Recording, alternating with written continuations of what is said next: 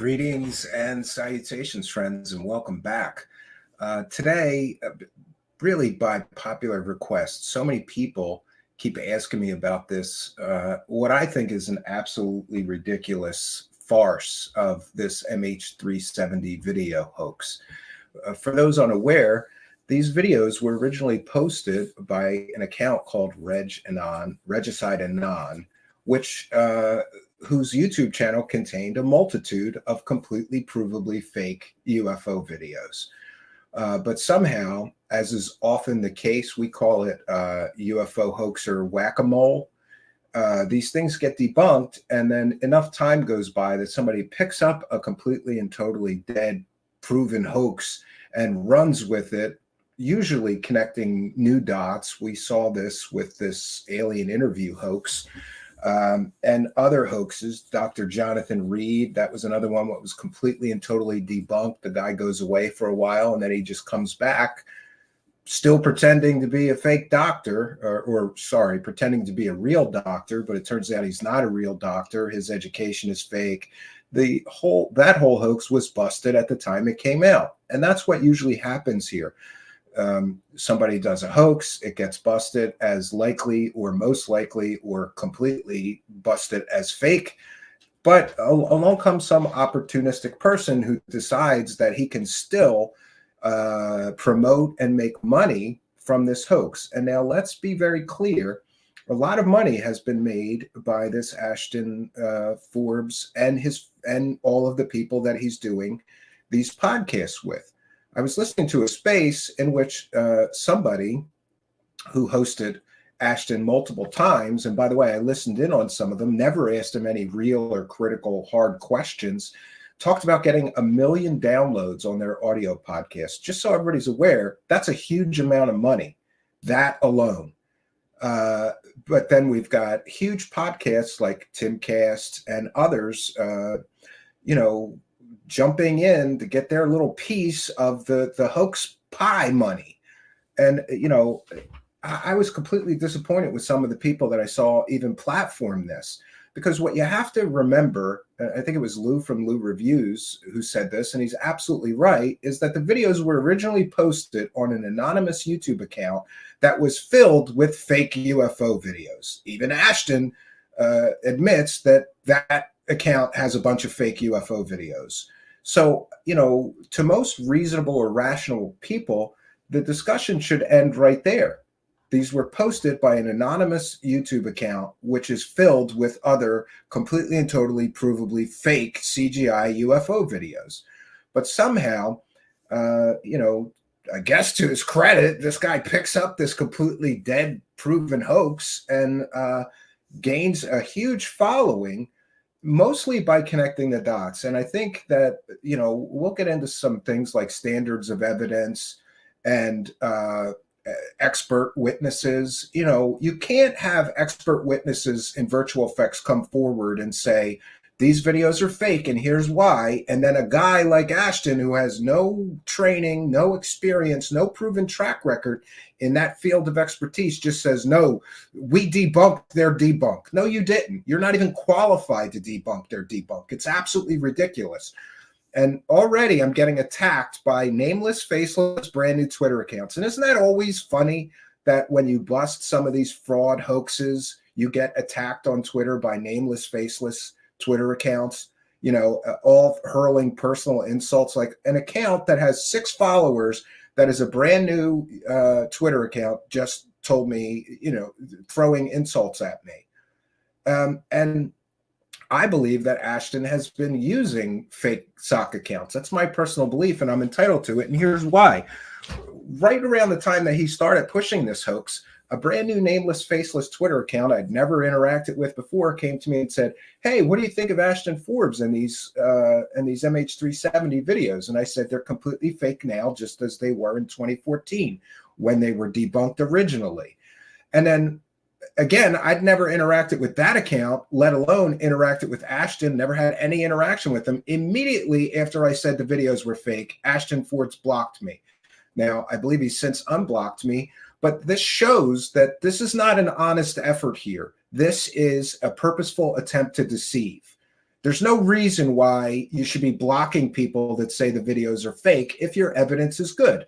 But I believe that this person cannot withstand real debate, real scrutiny, which is why I believe he was going around checking what podcasters are going to help me get publicity that are going to believe this.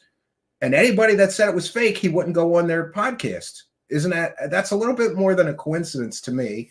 Of course, I can't prove that he's using sock puppet accounts, but many people are saying that because I just don't, I'm sorry, I don't believe that anybody cares this much about these fake UFO videos to go attacking people with brand new nameless, faceless accounts. A lot of people are telling me that he's got a bunch of sock accounts. I don't know that that's true, but we have seen that tactic used by other hoaxers and fraudsters like Lou Elizondo and others. If you dare speak out against a grift, they will send in the clowns to attack you.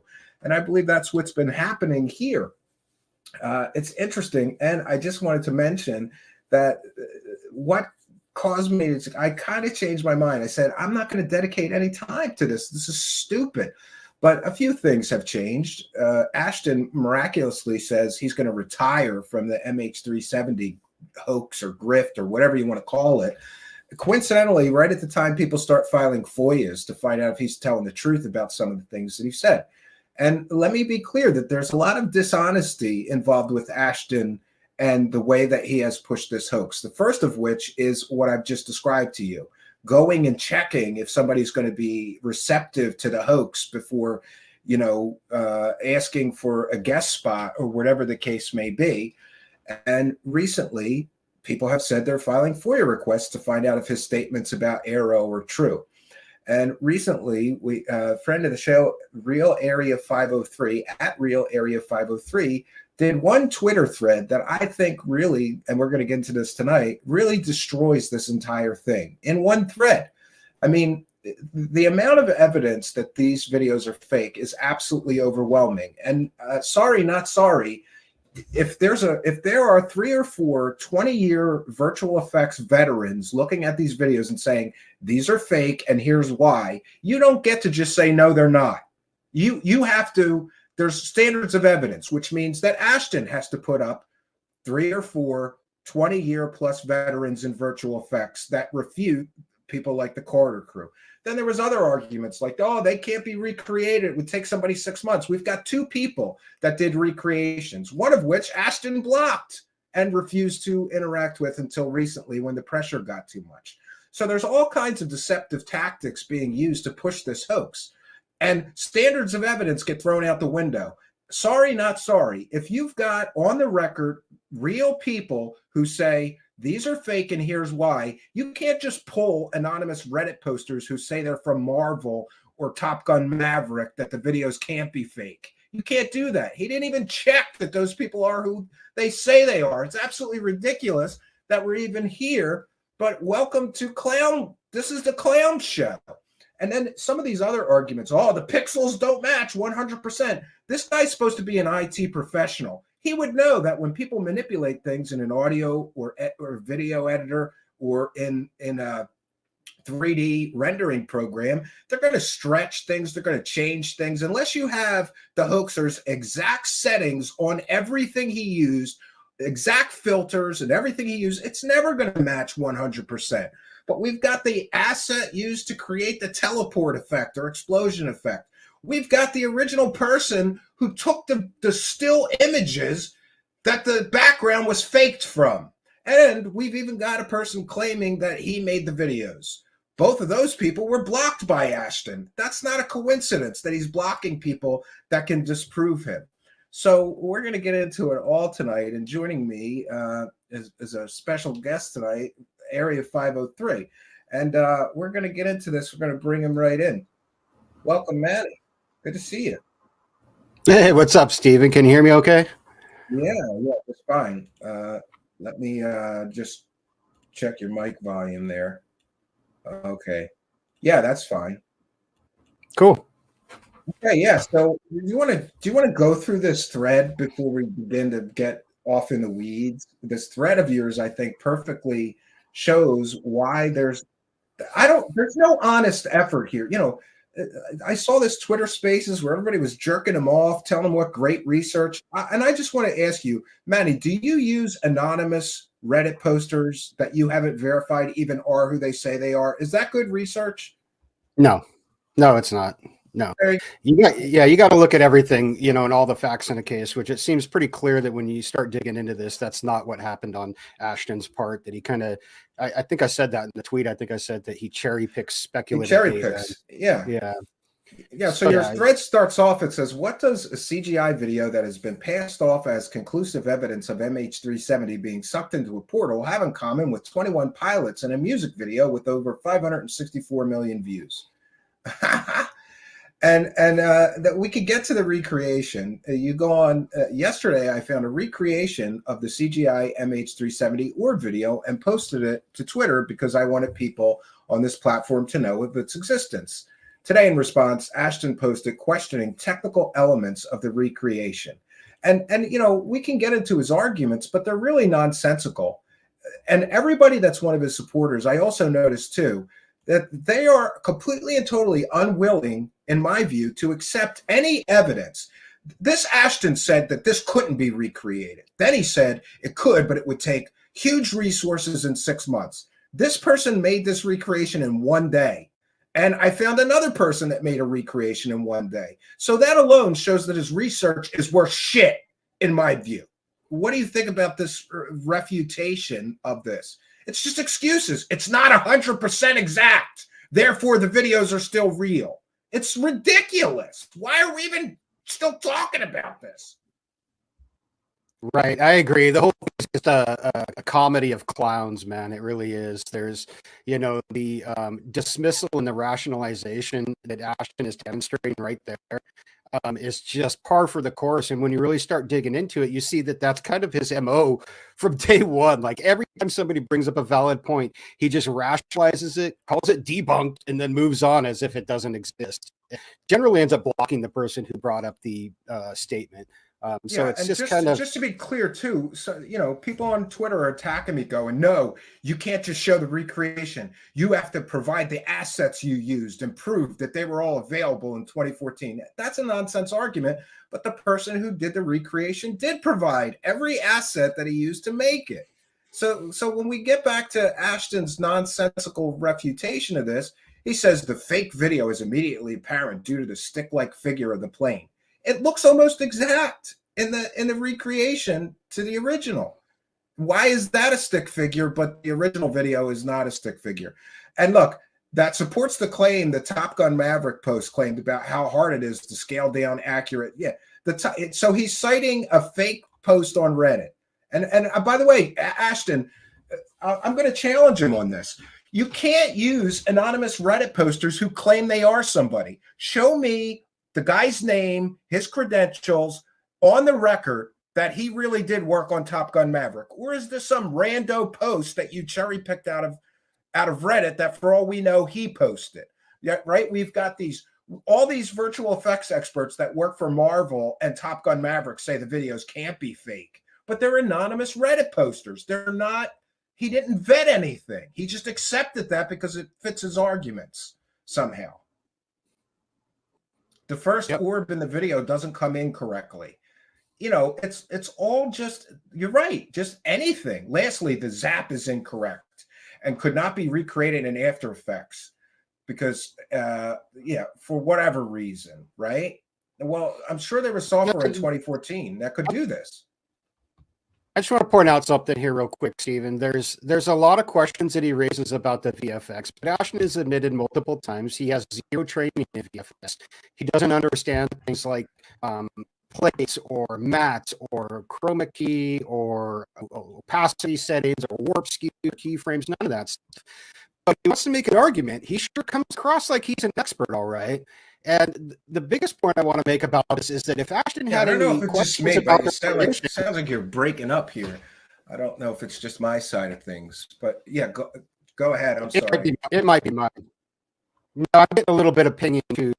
I need to either reboot my computer or well, if you want to do that, I'll go through your thread, and then by the time you're done, you can jump right back in. You want to try Okay, let me that? do that real quick. I'll be Okay. All right. Yeah, sorry about that, friends, but I hear him cracking up, so I'm, you know, the audio files are going to kill me if that's is going to continue. Um, yeah, and of course, somebody said he needs more than a 56K connection. Yeah, and you guys hear it too. So hopefully, all right. So you know, even with the reference that the original hoaxer would not have, the videos have never been recreated. They've been recreated twice. So that's just a completely and totally factually inaccurate statement. As for the drone videos, no one has come even remotely close to recreating it. You know, it's like no, you know, it's like talking to a wall. There was a point at which he admitted that the videos were fake. And that's when the original person who made the background still images that the hoax was created from came forward. And by the way, that guy had plane tickets, receipts, and on the record statements from the asset store that he sold them to prove that those existed at the time this hoax was created. But let's get back to the rest of his thread. Area 503 goes on to say, it turns out that Ashton has known about the recreation for months and responded by blocking the creator of the video. If Ashton has questions about the recreation, why are they asked in his echo chamber where the creator is blocked? And this is Tony Adams, who made the recreation. By the way, we're going to show you that recreation, and that's one of three. Three people have recreated these videos, and it's so close that I can't believe that we still have to argue about this. But Ashton and his followers will say, no, it's not pixel for pixel accurate. And again, if Ashton is indeed an IT professional, he would know that it would never be pixel by pixel, you know, 100% a match because of settings, because of compression ratios, video codecs, because of filters that may have been applied at various times during the creation of it. It will never be exact. But this guy said these couldn't be recreated. And everybody that recreated it did it in about a day. So, you know, his argument that it would take 6 months and this and that, it all falls apart. So Ashton knew about the recreation and he blocked the person who did the recreation. Tony Adams says, this morning, Ashton Forbes made a post about my recreation. He got a bunch of stuff wrong, including my name, but I'm blocked, so I can't respond. This is his modus operandi.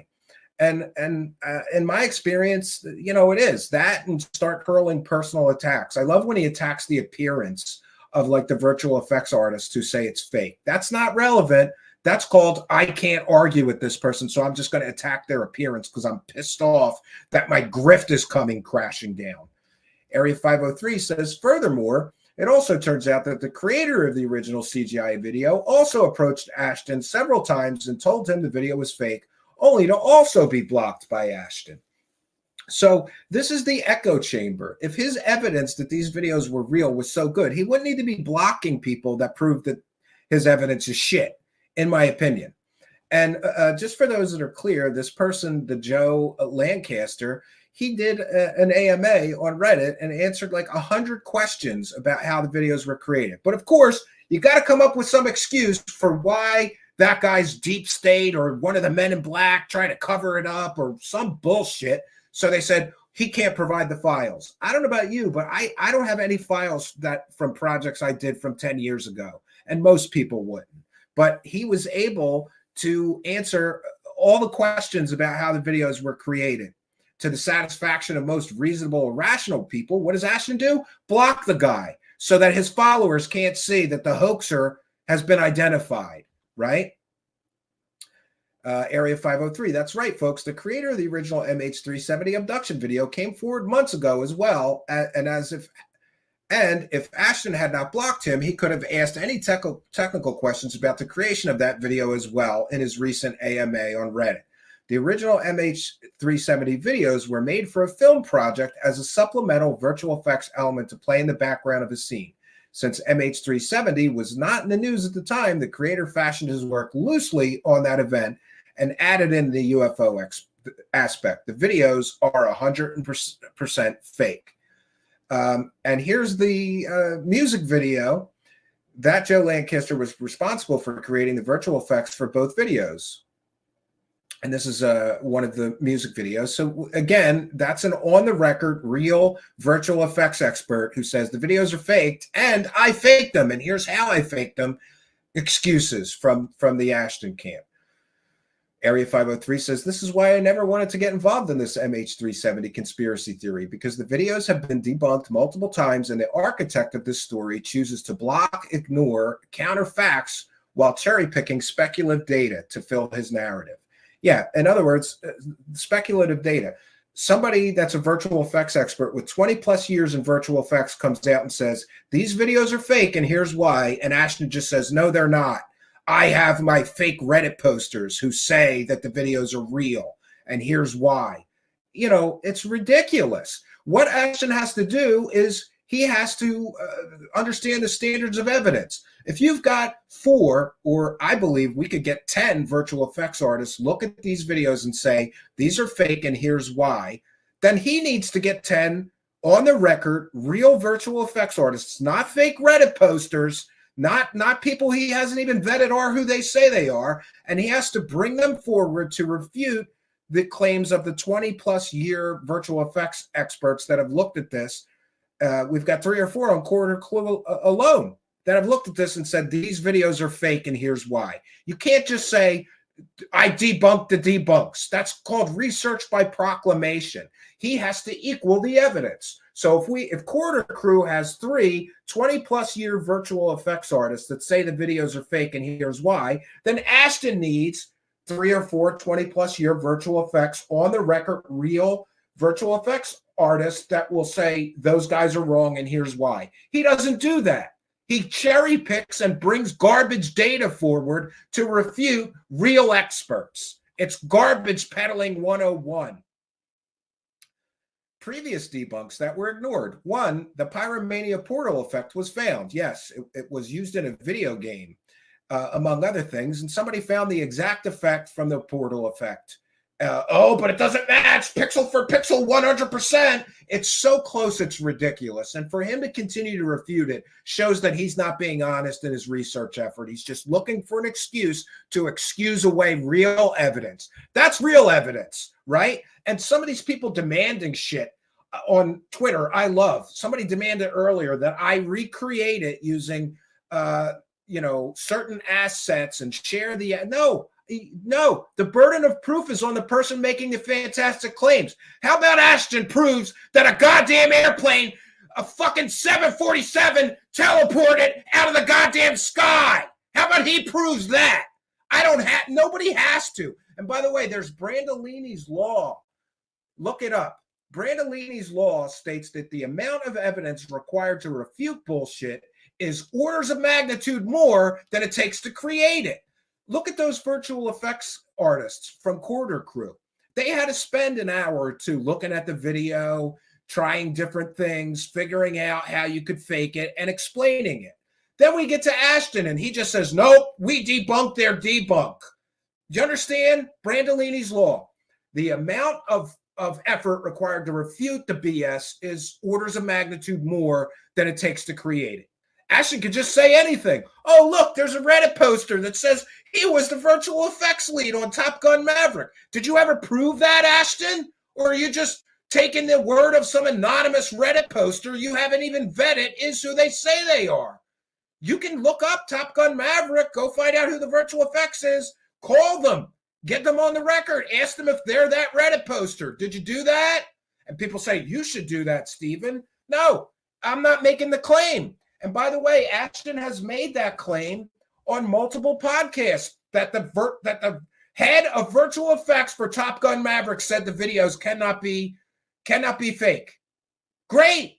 Then get the guy on the record. Why don't you have him on your show? Right? But he never does that. So going on podcasts using fake evidence is bullshit. Why are we still talking about this? It's ridiculous. Oh, we're not through. The photographer of the clouds, Jonas, came forward. Surprise AF.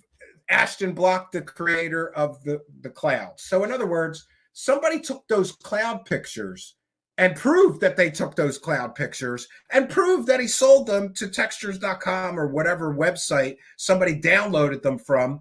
And then the original photographer of the clouds proved that it was his photos and how you could splice those photos together to make the fake background of these videos. What does Ashton do? Say that it's not true and block them, right? And give more excuses for why that's not valid evidence. It's welcome to Dumb Excuses 101. Hoaxer excuses. Oh, the photographer who took the picture of the clouds that were used to fake this hoax came forward and proved that he took the pictures and put them on a Textures website back then? Oh, no, we have to come up with some excuses. Oh, they're not available on Wayback at certain times or dates. So that guy's not telling the truth. Bullshit.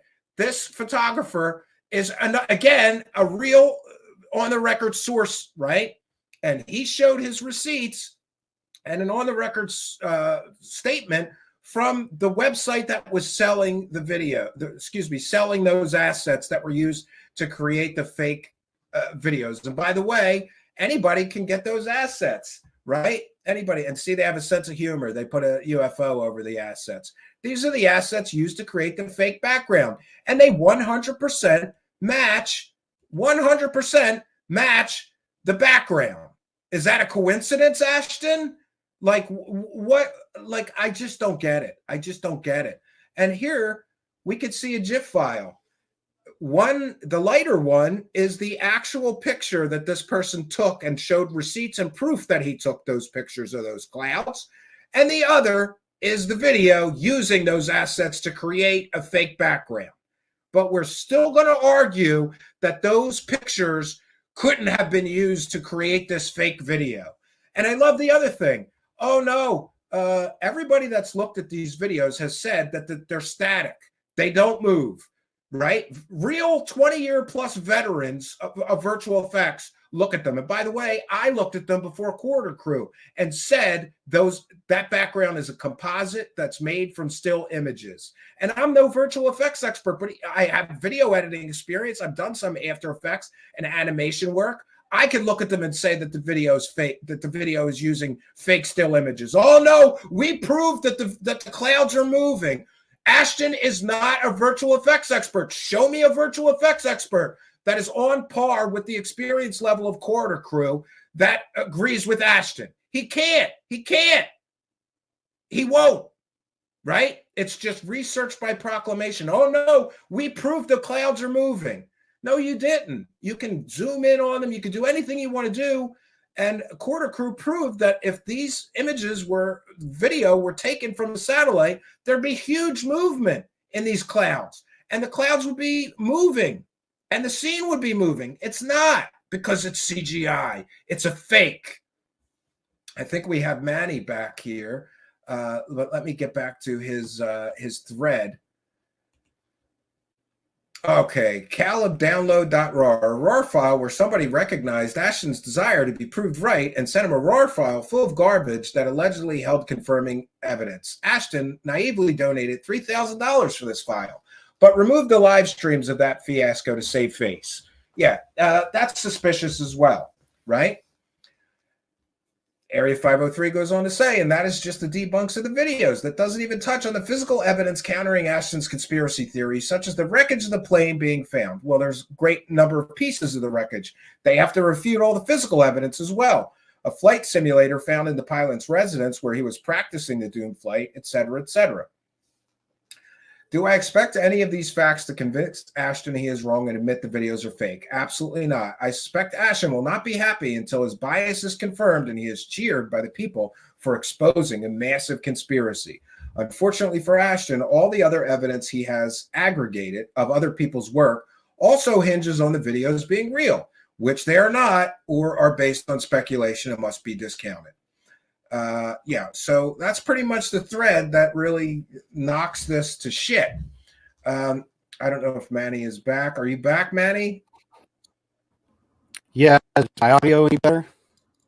Not really. I don't know if your internet is a potato all of a sudden. What happened? PC, I've been putting it through the ringer on this, trying to get these film deliverables done. And I think I might have burned up the CPU. I got to replace my hardware. Oh, great. That's bad timing for us here. I was hoping to hear more from you. Do you want to call my cell phone? I'll give you my cell phone number and we'll just put you on speaker here and we'll try to continue the conversation that way. Either way, I'm going to get phone. Either way, I'm going to get shit from these audiophile people, but that'll be a little better. Let me send you my cell phone. I'll be right back to you. 1 second, okay? Me.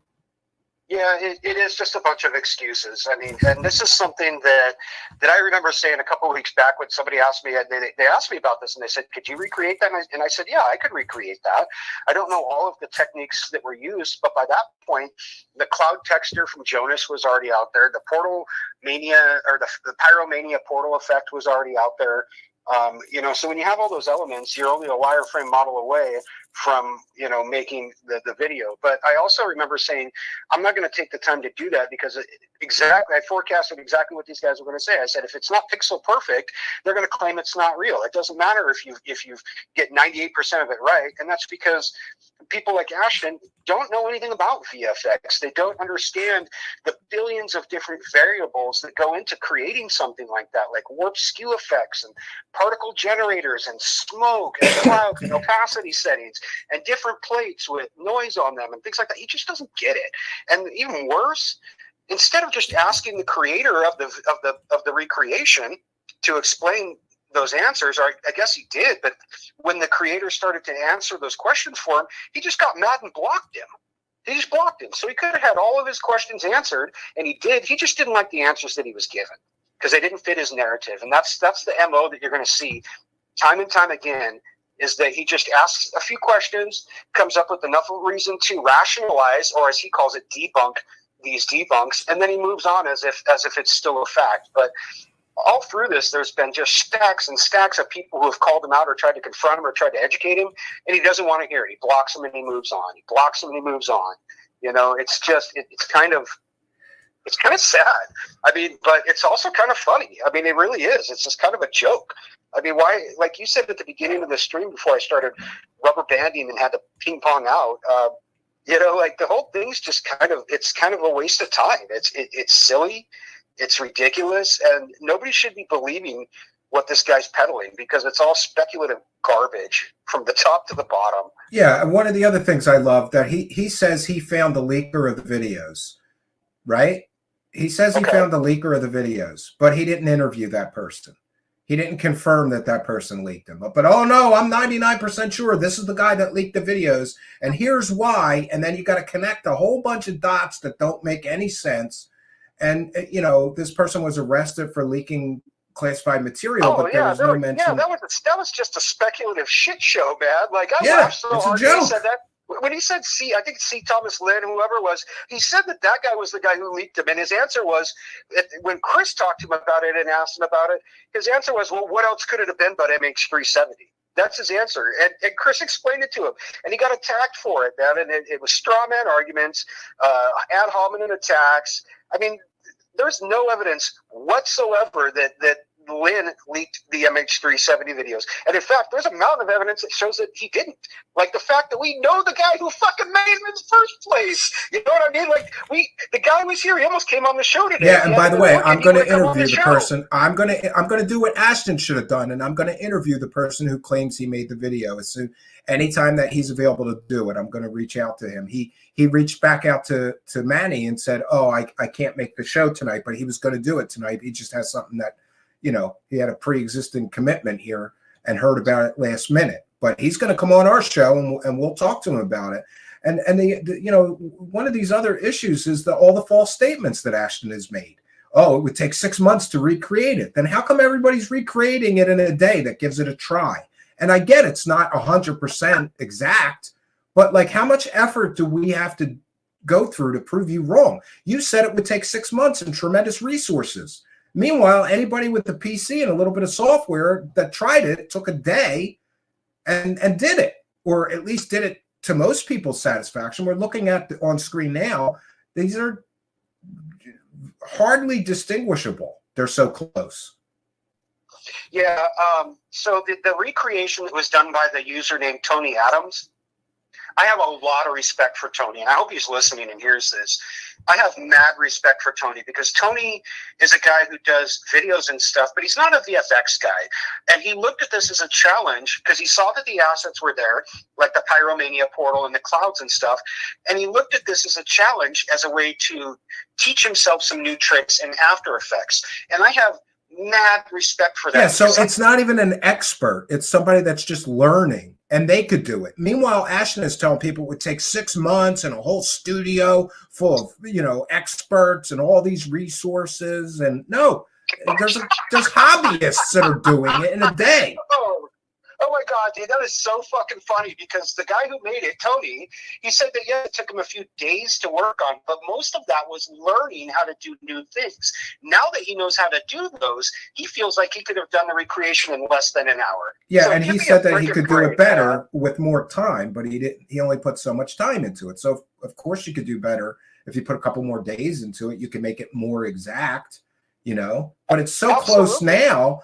And for Ashton to say these can't be recreated, and then they are multiple times, and he just comes up with new, you're right, he just comes up with new excuses and rolls on to the next part of the grift, I guess. Yeah, 100%. That's his MO. And it's not just with the videos, it's with everything else. Every time you bring up something like, you know, the wreckage, he's got 1,000,001 excuses for that, and then he just rolls onto it. They're excuses, they're rationalizations, and then he calls them debunks. You know, it's absolutely, it's comical. It really is comical. I don't know any other way to say it, but you know, I try to get offended by it, but I just can't, man, because it's such a fucking shit show. It's such a shit show. The guy doesn't even realize, like, he's so self-unaware that he doesn't even understand that he looks like a fucking fool in front of everybody with his stupid arguments and his ad hominem attacks. But as long as his 5 little Twitter followers and he gets his few little people to watch his live stream, he doesn't care. That's all he cares about. So, you know, great, man. I'm glad he's got his little echo chamber, but it's an echo chamber of idiots. Yeah, and an estimate of the situation just shared something on Twitter. 2 frames, 49 frames apart, contrast adjusted as well as clarity. I'm sharing it on my screen now if you want to monitor what we're sharing on the screen so you know what we're talking about. What are the odds that we see an orb line up at exactly the same spot relative to the plane at a frame difference that is multiple of 24 frames per second with exactly the same noise profile around the plane? We see this again in another set of frames, and you guessed it, 49 frames apart. And why is there a false color filter added onto the footage after the fact? Happy to be wrong here, but it looks like this is a virtual effects job, and we'll share what he found. In other words, you know, is it mathematically perfect? These orbs are going around mathematically perfect? Yes, it is, and I can explain to you why, which is something that the original creator of the video explained. And this is why I laugh so hard when Ashley, and people are like, oh, he didn't make it. I'm like, well, he knew the answer to this. He was the creator because there was an error during render where 1 frame from the noise got dropped off of the render. So he and in 2014, when you rendered an animation, it was very common that you had a few frames would drop, right? That's how I remember it. Right, so he had 1 frame that was dropped, and instead of re-rendering the whole thing, he just went back 2 seconds and grabbed a frame and slapped it in there. 100%. And that shows that not only is it CGI, but that Joe is the guy who made it. Yeah. I mean, it's so ridiculous. This clown show where people are just like, oh my God, it's not frame perfect. There's it's just so fucking, it's so sad and pathetic and funny to some degree to just watch this guy die on this hill that's been debunked time after time after time. And he just does not want to accept the reality that it's fake. I think that he is in denial. Like, you know, there was a point, and it's in my Discord, where I said no amount of evidence will ever be enough for him for him to back down and say I was wrong. You know, at some point you have to go. You know, and I've heard him say the vast majority of the preponderance of the evidence say the videos are real. What vast majority of the evidence? The evidence in fantasy land where you're from?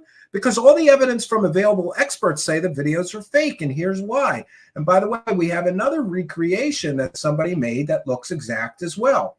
And this one I'm going to share on board. For Ashton, these videos are 100% real. And he's wrong. But before I tell you why I think he's wrong, I wanted to see what I would do if I was going to hoax a video like this. I wanted to make one for myself. And just to be clear, this guy did this in a day as well, and he's no huge expert. And also because Ashton directly challenged me. Okay, he didn't, but yeah, it's really kind of you sad. see, Like you whilst said, being interviewed on another YouTuber's live stream. Like hold on, we're playing the video right now of the recreation. Just hold on for a second. Ashton kept saying the videos would be extremely hard or impossible to fake. So this is extremely difficult if they had faked this. He said that he had even consulted with visual effects artists that had worked on Top Gun Maverick and Marvel movies. Marvel VFX lead also claimed it would take at least 6 months. But as a motion graphics designer and someone who has dabbled a bit with VFX in his career, I was sure that I could do something that was similar or pretty good in much less time. But first, let's do a quick refresher on what this whole thing is about. All right, we're going to skip the background because we all know the background of the story. We'll get to the part where he does his editing. Oh, 1 second. I didn't let me get past the commercial here, and we'll go back to it. I apologize. 1 moment. All right, here we go. Let me put that back on the screen. So, and by the way, I found some more people who recreated it. And every one of the recreations is, it's not going to be pixel perfect, but they're pretty close. This is my ingredient. Now there's a commercial for the guy. He's got a built-in commercial. Okay, hold on. Bank in the way that it does in the original video, a 3D model was really the only way to go. Once I had the model into my 3D program, I animated it along a simple path, turning and banking in roughly the same way as it does in the video. Next, I made some aliens. Other advanced technologies are available. I animated these flying in and then circling the plane. And I'm only about 20 minutes in, and I have the basics of my video done already. Matty, he just said he's only 20 minutes into recreating the video, and he's already got the basics of the video down. He's got the 3D model of the plane. He's got the orbs. He's got the flight path in 20 minutes. So Ashton has made provably false statements claiming that it would take 6 months and all these resources. And again, this guy didn't call him out. Those virtual effects artists that he's saying are from Marvel or from Top Gun Maverick, he never proved are actually who they say they are. Those aren't on the record sources. Those are bullshit sources, right? Yeah, that's not confirmed at all. And if they're going to step up and try to refute Corridor Crew, who's got like 40 some odd years of experience between the 3 or 4 of them, then they should at least put their name behind that. That's some chicken ass shit to use a random guy who's like, I'm a Marvel dude on Twitter or Reddit or Twitter, wherever you found him. I don't know where you found him, and it really doesn't matter.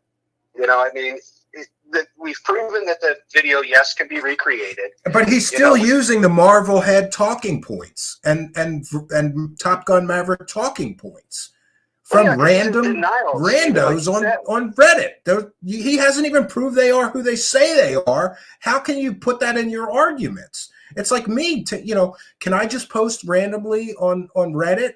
The videos are fake and I made them, and then you accept it? No. You need some evidence to go with that of who the person is and whatever. Let me finish playing this recreation. Now I'm heading over into Adobe After Effects, the tool I'm going to use to composite the plane and the clouds and to add all the effects to make it look like it was filmed on a potato. So I have a plane and I have some UFOs, and now I need some clouds. I went online, but I was struggling to find a good high-res image from the right angle. So then I figured that I could get a bunch of individual clouds and put them into a particle generator and make them that way. Bingo. Next is So this guy used a particle generator to make some random clouds and make the still image background, but it looks pretty close to the original. And I knew this one would be easy. Oh, but it's not frame perfect, which means it doesn't count because it's. Oh yeah, that's the excuse. Oh no, the clouds are different. The clouds are different. And this guy used the exact particle, the portal image thing that was used in the original video. And a bunch video. of stock footage that I had already used on other projects. Right. There's, like I said, there's a billion different variables that you can do when you're animating a portal effect like that, to where you can. Yeah, you can turn it, bend it, pull it. push it. Absolutely. Stretch, skew it, frame by frame even. Yeah. You know, and you can get down into like billions and billions of permutations of what the original settings were.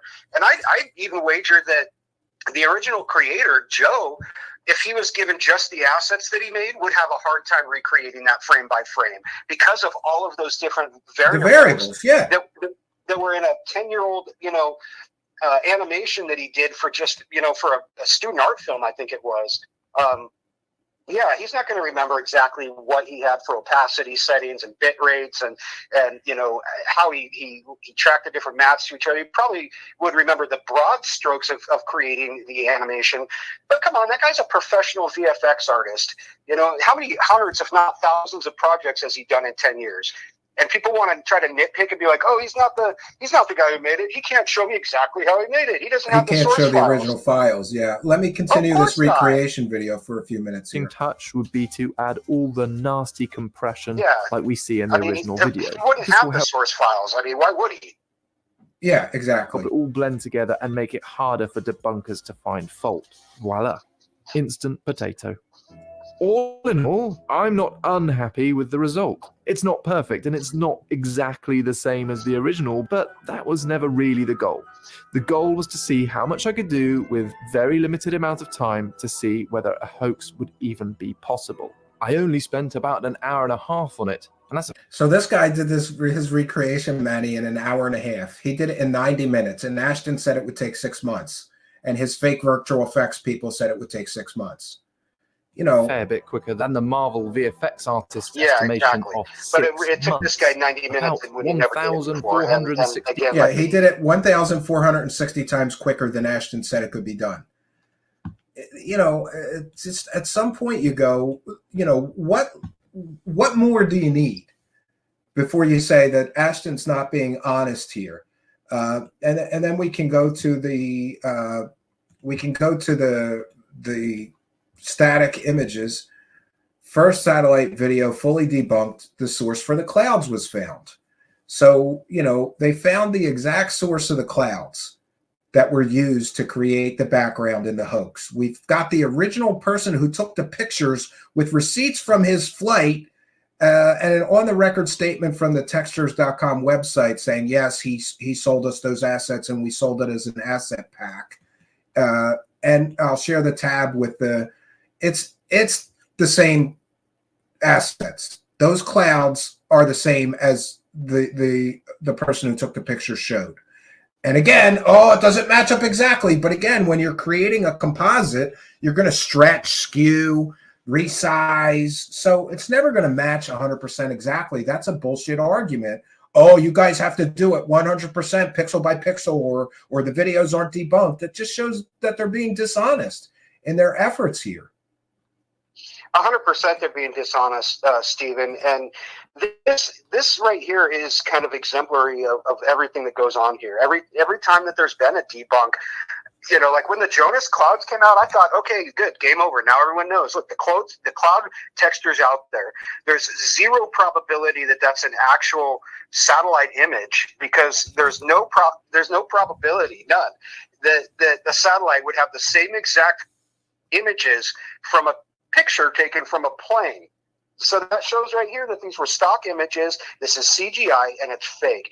And yet you see the mental gymnastics that a clown like Ashton goes through to discount it, and talks shit. He did a whole stream about how he's talking shit about Jonas and how he's suspect. And there's all these different little. Yeah, well, you just got to muddy the waters, right, Manny? Just muddy the waters enough for the people to still believe it. Just put enough doubt that guy's not on the record. By the way, that guy hasn't been caught lying. Ashton's been caught lying, in my view, or at least being dishonest, using fake Reddit posters as the evidence. And somebody put up a great message in the live chat. He's on his stream saying he hasn't made any money, but he's made $5,000 already, and his super chats prove it. They've been totaled up. So he made at least 5,000 in super chats, plus the ad 100%. Revenue, hundreds and hundreds and hundreds of thousands of monetized views. His channel is monetized. Add it up, $6 per 1,000 monetized views. Hundreds and hundreds and hundreds of thousands of monetized views, plus $5,000 in super chats. He's probably made $10,000 or $20,000 from this. Show to be your fair, he YouTube also lost statistics. Prove you haven't $3,000 made for- any money. Of course he has made money. And so have all of his friends that have platformed him. You know, there's some podcasts that had him on 5 times because they love the view count, right? So they're all making money to sit there and do the circle jerk and not show any of the evidence we're showing tonight. Yeah, they definitely are making money. And Ashton's made a lot of money off the super chats as well, just like you said. I know that during the Caleb RAR download fiasco, I was watching one show where within 10 minutes he had gotten almost $300 in super chats. You know, so like I don't know what his total numbers are, and I don't really care. But for him to say that he's not making money off this is a little disingenuous. In fact, you know, you could call it a lie. I mean, sure, he's definitely making money off it.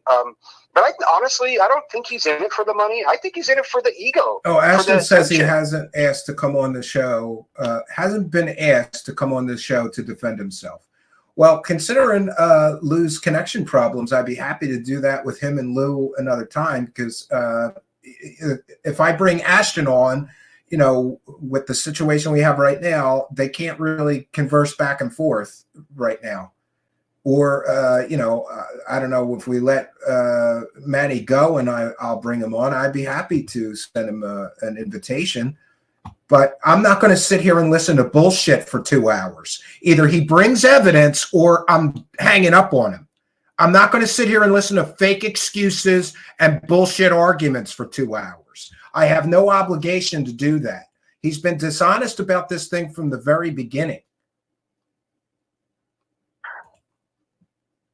Yeah, you know, maybe I can try to connect through the browser on my phone so you can bring us both in. If Ashton wants to come on, bring him on, man. Bring him on. Yeah, you want to try that? Let's give it a bullshit. try. I got a few more things to share, so you've got 5 minutes to set it up or get it ready, or maybe you have a spare. I don't know if you have a laptop besides your desktop or something that you could try, but that connection was terrible. I don't know why. It's always been good before when you've come on. Yeah, I'm having hardware issues, like I said. Let me try to get on my phone and see if I can get in, and then you can bring in Ashton. I'd love to hear what he has to say about this. All right, let's give that a try. Yeah, I think you just need headphones, and then your phone mic should suffice. You should be able to connect through StreamYard through your phone. Yeah, definitely. Let me try it. All right, great. Bye-bye. All right, I apologize again for the problems. We're going to try to get Manny back here. I'm just playing this recreation yet again. And there's some other things that I could certainly share. I will say this, not every podcast just did the circle jerk. And I think Danny Jones, despite whatever I think about him for other guests, you know, and platforming certain people, he at least tried to, you know, hold Ashton's feet to the fire. That's real. It's not fake. So putting received date 4 days after the plane went down, that makes sense because they want to convince people that it was right after. So the narrative that you're building right now is that Regicide Anon is somehow in on it, that they are somehow involved in producing it. Right? That's the speculation. Yes. So that's the problem now, is that you have to begin, if you want to think these videos are fake, you have to begin with Regicide Anon somehow being involved in it. And now this is immediately going to be contrary to the previous assertion that perhaps the military had to be involved in it. And this is part of the reason why we've ruled that narrative out, is that you can't have both be true unless you think Regicide Anon is part of the military industrial complex. But what we just saw from the previous image, he has stuff that says debunked. He's not doing what you just claimed. And he also has videos of ghosts of boys who drowned. Right. So this isn't exactly the most credible. This doesn't scream to me a person who's trying to convince people that stuff is real. This also doesn't scream to me this is a person who's CGI and stuff themselves. This is just somebody who's being given videos that they are posting on the internet. Right. What does that mean? Do you know what that? But there's no way to know that because this is all speculation on the part of Ashton. Videos subidos means? What does that mean in Spanish? I don't know where we're looking here. See where it says under videos, it says videos subidos, and let's get to the one. If you're doing that, then you're butt comments, right? Oh, 2 buttholes look alike. Doesn't mean they're the same. Instinctively matching left to right, right? In an original work, you're being creative. You're creating your own thing, right? In that situation, you're not going to take a visual effect, and then you're not going to be able to modify it to what we see in our videos because you don't have the frame of reference to modify it like that. You can only do that after the fact.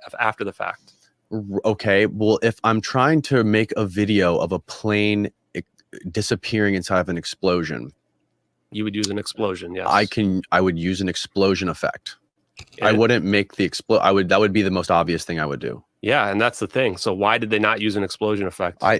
They did use an explosion effect, but Ashton is unwilling to accept that they did, citing stupid arguments. Oh, it doesn't match 100%, doesn't match pixel by pixel. But we've got an explanation for that in the other videos. People stretch things, people move things.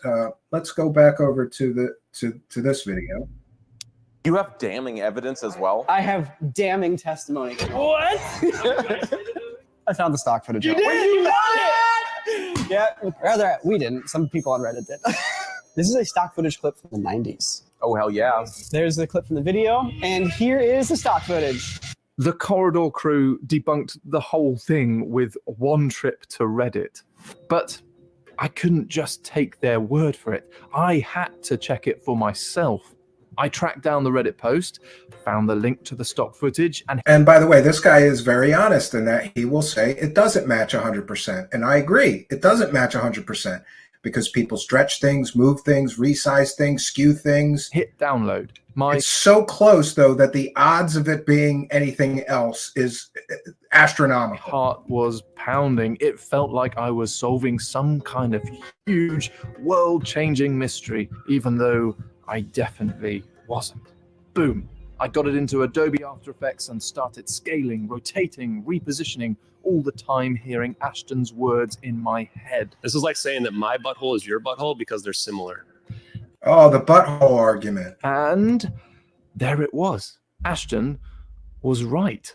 The clips didn't exactly line up. The shape in purple is the original footage, and the shape in green is the overlaid stock footage. They were close, but it still wasn't right. And then it struck me. Visual effects is not a strict process. Artists are always stretching and warping images to fit their purposes. What if the hoaxer had just distorted the stock footage during the creative process? It could also be that he added some sort of filter to it, some sort of overlay, changed the size, the position. Any change to the original footage would mean that it won't 100% pixel by pixel match. And, you know, Ashton's pixel by pixel argument falls apart. From anybody that knows anything about creating virtual effects knows that people change things. They skew them, they resize to fit whatever, you know, rescale, rotate. Any little change or filter would mean it would not fit 100% pixel by pixel. So I stretched it just a little bit. And bingo, virtually a perfect fit. And with the random nature of explosions, I find it incredibly hard to fathom the odds of these two shapes lining up so closely. But what about all of Ashton's really quite compelling evidence? You know, the weather conditions, the satellite data, the Boeing 777 turning circle.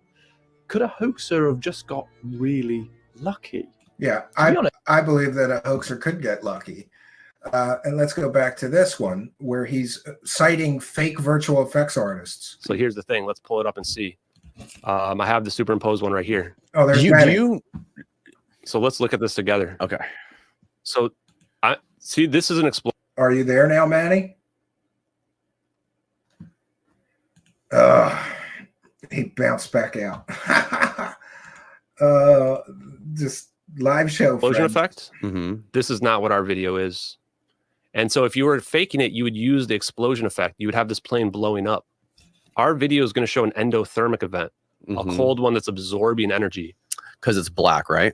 Yeah, because it's cold in the thermal. And you can see that here we can... And here's the nonsensical arguments for why it doesn't match while it's being shown to pretty much 99% match. Already tell that this, what we're looking at here is not the same. There's a tool that you can use in Adobe Premiere or in Adobe Photoshop where you can invert the colors and change not only the illuminance, but you can change the balance of the colors, the vibrance of the colors, and you can basically invert something that's black to white, or you can change something. You can even change the color from purple to pink. Now tell me a story as why you're doing that. Given the fact that we know this is an original work, why are you not just using it like we see on the screen right now? I don't know. Because virtual effects artists always add things like filters or change the scale or resize it. I don't know. When I use an effect, I almost never use it completely and totally stock. Are you there now, Manny? Yeah, I'm here. Can you hear me okay? Yeah, that's much better. At least we've got a decent connection. Sorry about no video, friends, but at least he's got a decent connection. So let me get the invitation link, and I'll see if I can't send it to Ashton. We certainly wouldn't mind hearing his his explanation for all of these things. Yeah, well, you do that, Stephen. Let me just say something here too. Like, Ashton wants to argue about the VFX in both the recreation and the original hoaxed video, the original CGI one. And if he had questions, he should have asked the people who made them instead of blocking them and ignoring them and then calling them losers on his live stream and sticking his morally devoid fans to go fucking attack him like a clown. Like, come on, man, it's ridiculous. He wants me to explain why somebody else did something, and he could have just asked that guy, or he did, and he didn't like the answer he was given, so he blocked him and ran away, so he could just run with his story, man. It's absolutely childish. It's fucking comedy when you step back from it for a second and you look, you're just like, oh my god, this is such a fucking joke. And this pencil neck Minecraft playing dweeb is gonna fucking solve a conspiracy theory. Like, I just find it so fucking funny, man. So funny. So bring him on, man. I hope he comes on. I really hope he does. Well, his DMs are not open, so I'm sending him DM me for invitation to join our live stream. I have the link ready. So yeah, that argument falls apart too. I mean, you know, he's free to come and try to defend this kind of stuff, but you know. Yeah, and we'll hear the same arguments we've heard before, you know, Stephen. It'll be the same old shit. It doesn't match pixel perfect. He doesn't have the original source files. You know, it was this C. Edward Lane or whoever the guy's name is who got it, because what else could it have been? He's the one who leaked them. I mean, it's a whole house of cards that's built upon these videos being real. And newsflash, the fucking videos are fake. They're fucking fake, man. The creator has come out and said how they were made. That's the joke of the whole thing, is that every single one of his arguments, everything that he's built, just crumbles when you realize that the videos are fucking fake, man. Yeah, and I just want to show he's wasted so much time on this. I want to show an example of this nameless, faceless, brand new Twitter account. All you have is on ad hominem and illogical arguments. You Matrix wannabe looking MFer. How much are sunglasses in the Matrix? Well, you know, I'm half blind, so now you're attacking somebody's disability. Maybe you should put some of that money towards an education, you effing half-wit. Like, this is what happens when you show people the truth. You bunch of delusional idiots that want to believe an idiot that's pushing long debunked videos. They were debunked in 2014 when they first came out, almost instantly. But here we are 10 years later, and people still want to argue that they're not fake. We have the still images used to fake the background. We have the explosion effect from a virtual effects pack that matches 99%, but it's not 100, so the videos still aren't debunked according to these people. It's like no amount of evidence is enough. It's Brandolini's law. How much do we have to do to prove that the videos are fake? How about Ashton proves they're real for a change? Yeah, it's already been proved that they're fake. You know, I mean, we talked to Joe, the creator. He did a exhaustive AMA on Reddit where he answered any and all questions that people would have had. Hundreds of questions, tons and tons of questions. And he had an answer for everything that only the creator would have, including some stuff only the creator should have known, like the answer to the question posed by Estimate of the Situation about those two frames. He explained that in detail about why that happened. And I don't mean it took him an hour. I don't mean it took him days to come up with answers or that he cherry-picked answers. He answered every fucking question on there. Every question. And if Ashton wanted some answers, he should have been there. He should have been there to talk to Joe and ask questions. The problem is he just didn't like the answers that Joe was giving, which is why he blocked Joe when Joe first came to him and said, hey, I'm the one who made those. ask me anything you want. From what I by the understand, way, Joe, I will never block somebody who's asking me valid questions or showing me evidence counter to what I've presented on my show. But when people come at me and start attacking my disability and cursing at me, yeah, especially when they're a nameless, faceless, brand new account, and I think I know for a fact, I believe that Ashton's using fake accounts. He gets emotional and pissed off when people start, trying to pull him back to reality from this nonsense, mission that he's been on. And no matter what he does, he's never going to prove those videos are real. He's never going to prove it. There's just too much. Yeah, you can't, because they're not real. They're fake. There's no if anymore. The creator's been found. And this is part of the thing that really rubs me raw. And I didn't even get a chance to explain this. But, when all this MH370 stuff came down and it got hot again, a year or two ago on Reddit, which is, I think, where Ashton glommed onto it, I didn't even buy into it because I had already looked at this stuff and I was over it. I'm like, this is all garbage. I'm not into it. It's bad taste to bring this up to the victims of the family. It's just bad taste. And so I stayed out of it. Now, last Friday, I was in that space with Ashton, and I had said something along the lines of, we'll never be able to prove or disprove that this is fake or real unless the original creator comes forward. And Ashton was in that space, and he knew damn well that the original creator had come out months before that, and tried to contact him. And he had blocked him and ignored him and discounted his opinion and found reasons to not listen to him. And he didn't mention any of that. He didn't say, oh, well, we know who the creator is. It's this guy named Joe. Hell no, he didn't. He sat there with his mouth shut like a fucking gimp and let people just think that the original creator has never been found. The original creator's out there. His name is Joe Lancaster. He almost came on the stream today with us to talk about this because we'll actually talk to him. And we'll try to get him on. Yeah, we'll talk to him and hear his evidence. But it appears to me that they're just going to excuse that away too. Like, oh well, he can't produce the files, therefore we can't believe him. Of course they are, Stephen. 100%, man. There's no amount of evidence that is going to convince Ashton Forbes that his hill that he chose to die on and his only claim to 10 minutes of shame is going to be going away because it's all predicated on a couple of fake videos, which, by the way, folks, and I'm not sure if you know this, there was actually 3 videos that Joe made, not 2. 2 of which got leaked out, but the third wasn't leaked out. It was a cell phone footage of the same event from inside the plane. And he said that the reason he believed that it didn't get leaked out was because it looked like crap and it was easy to tell it was CGI. So there's a third video out there that this guy's made about this. It's absolutely ridiculous. The fact that somebody can take a couple of debunked videos on the internet and turn them into a conspiracy theory that, I guess a lot of people still believe is frightening to me. What's next? If Ashton Forbes can do this, holy crap, man. And I know he couldn't do it alone. He had to have gotten platformed by some big name YouTubers and big name podcasters. Well, they all made money. Onto a couple other people's clout. They all made money. Right. Yeah.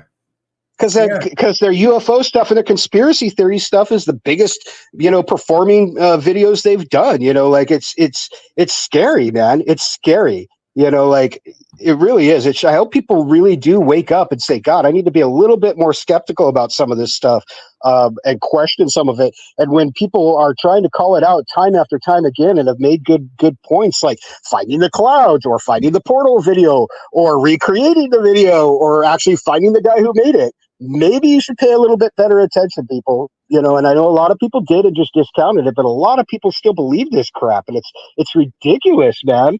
It's just it's a comedy of fools, man. A bunch of clowns who don't care about investigating any claims or counterpoints and only care about making clicks and views and making money. And then on the other side, you got a guy like Ashton who's in it, I believe, for his ego. Just to stroke his woefully deficient ego and give him his little shot in the limelight. Well, hoorah, man. You got it. You got it, boy. I just wanted to apologize because I see the bunch of super chats and everybody knows we read them all, but we'll read them a little bit later in the show. I had too many things going on and, problems to juggle here. But I wanted to share the Corridor Crew video for the benefit of people who haven't seen it because it's like 6 minutes long. But, and the issue that I have with Ashton, a big issue that I have with him is that he doesn't understand standards of evidence. If we were in a court of law and I brought in 3 or 4 virtual effects experts with, you know, a proven track record and experience level and education level in virtual effects, and those 3 or 4 experts all said these videos are fake and here's why, the court would not accept Ashton just saying, but some anonymous Reddit posters said that they're from Marvel or from Top Gun Maverick, and they said the debunks are debunked. Like they wouldn't accept that. There's standards of evidence. You need the same level of show me your 4 virtual effects artists that say that these guys are wrong and explain why they're wrong. He can and he won't. Yeah, he won't, Stephen. It's textbook confirmation bias is what it is. He will only listen to evidence that supports his claim, and he will find any excuse, no matter how ridiculous, to discount anything that doesn't fit his narrative, man. Like, and it's just, it's almost, I laugh about it, but it's kind of sad. Exactly. It's funny, but it's also sad. It is kind of sad. Yeah. And, you know, at some point when you observe that this person will not accept any level of evidence that the videos are fake, at some point you have to admit he's not going to accept any proof that the videos are fake. He's just going to explain away, muddy the waters, deny, try to punch holes in the debunks if you can. They're not pixel perfect. It's not 100% a match, you know, but let's do the quarter. They debunked this pretty good. Talking about them again. People claiming they have undeniable proof that they're real. Let's start by watching the clips. Oh. Okay, that's a white thing.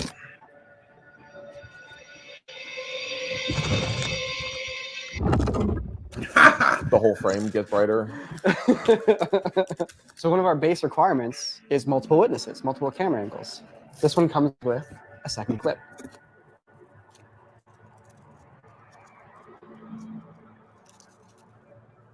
It's just like, what is this plane doing? They're taking like evasive maneuvers? Who's filming this? Like, what's going on? Like, it's also, why is it so shaky? Because it's like, should be on a nice smooth gimbal. But...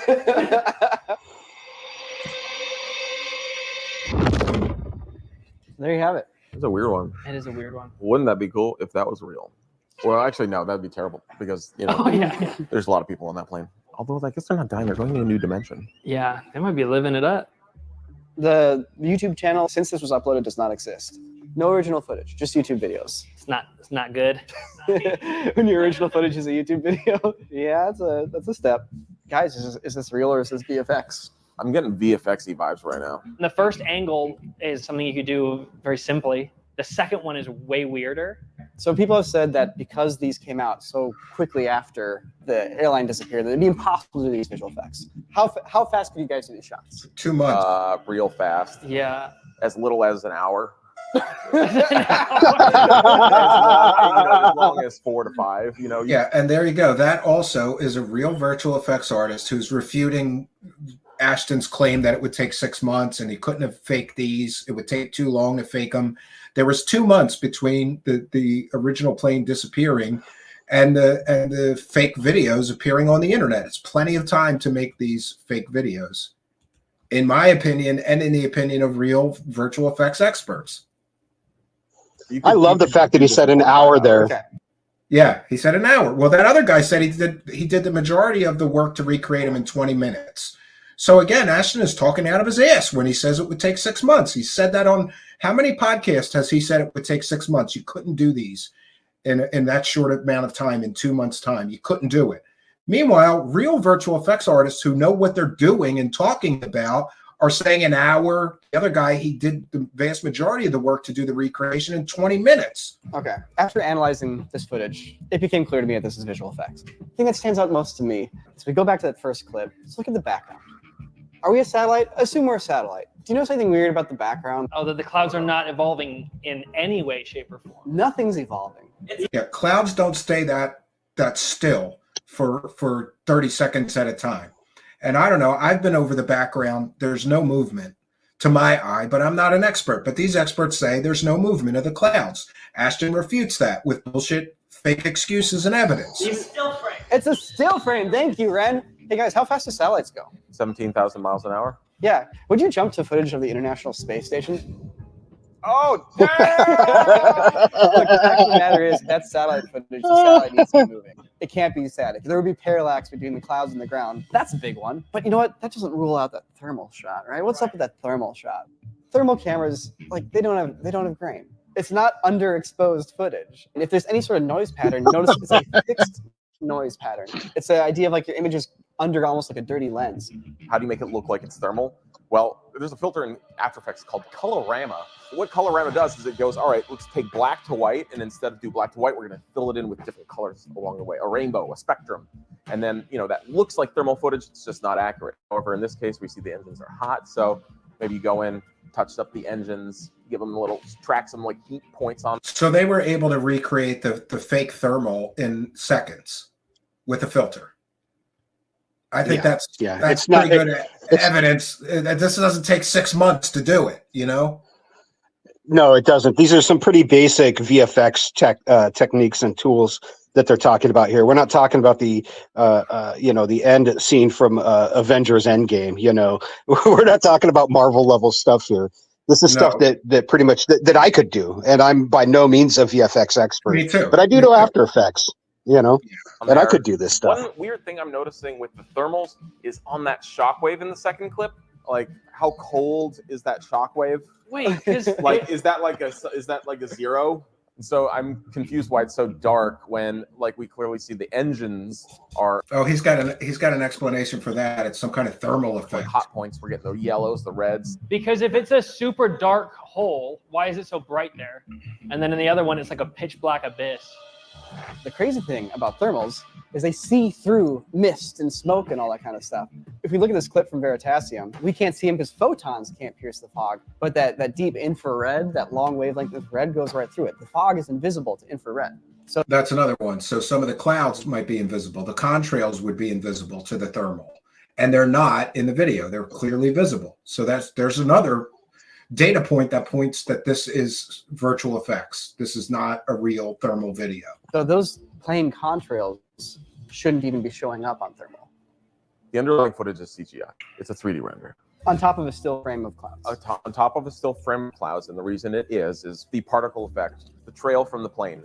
Those are sprites overlaid on top of each other, giving us this additive stacked opacity, which creates that buildup in the highlight that we see there. If we were to do a volumetric smoke simulation of a similar trail like that, you would see that it doesn't overlap and it has more consistent values across the whole arc, not just where it's, occluding itself. It's a CGI render. Setting this up in 3D is almost trivially simple. You lay a path, you set an object to follow the path, you get a little triple helix for the other objects. And by the way, Manny, these guys concur with the people who made the recreations.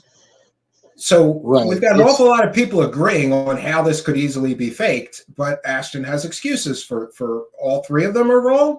All three different, we've got Tony Adams, we've got the other person who did the recreation, and Quarter Crew. He's saying they're all wrong. All of these experts in virtual effects are wrong. But he has no but the guy who's admittedly, thank you, that's what I was going to say. The guy who's never touched After Effects in his life is right. He's the moral or the ultimate authority on what VFX are, not the people who do this shit for a living. And that's why it's, again, just such a joke, man. It's just, it's so bad. It's so bad. Well, let's finish this up here. Put a particle emitter for the contrails. I'd be curious to see when this came out versus when the Sprite Trail tutorial on Video Copilot came out. I think it was roughly around this time. But the biggest nail in the coffin, this made this whole discussion. Oh no, it's not really as fun. Do you have damning evidence as well? I have damning testimony. What? If you tell me that this is the shockwave. Do we have this shockwave on our server? We do now, actually. Wait, what?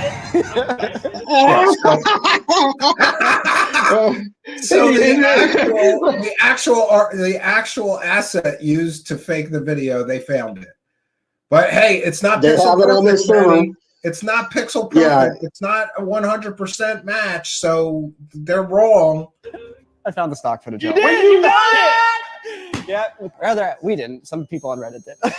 This is a stock footage clip from the 90s. Oh, hell yeah. There's the clip from the video, and here is the stock footage. It's perfect! It's perfect! Cinderella, baby. Cinderella, man. That's it. Slipped right on. Wow. And ISA, dude, an identified stock asset. Some people have said, you know, pixels don't match perfectly. And you know what? Of course they don't match perfectly. I don't have the exact settings that the artist used, but if you look at it, it's the exact same. I can't. Yeah, like I literally can't wear these glasses anymore. Like, there's like nothing. It's just so debunked. This is visual effects. It's really well done visual effects. So I had the joy of being a guest on a podcast, the Danny Jones podcast. They had a UFO believer who believes that this footage is real come on the podcast, and they asked me to break down if it was visual effects or not. And I presented this. Danny sent me the reaction of the UFOologist. So as a statement of fact, those do not match. Dude, it is exact. This is like saying that my butthole is your butthole because they're Oh, similar. the butthole right? It's not. argument. We don't have the same butthole because of that. So if you want to see our in-depth full response to this UFO believer, well, we have that on our website, corridordigital.com. We're not trying to get into a super deep back and forth here on the YouTube channel. But yeah, it's over there if you want to go check it out. And of course, you can watch the actual moment over on Danny Jones's podcast. There's a link in the description below. Go check it out. Well, guys, I've heard your complaints. I know you're tired of looking at. Okay, so that they debunked a bunch of other stuff. So, you know, I just think, like, how much more do you need, Manny, before you say the videos are fake?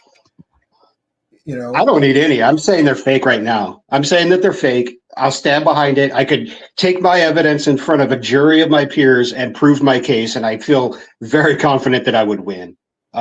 Especially when the defense to it would be, trust me, bro, what else could it be? It's got to be real. It's Edward Lind. It's got to be real because aliens zap shit. Like, come on, man.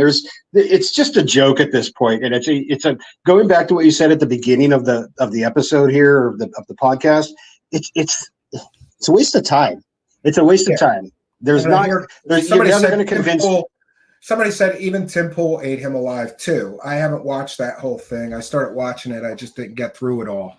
But, you know, the fact that, so, you know, I could be wrong. Maybe some people did hold his feet to the fire besides Danny Jones. Danny Jones is the only one that I saw that really said, you know, look, here's these virtual effects experts, and they all say it's fake. They all unanimously agree. So all four of them are wrong from Corridor Crew, plus the two people that did the recreations, they're wrong too. You know, at some point you have to say, you know, again, Ashton's not a virtual effects expert. So when you have all these virtual effects experts saying these are fake and here's why, he's got to come up with better than no, they're not, you know? Yeah, the neener poo-poo defense doesn't work here. Sorry. These videos are debunked. It's game over. They're fake. They're hoaxed. And that's even not even taking into account the fact that the guy who made them come out and said, yes, they're fake. You know, like, we've got to look at all the evidence here. And when you add it all up, yes, they're fake. They're bogus. They're garbage. I mean, he did a good work. I'm not trying to talk any kind of smack on the work that Joe did. He did really good work for what he had to do in the time that he was given to do it and the assets that he was creating. He was never creating a full screen element that was supposed to be a primary shot in a picture. These were background elements. Yes, they were going to be playing on a computer screen in the background, real small, as a kind of homage or a kind of Easter egg or something like that. And, you know, they were never designed. They should never have gone to the public, to be honest with you. I was going to say, just to be clear, you know, for people that are going to try to slag us, his DMs are not opened. And I tweeted at him, DM me for an invitation to join the live stream. I have the link ready. And that was 20 minutes ago. So, you know, he can join if he would like to, but, you know, I don't think, you know, he has avoided critical people like the plague because he kind of melts, you know, under scrutiny. He melts.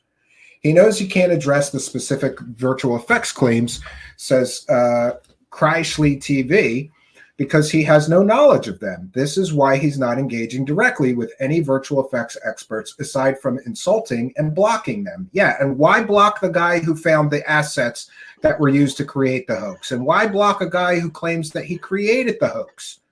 If you're you know, really honest in your research effort, you would want to go through that with those people.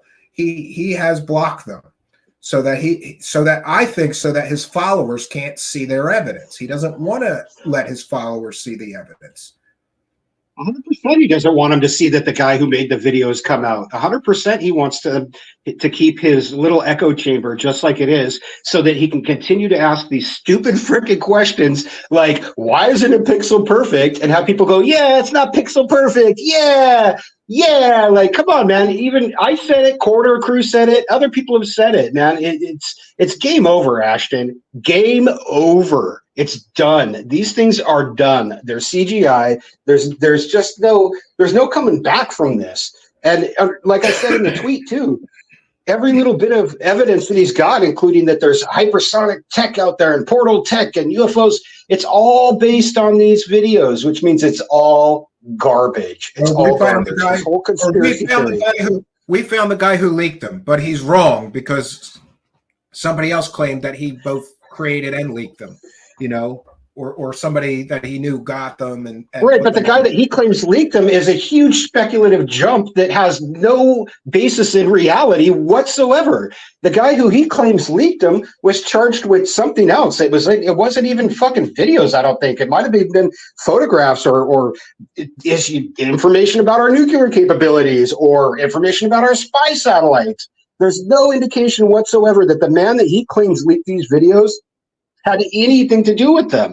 None. His whole answer when Chris held him to task on it in the Spaces on Friday was, what else could it be but MH370? And I'm thinking, fuck, it could be unicorns from Narnia. It could be fucking doors from Middle Earth. I mean, it could be anything. If you're going to go with why pick MH370 then? If you're just going to pick some fanciful fucking argument out of thin air and go with it, why not? Why not doors and unicorns? I mean, it's just as much evidence to show that it was that as it was Ashton's story about UFOs or man-made black tech. Give me a fucking break, man. That's why this whole thing is so comedic. It's such a joke, man, because you literally could take unicorns and dwarves and put them in Ashton's arguments and they'd all be the same. It would make no difference whatsoever because there's just as much evidence. Absolutely. None. And we have in our live chat, we have Crashly TV, who also did a recreation, and Ashton didn't want to talk to him. So how many people doing recreations that look almost exactly the same does Ashton not want to talk to? And we'll share a little bit of that video. He's using the Zap virtual effects with After Effects to show how it was the asset, It's just so stupid. Like, how many people have to tell him he's wrong? And he's still gonna, it's like no, I can't hear you, like that doesn't work anymore, Ashton. This is why he's retiring, because I think the heat's getting too much for him. He can't explain these things away with fake evidence anymore. And at some point, you have to say, I get it. People love conspiracy theories, but when you have all these data points pointing that the videos are fake, and all of these experts. And people able to do the recreation, when he said it couldn't be done in 2 months' time, people did it in a few hours that are experts at virtual effects. And he's no expert. It'd be like me going to a podiatrist because I have cancer. You don't go to a podiatrist if you have cancer. If you want to know about virtual effects, you go to a virtual effects expert. You don't go to somebody that has no training in that field and trust their judgment. Like, trust me, bro, the videos are real. Well, we've got all these virtual effects experts that say they're fake, and here's why. Why are we still talking about this? And then all this comes from, it's all fruit from the poison seed. It all comes from a channel that posted fake UFO videos. So it's all fruit from a poison seed. The tree is poison too.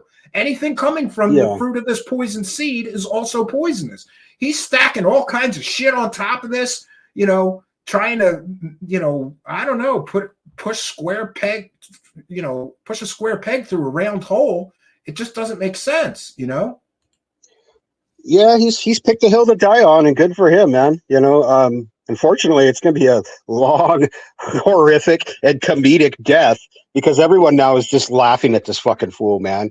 Anyone who's got any kind of common sense is laughing at him. Well, hey, just to be clear, I don't really want to personally insult him. The evidence is enough. You don't even need to get into the laughing at him for, people. And I will say that people have attacked him, but maybe deservedly so. If you're going to make fantastical claims on the internet, you better have fantastic evidence, not a bunch of bullshit that you cobbled together that doesn't make any sense, And what is the end game here? Okay, so before it was aliens teleported the plane away. Now people are saying, no, he's saying it was the government. So the government has teleportation technology, and they teleported an entire plane somewhere, but not an entire plane, because parts of the wreckage were found at different places, right? So so I guess when they teleported it, pieces of the plane fell off during the teleporting process. And you're right. You have to ignore all this physical evidence. And by the way, so what happened? Do you know progress. I think they're going to find the vast majority of the plane. I think they're going to find it eventually in the next year or so. If the government teleported that plane, Stephen, if the government hypothetically teleported that plane, where are the people that were on board? Where are the freaking people? I'm sure there are people. I mean, are we going full, into? I think they would, unless their families are some kind of actors or something. Is that what he's claiming? I mean, I've never heard him say that, but I don't even know, man. Like his theories don't seem to make much sense to me, because they just don't pan out. They don't pass muster. You walk him past the sensational front, basic arguments that he has, and what's his explanation for where the victims of the crash went? I mean, I just don't get it. I don't get it, and it's very distasteful, and that's why I stayed out of it for so long. But after this spaces with him on Friday, where he started attacking people, he attacked Chris, he attacked me, he attacked anyone who was questioning, and then he had the balls to cut me off when I was trying to explain that the preponderance of evidence shows that these videos are fake, and he had the balls to cut me off and say, actually, the preponderance of evidence shows that they're real. And I was like, oh, motherfucker, you just screwed up. Now I got to dig into this and destroy your story. And that's what I did. I found the evidence that was out there. And it's not that I had done any great, amazing research. The people on that airliner abduction 2014 Reddit subreddit, they had already done this evidence this research, and they'd already debunked him months ago. And he just ignored them, belittled them, and then went to his little echo chamber and continued to spread his narrative. And that's why I had to tell the story the way that I did in that tweet. I wanted people to know that the evidence was out there. I didn't collect it. I didn't research it. It was all right there. People had already done it, mastered it, bullied him into silence. And this is all the evidence that he doesn't want to talk about. So it's good that it's all there in one thread, and people who are curious can see the evidence that these videos are fake. And again, it's fruit from a poisoned tree. It all starts with bullshit. So it doesn't matter to me how much bullshit you pile on top of it. Prove the videos are real or step off. And then there's also the issue of exploiting all those dead people and their families. And I've heard the argument from some of these people, well, nobody from the families have complained. But I'll ask Ashton, if I ever get a chance to, if somebody from one of those families complains, will you stop doing what you're doing? I don't believe he would. Do you? The argument is nobody complained. Their argument is nobody from the families complained or said that. Well, I really hope that that's the case. I really hope that his little region of messed up influence on the internet is so small that it hasn't reached the victims' families in this case. I really hope that's the case, because I would hate to think that this nitwit is traumatizing people who are already traumatized just so he can stroke his ego. That's pathetic. That's just downright pathetic. And so I hope that's the case. And he better hope so too, because he might find himself on the business end of a defamation lawsuit if he keeps it up. I mean, like, I don't know what he's claiming, but they might come after him. I mean, there's been historical precedents of such thing happening. Manny, this is exactly like Alex Jones claiming that those school shootings were staged or false flag events. I didn't want to bring that up. It's just as damaging to the victims of these families as what Ashton is doing. And this is my opinion. I'm entitled to it. It's just as damaging as what Alex Jones did. And look what happened to him for pushing false conspiracy theories and hurting.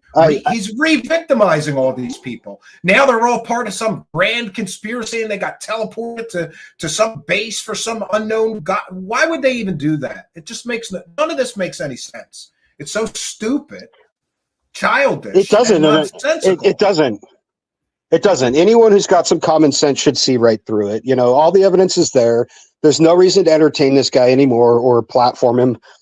You know, Joe Rogan, Matt Staggs, if you guys are listening, you guys dodged a really big bullet there by not bringing this clown on your show and giving him access to your viewers. And I'm glad, I'm glad, because his reach would have been even bigger. You look at what happened when Johnny Carson had Uri Geller on his show in order to debunk him. And if he hadn't have done that, nobody today would even know who Uri Geller is. Nobody today would care. He would not be a celebrity. And unfortunately, that's what happens when people get brought into the limelight. Even if it's just to dump all over them, like not Julia Dorsey. Who's the other one you said earlier? I forget his name. Danny Grant. No, what's his last name? Who was Danny Jones that was on the podcast with him. So he kind of dumped all over him. And, like that right there, even that. I thought he was very gave Ashton a bump. I thought he was very respectful about it, though. He wasn't like nasty. He was just trying to I think Danny kind of like knew the videos were fake, and he wanted to get in his head like, okay, he let him talk for hours and show his evidence before he started hitting him with all the debunks and reasons why these things could be fake. I think he was fair. Yeah, he was, and you'll notice that the reaction was the same out of Ashton. It was just the quick rationalization to excuse his belief, and then dismissing the contradictory evidence out of hand. He didn't want to hear anything about it. He's got an answer for everything, but unfortunately for Ashton, most of his answers are just complete bullshit.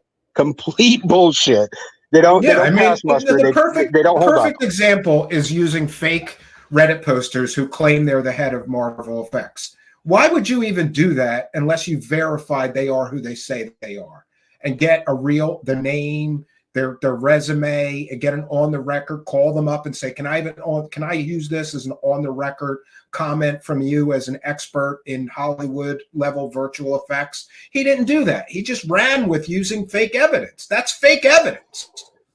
It's not real.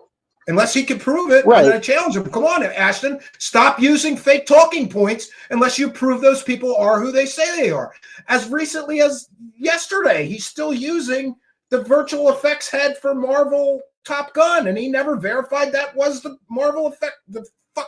He never verified that person was who they said they were. He's still using that as evidence. That shows you he's not being honest. Either verify that person is really the virtual effects head for Top Gun Maverick or the virtual effects head for Marvel, or stop saying that, because you're being dishonest. You're lying to people using fake Reddit posters. And for all we know, I've said it before, I don't have proof of this, but for all we know, that's Ashton on Reddit saying those things and then screen capture. Oh, see, the head of Marvel Effects said that those videos can't be fake. No, we need the name, their identity, their resume. We got to have them on a show saying, yes, I agree with Ashton, these videos can't be faked. I challenge you, Ashton, go find the head, whoever the head of Top Gun Maverick virtual effects was. Get him on your show and get him to verify that's him on Reddit. Get the head of Marvel virtual effects, get him on your show and get him to agree that was him posting on Reddit. If not, your fake evidence falls apart, and you should stop using fake evidence to prove your fake points. That's kind of where I'm at. Yeah, I'd love to see him do that, Stephen. I'd love to see him get those people on the show, and I'd love to see him show them the Corridor Crew video, and also take them to the AMA that Joe did on Reddit and show them that, and then say, what do you think?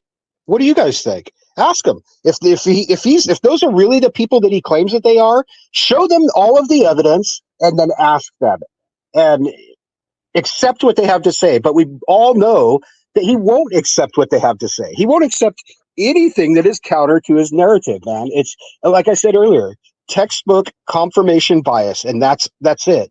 That's it. There's no amount of evidence. Here I'm showing the original picture of the clouds that we know who took the picture, and he has proof he took the pictures, and the background in the fake videos. But still, we're going to argue that these videos are real somehow, even though the backgrounds of them were taken by somebody from an airplane, and he proved it, that he took those pictures from an airplane. And they match almost exactly. Not pixel perfect. They're not pixel perfect, Manny. The videos are still real unless you get it pixel perfect. And by the way, again, I keep harping on this point. He has zero experience with virtual effects, but he's going to refute all these experts. He's going to refute the guy who took the original goddamn pictures. He has a receipt from his plane ticket showing you can't that he use was on the word plane to take these, you know? when you're discussing this with Ashton, you can't use the word expert or else it triggers him, and he goes into this appeal to false authority and CNN brain and things like that. It's really fucking weird. It's weird. It's cringy, and when you step back from it, it's fucking laughable. It's laughable, man. The whole thing is, and I'm glad that we're talking about this today. Let's get it out. Let's get the information out. But I'm not going to be talking about this anymore. I'm just not. I don't want to. It's a waste of my time. It's a waste of your time. It's a waste of your viewers' time and everybody watching this to have to go over this video and this evidence that's been debunked time after time again, just because some clown named Ashton doesn't want to accept the reality and the facts that are presented to him. It's a waste of everybody's time, and everyone should just shut the door on him, man. You don't have to cater to him just because he wants to argue all day long, and I'm not going to. I don't ever want to talk about this after today, to be honest with you. It's just so distasteful. I have a feeling that people are going to force me to. Lou Reviews is on Twitter saying, and this is very telling, Ashton is getting his entire theory torn to shreds with facts, and now he won't show up. We invited him, just so everybody's clear. You just got to DM me. My DMs are open, and then I will send him the invitation link. If I knew his email, I would try to send it there. I mean, if he wants to join, we'd be happy to hear from him. But I have a feeling he was here at the start of the show in the chat. Why didn't he stick around? Manny, I don't think it would be fair for him to come with both of us, because I don't think he could handle either of us. Either of us could tear him to shreds. The two of us together, he'd be left in a puddle of his own piss. Like he can't. That's my opinion. Well, bring him on and I'll step out, or you could take a breather and go, step back and I'll deal with it. I don't even care, man. Revival. This is great. The 2,400 visual effects shots found in Top Gun Maverick, which were the responsibility of Ryan Tudhope and the artists at Method Studios, MPC, Lola Effects, and Blind. Well, I'm going to call them tomorrow, and I'm going to ask him if he agrees with Ashton, and that's him posting on Reddit. And if not, we'll all know that Ashton has been using fake evidence this entire time. Because if Archaic Revival can find out who was responsible, who really was the head of virtual effects for Top Gun Maverick, why couldn't Ashton and pick up the phone, get the guy on the phone, and get him to verify he's the Reddit poster? He can't, he won't.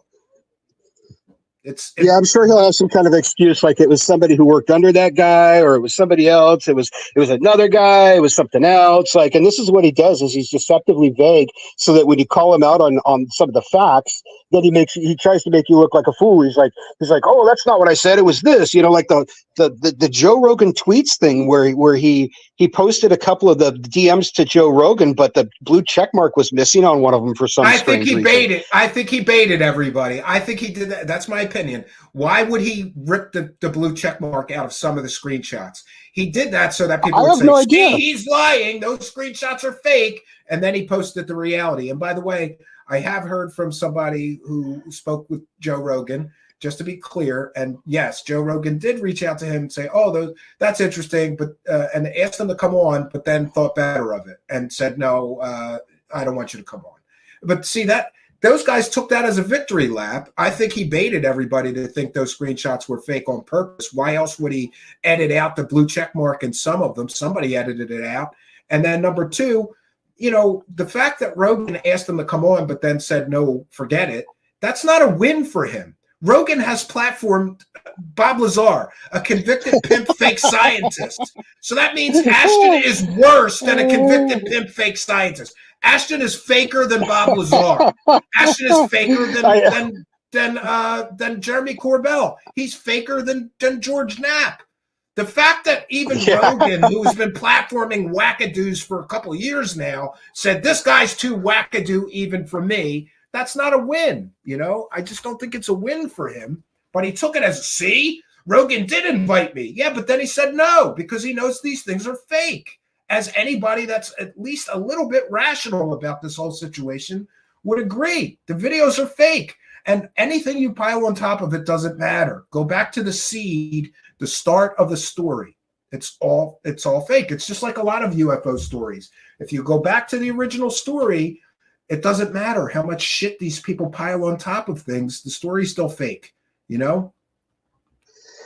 Yep, it's all based on fake videos, you know. I mean, it's just we just got to kind of move past that now and say that people still want to believe it are going to believe it no matter what evidence you put in front of them. And so good, honest people who have integrity, who are trying to talk about facts and make real arguments, need to quit wasting their time on this fool and his conspiracy theory that is a bunch of bullshit. Just be done with it. Be done with this clown and be done with it. You know, the only thing that's going to get you is ad hominem attacks. He's going to call you a loser, say that you need mental help because you don't believe aliens zapped the plane. You need mental help. Like that's the best right there, man. Like it's crazy. It's crazy. It's not aliens anymore. It's high tech government technology. Oh, yeah. So because our black ops didn't zap a plane, which again doesn't explain where all the people on the plane went, does it? Like, come on. And there's other fantastic claims from him, like he cracked the secret of anti-gravity somehow as well. You know? Oh yeah, I love how he was able to do in 2 months with a bunch of shitty evidence what Hal Puthoff's been trying to do for a decade. Like he's cracked anti-gravity. Woo-hoo! Good job, Ashton.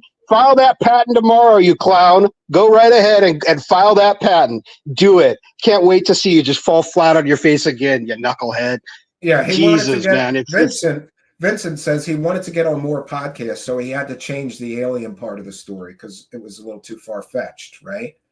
Change it from aliens to top secret. And I'm sure that he said aliens at some point, or somebody did. I don't know, you know? And yeah, this you know, I get that people are angry at him and people are taking shots at him, but most of me feel sad for him because I said it before. The only other time that we talked about this, when the whole thing came crashing down the last time, but it's like ping pong, you know, it just keeps coming back, you know. What I said is that nobody ever paid attention to Ashton, and all of a sudden, all these people are listening to him, so it becomes like a drug. He can't let this go. He can't admit he was wrong. He can't let it go. He's never made any corrections to his fake evidence. He's never acknowledged he used fake evidence to push this. That shows he's not being honest. And all the blocking. Oh, you have evidence the videos are fake? Block, block, block. Oh, you're the guy who actually made the hoax videos and you have evidence and proof? Block, block, block. Oh, you did a recreation? Yep. Block, block, block. You know, can't let his followers see the evidence. No, he's got to keep that echo chamber intact so he can manipulate these people and keep.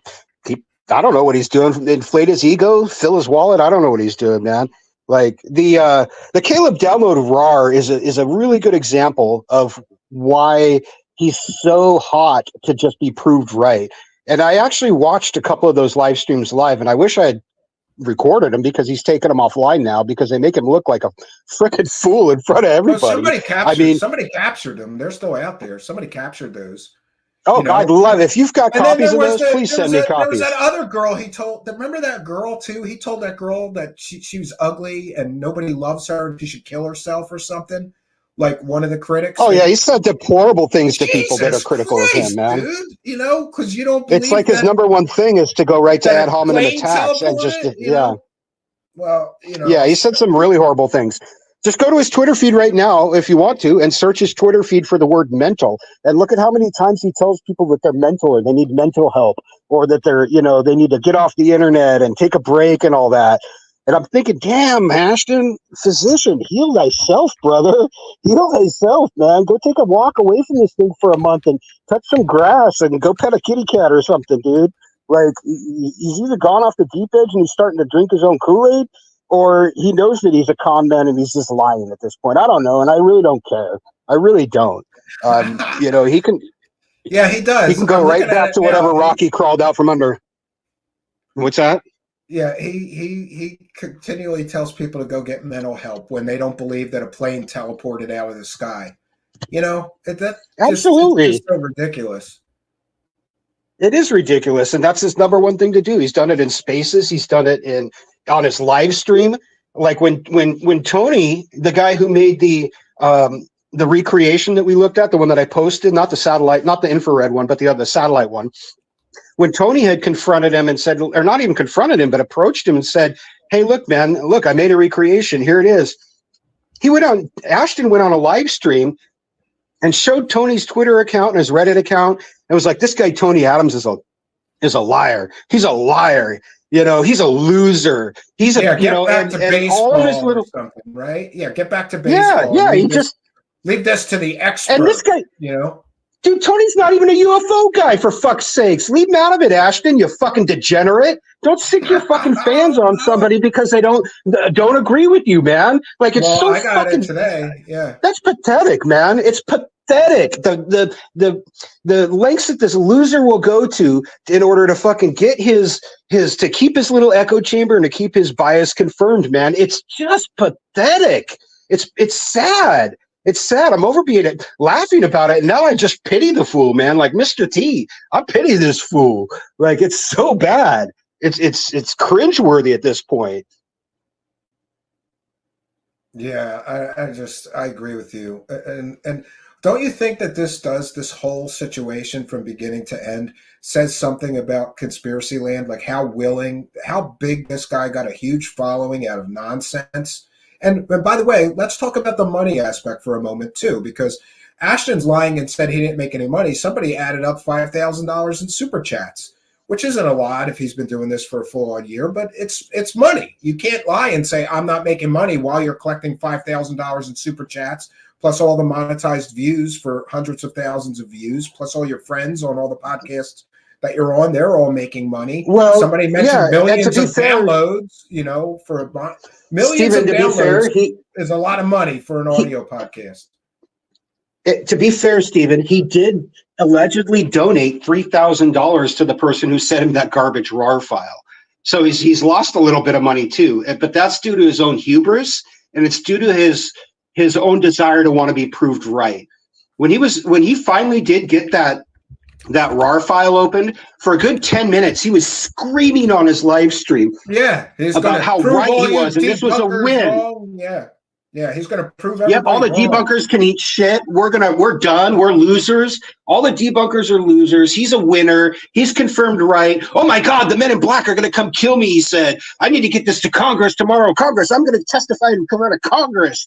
Like, this guy's ego. Holy crap, man. There's not enough room in the room for him and his ego. Like, he can only deal with Ashton or his ego at one time. That's it. There's not enough space in any given room. There's also the issue of suddenly when people start filing FOIA requests to verify some of his claims, he suddenly wants to retire. You know, that's a little problematic for me. You know, like, oh, we're finally going to get verifiable proof that you've been lying about certain things, and now you're going to run away. And that's the other thing. Oh, what was it like last week? Oh, I'm retiring it. You know, I'm retired, but he's still going on podcasts and he's still attacking critics and debunkers and whatever, you know. If you're retiring, then you shut up and you move on. He doesn't even have the ability to shut up and move on. And what's he going to come back with? I've cracked the secrets of anti-gravity or some other fake nonsense. I don't think he's done. I think he's going to, if he does pivot away from this, which I don't even believe he will, I think he's going to keep at it. But if he does pivot away from this, he's probably coming back with some other nonsense. What do you think? Oh yeah, he's moving on to another conspiracy theory. Is what he's doing, and he's going to try to champion that one, and that's that our black budget technology, that the U.S. government's got some kind of secret warp drive under lock and key. So he's basically going after the T to the Elizondo folks, like, and all the stuff that they've been saying, you know, from now on, or he's basically joining up with them. He's just saying, yeah, look, you know, Lockheed's had this information for 60 years or 50 years and backwards engineered it, and they've got it under lock and key, and it exists. You know, and good for him. Let him go down that rabbit hole with all those other schmucks that have tried. Go for it. Go for it. You know, at least there's not a. Ashton proved he doesn't care about his detractors by appearing here to insult you earlier. Well, he's had the link for 30. Well, he's had the invitation for 30 or 40 minutes. You know, like, I don't think it's a coincidence. I find it real curious that the guy says that he insulted and didn't have anything credible to say to back up the arguments. Really? Really? Yeah. So he showed up and said, "Oh, you're a bunch of dickwads," and that proves that he's right. Of course, he doesn't care about his detractors. He blocks them and he ignores them and he discounts their opinions, dude. What is this guy talking about? What is he even talking about? Give me a break, man. Ashton can't hold a fucking argument with somebody who has got a critical thought without going into straw man arguments, deflection, putting words in their mouth, ad hominem attacks. Like, it's just a hot mess, man. It's a hot mess of a dumpster fire. And that's why I'm stepping back from it. Like I said, today, I didn't even want to get into it. But again, after the guy said what he said and acted the way that he acted on Friday in the spaces, I felt like I needed to do a little research. And when I found out that the original creator had already come out and tried to approach Ashton and was blocked, when I found out that the guy who'd done the recreation had been blocked, when I found out that Jonas, who had filmed the clouds, had been blocked, when I found out that anyone who asked about the Portal VFX from Pyromania was blocked, I saw a pattern there of Ashton and his echo chamber, and I wanted to expose that and cast some light on it. And I think I did that with this tweet thread, and I think it's pretty open and shut. You know, I mean, if people want to continue to go support Ashton and his, you know, charging up the hill towards his windmill, go on, have fun with that. But critically thinking people, I think, are going to look at the facts here and see that this guy is no good. He's no good. His story's no good. It's all bunk. It's all bunk, and he's just playing for his own ego and his own personal enrichment, whatever that is, cash or ego, or both. This is all your fault that I'm even doing this, because I wasn't aware. I agree with you very strongly that this pattern of blocking people who have evidence to show that the videos are fake, I think he's doing that because he doesn't want his followers on his Twitter threads to see those people and see their evidence. You know, if he had real arguments against that, he wouldn't need to block people, and people could say whatever they want about me. I generally don't block people if they're just asking questions or showing, you know, if somebody's getting abusive, I will, or, you know, you know, these nameless, faceless accounts. I love those, you know. It just, I don't know where we go from here, but I agree with you that this is a waste of time. It's a waste of time because these people will not accept any level of evidence that the videos are fake. It's like, how much more do you need? It's fucking to the point of ridiculousness now, you know? It is. It is. We've gone into the comedy part of it, and I'm glad we're back there, because that's really where it needs to be. People just need to look at this guy every time he pops up and laugh. Just laugh at him, man. He's a joke. He's a clown. He's going to block anyone that doesn't agree with him. And, you know, just tell his little story in his little echo chamber. Good for him, man. Let him have it. I'm glad he found, again, like I said earlier, a little hill to die on.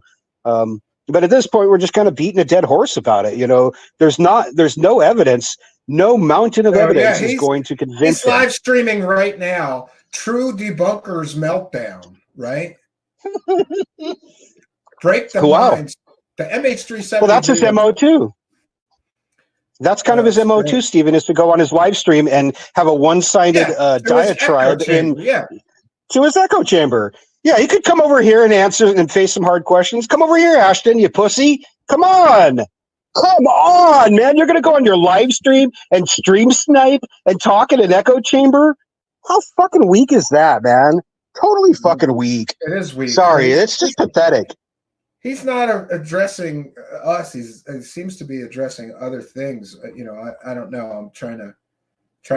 I'm looking at it now, and it looks like he's playing other people's videos. Proof of reactions inside a thunderstorm generator, vortex fusion.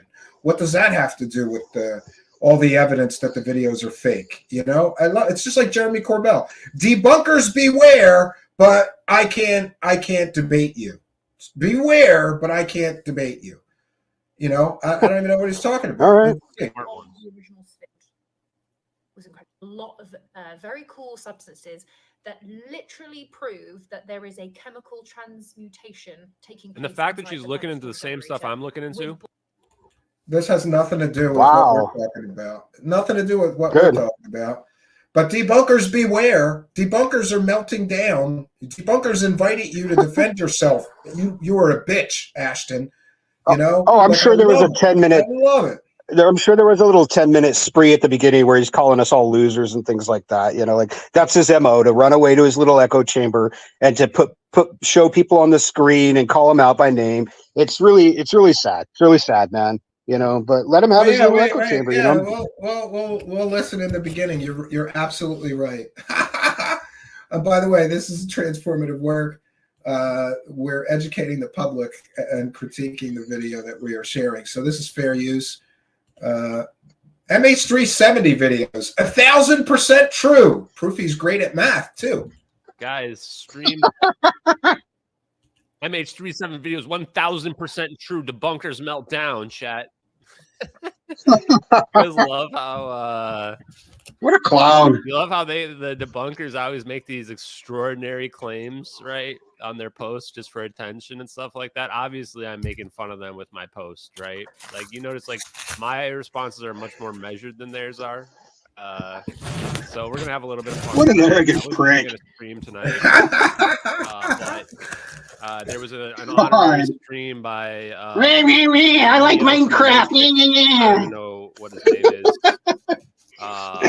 But I don't know. He's one of these like Redditor debunkers doing a whole stream about me, and I thought it was going to be funny if I restreamed it, right? But it turned out to just be like really sad, right? It turned out to just be like super sad, honestly. Oh, we're so sad. Pathetic. With our Like, facts and they our were just evidence. making up a bunch of bullshit lies and stuff like that, and like trying to pretend like they were. Oh, real. bullshit lies. Prove that, Ashton. Show up and call them lies. There, so What a Yeah. joke, been man. entertaining.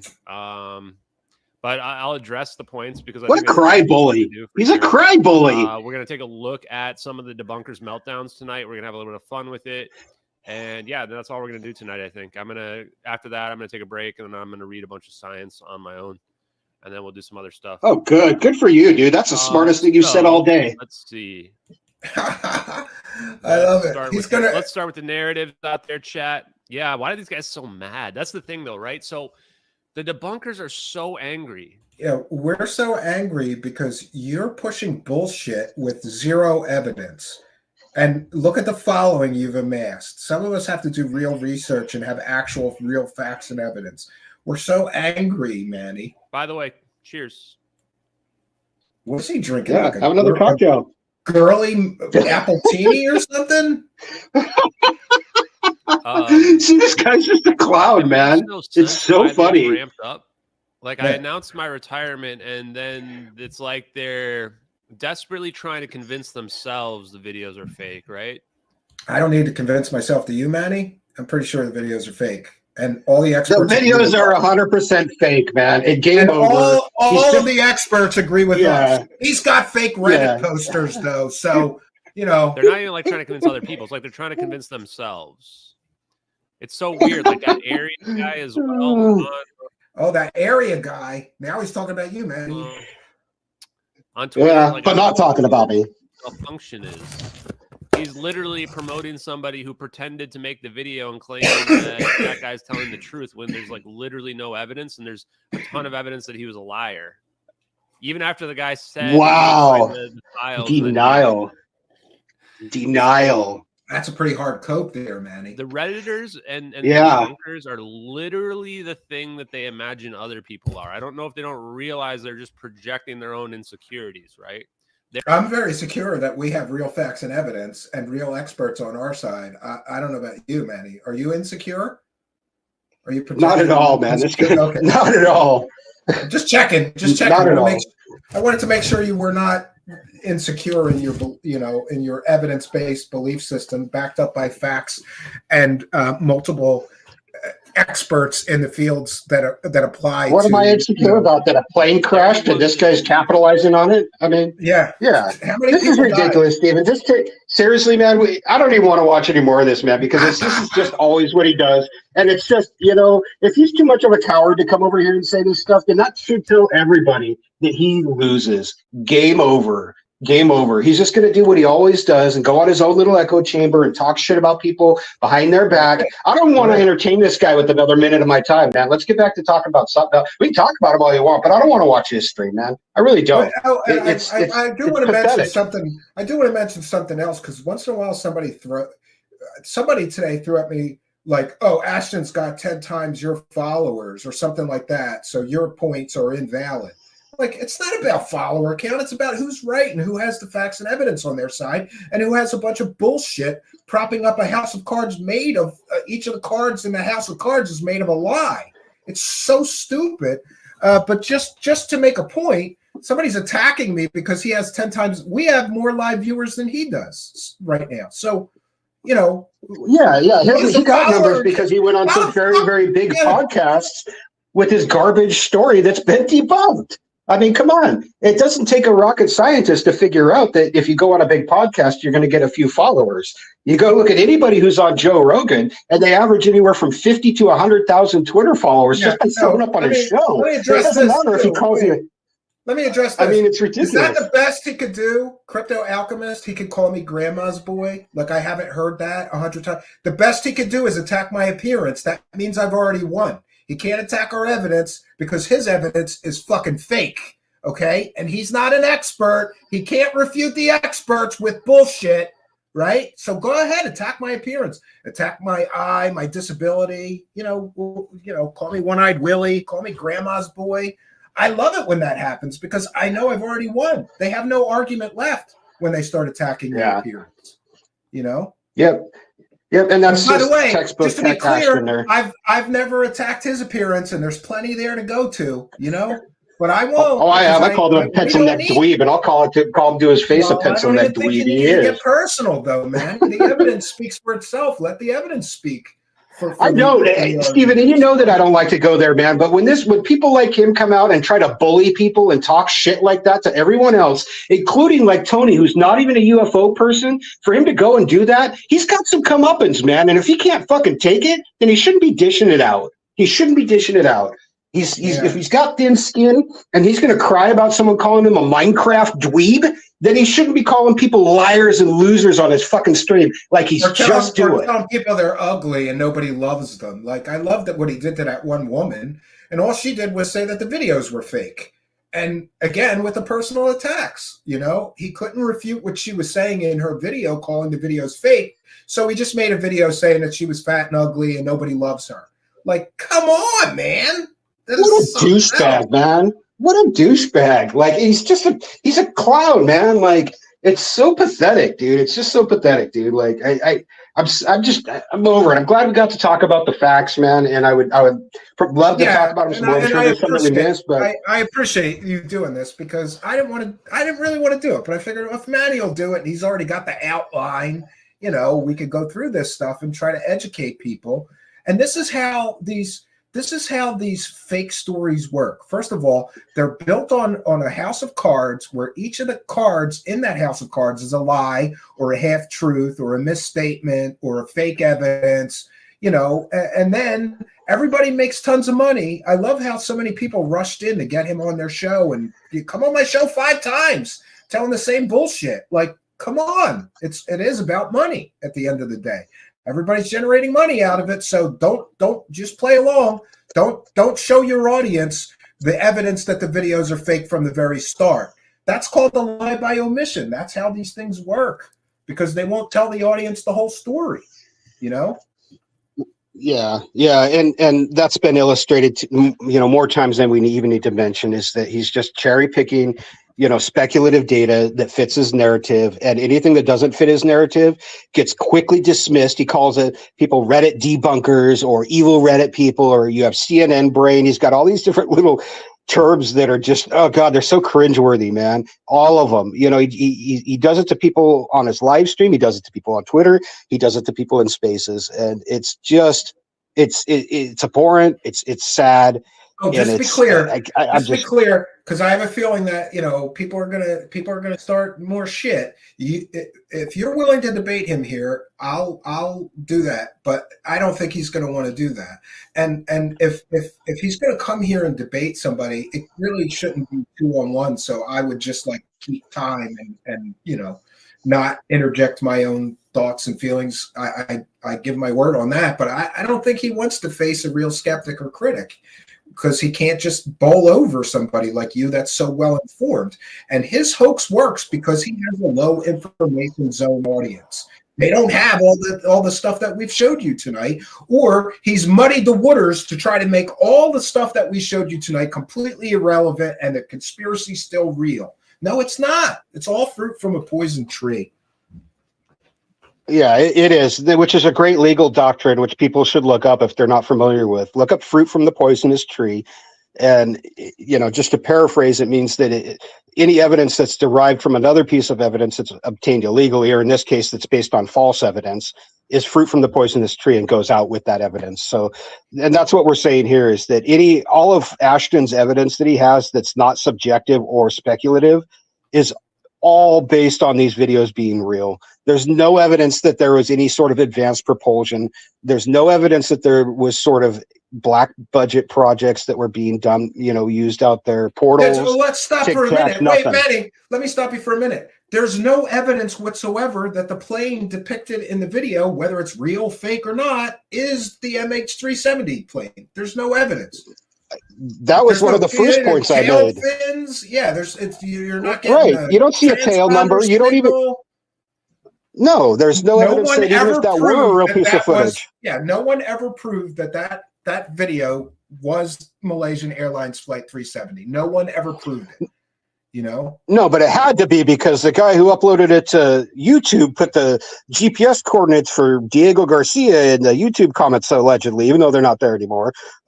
It's a joke, man. Everything, it's a whole house of cards. It's come crashing down, and now what you're seeing is a whole lot of cope going on to maintain the illusion that there's some big conspiracy theory when there isn't. There's not a big conspiracy theory. There's no evidence that anything other than MH370 crashed, and it was a tragic event. Over 300 people, I think, lost their lives there. And it's really sad and pathetic that somebody like this is going to rise to fame by creating a conspiracy theory around it. And not even creating one, by glomming onto somebody else's conspiracy theory based upon a video that a guy made for background. Like he didn't even make it up. Yeah. It's sad, it's tragic, but it shows the world we live in. And, I hope people are wisened up by this, and I hope the facts get out. And, don't bother going after Ashton and trying to change his mind. Nothing will change that guy's mind. Nothing, other than his own confirmation bias. Yeah, it's clear nothing is going to change his mind. Nothing will change his mind. And any arguments he makes are disingenuous, and you shouldn't be baited into arguing with him either, because that's all he wants, is to argue, and make these silly-ass points that he's made over and over and over again. And it just needs to be flushed down like a bad turd. Put it down the toilet, be done with it. We're done with it. Toilet. Yeah, I agree with you. But I gotta read these. I'm going to let you go and try to wrap up. I got to read these super chats and stuff, and I don't want you just, there's just a good number of them here. So I appreciate you doing this, though. I'm sorry for the technical problems. And by the way, just to be clear to the audience, I may have to private this video, download it, clip something out, and re-upload it. So if this video is not there after we close broadcast, that's why it'll be there back as quickly as I can get it there. I hate to do a download and re-upload, but sometimes I don't have a choice, so you lose all the momentum of the live stream.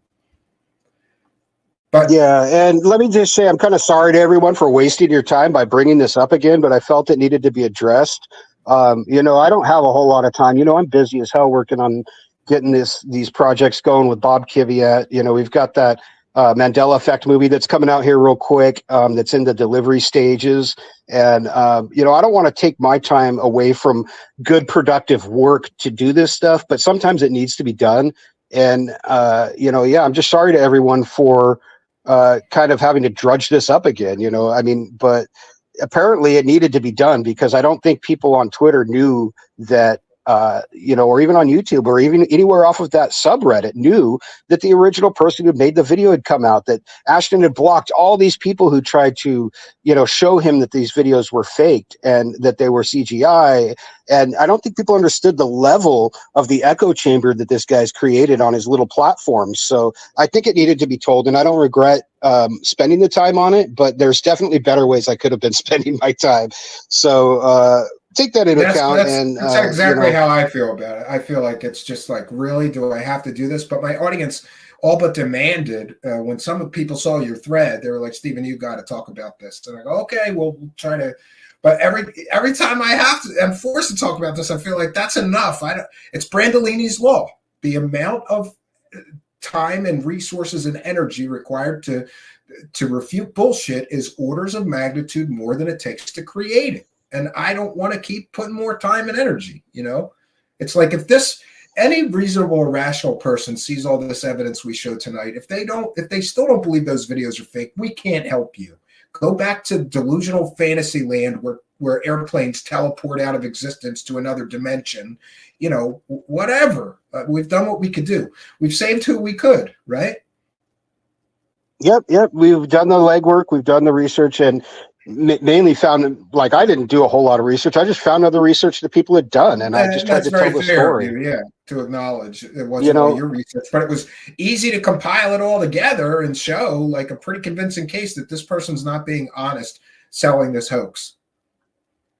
100%. So there's a lot of people out there that tried and were either bullied into silence by Ashton and his crew, or well, yeah, but people should know me and you are not, both of us, neither of us are people that are bullied into silence. So good luck with that one, bro. Man. Yeah, good luck with that one, bro.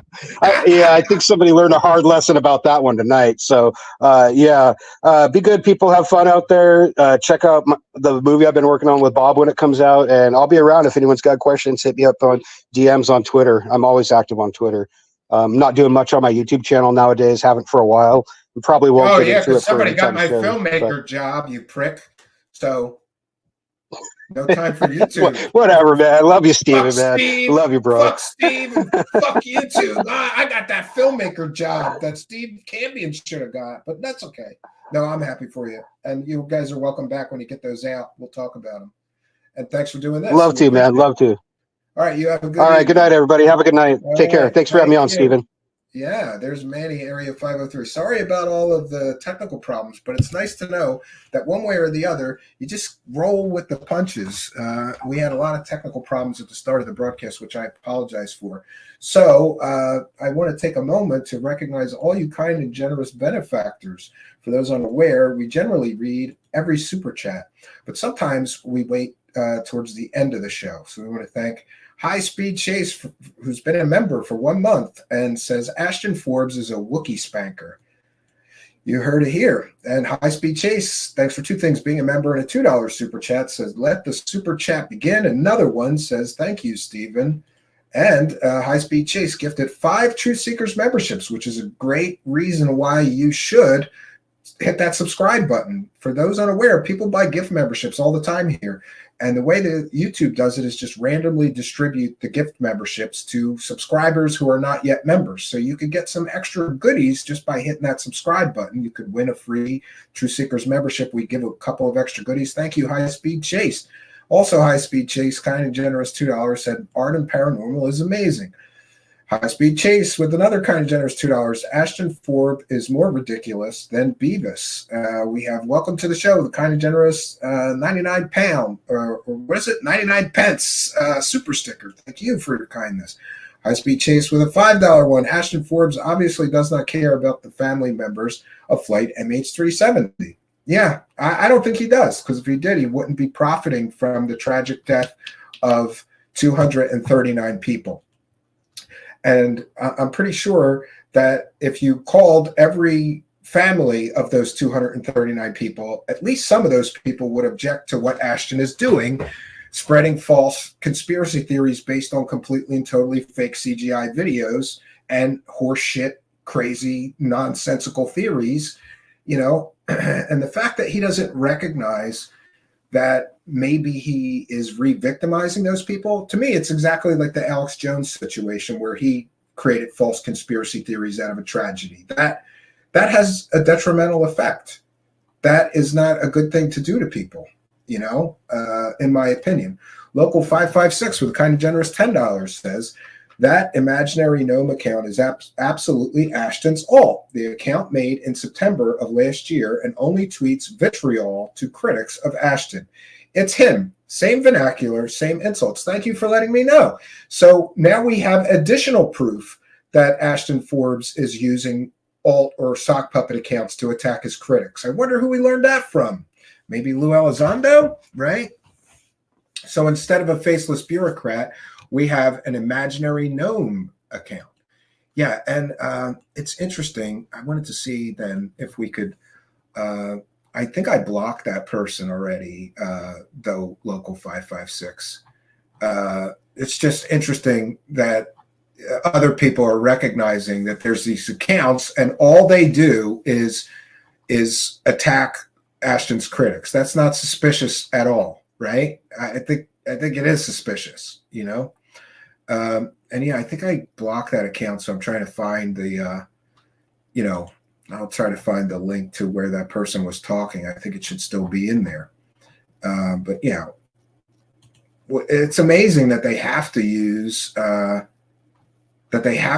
fake accounts. Like, just come at me with your real name and face. Don't be a bitch, you know? Like, you know, I don't get it. I just don't get it. And people are free to form their own opinions, but at some point you go, you know, and there was 2 accounts that were tweeting at me, but the one was really nasty and I blocked it. I don't know. I'll find it later. Not important. Let's continue with the super chats. Thank you for your kindness. Local 556, friend of the show. High Speed Chase with a kind and generous $20 says a bunch of clowns that are selfish, greedy, and don't have souls in some cases. Says High Speed Chase with a kind and generous $20. Then we have Mike A. Hey, sorry to interrupt. I found your channel recently. What do you guys think of the Grush guy? I think that he is being used and manipulated and deceived by a group of the same people that have been making these very same claims for years. In fact, there's ample and supportive evidence of that. Go to our main channel, click on that little magnifying glass. You have to do it on a desktop, and just put in the word Dave Grush. You'll find that we have done numerous videos covering Dave Grush since the beginning of the Dave Grush story. We'll likely continue to cover it for as long as people want me to. And I hope that explains to you. I am of the opinion that Dave Grush believes what he's saying. But if we take a moment to realize that Dave Grush have been making these claims for an awful long time now, and just in a few short months, it'll be 2 years since he filed his original complaint. But he's been making these claims about aliens and everything for 260 days now, and so far has provided zero evidence of any of his claims. I've never heard of a whistleblower who waited 260 days to show evidence of the original claims he made, which can only lead us to the conclusion that Dave Grush has no evidence of his claims. He's got stories people told him and nothing more. High Speed Chase with a kind of generous $5 says Ashton Forbes is worse than a grifter, in my opinion. We'll see what happens. JIC Mac with a kind of generous $2 Canadian says plans to cover Diana Pasolka's new approved grift.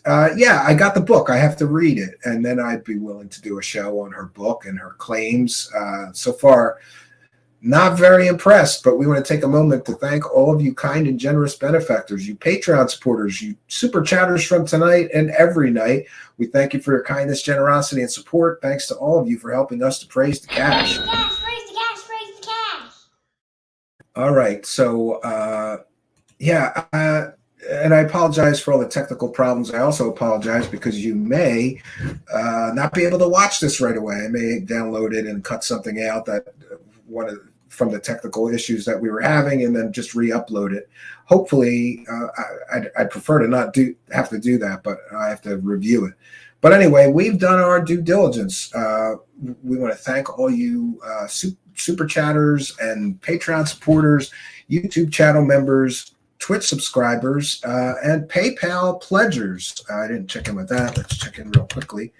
I think we just so people are aware, you can also send us some support through PayPal. Just be sure that you add a note and give us your chat room user ID and any message that you would like us to read out live on air, and we do that. We read every single super chat. We thank every PayPal pledger as well. And then, okay, we have somebody with the initial CH. They know who they are. Didn't add a note with a kind and generous $10 PayPal pledge. So we thank you for that kindness, generosity, and support. And one more here. We have initials MB. They know who they are with a kind and generous $2.50 PayPal pledge. Thank you for your kindness, generosity, and support.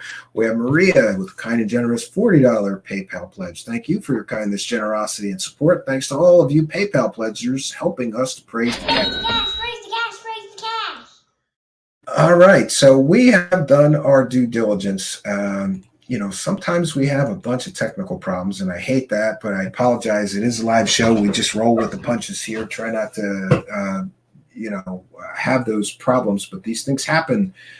So we want to thank our guest tonight, Manny, from @Area503 on Twitter.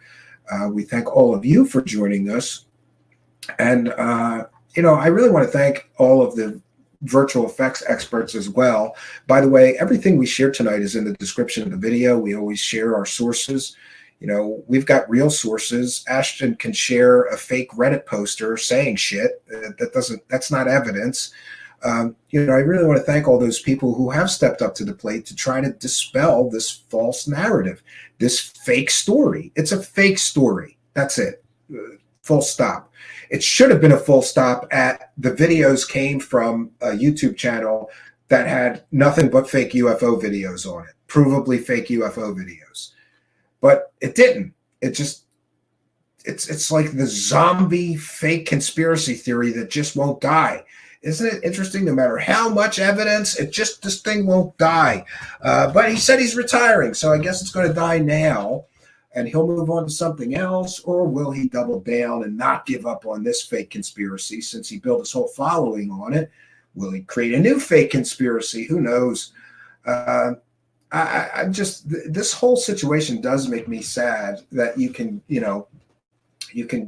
go on the hugest podcasts in the world, some of them, and all you have to do is, find some fake videos that have already been debunked and pile a bunch of bullshit on top. It makes me sad, but that's the media landscape we're in. We live in an attention-based economy. And if you can generate attention, even if that attention you generate is all based on lies, half-truths, misstatements, fake evidence, fake videos, you will be very successful. Sometimes I just think I like pine for a world that is no more, when people did real investigative journalism and people really did great research for a story that they were going to present to their audience. Those things are largely gone, and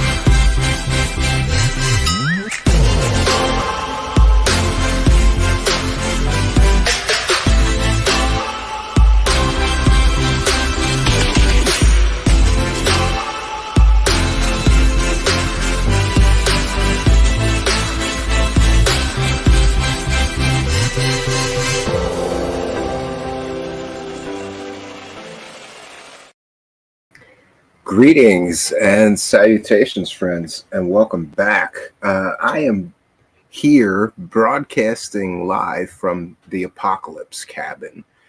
And today I'm beat. I am beat up and hammered because I have been mixing cement by hand all day. And the entire front wall of this structure has been cemented in again, or we had some problems with the front wall because of the construction taking place right around the time that things were freezing. And so there was a lot of cracking. Here in the middle of winter, last week it was something like 18 at night. And this week, yesterday was something like that. Tonight, a little breezier, balmy 40 or 35 out there. But the front wall's re-cemented, and I apologize for my appearance. And look, I am so beat up from today, but I had to do this tonight because, listen, I try to stay out. And by the way, I'm going to keep my comments very, very brief. We've already got people waiting in the wings to join tonight's panel. I just hope we're all going to talk about this and get it past. Like, can we just get past this nonsense, this MH370 nonsense? For those unaware, there were some videos posted right after the MH370 airplane disappeared, or very soon after, and they were very quickly debunked at the time as complete and total CGI fakes. But as is always with the UFO community, somebody will pick up a long proven hoax and run with it again. And we get this guy Ashton, who I'm sorry. And by the way, I try to stay out of all of this because I knew that the videos were fake from the first go round. People don't understand history, and so people get sucked into this not knowing that multiple people proved them to be fake a long, long time ago. But here we go again, and somebody's going to pick up that, shitball and run with it. And we get this guy Ashton, who I think is a grifter. He's not an honest researcher. He's a grifter. And the reason I know that, and I'm going to share this for the first time publicly, this motherfucker sent a fake sock puppet account to ask me about him and what I think of those videos. I never interacted with him. I never communicated with him. I don't know him, never spoke to him, never DM'd, PM'd, anything. So along comes a fake sock puppet, a brand new, nameless, faceless Twitter account. Stephen, what do you think of this MH370 and this guy Ashton? And I said, the videos are fake, and that guy's wrong about everything, because his entire crazy, stupid conspiracy theory, which is essentially that UFOs and aliens teleported a whole fucking 747 someplace. Why? Oh, we don't know, but they did. And it gets stupider and stupider. I try to stay out of it. Somebody messaged me, brand new, nameless, faceless Twitter account. What do you think? I think the videos are fake, and that guy's completely and totally wrong. Again, I never interacted with this Ashton. Immediately, right after that, Ashton blocked me after, I believe, he sent a sock puppet account.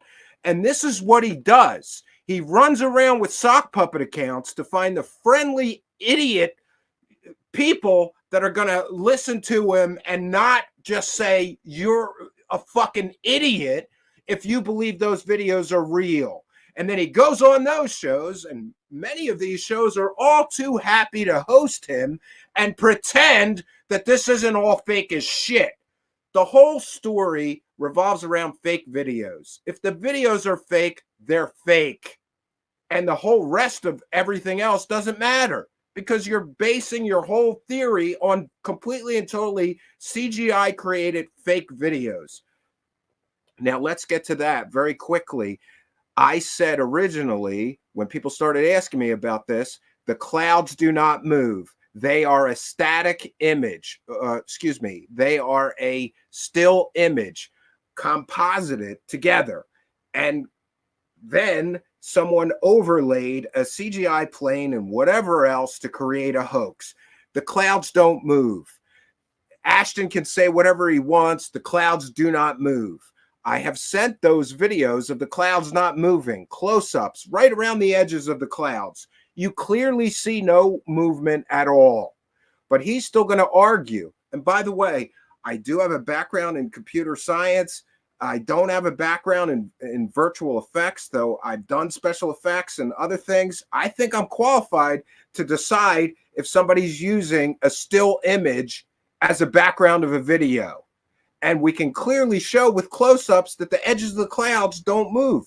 Any movement that this idiot thinks he sees is actually a codec compression artifact. You see some snow around these clouds. That's a codec compression, leftover from the video being compressed in whatever codec it was originally compressed in. There's no movement in these clouds. I said this ages ago. I sent people videos showing this, including some of the people that were hosting this person.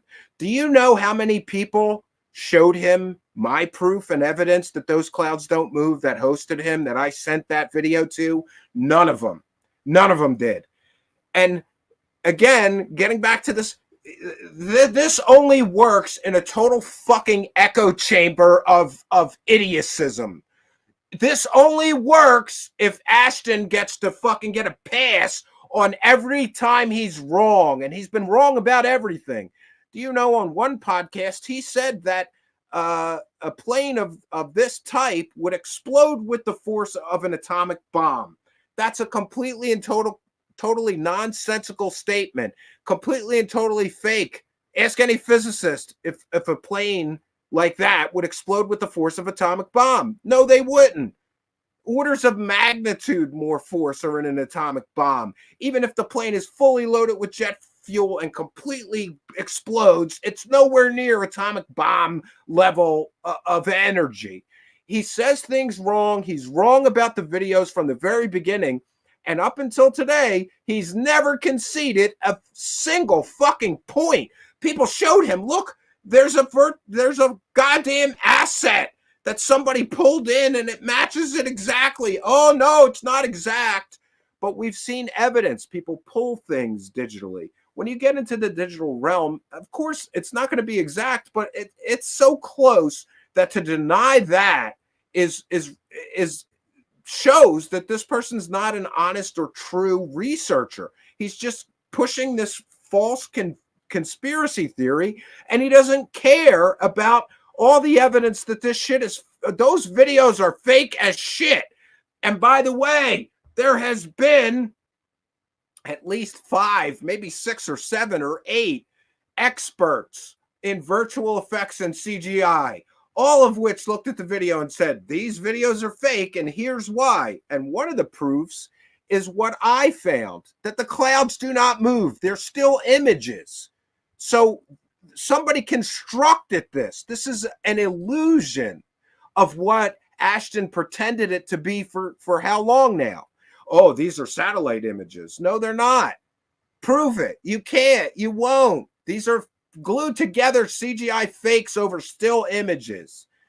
And the fact that this guy can just blow off all of these experts, some of which have decades of experience in CGI and virtual effects, all looking at this and saying, these videos are fake, and here's why. Oh, no, make excuses, muddy the waters, keep the grift going. Well, it appeared today that the entire grift came crashing down because the person who took the pictures, or claimed to have taken the pictures that were used to fake these videos, at least one of them, came forward and gave his testimony. I took these pictures. They were put on an asset website before the videos were created or uploaded. Of course, now there's more muddying of the waters and controversy, and people are claiming that he faked this all. The fact also that this Ashton guy can just explain away every proof that he's shown that these videos are fake. Until now, I think this one, he was forced to. If you've got the guy who took the pictures and he said, I took those pictures, I licensed them to this site, somebody must have got them from there and put them together and composited this fake video. It's ridiculous that he could explain that away, but he tried to.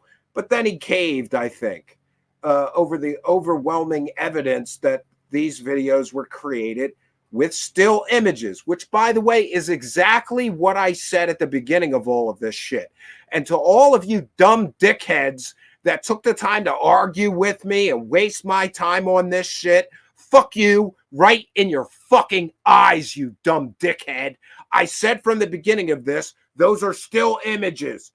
That's not a real that's not a real background. That's not a real video because none of the clouds move. I sent that. I have the timestamps. I can show the proof that I sent that to multiple people months ago. But people still want to argue with me. And I'm sorry, I'm not sorry that I don't have time to argue about nonsense. These videos are nonsense. This whole conspiracy theory is fucking nonsense. I don't want to waste time on this. So pardon me if I don't want to do more for you. Oh no, Stephen, you need to recreate the videos to show they're fake. Fuck you right in your eyes. I don't have to do anything but pay taxes and die. These videos were fucking fake from the beginning. They're still fake. They will always be fake. And this Ashton is not a real researcher. And I know that because he's carefully crafting an illusion here. He can't withstand real questions, real debate. And here's another great point. All those CGI experts, all those virtual effects experts, all who chimed in and said, these videos are fake and here's why. Ashton's refutal to that? Oh no, there's a guy on Reddit that says he's the head of Marvel Virtual Effects and the videos can't be fake. There's a guy on Reddit who says that he was the lead virtual effects designer for Top Gun Maverick, and he said the videos can't be fake. Great, Ashton. Did you get on the record interviews with those people? Can I have their names so I can interview them and find out that those are real people on Reddit? Of course not, because this is all built on bullshit.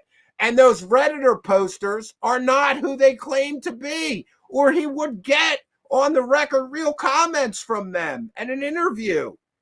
Those are just some asshole saying, I'm a virtual effects designer for Marvel. These videos can't be fake. That's his refutal. Fake anonymous Reddit posters. Another reason, you know, he's not a real researcher. He's not really looking for the truth. He's looking to push a bullshit narrative. And it just gets better and better. I predicted he would never. And then, by the way, people are arguing with me in my very own Discord, you know, and I think those are sock accounts. And we know that one of them is a sock account because I challenged them. You're going to have to get on a call with me or identify yourself if you're going to keep coming here and pushing this nonsense. Suddenly, crickets, silence from that account that's been in my Discord for days, right? And arguing ridiculous bullshit, muddying the waters points, right? Oh, things don't match exactly. Oh, you don't know for sure, Stephen. Yes, I do. Yes, I do. I don't know. Maybe it's looking at so many third phase of moon fakes that did it, but like I can spot when somebody uses a static image. I always say static. I don't know why I do that. Still image as a background in a fake video because all the hoaxers do it. And you'll start to notice things like, oh, the clouds don't move. Oh, the trees don't move at all. None of the leaves on the trees move. These things become easier and easier to spot the more you see these fake videos. So the minute I saw these, I knew that the clouds weren't moving. This is a fake. This is a hoax. This is garbage. And I don't want to waste time on garbage, fake conspiracy theories. Now, good for this guy. Got on, Alex Jones and all. Build a huge following on bullshit. And what are you going to do with a whole following you built on fakeness and lies and fake videos and false theories and ridiculous nonsense that all turns out to be completely and totally fake under scrutiny? And I just want to say, I apologize to the people waiting in the wings. We're going to get you in here very soon. I'm trying to keep it very, very brief, but I got to jam this all in. I got to get this shit off my chest. Another thing I have to get off my chest is the total disgust and disappointment I have with some people that hosted this dumb dickhead. Ashton. He's a dumb dickhead that's using deceptive tactics. By the way, he mutes or blocks anybody that says those videos are fake. He's hiding people who are replying to his videos because he knows he's pushing garbage. His whole thing is so weak, so fucking flimsy that it can withstand 0 real questions, 0 actual debate. And I got to say, I'm disappointed with a lot of these people that hosted this nonsense and didn't ask, why didn't anybody else catch that he's using fake anonymous Reddit posters? Oh, the concrete guy actually might have. Everybody else just let him use fake anonymous Reddit posters. Those are his prover maneuvers. It's absolutely ridiculous. I can't believe that this shit keeps going. And by the way, he owes a huge apology to Mick West and anybody else along the course of this nonsense, because anybody that showed conclusive evidence or proof that these videos were fake was suddenly a CIA plant and a disinformation agent, and they're running a psyop. You know what? Go fuck yourself, Ashton. That's ludicrous. And shouldn't you now have to go back and apologize to all those people that you spread false and defamatory fucking rumors about? Oh, they're CIA. Why? Because they said those videos are fake? They are fake. And even he admitted it today. The videos are fake. So what about all those people that you attacked, harassed, slandered, that stood up to your fucking nonsensical bullshit, rambling conspiracy theory, connect all these dots that don't matter garbage? Are you going to apologize to those people? I think you should, because after all, they were right and you were wrong. And you're going to remain wrong. And I cannot tell you, I have watched this from the sidelines. By the way, I said I wanted to completely stay out of this one. I have watched this one from the sidelines, just shaking my head. Everybody stepping up to get their couple of bucks out of this fake nonsense. And there are victims here. All the victims of that tragedy and their families. Oh, Stephen, but none of the family members complained about Ashton yet. It doesn't mean it's right. Hundreds of people died in that tragedy.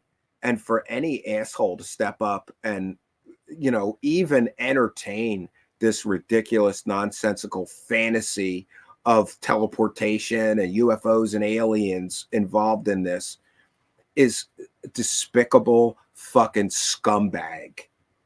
There's families involved here. There's people who were killed. People lost their husbands, their fathers, their mothers, their children, their uncles, their aunts, their cousins, their friends. And you're going to step up and go, oh, we can make some money off these fake ass videos and this asshole pushing this nonsense conspiracy theory, right? Sign me up. And then, of course, people like me who said the videos were fake were left out of this whole fucking UFO circle jerk of nonsense that is this whole echo chamber. And let's be clear, it's an echo chamber. He has to hide comments and block everybody. Do you know why? Because he knows that he's an intellectual weakling and a coward. And this garbage conspiracy theory of his falls apart under scrutiny and critical thinking and somebody that has actual discernment skills. And sorry, not sorry, I'll accept the expert word of people with decades of experience in CGI and virtual effects over some asshole on the internet that's trying to cash in on this nonsense. All right. I think I covered it. I had some bullet points. I do not have notes. So pardon me if that stream of consciousness was a bit not sensical enough. We're going to bring in our panel. And welcome one and all. We've got Bryson's Folly. Welcome. Hey, how's it going? Good to see you. Yeah, I've been following Ashton for about the last 4 months now, probably since August. I watched the Alex Jones interview yesterday or a couple days ago, and watched the Jimmy Corsetti interview today, where he kind of he didn't apologize outright, but let's be honest. I mean, he was still trying to say like, well, what happened to the plane? Like, it's not so much about like what happened. It's all these questions that he was asking. The how, who, what, when, where, why. But Yeah, and no, he you're still was 100% giving on. himself an out still. Well, maybe somebody took the images from the video and this is fake, and that's what people are saying now. Like, really? Like, how much evidence do you need? I honestly, you and I have been talking in the Discord. I predicted he would never cave, no matter what, even if the original hoaxer comes out and shows how he did it, and here's the files, and here's the dates, and I thought he would still say, "Oh, CIA conspiracy, they're trying to cover it up." Like, I was surprised that he actually caved, but I think he kind of had to. But he's still giving himself outs, like, I don't know where this goes next. Where it goes next, I mean, that just depends on how far the grifter hole is going to go. I mean, how much more engagements can he make on Twitter? I mean, I'll still follow the guy and listen to him just to see what he's saying, but you're 100% right. I mean, it's over. The whole grift is over. Yeah, I think so. We're going to get some more panel members in here. We've got a host of people that have been calling bullshit on this since the beginning. Let's get Complizared in here. Welcome. My friend from Germany, Complizared. I don't know if he can hear us. Greetings and salutations. Welcome, my friend from Germany. Greetings and salutations, my friends. Long-time show supporter, Complizared. It's so nice. Can you hear me? Yes, and it's so nice to connect a face to the name. I'm glad you're here. What do you think of all this, Complizared? Long-time show supporter. This is... Greetings from Frankfurt am Main, mein Freund. Ja, ich spreche Deutsch nicht vergeht's, mein Freund. They stopped my stream because of a commercial break, so you are monetized, my friend. Let me skip the ad, and I'm back. Yeah. What do you think of all this MH370, Complizared? Yeah, well, ever since I heard you say greetings and salutations,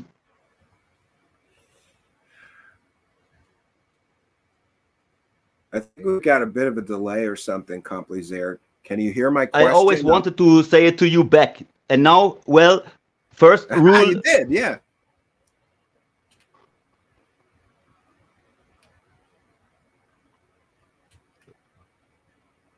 First rule is to disagree, first rule is to agree to disagree. But I got some new points for all of us, because I think it's so lame listening.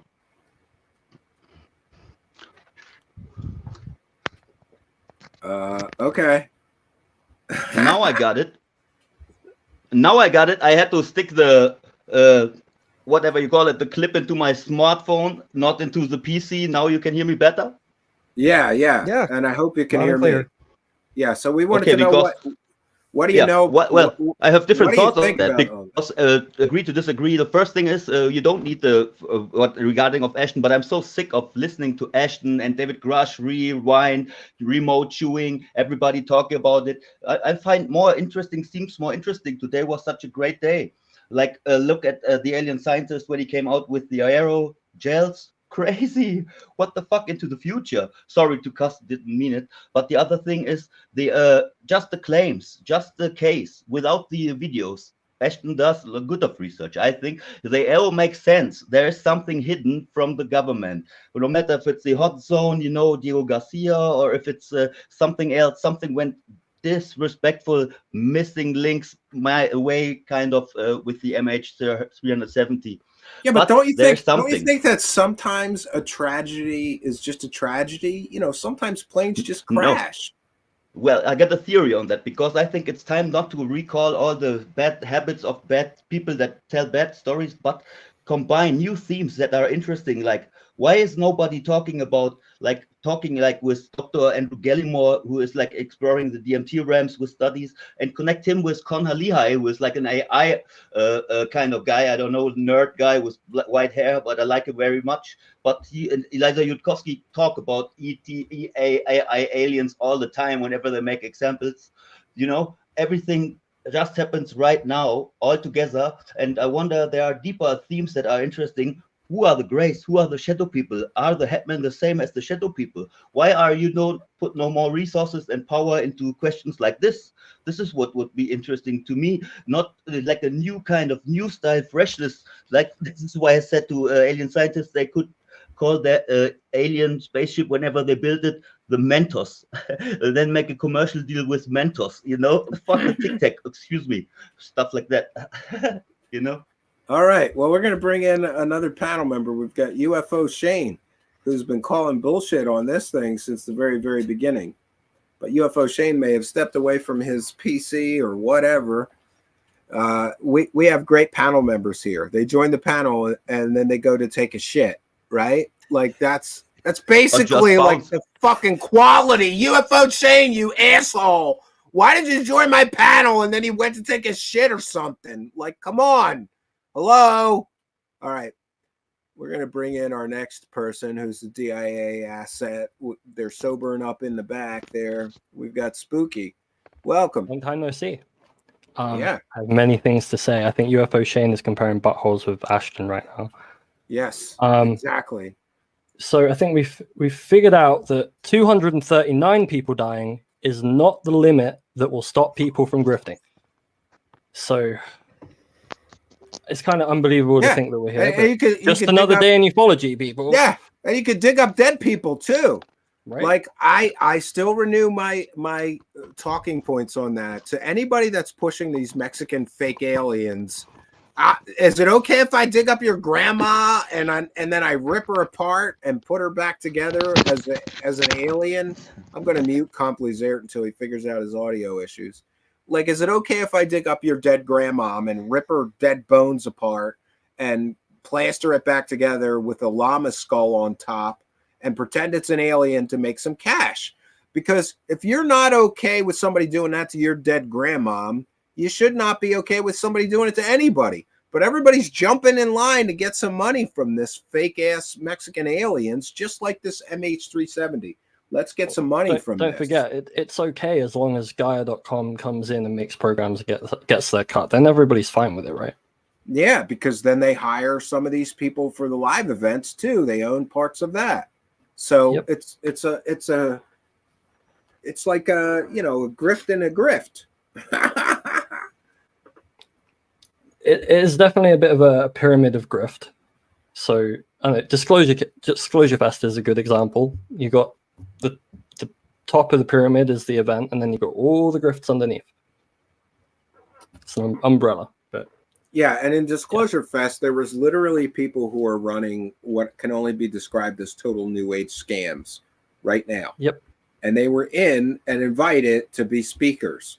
Like, nothing says credibility like, are you running a new age scam right now? Come on in and be one of our speakers. They had multiple people running what can only be described as new age scams.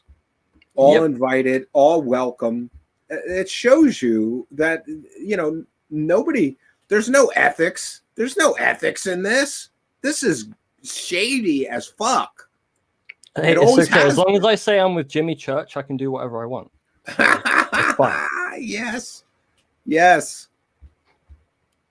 Yeah. So what did you think of this photographer coming forward and saying, "Yeah, I took those pictures." I thought it was very interesting. The thing that really sealed it for me was, I didn't think it was real at all, but the fact that the sensor smudge was on the video from the raw image, that sealed it for me. Like, that's obviously taken with that camera because it's got the sensor smudge. Like, but now they're saying that the EXIF data or the API data on the texture website where it was sold was changed at some point. But yeah, by the way, I want that website rebranded from CG textures to exactly. textures. I want to chime in here because as an IT professional at one point, there could be 100 explanations for why those files got the data changed. You could have copied that whole server to another server. The dates change. You could have rebranded. You could have gone through the source code and made changes. Everything, the dates can change on all the files, depending on the settings of the web builder. So these nonsensical arguments, I'm sorry, that guy seems incredibly genuine. You're right about the censor smudge data. We've got the goddamn guy who took the pictures that were used to create this fake hoax saying, I took the fucking pictures, and people still want to argue about this. That's what's frustrating. Really ironic. So he says the lead visual effects person at Marvel said to him on Reddit, and he got roasted for that and confronted with it, and he had no answer. But the actual answer came from someone who had done VFX from Netflix, which is really ironic to me. Yeah, and the use of fake anonymous Reddit posters shows that he is not genuine, because look, if you really do think that that's the person, then contact them, get them on the record, and let's know that that's actually the person that is the head of Marvel Effects or whatever. He didn't do that. And there's two reasons he didn't do that.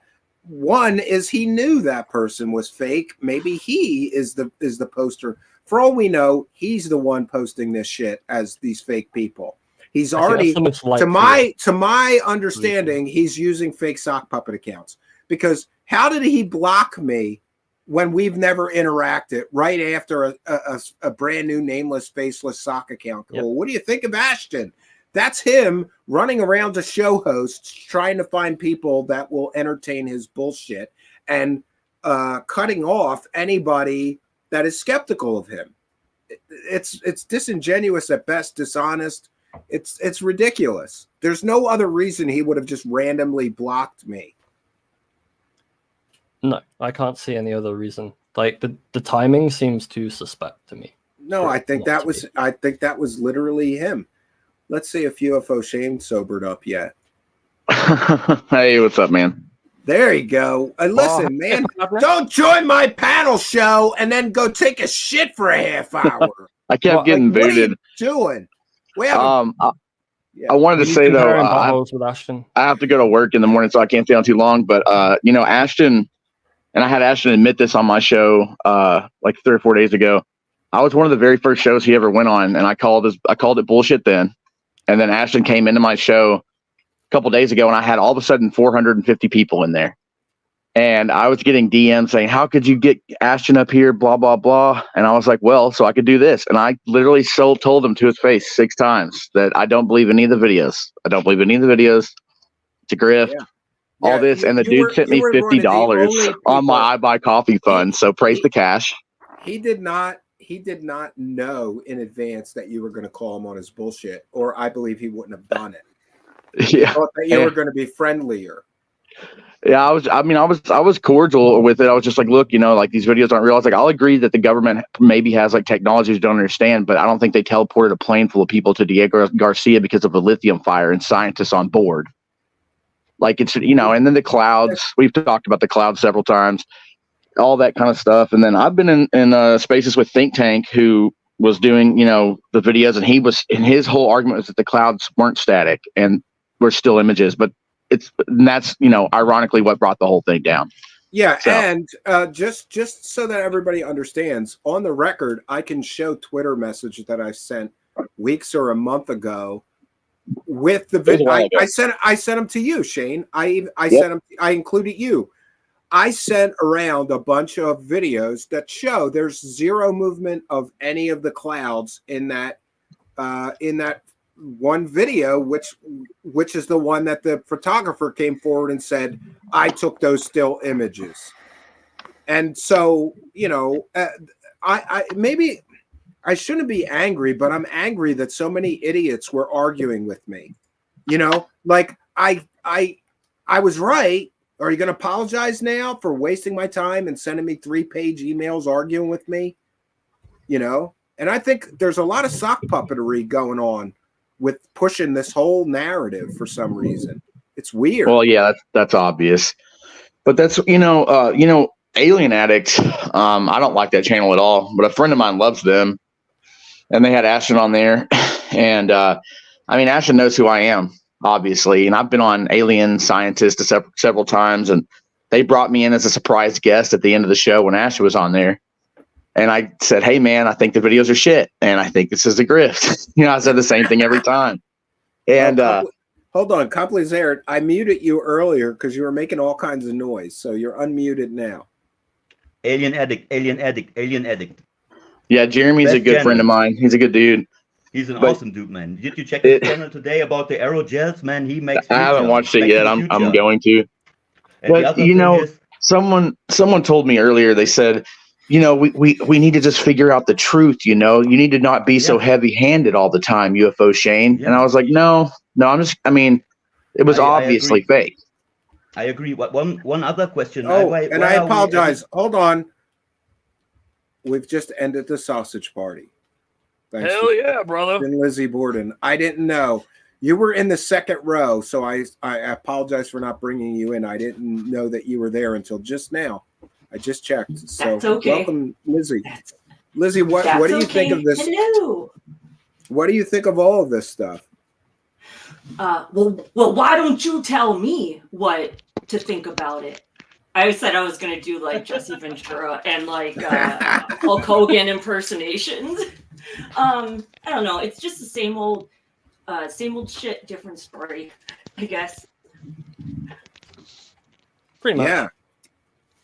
Well, what's going to happen now, though, is it's going to be a different thing. He's going to go on. Now he's saying he wants to be an electrical engineer. He's going to pick up something else. No one's going to apologize for anything. He was actually super cool to me in the last show. Like maybe he saw this coming. I'm not sure what was going on, but I've always just been myself around him. Like I said, that's one of the first shows he's ever on, but I've always said the same thing. They're not real. A bunch of people are gonna I said this on my show. I said, you can build your fan base on like the sand, and I'm not religious really, but there's a good parable from the Bible. You build your house on the sand or the rocks, right? And when you build your fan base on the sand, like David Wilcock, right, you have this huge fan base. You blow up for a short period of time. Or like David pulled it off for years. He's a master, And then when it all crumbles, you just have like crazy fanatics there, and no substance, no anything, no wisdom, no intelligence, just people just sucking you off. And then you start leeching off those people. Yeah. Blind followers. And that's what I said. You don't ever want to do that. And people are like, oh, you're jealous of his numbers. And I said, no, I'm very happy with what I've built because I've always been me, even whenever I'm crazy. So, yeah, I know something about that. And it is interesting, though, to see, like, I can't lie. Like, part of me looks at some of the Grift Squad and gets pissed off because they come out of nowhere and suddenly they've got 10 times the following I've built in 3 years in 3 months. Do you know what I mean? So part of me, goes, wow, like, I got to respect them for that, for building a following. But if your whole following is built on lies, does it really matter? Like, do you get credit for that? You'll make money for a short while. Listen, UFO Shane, you grew up like I did. So, like, in my neighborhood, there was a lot of dudes that had a lot of money, but they were fucking criminals. Like, they were fucking thieving, drug dealing, robbing. They were all criminals. So I didn't respect those guys. Do you know what I mean? Because it's like, well, great, you got a brand new nice car, but you're a thief. Like, you're a slime ball and you're risking prison every day of your life. Like, I don't respect somebody that builds a following based on complete and total bullshit. Well, and if you look at those people now, Steven, they don't have the cars, or they still have that car from then. They haven't bought a new one. It doesn't go anywhere. Oh, yeah, and it was always like, little Jimmy got popped and he would go away for a few years, Yeah, and then some crackhead steals and sells his car. They got to wear some pretty sparkly bracelets for a short amount of time, though. I bet. Yeah. Like I honest to God, you know, we're in the ufology, man, and I used to be just like these guys. I remember watching Linda Moulton Howe or Jimmy Church, and man, that story on his freaking grift con, you know, because he does, you know, he'll literally be doing a convention. Fuck Jimmy Church. Like, first of all, fuck you, Jimmy Church, you dickhead. Oh, and by the way, just allegedly, that was Spooky's story, and I just stole it. But yeah, Spooky I know, did give it to I me, know. so- But still, I mean, it doesn't matter.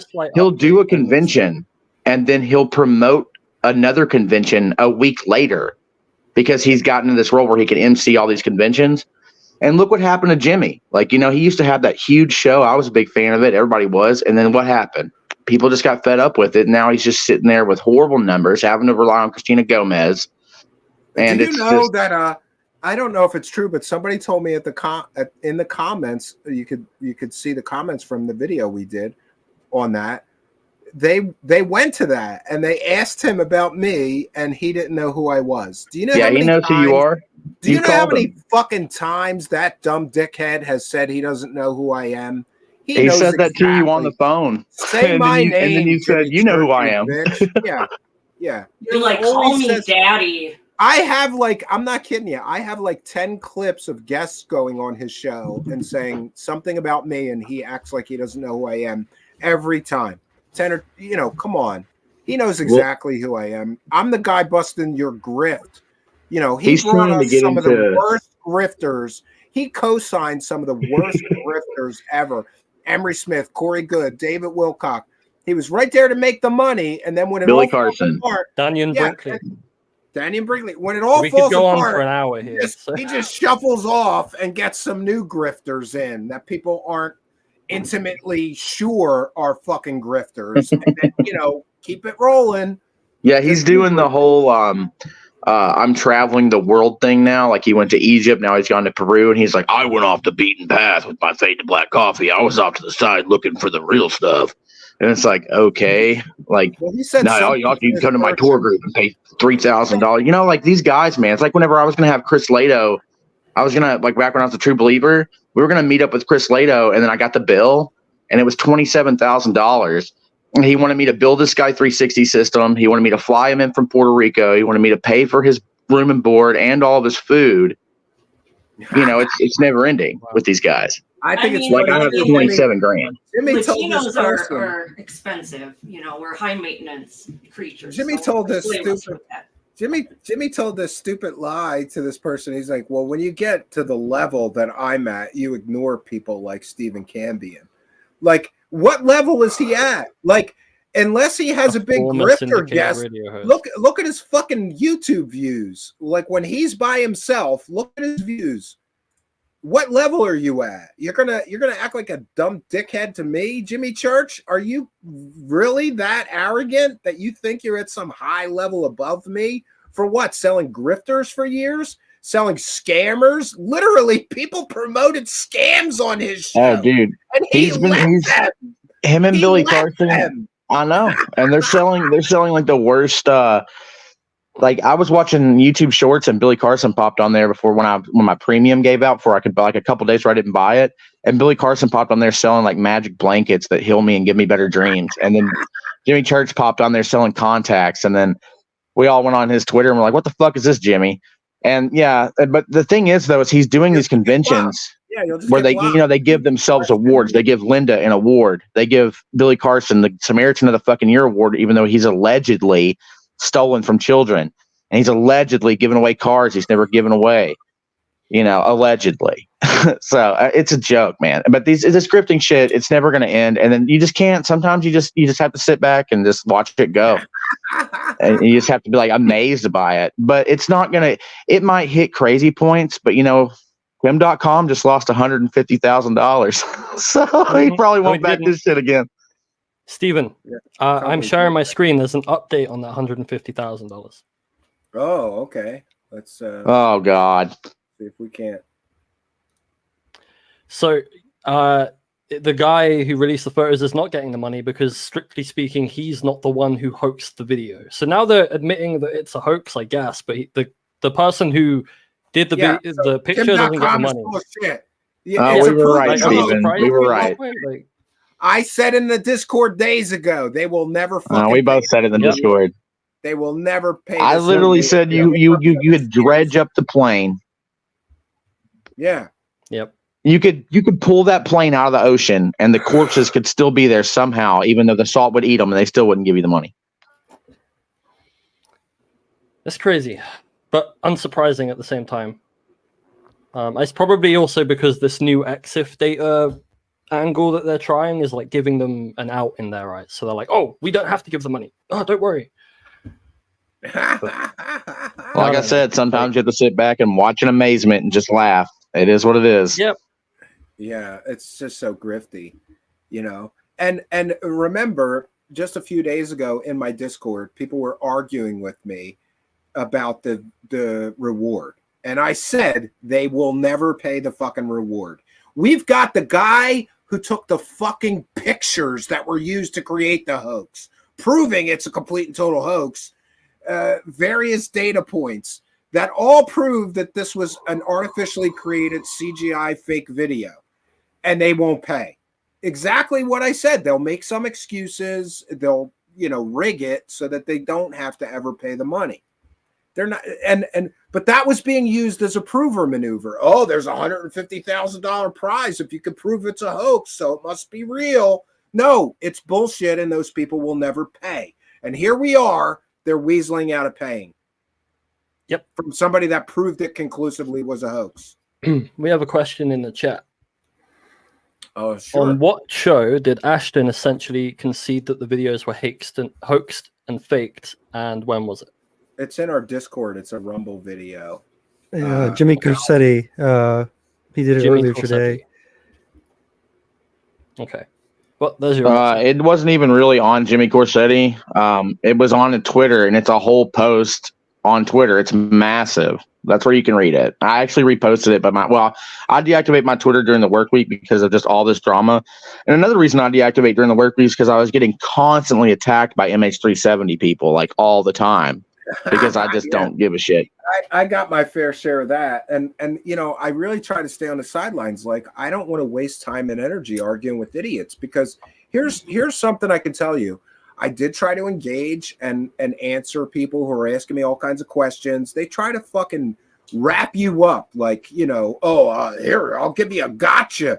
Well, why is there $150,000 prize and nobody can prove it's a hoax, Steven?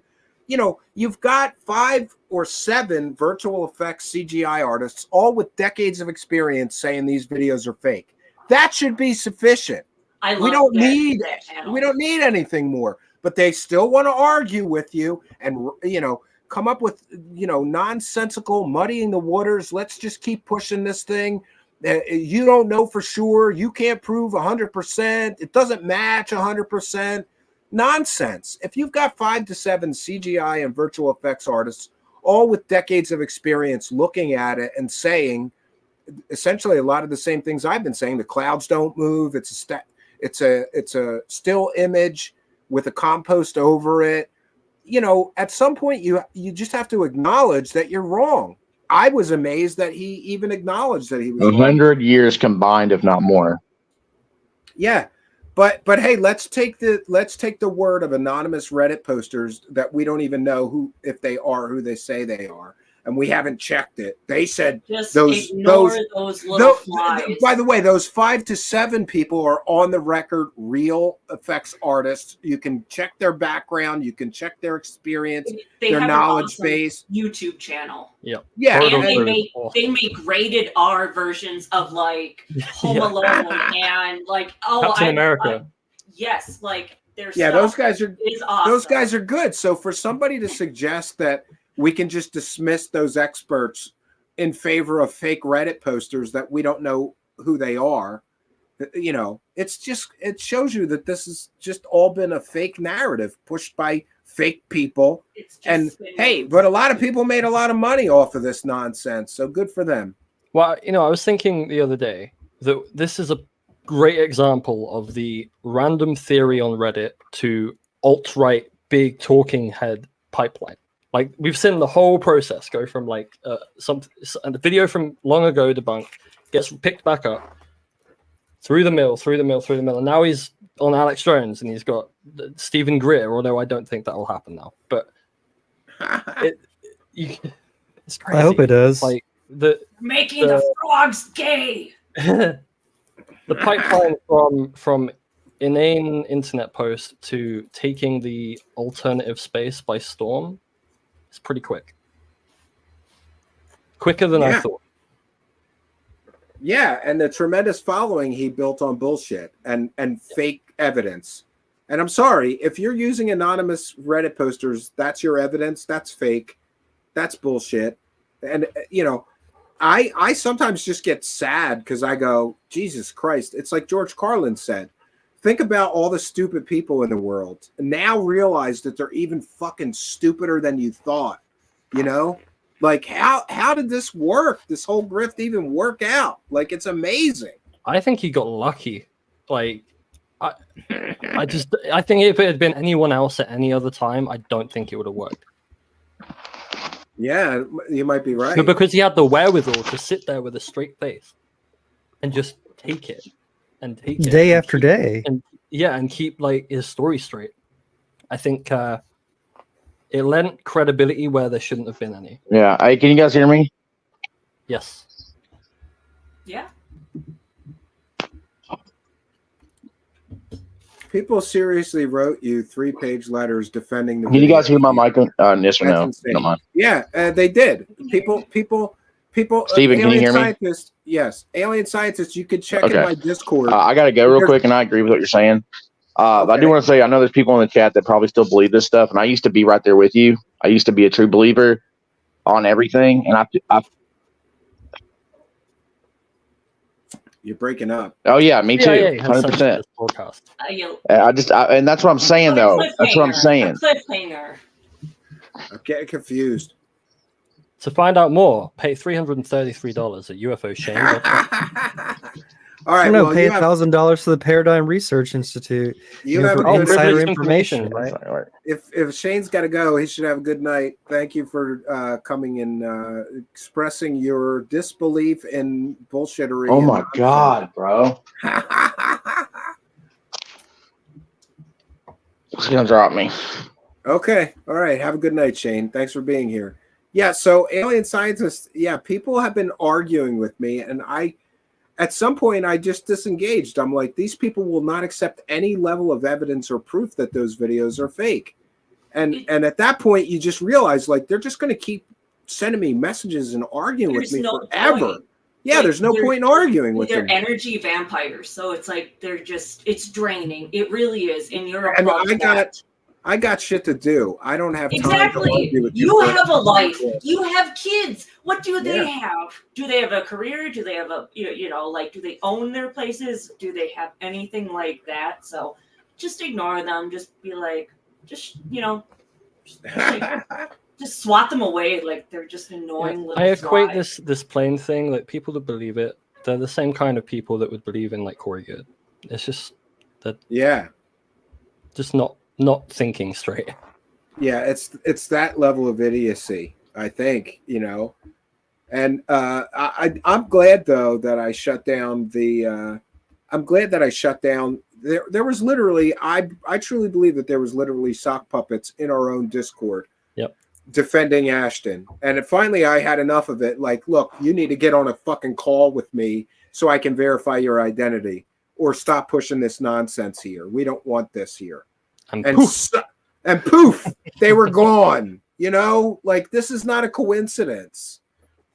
And it's funny. Like, I swear that a lot of these people, and some of them government trained, know about psyops and how to run perception management campaigns. And I hate to get too conspiratorial, but we've seen this happen in the UFO community over and over and over again. There's a reason there's hundreds of fake brand new sock puppet accounts defending Dave Grush on Twitter. There's a reason there's an army of fake brand new sock accounts defending Ashton on Twitter. And part of me wants to get to what that is. Why would this, if it is more than just grifting, I want to know, like, why would they be pushing this out on social media, these false narratives, this disinformation, fake information? disinfo bots. Yeah. I mean, do they want to believe? I mean, I'm just like everybody. I want to believe. I want there to be something out there. I want there to be paranormal. I want there to be all of it true. I want it. But when you get down to the nitty gritty, when you get down to the finer details, it's not there. And all it took was a few months where someone finally said, like, hey, like, yeah, those are my pictures. I took those. Yeah. Template.com. Just somebody like bringing it out, like saying this for sure. And by the way, it's exactly what I've said. Somebody took still images and they created this fake.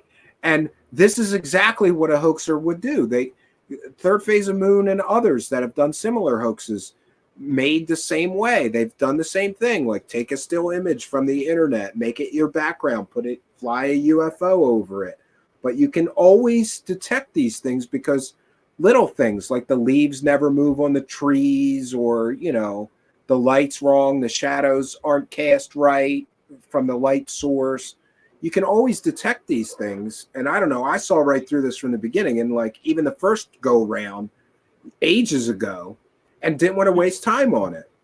But the fact that he was able to pick up this shit ball and run with it so far, all the way to Alex Jones, it's amazing. I love Alex Jones, but he's entertaining at least. On Corsetti today, he was talking about the satellites where we have, live videos supposedly that the United States government can see any point in the entire Earth on live video and have that and have it recording to where you can go back to 2014 and supposedly see these planes in Indonesia. I mean, the amount of space that it would take to save continuous video of the entire Earth would be petaflops. Well, that's what he's claiming. Yeah, that's what he's claiming. And you are exactly correct. And I have a background in computer science, and I can tell you, in order to archive all that, it would be ridiculous. There's no data center on Earth that could hold even a few months of that, probably. It's just too much data. My security cameras only do 30 seconds because in doing more than that, I mean, it would be the amount of data, like it's just not feasible. It's not impossible, but it's just not feasible that there's actually a data center on Earth that the United States government has that's able to record every single point on the planet with these satellites. I mean, his idea that the Donald Trump photo from 2018, 2019 showing Iran and, missile sites, and that by itself proves that there are satellites that supposedly took this data and, put it out on a YouTube video in 2014, like right after it happened. It's inconceivable. I agree. We have journalist Art Levine joining us, I believe. We've had him sober up in the back this whole time. He's been. I had to give him, welcome, a double shot of Levine. espresso before. Welcome, Art Levine. I tried to sit this one out, Art, because I didn't want to waste time on it. But it's all. No, I don't blame you. I'm also in a situation where I'm waiting for a phone call from a friend, so I may have to ring off. So sure. A lot of your discussions, because you as usual are doing the best aggregation of this stuff. But for those who are new to the ins and outs, what is the Twitter account exact name where Ashton has been shown to essentially concede, or some Twitter post that you guys mentioned? What is the exact account where people can read how he has essentially conceded that it's fraudulent? Because a lot of that, what you're just saying, isn't now, even today, isn't now common knowledge. So it'd be helpful if you could reference the URL where he admitted it. I'll get the links to both the video where he essentially concedes it and any Twitter posts available. Okay, somebody that'll put be those in our Discord, please, and I will share them post this broadcast. Okay, great. The other question I have for you is, in terms of sheer hoaxery and stupidity, this seems like it has better quality hoaxing than the Mexican alien mummies. Sure, I think so. But the public fell for all of it hard and defended it, to the end. What's going on, and to what degree do you think this is kind of a forerunner to a level of evidence-free conspiracy thinking equivalent to QAnon believers who believe that, you know, there's a pedophile cult led by Tom Hanks and Hillary Clinton. How far, how dangerous, how far and how dangerous is this? And I want your views, and I can give you my views. Yeah, I think this ranks up there pretty high. It ranks up there pretty high in the level of which people are willing to just cast aside, you know, recognized industry experts. When you've got so many recognized industry experts saying these videos are fake and here's why, and you're still going to put your blinders and your, you know, bury your head in the sand and go, no, they're not fake because some anonymous person on Reddit said they're not, that claims he's the head of Marvel Virtual Effects. Come on.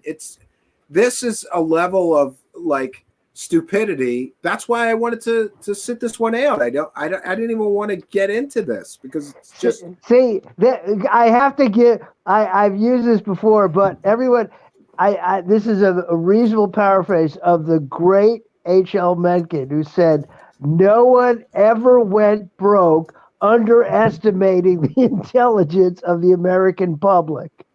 And and that is sort of what we have here. And I'm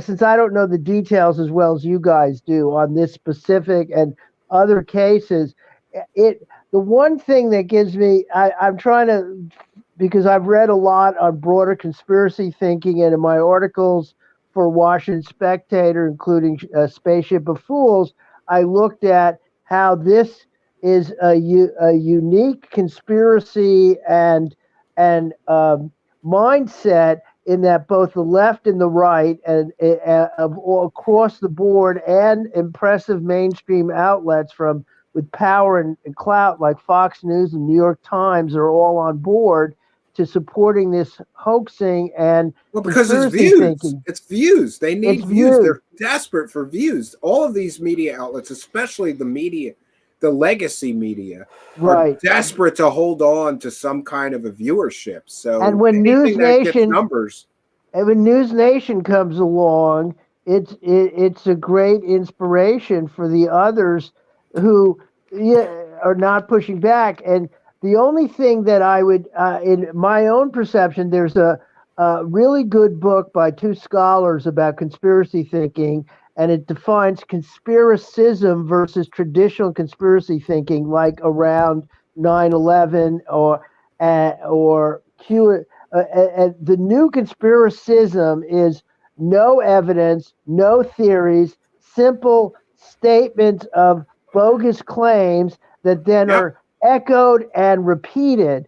Now, my view is one of my favorite examples of that is I've been encountering a whole lot lately, and that is these false talking points. For example, related to Grush. Now, everybody's running around, and I'll give you one very great example. Everybody is running around and saying that UFOs are higher than nuclear level secrets. Right. Everybody keeps repeating that. Oh, well, UFOs are classified higher than nuclear secrets. And what is the source of that claim? Wilbert Smith, a disgraced wackadoo from Canada, who said that in a document at one point, that he met with somebody in the United States and they said that UFOs are higher than nuclear secrets. But the same guy claimed to be in telepathic communication with aliens from Saturn. So when you peel back the layer of deception on these talking points, it's laughable. Like, really? That's your proof that UFOs are higher than nuclear clearance? Well, this is some wackadoo said it once. That's not proof. By the way, I periodically quote your wackadoo prover maneuver as a way to understand a lot of the supporting claims. But relevant to this, and I'm basically trying to figure out, like, my view is that this movement isn't quite as dangerous as it could be, but if they keep buying, falling, defending, and often incorporating violent rhetoric about cover-ups incentivized by people like Corbell and Coulthard, then this could be dangerous in a way it isn't. But my but relevant to what you just said, even though it's sort of off point, but it's relevant to them sticking by the claim no matter what, which is the insistence, and it's just maddening for me. Is I Me get too. this. I can't do no, it. no, I can't it's, interact with people like that. Yeah, they but just won't accept anything. And you'll see on my Twitter, sometimes there's like 22 replies to one person who keeps on pushing and pushing and pushing. Well, I post this meme every day, 185 days of Grush, still no evidence. They all lose their fucking minds. There's evidence. He gave it to them. He gave the evidence to them. You're lying. Yeah. What the point I made in my second article, which is UFO UFO tales falling apart after hearing, where I drilled into Grush and his declining credibility, was, I have the direct, clear-cut statement from Susan Goff of the Pentagon saying totally unequivocally he has none of his topics that he's hinted at or discussed, not one, is either classified or sensitive in any way, and essentially making there is no need to hide any details is the thrust of her statement. And whenever you bring that up, they go, the reflexive response is the DOD is lying, and David Grush and Coulthard know better what will happen if he actually went public with even one verifiable detail. I mean, here's DOD saying none of it's sensitive, none of it's classified. You can talk about whatever you want, home free. Yeah, but that's the excuse. Oh, it's classified. He can't divulge it publicly. Yeah, and then when you point to the statement, Dopser says it's not classified. Susan Goff of the Pentagon, it's not classified. But they'll still argue with you. No, and then, or they'll say things like, Art, they say things like, well, you don't understand how the government works. Right. Yeah, I'm a journalist contributing out of the Washington Monthly, been covering politics for decades. Yeah, I have no idea. You don't know, Art. Yeah. Right. But I love the fact that there's circular reasoning, and that's why this. There was some exchange I had today with both Jeff Knox and Mick West that I think is kind of important. When Mick was talking about, attempting to reach out to people, just the point that they say is, they have the circular reasoning, DOD is lying, but the other central hallmark of true zealots and conspiracy believers, which often overlap, is their beliefs can't be falsified. There's nothing that you can do. However, when I raised that today, Mick West and Jeff Knox, who all of you know and obviously respect, Mick said, yeah, there are hardheads who will never be persuaded, but it's his own experience, given the quality of the work he does, that people who are on the fence or have doubts about the UFO grifter narrative can be persuaded, and let's hope he's right. Yeah, I'm here for those same people. There are some people that just want to come here and argue with me. I can't help you. If you can ignore all clear-cut facts and evidence, I can't help you. If you can explain away clear-cut facts and evidence, I can't help you. It's like the Elizondo grift. What more do we need? He lied to the New York Times and said he ran a $22 million funded UFO program, only in the land of make-believe. So from the beginning, he's a liar, and he's out for something, and he got what he was out for: book deals, TV show deals, documentary deals, speaking fee engagements. That's what he was out for, lying about his background.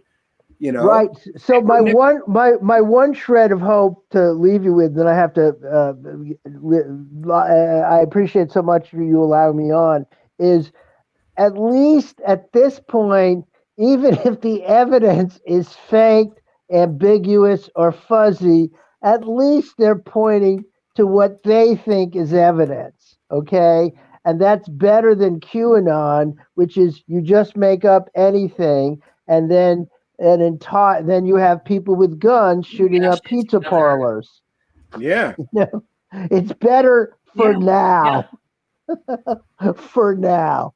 Anyway, keep up the great work, all of you. It's really wonderful. Thank All you. right, thanks, Art. Thanks for being here. We'll throw you out Take of here. care. Stay warm. Okay. Yeah. There we go. So then there were 4.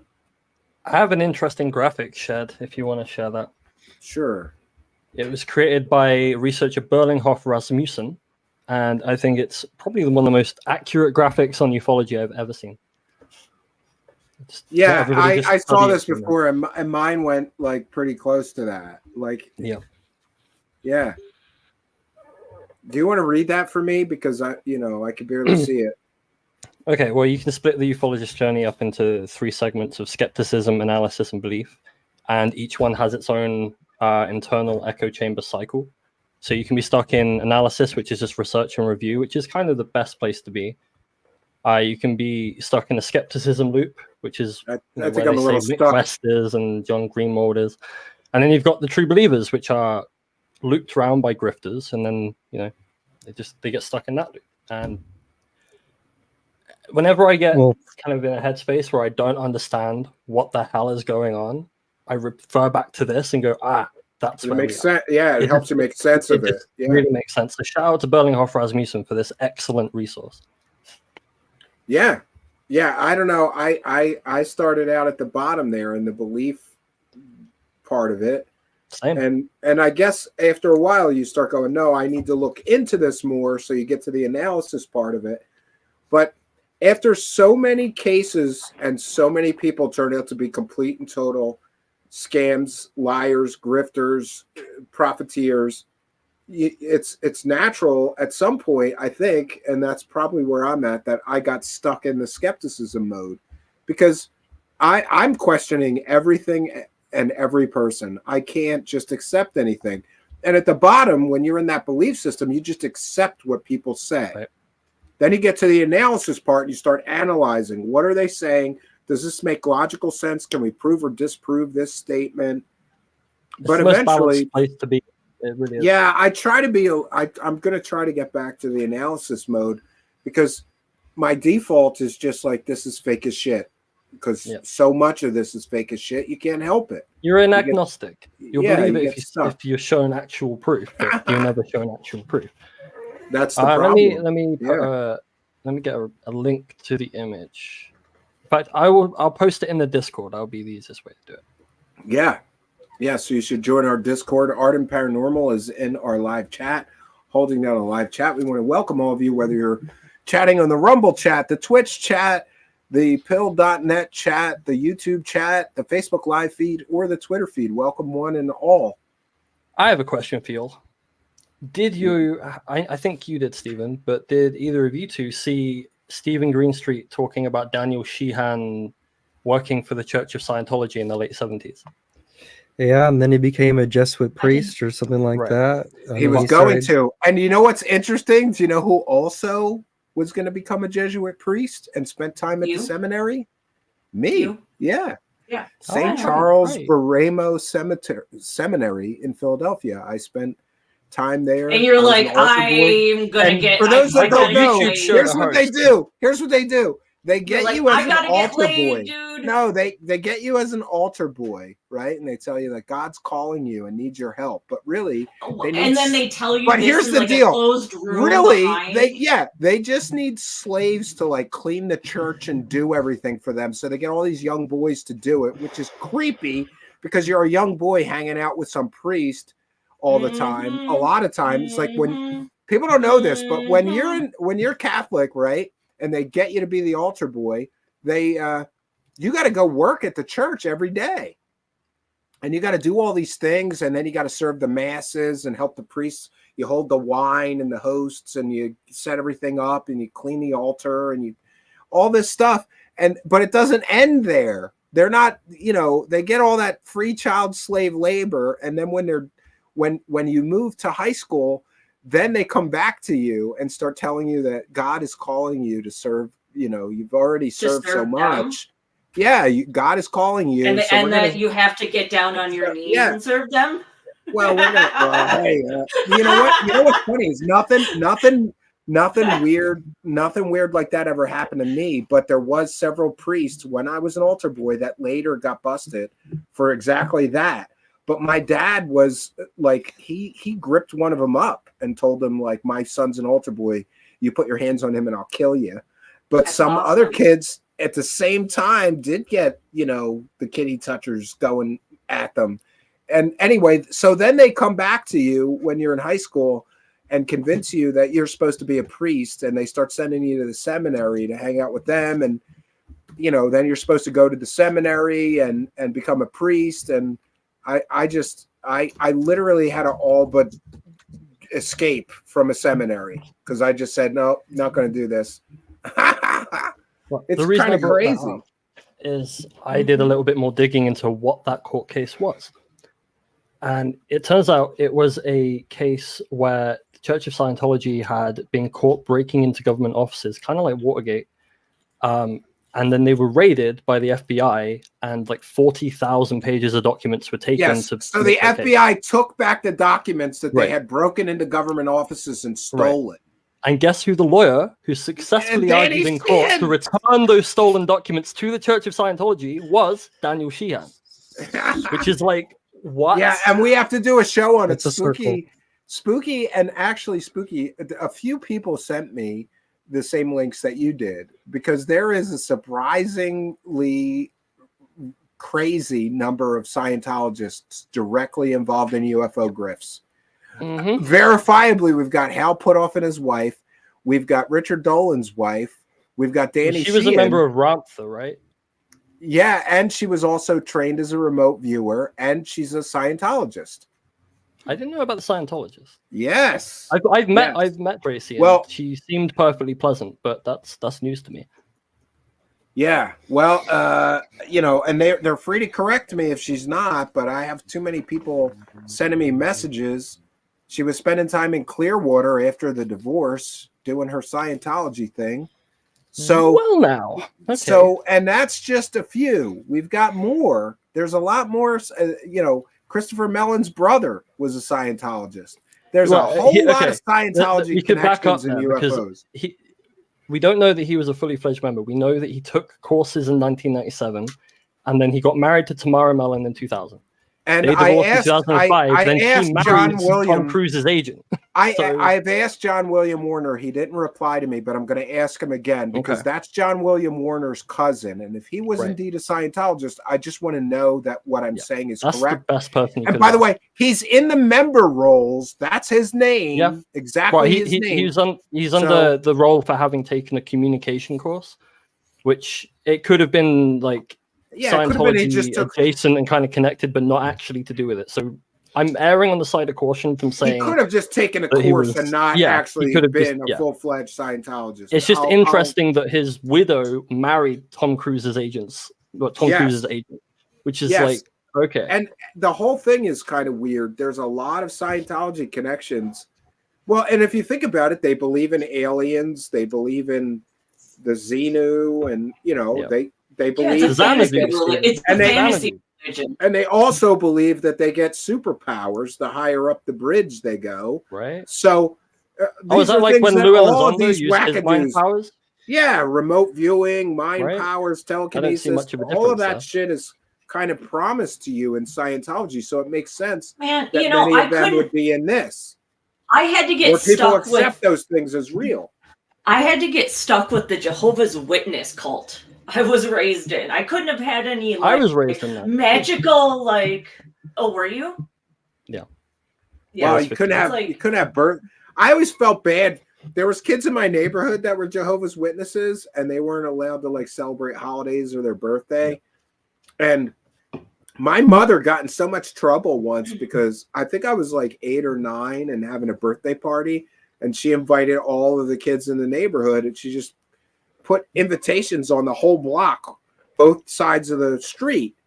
And so a whole bunch of kids that were Jehovah's Witnesses came to the party, and then their parents got mad because they don't celebrate holidays, and they were mad at my mother. But they came and they ate cake and they had a good time. I don't know what the problem is. But yeah, nice. Jehovah's Witness is weird, right? That's a weird one. Yeah, my birthday is coming up. It's December 22nd. So, well, happy birthday! Really Almost. Thank you. Happy birthday. Yeah, I really got weeks. the double You know. You were born on the solstice. Yeah. Yeah, winter solstice. Oh, well done. So and that's where it's like I always liked the winter I'm a solstice, pagan especially witch, here. so I'm a pagan witch, so it actually worked out. And yeah, the wintertime, I'm from Minnesota originally, so the wintertime was You must be a definitely dark nice. pagan witch because you were born on the darkest day of the year. That's weird. That's a little weird. Or that means that I am the You're the beginning of a new cycle. light cycle. Yeah. Yep. Right. Exactly. Well, yeah, I guess it's all open to interpretation. I think I'm gonna have to load this wood stove soon. I have to check, but I think it's. I saw you loading it before the show. You were like, fiddling No, with it and going, you know, "Fuck!"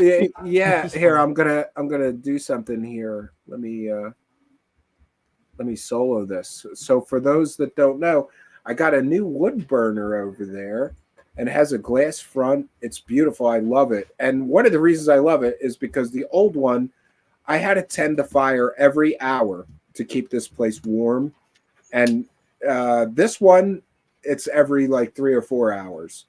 You just throw a couple logs in there and it burns away, and it's keeping this whole place warm. Love it. And it's about ready. I can feel it. And by the way, right here is my favorite chair. It sits right in front of the wood stove. Sometimes it's a little too warm right there, though. But my next favorite chair is right here where I work on the show and things while I'm at the cabin and pre-production and some of my music and whatever. Yeah. What's your third favorite chair? I don't really The toilet? My wife got these. No, my wife got these. She got these egg folding chairs. They're like round, you know? They're like round and on a frame, and you unfold them. They're super comfortable. Right. Yeah. Okay. I have one over there I could bring, but show you. But yeah, that I can put anywhere too on the half filled porch. But today I got a lot of concrete. Like there was a huge draft coming from this whole front wall where the door is, because that was rushed to get it done by winter. And so a lot of it cracked and settled, and there was just big gaps and like just cold air blasting through the front wall. So today I fixed that. Right and on. for those who haven't heard before, these walls that I am sitting in are 2 foot thick. These are 2 foot thick walls. So the logs go 2 feet. So it really holds heat very well. This is like perfect for an Alaskan cabin, or we're here in the mountains. It's super cold. Sometimes it gets -20 here. And when that's the case, you want plenty of insulation, you know, to keep the cabin warm. Yeah, unlike David Wilcox's his bullshit cabin. Fake cabin mansion. I just realized me and Bree have both been there. We have actually both been to Hurricane Hill. Pretty cool. You got to go out there, Stephen. You're not supposed to say that. Say what?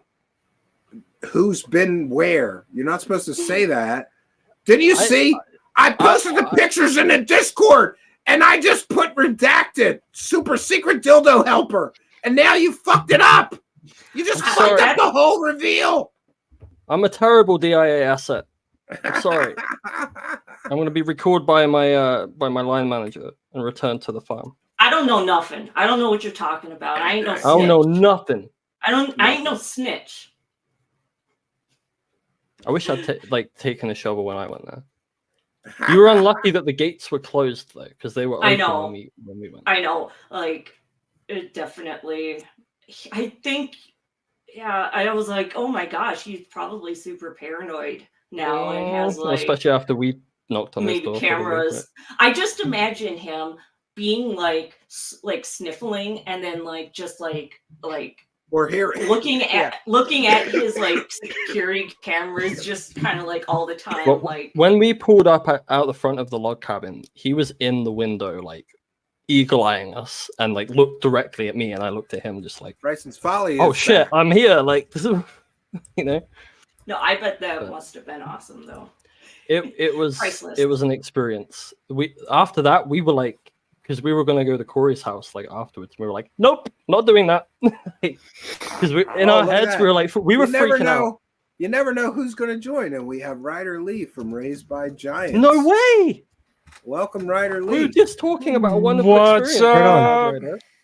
What's So going on? Ryder accompanied me on this adventure to a certain person's house. And it's funny that you turned up. Hi. This journey, I don't know what we're talking about, but I assume that it has to do with David Wilcock. Yes, sir. Yeah, that was I have a funny hilarious story. photo of you in the back of the car, like. Bleh. What part of the story are you in right now, Spooky? Well, we just kind of finished, but like, give your perspective, because like, I've never actually heard like from your perspective. So. Yeah, basically they did grifter knock knock zoom zoom and asked for an interview. We have to explain this because you didn't really explain it. So somebody's making a documentary film whose name will remain nameless, and DIA asset over here and Ryder Lee are also in the car, and they figure let's knock on the fucking door and ask this guy for an interview. If we're going to make it. And by the way, if you're going to make a documentary slagging a grifter, I think it's perfectly acceptable to knock on their door and ask them some questions for an interview. It was pretty bold. So that's Steve. what they did. They knocked on David Wilcock's door and asked him for an interview, and he freaked the fuck out. Go, Ryder Lee. Tell what. Yeah, he did, and we considered actually going to Good's house as well, but kind of backed off of that. Yeah. But yeah, we thought maybe Wilcock was going to call the police or something, so then we just decided to kind of wrap it up. But we did go to Gaia though as well, which was a really interesting scenario. That was very interesting. Yeah, really weird. They were totally covering for Kirsten as well. So you guys, I remember I had the cans on in the car, and you guys were asking.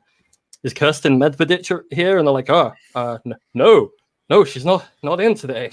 Yeah, it was a bunch of sidelining, and a lot of them were saying that they didn't even work there while they were wearing Gaia badges. Right. Like, what? You don't work here, but you got a Gaia badge around your neck? Well, they could be subcontractors. Did you know I worked someplace where almost everybody in this entire building wasn't a direct employee of the company? The company was filled with subcontractors. We were everybody was working for like an employment agency, from IT to accounting to everywhere. And it was a bank, which was, to me, was weird. It was like, why does this bank not hire direct employees? And instead they pay, like, for people that don't know, if you're hired as a subcontractor at a company, they're paying 3 times what they would pay you if you work directly for them, but they like the lack of liability. Like, they can axe you at a moment's notice. They just call the employment company and say, fuck this guy, he's not working out. They don't have to deal with your medical or benefits or vacation or any of that shit. Surely it would cost more to like train the rotating roster. Yeah, but there's a lot of companies that do that for whatever reason. I worked at this super shady bank once. It was totally shady. They were in the mortgage scam business.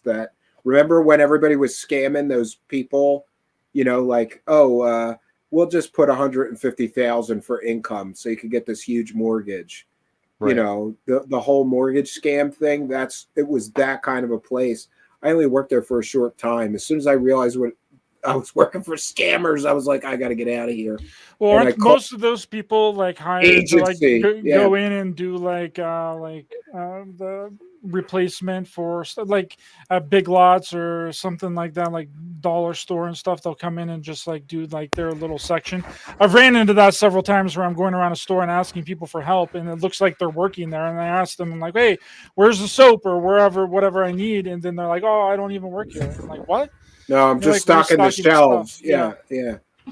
There's a lot of that. So those Gaia people could have been telling the truth, but that's interesting that you guys knocked on David Wilcock's door and asked for an interview, and then didn't he freak out? Wait, didn't he freak out and say no house calls? No house calls. Yeah. I would take house calls. I was going to say the cop, like he's in Nederland, Colorado, and the cop. Allegedly, but I've allegedly to get to Black Rock, but it's the cop station is in a little like strip mall, like it's that type of small like country town that it's like it. Yeah, I love it, but yeah, they it's got the very post pretty. office. I understand why he lives there. It's very pretty out there.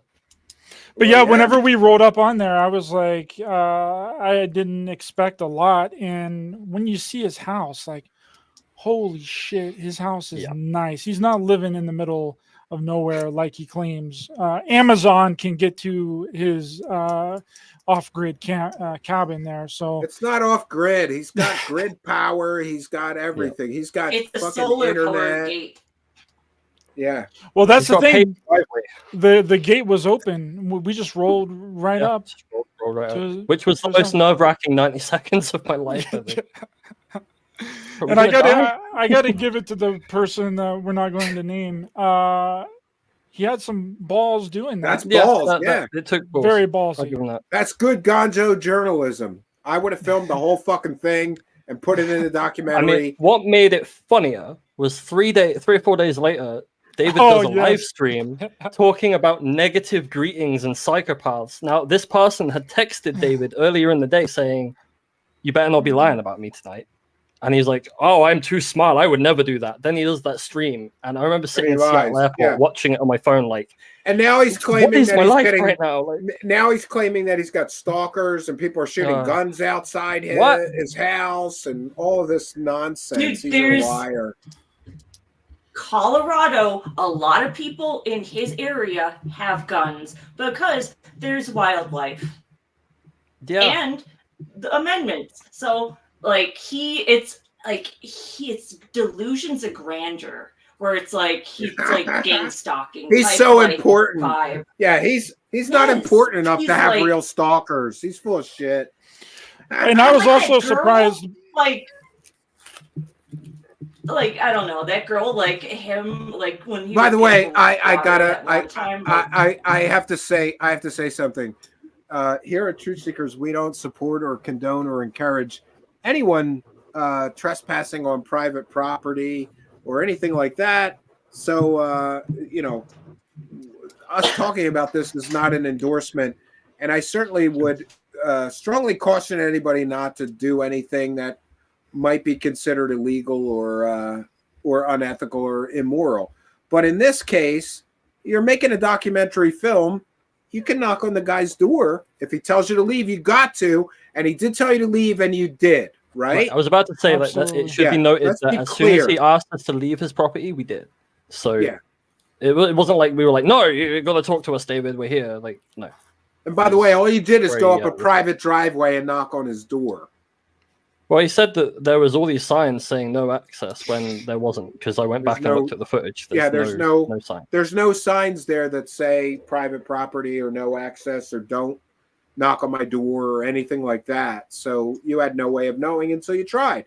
And I would encourage any filmmaker, if you're making a film and somebody's involved, I think it's perfectly acceptable. And I took a lot of heat for saying this. I think it's perfectly acceptable to knock on their door and ask them questions or ask them for an interview. How, you know, if you're going to, especially if you're going to slag them in a documentary, give them an opportunity to defend themselves. And that opportunity was given to David Wilcock, and he declined because he's an intellectual weakling and a coward, and he knows he sells bullshit. He can't withstand real questions. So he hurried these people out of there because he didn't want to answer real questions about all of his grifts and scams over the years, in my opinion. Yeah, whenever this person got back into the vehicle and we drove away after he told us that he didn't accept in-house calls or whatever it was he said, I was stunned for a minute because no one said anything and I couldn't hear what was going on. Spooky was the only one that had headphones, so I didn't understand what was going on, and no one said anything for like a minute or two as we were driving down the driveway, and I was like, what happened? What went on? I couldn't hear what happened. And I was like, was he even home? Because there wasn't any cars in the driveway. I didn't even think that he was there. I thought we were just, this person was just walking up and knocking on an empty house's door. So it was interesting. And then I had some footage of it, but it got deleted because I needed to make more space on my phone. But that's a crime. But no, I remember driving away and the shocked silence afterwards, and then turning to that person and going, "Well, that happened." It was it's quite an adventure. It was quite an adventure, and another thing, that I think that I have to mention just for legal reasons is that there's a lot of rumors going around that I sent someone to bury dildos on his private property. And of course, that would be illegal. And I just want to make sure that everybody understands that no, I did not direct anybody, ask anybody to bury dildos on his private property. But the big reveal is going to come soon. I have the video half made. It's kind of a letdown when you see where I actually buried the dildos. Very close to his home, but not on private property. We didn't break any laws, to the best of my knowledge, but we're still going to protect the identity of the person who actually buried the dildos, just in case. And come on, Earth's greatest prophet couldn't find dildos buried right near his house for 3 years now. Even though he's talking to angels and aliens. All he reminds me is like he's trying to be like a David Spade like impersonator. Is just all I see with his big old head. I can't unsee that now. Oh god. Yeah. You mean David Blaine, or did you mean to say David Spade? Or David Spade. Yeah. Hey, to bring this back around to MH370, Ashton has done a full statement, which is what that little quote I had was pulled from. I can share it now if we want to read it. Yeah, let's do that. Yes. This is very interesting. I just found out about this today, that he finally came out and said Okay, it's sharing. There we go. But he's not 100% conceding that he's not 100% conceding. So I've spoken with Kim.com and respected his advice. After having reviewed the raw images myself, I am prepared to make the following statement. How virtuous. Let's all give him a round of applause for making a statement. The cloud images seem to be too close of a match to be coincidence. As a rational and logical person, I do not have a way to explain them matching to such a high degree. After talking with Jonas, I don't believe him to have any malintent. I can no longer claim that the videos are authentic due to this evidence, which that's him conceding right now. Kim has agreed to make a payment to Jonas for supplying the assets, but that may have been used to fabricate the satellite video. Okay, so he will be getting some money. No. I think that this statement came before the weasel out. No, it was in response to Kim.com. Okay. It was in response to the thing. Since no hoaxer has come forward, no one's going to get the 150K. The case remains unsolved. The body of evidence uncovered from investigating the videos is extensive, and the fire scenario still presents the best evidence-based story to date. Best evidence. No evidence. No evidence. Speculation. 100% speculation. Evidence of absence is not absence of evidence is not evidence of absence. We will continue to seek the truth of what happened in plane. We will learn the secrets of advanced science unknown to the public. We will render the old system obsolete. Now that's some booing on speak if I ever heard any. I will continue to stream and do every appearance that is requested of me. So Stephen Greer is still on. I'm always happy to talk. Wait. Hold on. He just said he will do every appearance. Every appearance. Say it again. Read exactly. I will continue to stream and do every appearance that is requested of me. I'm assuming you've requested it multiple times. Stop. No, I have not requested him, but I'm hereby going to request him for next week. If you're going to come in here to the fucking lion's den, then you got some balls, Ashton. But if you don't, then you're a fucking liar with this statement. I am hereby requesting your appearance here on my show. And I am going to invite all those CGI experts. Everybody that said the videos are fake. I'm going to invite Mick West. Let's get over this nonsense. And I'll do it right here next week. I can try to do it right here. Book him. Do it. Right after this broadcast ends. Any night next week, Monday through Friday at 9 p.m. Eastern. He can have any night he wants. All right. Gauntlet's thrown down, Ashton. Your move. And by the way, a lot of people don't know this, but I have so far, I think it's like a 12-minute video destroying Ashton that I haven't broadcast. Because I just been collecting little bits of stupid shit he said, stuff that's fake, stuff that's nonsensical, his fake sources from Reddit, everything. let him come here and we'll go through what I have. If he's got the balls to do it, I don't think he will, but he'll go to friendly shows. You know, he'll check out the show host and then block the show host. He's never communicated with me. He blocked me after a sock brand new account came and said, "What do you think of this?" And I said, "It's all fake." He blocked me. I never communicated with him. That means he's so intimidated by you if he has to block you right away for just that. Think about it, though. I'll give him some credit if he actually comes here. But according to that statement, he said he's going to do every appearance requested. I'm requesting an appearance, Ashton. Come to the Lion's Den, and we'll see how your theory holds up under real scrutiny. I mean, read the rest of this, though, first, Spooky.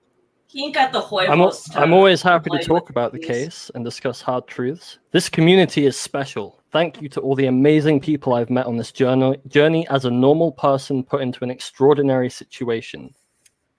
I couldn't be more grateful and look forward to the next chapter, Ashton, with some kind of hokey graphic there. Where his name, although the way it's sharing, I think it's because my screen is HDR, so it's sharing a bit weird on the colors, but on for you guys, it looks like you can't see the name, but you can. That looks like, is that Tom Brady? It looks like a Tom Brady. No, it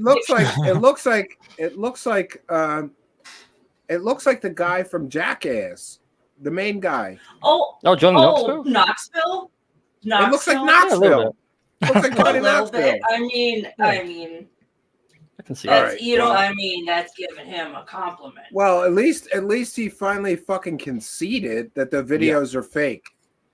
Yeah. But they weaseled out of we can paying. end it now. They weaseled out of paying. Oh no, we set criteria. You didn't meet the criteria we set, so we don't have to pay. Even though we were wrong, they were wrong about everything, but they don't have to pay. What's funny is like the video was uploaded in what, like 2016, I think, was it? Or 2015? Well, no, it was 2014. It was just after the plane crash. So the person that ran that account and uploaded that video might not even be alive anymore. Like, it's been a decade. So expecting someone to come out of the woodwork that we don't even know is alive and collect some money to prove a debunk. I said in the Discord that even if the real hoaxer comes forward and has overwhelming evidence that they created it, they won't pay. They'll weasel out of it somehow. You know, we've got the guy that took the fucking photographs that this hoax is built on, and we won't pay him. So they're not going to pay. Well, no, Kim.com's going to give him some money, I guess. Like, I don't know how much, but he said he's going to give him something. Maybe, probably see. Because Kim.com said he was going to give him the money, but then obviously other people have gone, no. But then he's like, well, I've said I'm going to give him money now, so I have to. All right. Which, kudos to Kim.com for actually having a spine. But I gotta load this wood stove and get another drink. So I nominate Thin Lizzy because she's better looking than all of you clowns to host while I'm gone. I'll be right back. Okay. I'm offended. Go ahead, Thin Lizzy. Ask Ryder Lee what he thinks of all of this. So, well, what do you think of all this? Well, I've been seeing that it's fake from the very beginning, and I've encouraged people to not bring him on, Ashton Forbes, on their show, because a bunch of people have reached out to me and been like, yeah, bringing this Ashton Forbes guy on it's the biggest disclosure ever. It's real. And I'm like, no, bro, it's not real, dude. And so it just kind of proves my point there. But the balls of this guy to say that it's debunked, that it's fake, but I'm going to continue to do all of these interviews and presenting it as if it's real. I mean, is he going to say in these interviews, oh, hey, by the way, this whole thing is going to be debunked? I guarantee you he's not. He's going to still present it as if it's real.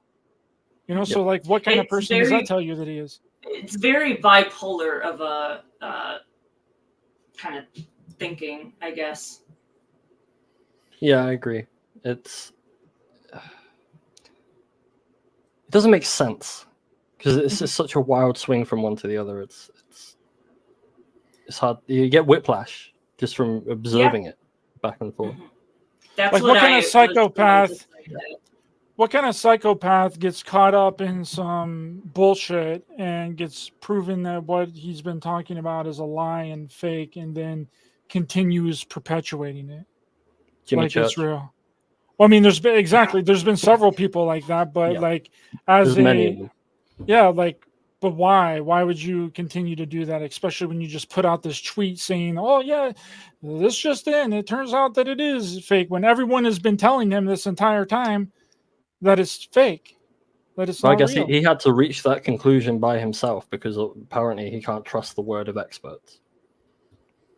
In that photo, At least he got there, I guess. The but game footage didn't do that for him because a few of the Apparently not. pixels were off.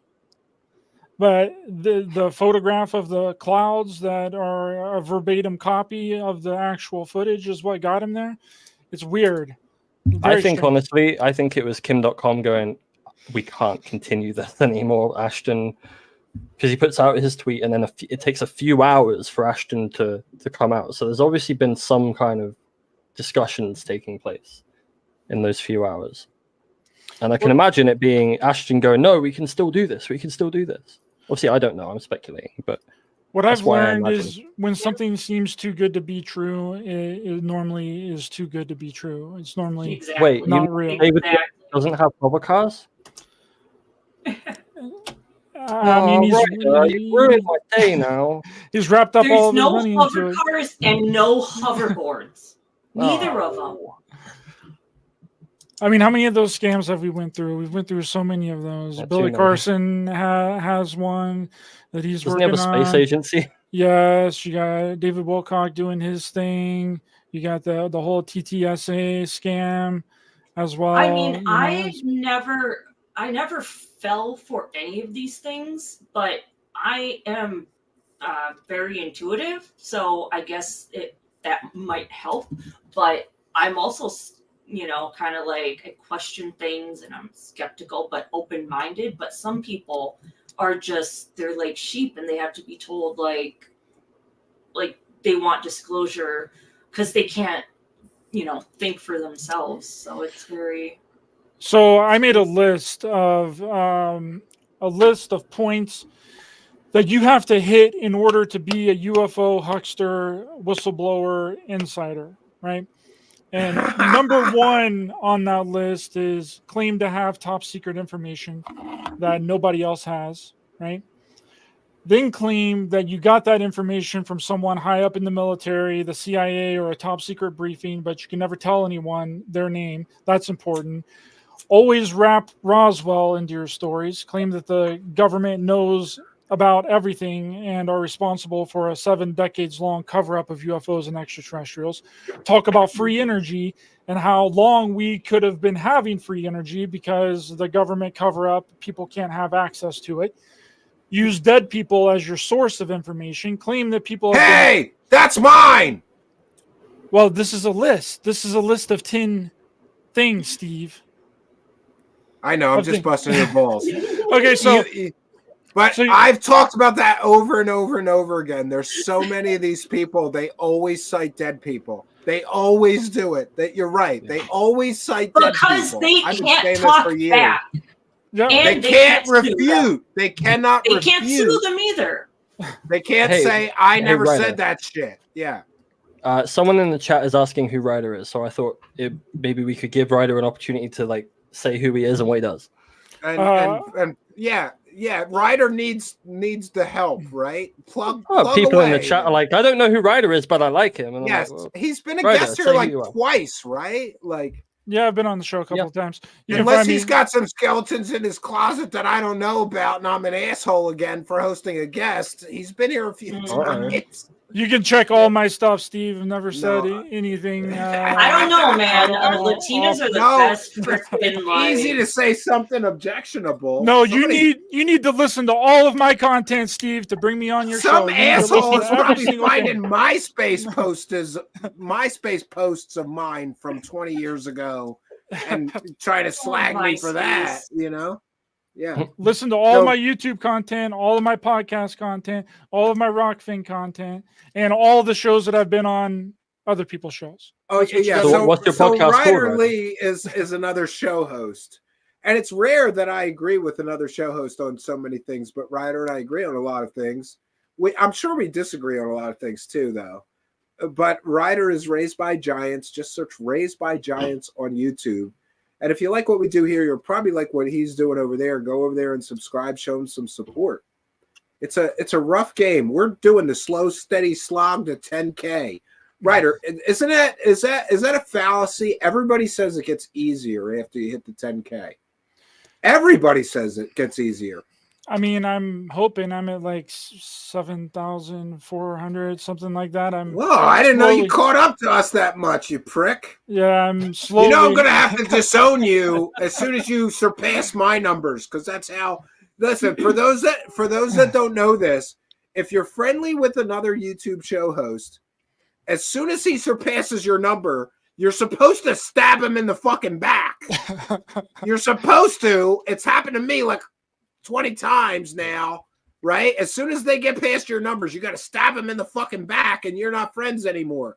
Fuck that prick. So fuck you, Ryder Lee, if you get bigger than me. Fuck you. I have a right in your question, eye. Ryder. Oh, but I Were will you- say this. Ryder's one of those guys that grinds like hell. He really does work hard on his content. And that's why I like and Hey, respect just him, because his I do parents that. had gigantism, leave him alone. He's a good guy. He was raised by giants. Yeah, I really am. I am really tall. Me and Steve might be. Are you? I'm probably taller than you two, Steve. Tell people a I'm little guessing bit. 6'6" or 6'7".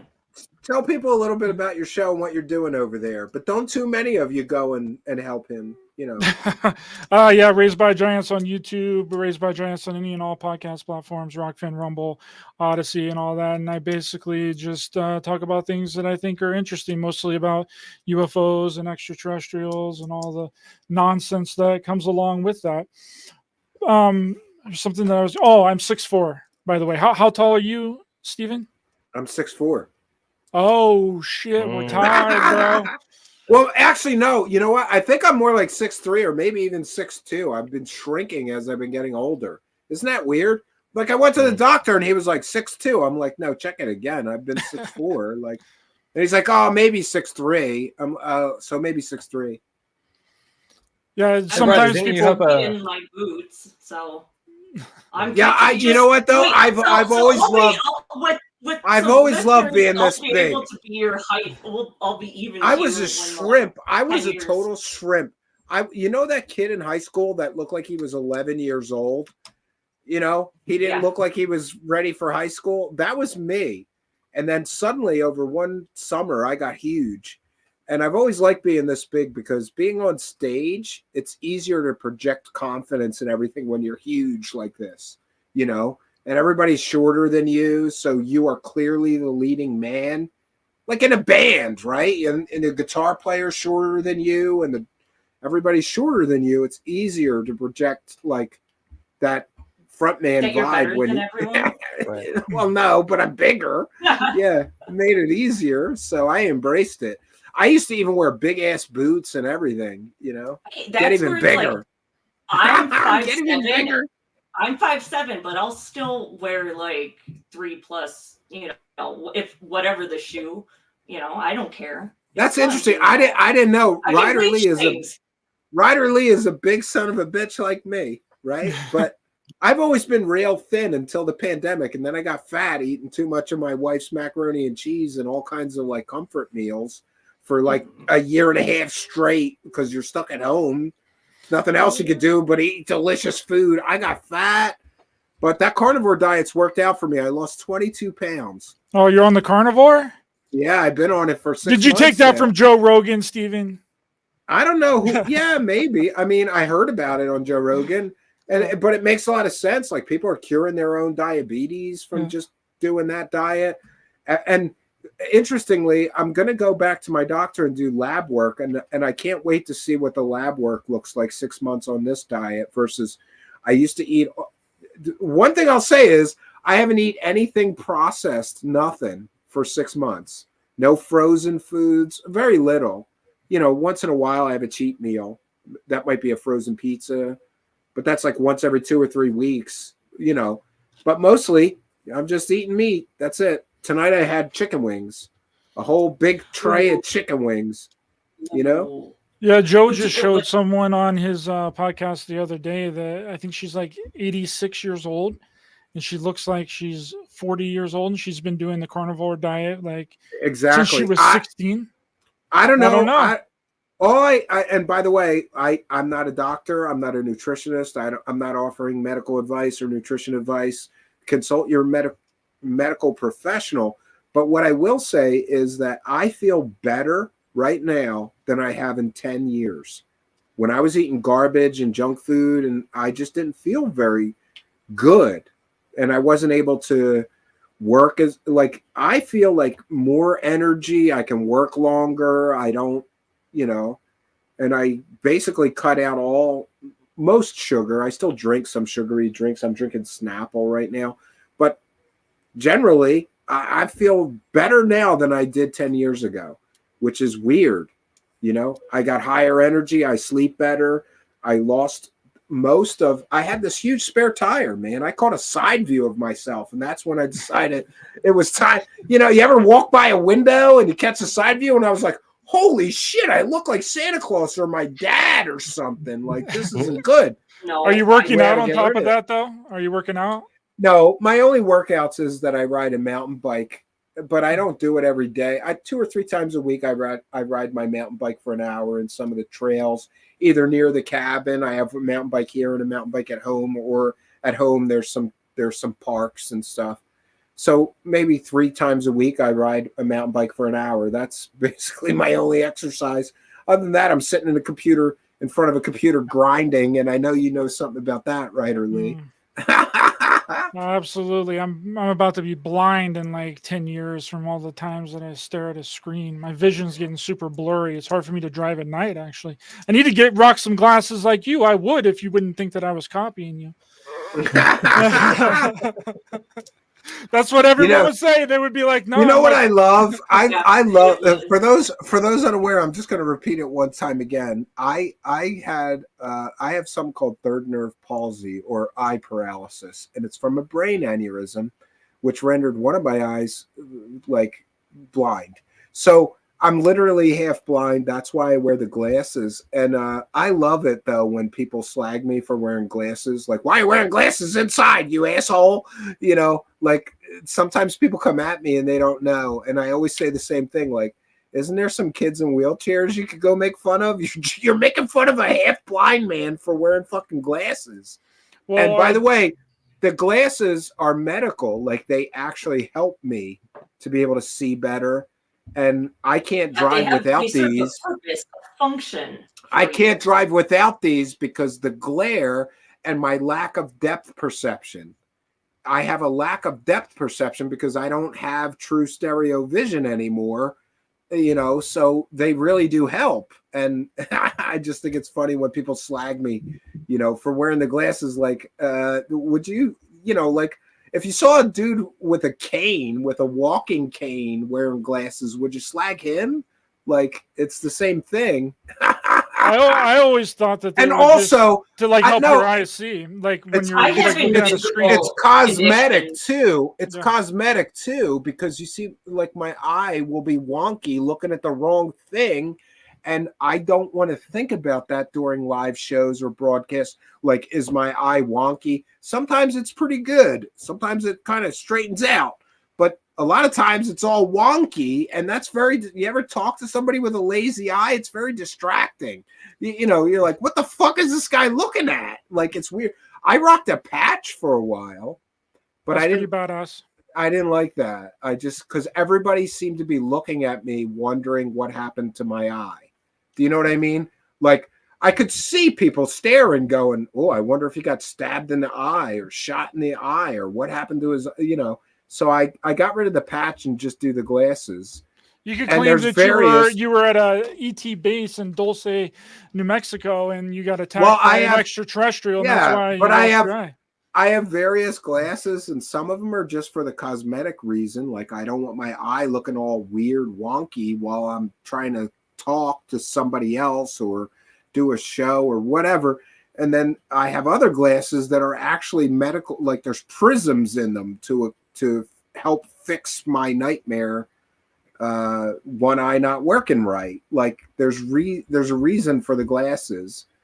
And I was really upset about it at first when it happened, because it's a disfigurement. Like you got this weird wonky eye. But I eventually, like I had to do shows after this happened, and I just found the glasses after the patch. I found the glasses, and I just said, that's just what I'm going to do. I'm just going to put on the glasses. I don't think about it. I'm not self-conscious about what the hell my wonky eye is doing, and I can just focus on what I'm doing and not worry about it. So yes, it's a bit of a mask, and if somebody has a problem with that, sorry, I'm just trying to compensate for you don't owe them anything. Yeah. Be like talk to the freaking oh man, over there. I didn't even notice this, but we got a whole bunch of super chats. So we want to thank UFO Shane for being a member for 3 months. UFO Shane for a kind and generous $5. Don't want to say I told people so, but well, yeah, he said I told you so. And then we've got the Sammy Jenkins experience with kind of generous $10 Australian, who says buttholes. And that's another one. Come on, Stephen. Everyone knows that just like dispersal patterns, all clouds look the same. Yes, thank you. And another one. Oh no, wait. Next one. Hold on. We got a few more to get through here. I'm not here. This isn't happening. I'm still buckled up. Are we there yet? I really need to pick $5 Canadian. I wish she wouldn't do that. She's doing enough being the moderator here. But thank you, Arden. Potato pancake with a kind of generous $2 Canadian. We've got I'm not here. This isn't happening with £9.99. Never forget, there are some folks who think Adam and Eve's kids banged each other enough to create humanity. Evidence has nothing to do with the topic anymore. It's a cult. Can't say I disagree with you. And a kind of generous $2 super sticker from Anthony Peterson. We thank all of our kind of generous benefactors, all of you super chatters, you PayPal donators, Patreon supporters. One more, Steve. Was there? Yeah, just a second ago. Well, a new one then. Oh yeah, Deb from SAC, longtime show supporter with a kind of generous $10. I think you're cute, Steven. Fuck those haters. Yeah, fuck them. Fuck them. Praise the cash, bitches. Yeah. We're praising the cash. And I apologize. I was so engrossed in having these conversations that I missed that we even got super chats. But I'm thankful for all of you, and thanks for listen. It's always awesome to be appreciated. Thanks for appreciating me. We appreciate all of you. Praise the cash, bitches. Praise the cash, praise the cash, praise the cash. I agree with that person talking about the cult thing, though, because Steve, you need to bring me back on your show again sometime in the future, because I want to run down every single one of these freaking UFO cults that has popularized all this stuff. And I've done a big deep dive into all this on my channel. I've done 13. Well, I got next week. Next week. Monday through Friday, except if Ashton wants one of those nights. You get second dibs. Next week I'd like to do, and by the way, I have been slacking on guests lately. As a show host, sometimes it's just easier to do the show yourself because you can get it done and not depend on people or worry. I don't worry about you or some other people. If they say they're going to be there, they're going to be there. But the new guests always give me agita. Like I always worry. Like, because sometimes they have tech problems and they can't connect, or sometimes they no show. New guests are the worst. So I'm going to concentrate on more return guests, and you're certainly on the list next week. Sure, You should let's come do and it. do that. But it's so interesting in looking back and doing all the research on these UFO cults, because it's literally where the entire ideology and the theology and the theosophy from the community has come from. It starts way back in the 1930s with the cult of I Am with Guy and Edna Ballard. It's where all of the New Age thoughts and theories and theosophy comes from, was that cult there. And then it runs up to 1953 with the Seekers UFO cult, with Dorothy Martin, and then the Unarius Academy called, and then the Van Tassel Ashtar Galactic Command called in 1953. You're right. It's all connected. Everything It's you just said is one correct, thread. but apart from the start date. Now, I'm 12,000 words into a manuscript of the history of the New Age movement right now, and it starts roughly around just after the end of the Civil War. Well, with the occult writers in the wake of mass conflict on Earth, there's a bunch of people with trauma, right? And Yeah. these spiritualist And these movements, they they move in. after Yeah. every single They move conflict. in. All the mediums come. Oh, you lost your son in the There was the Civil Fox War? sisters. There was I'm Arthur Conan not Doyle. bad. Hey, not all mediums are bad. She's not a bad witch. Yeah, but Spooky's right. After the Civil War, all these grifters came in because there were so many people grieving the loss of family members. Some of which were the big ones. Some of which may have murdered each other because of the way the battle lines were drawn. They may have murdered family members. So these grifters rolled in. Oh, I can communicate with your dead son that you lost in the Civil War. And then, of course, Madame Blavatsky comes along, and I think all roads lead back to Madame Blavatsky. Study Madame Blavatsky. All of the stuff she that Polish? all the grifters, Russian, I believe, I think, all the grifters rip off Madame Blavatsky's talking points and bullshittery, and it's all back to Madame Blavatsky and the secret societies and Rudolf Steiner. Rudolf Steiner, Edgar Casey, all of them. Yeah, it's Theosophical spiritualism. It's really all connected. It really is. It's been a recurring thing. Like, these concepts got rolled into Scientology, and now Scientology is rolled into Hollywood. It's like it has affected way more than just the spiritualist movement area. Yeah. If that makes sense. It's Yeah, definitely the roots branched have out in like gone socio-political ways, like outside of its initial catchment of people. Well, they've comments from the live chat while we're talking. I'm all caught up. I was way behind. Paul Shields says, I love these panel discussions. Thanks for being a member, Paul Shields. And we want to thank every member and Patreon supporter. Tomorrow night, I'm doing a stream just for Patreon supporters and YouTube channel members. And I'll post details of that sometime tomorrow. I got most of what I wanted to accomplish here at the cabin this weekend. I got done today for a reason, because I wanted to get that out of the way so that I can dedicate some time while I'm here to the show. My wife lovingly took a day off so I could get here Thursday night and get a little bit of.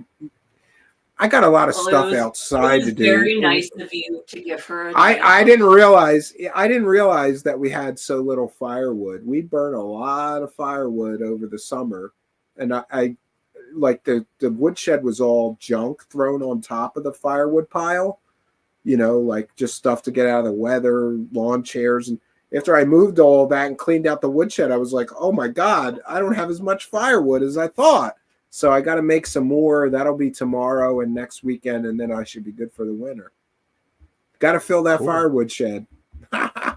Yeah, we're moving for January 1st, and we just looked at a place that had a wood fireplace in it, like a one-bedroom apartment. So that's awesome.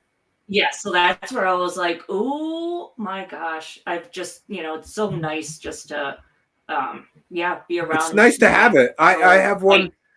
I have one at my house, and we don't use it enough. My wife kind of doesn't like it.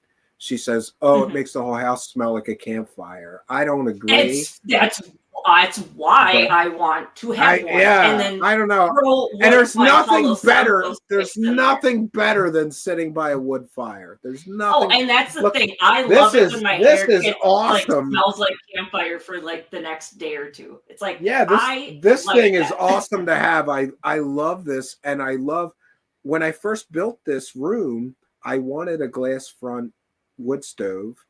I even considered building a real fireplace in here, but there was just not enough stone around here. I knew I wouldn't be able. So I built a stone hearth and put the wood stove on it. And eventually I got the wood stove with the glass front. And it's so nice to just sit here, and it's nice ambiance. And you have this blast of warmth coming at you. It goes through your bones. Wood heat is awesome. Mm-hmm. We have one here in the house that I'm in, but it's old, and I'm afraid if we turn it on, it's just gonna freaking burn the house down. Well, I can get with you off air and show you how to check to make sure it's safe. Most of them, even if it's an old install, you just clean the chimney out real good, and you'll be good to go. Burning. Yeah, it's not like a wood. standard. It's not like a standard fireplace, though. It's like a pipe. It's like that goes down from a little wood stove burner at the bottom, and then it goes up through the second floor and then to the top, and it's just like I can see it right here. I'm on the second floor, and it's just like a pipe going up from the ground to the. Yeah, that's ceiling. just a chimney. You just got to get a Yeah. big ass.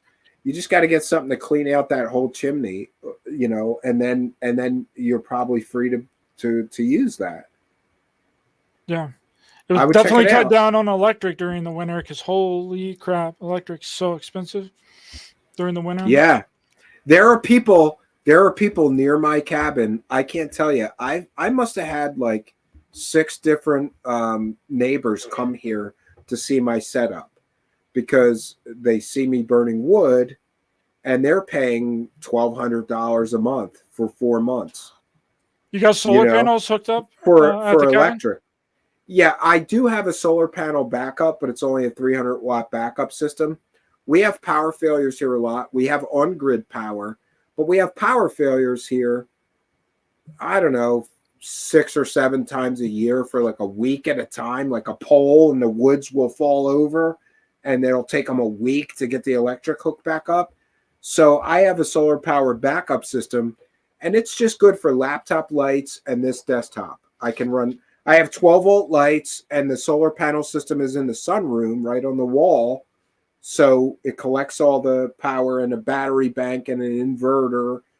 And so if there is a power failure, we've got lights and a laptop. You just can't run like the microwave or electric heaters or anything too huge high wattage. Did you make your cabin channel that you were telling me about a couple of months ago? Yes, I did, but I ended up punting it to the spring because a lot of the channel was going to be about building this new cabin, and I got rained out for like 9 weekends in a row. September, October, and part of November. It just rained every weekend, so I didn't get to film there at the new cabin. But I kind of retooled it. I'm going to be doing a lot of videos about this cabin and at this cabin.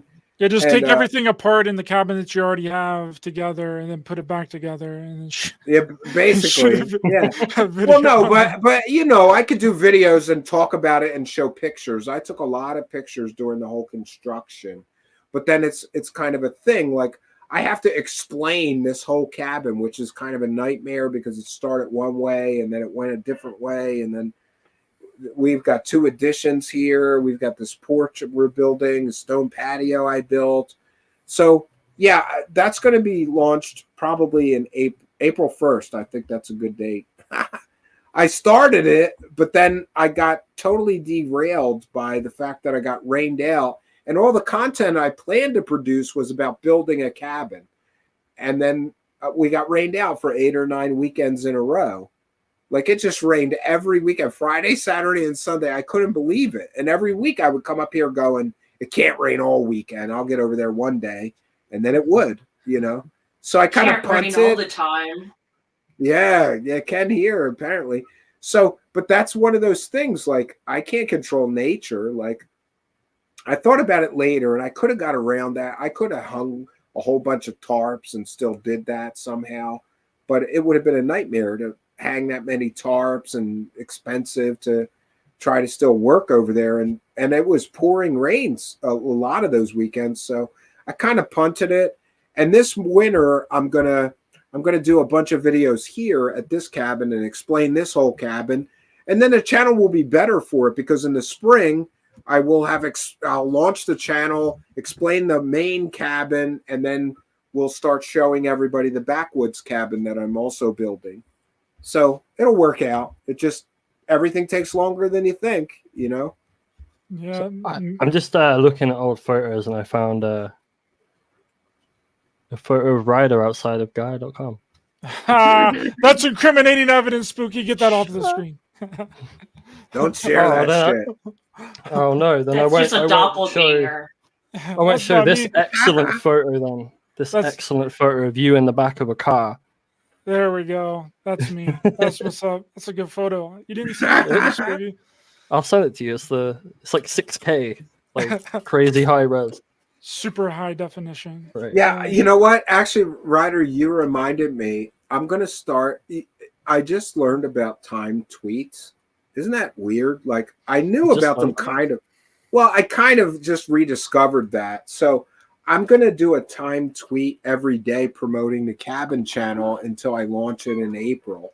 And maybe by then I could get monetized before I start, because it's going to suck working that hard on a non-monetized channel. Yeah, and building up those subscribers is the hardest thing. But timed tweets on Twitter is like a godsend. Like, it's incredible on your desktop. Like, I tell people that like all the time. I think, Steve, you were the person that actually told me about it. I didn't even know about it because I never used the desktop version of X. Now I use it to promote everything here. The audio podcast, the videos, everything. I use it all the time now. But you can just blast them off like 4 or 5 a day. Yeah, and you don't have to be there to do it. You can time them. So it's very helpful to promote. And for all the shit I talk about UFO Twitter helped me build this audience. So I'm thankful even to the assholes that just want to argue with me. I still built an audience blasting every single show with that hashtag, and a few others. Like, I use Jimmy Church's hashtag because he yelled at people to not he bitched. Don't use that people hashtag. That's my hashtag. Don't use that hashtag on that guy's show.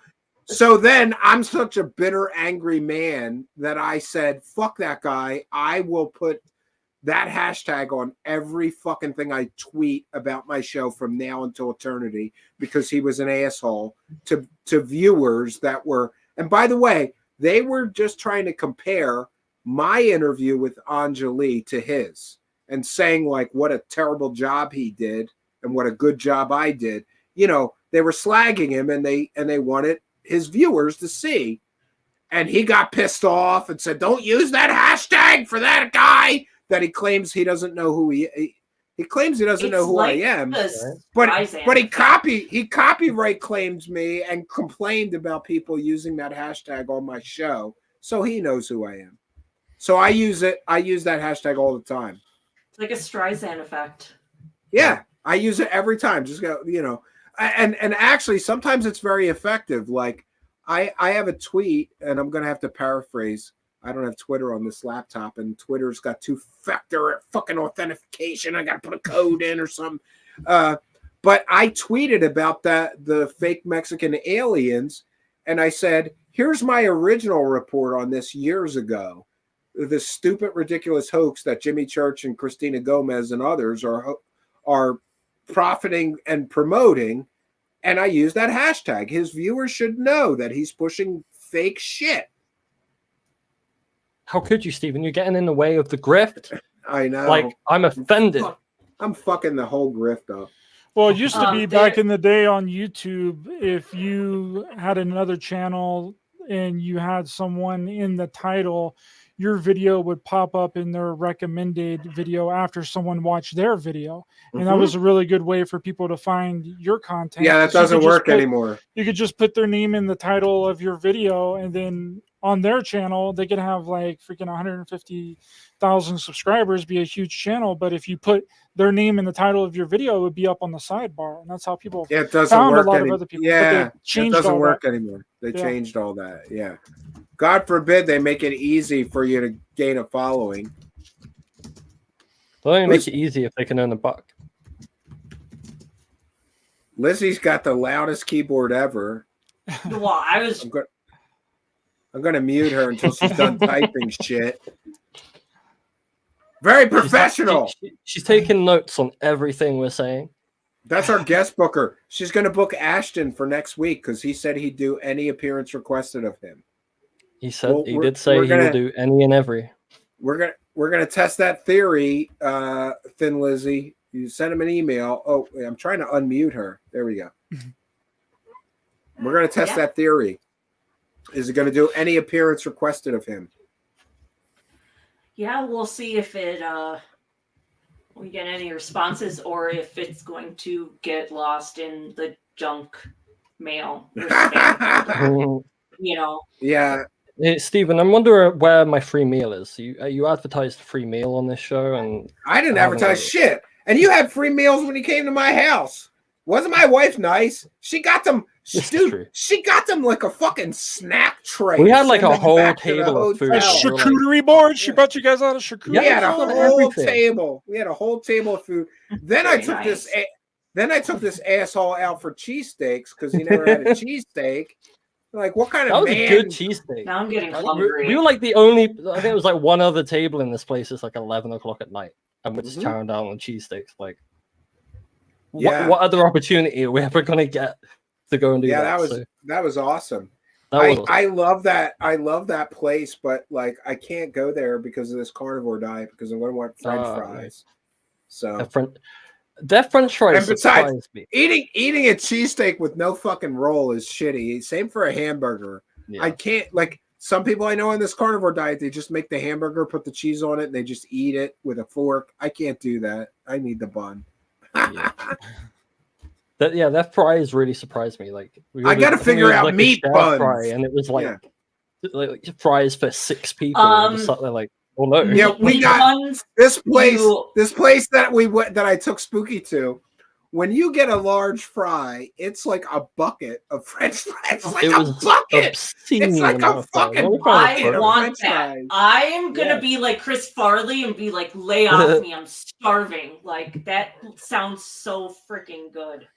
Well, that's what they do at Five Guys too. They normally I just love- dump the rest I of the love fries in Five the bag when you order fries from Yeah, Five you Guys. get that big Five Guys. I liked. I used to work someplace near Five Guys, and me and some of the guys from work would go there. But what I didn't like is it was like $11 for lunch, but it was awesome. It was worth $11. There's a picture of the cheesesteak. But then you go back to your sad ass cubicle and fall asleep for the whole fucking afternoon. Like you can't eat that big and then go back to work. You know. Yeah, Five Guys is good, but everything's getting so expensive, and I'm so cheap that I cook almost everything at home. And I will say that for the most part, I got pizza nailed. I got tacos nailed at home. Like I would rather. There you go. I might have to teach you some Mexican cooking. I don't know about that, bro. I got Chinese I can food probably down. help you.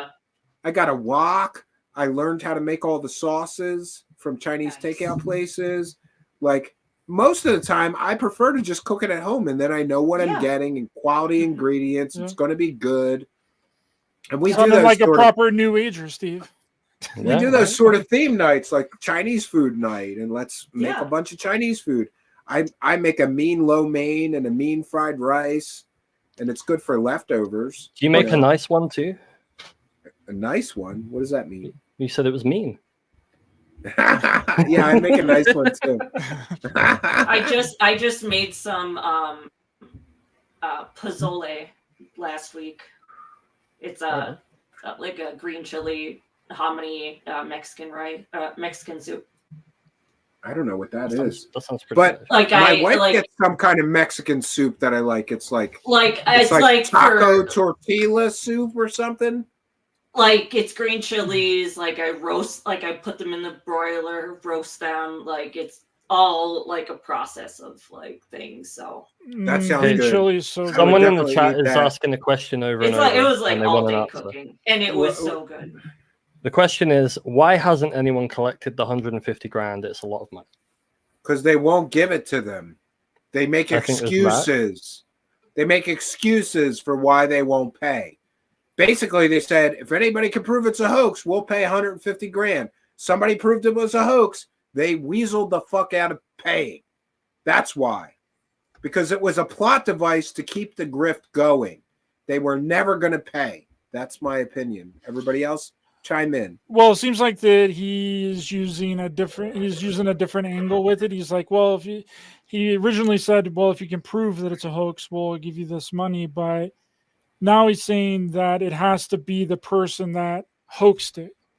So you just can't prove that it was a hoax to get the money, but it's got to. Yeah, be but I guarantee if the fucking guy that hoaxed it comes forward, they'll do another sort of weasel. Oh yeah, absolutely. Like we can't 100% for sure declare that he is the hoaxer, so we can't pay the. They're gonna Wait, there's some backwards logic here. They're not going to give the money to prove the person that proves it is a hoax. They're going to give the money to the person who made the hoax. Why are they rewarding making hoaxes and not debunking them? This makes no sense. Exactly. Exactly. It's a That's good a very point, good Spook. point. Very good point. People these days. Yeah, I think that this grift is coming crashing down. Yeah, I think it's over. Predictions for the future. I predict that Ashton will jump onto a new grift real soon. What does everybody think? Is he going to keep going with this hoax? I think he's going to keep going with this one for a little while he finds a new grift. Mm-hmm. Yeah, that's what I think. He's doing the proven maneuver. He's got a shuffle away. Cosmic Con Shuffle. Right? It's the Cosmic Con Shuffle. I Cosmic Con. love that song. You get caught pushing. You get caught pushing. For those unaware, the Cosmic Con Shuffle. You get caught pushing and promoting and profiting from a completely and totally fake story, and then you get caught, and everybody knows that you were pushing and promoting a completely and totally fake story. So, what you do is you do the Cosmic Con Shuffle, and you shuffle off for a little while. You go away 2-3 months at least, sometimes 6 months. And then you come back with a new completely and totally fake story that you're pushing. And you hope that everybody forgets, but don't let anybody forget this Ashton dumbass asshole. Well, I shouldn't be calling him that. I apologize. We're going to try The to get internet him to doesn't come forget. I think that's the key thing we should all remember here is the internet. This does not guy forget. is literally saying, it doesn't match. Buttholes are all different. Buttholes. That's his argument. Just another day in the Everyone's so butthole ridiculous. is different though. I don't know. I haven't really spent time studying buttholes too much. Even on women. Like I've never been a rear entry man. I'm a big fan of the like the vajayjay. band Butthole Surfers. I like the vajayjay. I stay away from the butt. That's an exit. So poop comes from I that. never studied buttholes too much. I've been focused on other things. But his arguments are nonsensical and ridiculous and stupid and childish. It is pretty childish, but at the same time, the fact that he's able to sit there with a straight face really like takes it to another level because it is really childish and it is really like obviously fake, pretty immature to keep pushing it, but then he does it anyway. Like that's what's like kind of captivated me with it. Even though I know it's fake, it's more like the study of the person, like sitting there with a straight face, even when confronted with, oh, did you actually verify that this guy on Reddit was real? Oh, no, I didn't. Straight face. No excuses, no like, oh, but I should have. It's just, no, I didn't. What you gonna do? And this is childish. And then to continue to say and continue to promote it and continue to go on other people's Right. shows after it's been proven to not Give Alex be real Jones his and be fake. paycheck. Give Stephen Yeah. Greer his paycheck.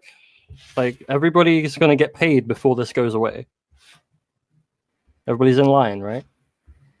Yeah, I mean, it was huge. I mean, people that brought him on his on their channel is kind of like Ishmael Perez. They all got a big bump. If you bring Oh, on dude, Ishmael that- Perez on your show, you're going to get thousands and thousands and thousands of views. Your subscriber count is going to jump up, and that's exactly what happened with this guy when people brought him on. their Wait, say show. that again. Lizzie, book Ishmael Perez. Book him. Book him. Book Ishmael Perez. Ishmael Perez. I'll hide the Out video loud that for we him. made. Listen, I'm going to hide the videos that we made about him being completely full of shit. Book him. Book him. Book him. Book him, honey. I'll work. Book 'em, I'll work please. my witchcraft and just Yo, with if you mind- tell with him my you're Jedi powers, listen, he if won't you know tell him that anything. you're a witch, he'll think that he's safe. Tell him Tell you're him- a witch and you book the guests here. Book him, and we'll destroy him. Tell him Book that you're a him. member of the Galactic Federation and that Michael Sala sent you, and he'll do it Yes. right away. Book him. If Ryder I Lee is got, right, download we could say bump I got right a up to download 10K. Book him. I got a download to. We're gonna bump our way. We're gonna bump our way back to the 10K. Bump to 10K. Like book him. I mean, it's true. I've looked at a lot of the people's channels that had him on, and they have very limited amount of views. They don't get very many views, but So, boom, he wait a pops minute. on there, and they're So, boom, Ryder, they skyrocket right up. Is it okay to take the bump ethically and morally if I'm gonna fucking jam him? I mean, when I think he's that's here? more. That's more Yeah. ethical. Yeah. Let's do it. Let's do it. I mean, Book if 'em, someone Lizzie. deserves Book it, 'em. then I'll then hide that's those the videos right now. I'm gonna go hide them right now. We'll hide every Ishmael Perez video we made. I think we made 2. We'll hide them. I think it was 2. I remember making 2 thumbnails. I'm gonna hide them right now. We're gonna hide them. I'll private those bitches right now. Book them. We're gonna bump to 10K. I'm sick of working hard, but it's morally and ethically okay to take the bump if we destroy him while he's here. We're gonna do it. But Your that's move. That's kind of the process that happened with him, and then also with Ashton Forbes too. Like people that weren't getting that great of view counts, they brought him on their show, and then all of a sudden, their views are just like going through the roof. So their subscriber count goes. It's weird. It's a weird phenomenon, and I don't know what it is. I don't know if these people are putting their links inside of a view generator and then getting more views from bots and view subscribers onto their channel that way, because some people do that. I don't know if that's the case, but it's really interesting when you look at these select people that All right, just Lizzie, it's skyrocket. done. It's done. He won't know that we already busted him as a fraud. He won't know unless he sees this video. Shit. Do I want to private this? No, he doesn't have time. He's not going to watch a 3-hour stream, and No, he's right at the end. Yeah, he's I not going doubt to. it. All right, I privated that shit. Book him. We're getting the bump. We're praise the cash, bitches. We're gonna bump our way to 10K. We're gonna get it. We're gonna get there. And this grifter's gonna help us. And Steven, you've come so far. You're on the finish line. Why are you doing this? No, for 50% of the interview, I'm just gonna listen to whatever the fuck he says, whatever nonsensical wackadoo shit he says, and then I'm gonna take it to him. I'm gonna destroy him in the second half of the interview. You're gonna So we'll do use 1 me as a hour. honeypot and be like, Yeah, this is, honeypot she's that so dude, nice. bitch. She is You so gotta help nice. our show. And then for the first part, I'll be like, nice, and then you're gonna come in and be like, what? Yeah. Well, gotcha him. It'll be like the Anjali interview.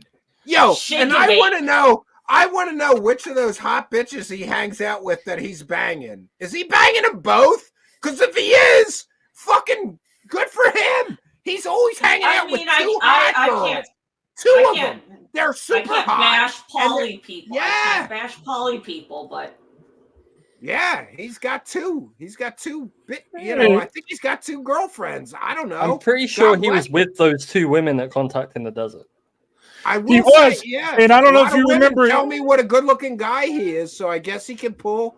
He can listen. If you're that good-looking, I guess you can pull that off. Like, look, I'm going to have you as a girlfriend and her. Were you going to get along, or are you going to fight about it? Like, this is what I want. And I guess and by the way, this is all rumors and speculation. For all I know, one is his girlfriend and one's her friend. I don't know. But people have told me, multiple people have told me that he's banging both of those broads.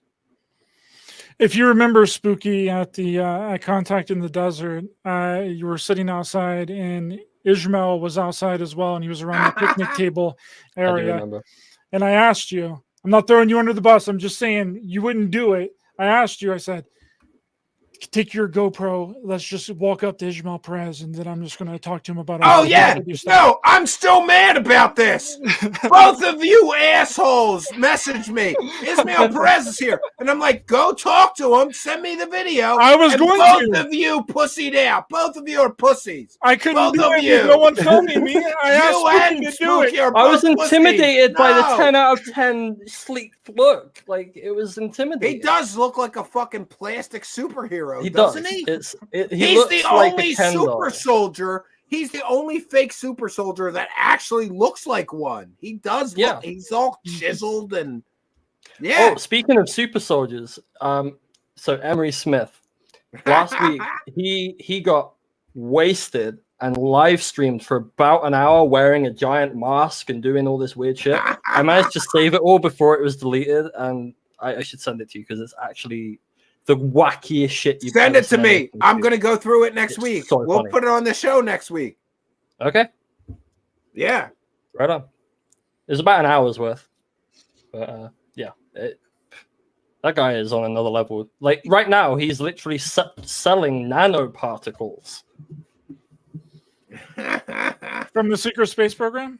Yeah, that super soldiers took, and it's like he explained the process of like crystals Oh, yeah. and vibrating at certain frequencies of electricity and liquid, and it's suspended. And I'm like, Spooky, you got to fuck up, send that. You better send that to me, or I'm going to be angry with you because you're the only think I one I did. know that I think I has did send it. it to you. Oh, not the video. It was like a Google. No, I- Google Drive the video for me. Yeah, I'll Google Drive the Drive- video to you. I have a Thank you. screenshot of the post about nanoparticles. I was like, So what we've the got fuck am I Lizzie reading? booking Ashton and Lizzie booking Ismael Perez. Book Tony Rodriguez too while you're at it. I mean, that's a pretty good approach, Steve. Yeah. That's Well, what we'll I have to would do it. definitely. No, listen, and you know what? People Let can slag me for interviewing them, but I don't think they will when they hear the whole interview. Do you know what I mean? We got to have more engagement with some of these people, and we have to take it directly to them. And if we request interviews and people say no, we'll just report on that, and then we'll say what we're going to say without them being present to defend themselves. I think that's fair and moral and ethical, and you know we're giving It's you hostile, an opportunity. Stephen. Giving them, It's hostile. giving them an Yeah. option. And if they don't want to, Well, it's, well, it's the then same with going to David's house to get a comment on the story. Like, you approach them for comment, and then it's up to them. But your reporting is done, like it's ready to go, and then you ask for comment. But Tony definitely probably won't do it because I actually, one of my friends that was trying to He knows. coordinate a roundtable discussion with me, Shane the Ruiner, Tony Rodriguez, and Randy Kramer. They both denied coming on the show because I was on the show, and so I don't think Tony would. Yeah, do they're it. cowards. These people are cowards. They live in an I echo keep chamber. telling you, I'm a Trojan horse. I am a crystal hippie bitch, but God love Trademark. crystal hippie bitches. Trademark. Yes, it's mine. no, it's mine. Actually, that technically is yours, but it's describing my show. So, like, is it mine? Oh, what about Cosmic Con? You know how many people stole that shit from me? There's people making whole fucking documentaries with my term Cosmic Con. That's some bullshit. I've been liking On the Trail of the Cosmic Con Man recently. That's been my Cosmic little Con, subtitle. Cosmic Con, man. That's my intellectual No, property. it's a riff on the I'm Trail gonna of the have to sue Assassins by you Jim and Garrison. everybody else. Yes. I'm sure Ryder can appreciate that as a fellow JFK historian. Well, I didn't realize it, but we're approaching 3 hours, and I wanted to do this in 2, and I still have to. I have to do some stupid shit tonight, like sharpen chainsaws and things. before I can go to bed. So sounds fun. yeah, but I'm gonna make I some like firewood axes. tomorrow. I got axes and hatchets galore here, honey. You'd love it. Hatches too. Yeah. I want to get 2 battle axes and hang them on the door too. Make sure they're very securely in place or dulled. Especially with kids around, yes. Yeah. But I think we're going to wrap things up here. I think we did our due diligence. We kind of went through this whole thing. I was going to play the video of the person that took the pictures. We didn't do that, but I'll add I think we needed to. Yeah, Put the link in, but I don't think we need to. I'll add some links. Yeah, but I want to thank everybody for coming, and I want to thank everybody for helping me. This has been a form of therapy. I wanted to stay on the sidelines of this thing, and people have been goading me to get in.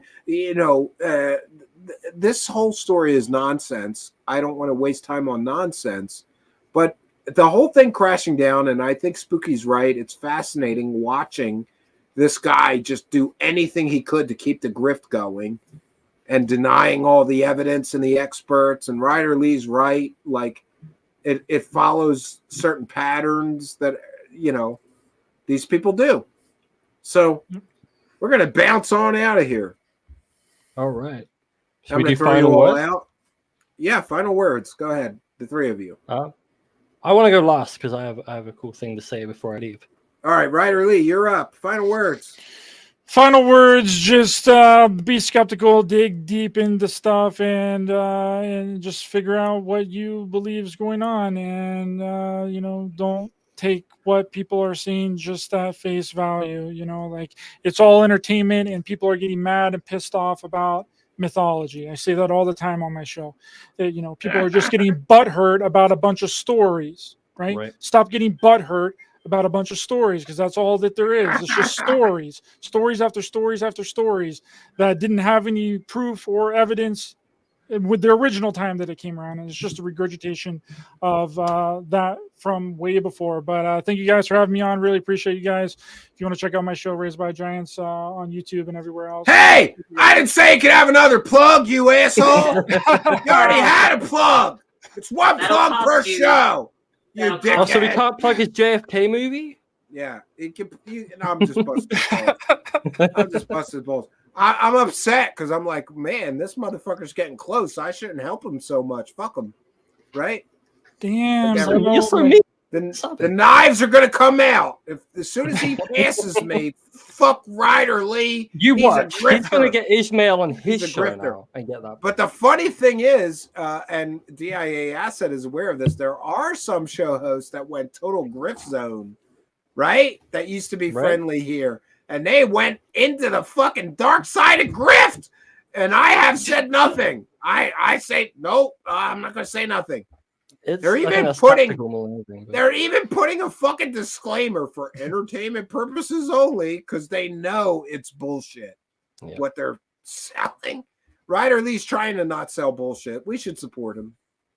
Thank you, Steve. Appreciate you. Yeah, get a hold of me if whenever you want to have me on. I'm open. Yeah, next week. We'll do it next week. Cool. Sounds nail good. it down. All right. You You have a great good night. evening. Thanks for joining us. I cut him off. Oops. Sorry.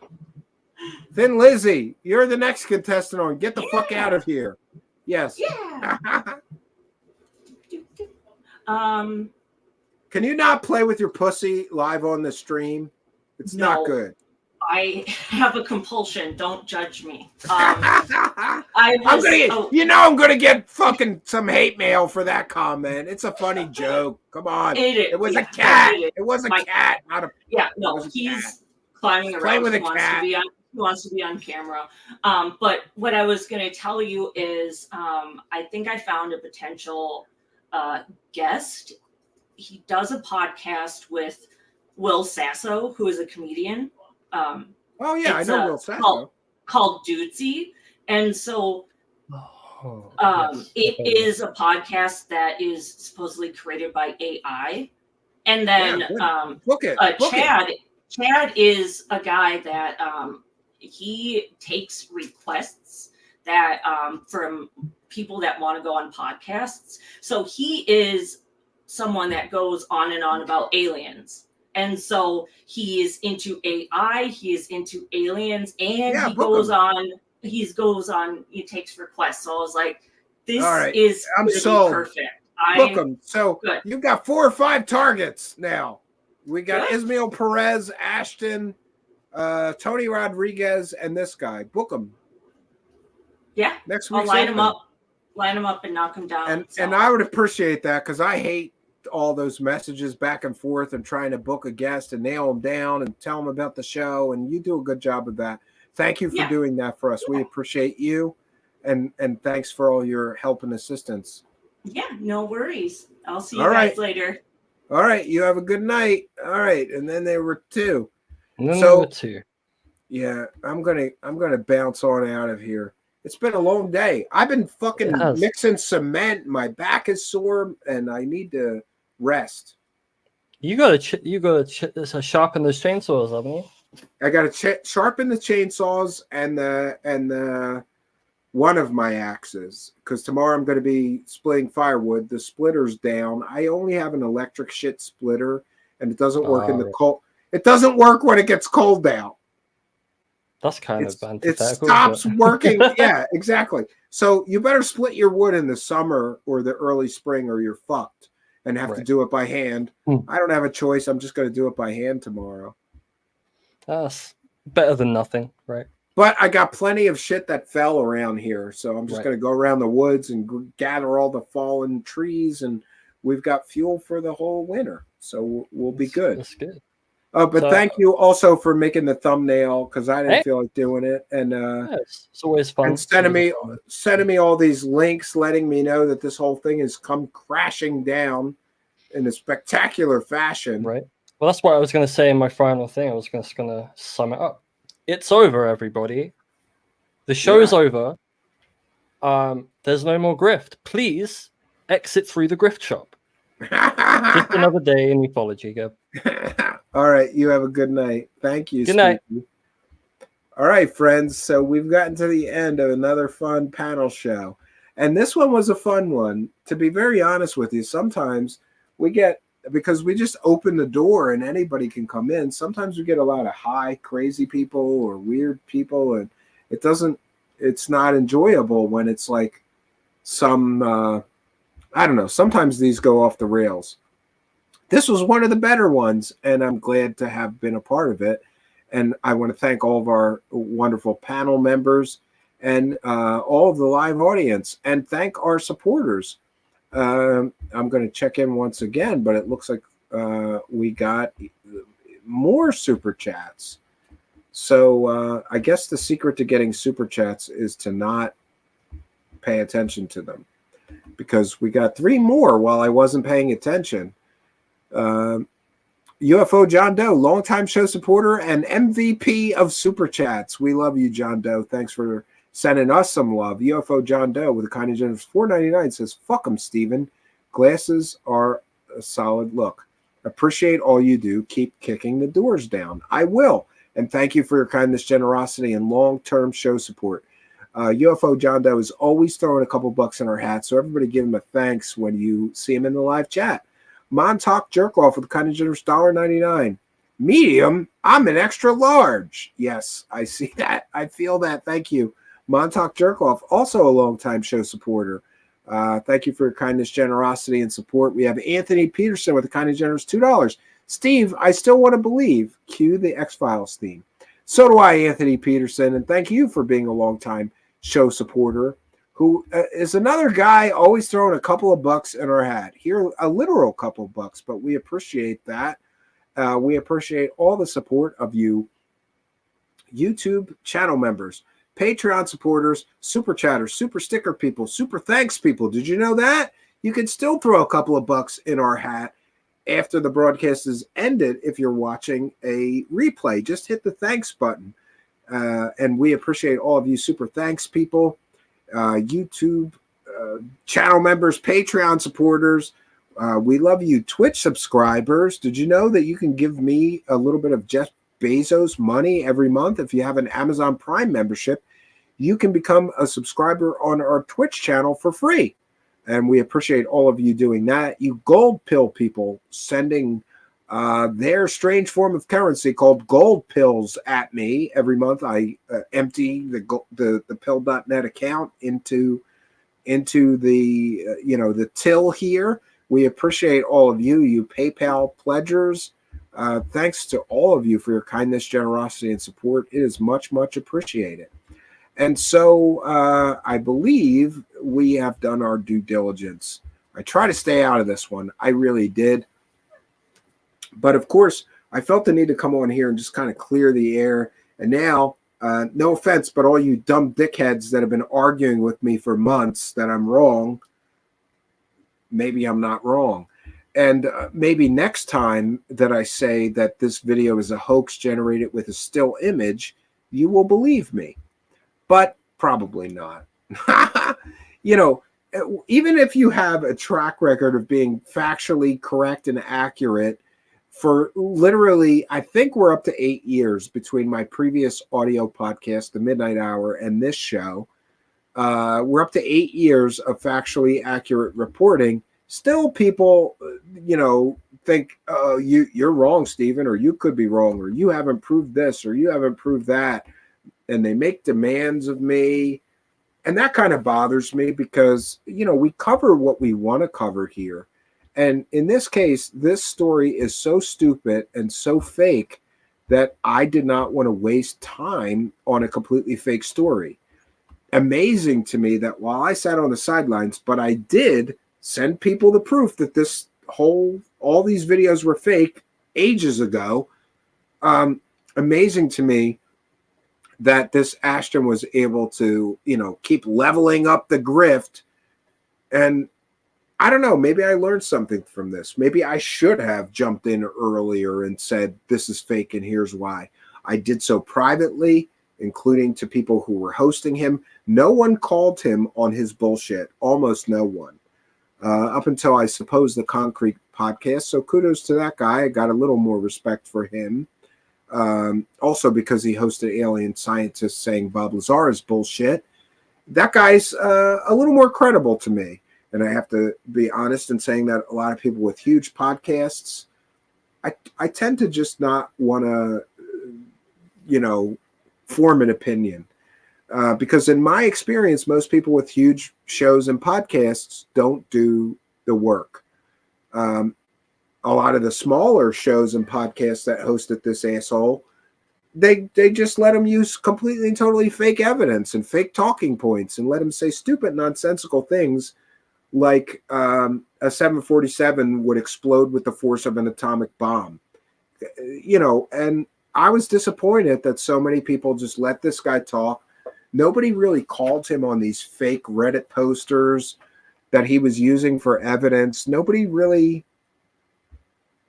I don't know. It just seemed like nobody really cared enough to actually dig into the story and the fake history of these videos and really do a good job saying, like, what are you doing here pushing this completely fake conspiracy theory based on fake videos? I will reserve my right, though, to sort of stand on the sidelines if I decide that the story is not worth my time. We've given one show and one night to chronicling how the whole grift came crashing down, and most of me thinks that's good enough. Like, I'm not obligated to, refute bullshit. And remember that old saying, and it's entirely true, that the amount of energy required to refute bullshit is orders of magnitude more than it takes to create it. This man, Ashton, created a whole world of bullshit piled on top of more bullshit, piled on top of more bullshit, and refused to accept almost any amount of evidence that these videos were fake for months now. I'm glad to see that at least he's finally conceded. After all, we have the guy who took the pictures that were used to fake the background in one of these videos on the record coming forward and saying, this video is fake and here's why. At least he's finally conceded, but it looks like he's backpedaling and not really conceding. He's still leaving the door open. We'll see where the story goes. Maybe we'll do an update, but I'd rather not, because this whole conspiracy theory was based on fake videos that were proven fake when they first came out. And this guy took this ball of shit and repackaged it to a whole new audience of stupid people. A lot of stupid people who accepted his fake evidence, his fake theories, his connecting a lot of disconnected dots that didn't really connect, but will, round hole square peg, we'll just push it through to get this theory to work and to fit so that everybody, and I will say, everybody made money. Congratulations. You all made money from a lie. You all should give that money to charity or apologize for hosting complete and total horse shit. But it is what it is. So we've done our due diligence. I'm glad that we've successfully completed another panel. Nobody got naked or nobody got drunk and fell or, collapsed from drug intoxication, as in some of our previous panels. We had a pretty good panel tonight, and I'm thankful for that. I'm also thankful for being here at one of my favorite places in the universe, this cabin that I built in the mountains of Pennsylvania. I'll be here until Sunday, and I'll be returning soon to live shows on Monday night at 9 p.m. Eastern. But until that time, tomorrow night at 9 p.m. Eastern, we've got a 5-hour deep dive replay, and it's one of my favorite sagas of bullshittery, and that is the Emery Smith former fiance. She came forward and just destroyed him as a grifter, scammer, liar, hoaxer. Oh, it is wonderful. And we've packaged 3 previous Truth Seekers episodes together in that to cover that whole saga. And that's tomorrow night at 9 p.m. I'll be in the live chat just talking to chatters, answering questions, interacting with the live audience. And then Sunday, we've got a replay of an excellent interview with Victor Colliero, who revealed some incredible things, proving Bob Lazar is a complete and total fraud. And then Monday night, I'll be back live. So this week, 4 live shows, and we're doing the 3 replays, but I'll be in the live chat for all 3 of those. I want to thank each and every one of you for the support, and do the great YouTube thing and say, like, comment, subscribe, and share these videos on your social media. It really does help. And I do see you people retweeting or sharing my Facebook posts or posting our show videos or whatever. My thanks to some of the Facebook groups that allow me to post. Many of them delete my posts instantly, especially the True Believer Facebook posts, which pisses me off because, come on. If you can't withstand any debate on your belief system, then you're full of shit. But it is what it is. Some people with Facebook groups allow me to post our shows.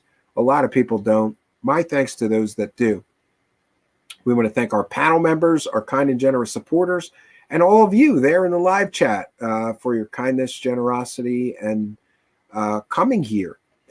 We've done our due diligence. And what can I say, friends? That's all I got for you. Until next time, my name is Stephen Cambion. Good night, and God bless all of you.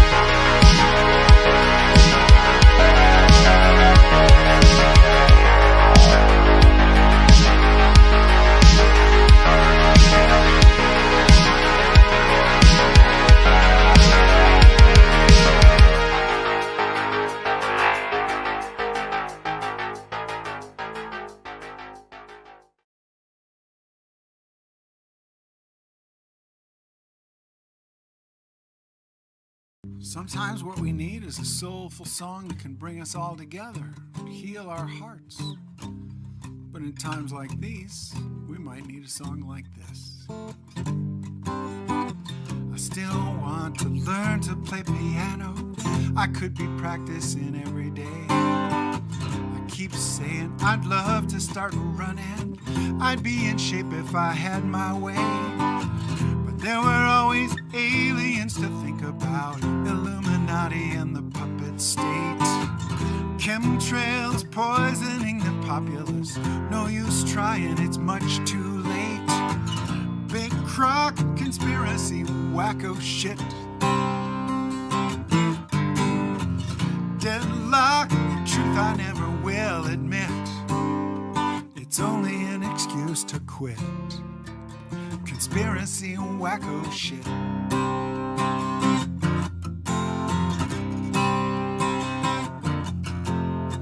I spend my days hiding in the basement, isolated as I can get. I sink down deep into my wormhole, the dark side of the internet. I might have liked to drive across America, camping out in the old RV. I'm too scared of Q and on and on and on. They'll hack my brain with the new 5G. Big crock conspiracy, wacko shit. Deadlock, the truth I never will admit. Gives me an excuse to quit. Conspiracy, wacko shit.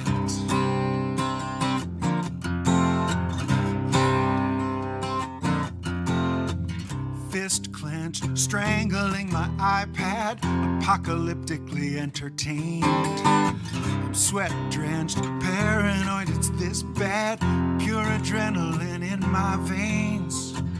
At least I finally see I have no choices.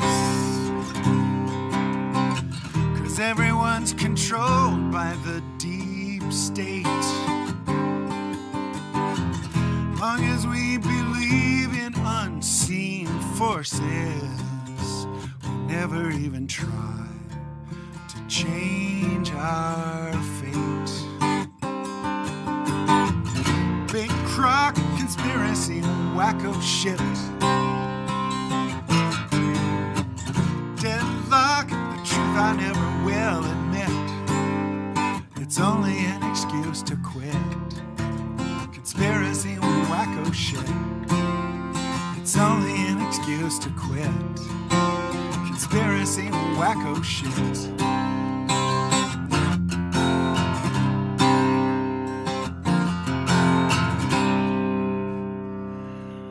Yeah. I feel better. I hope you do.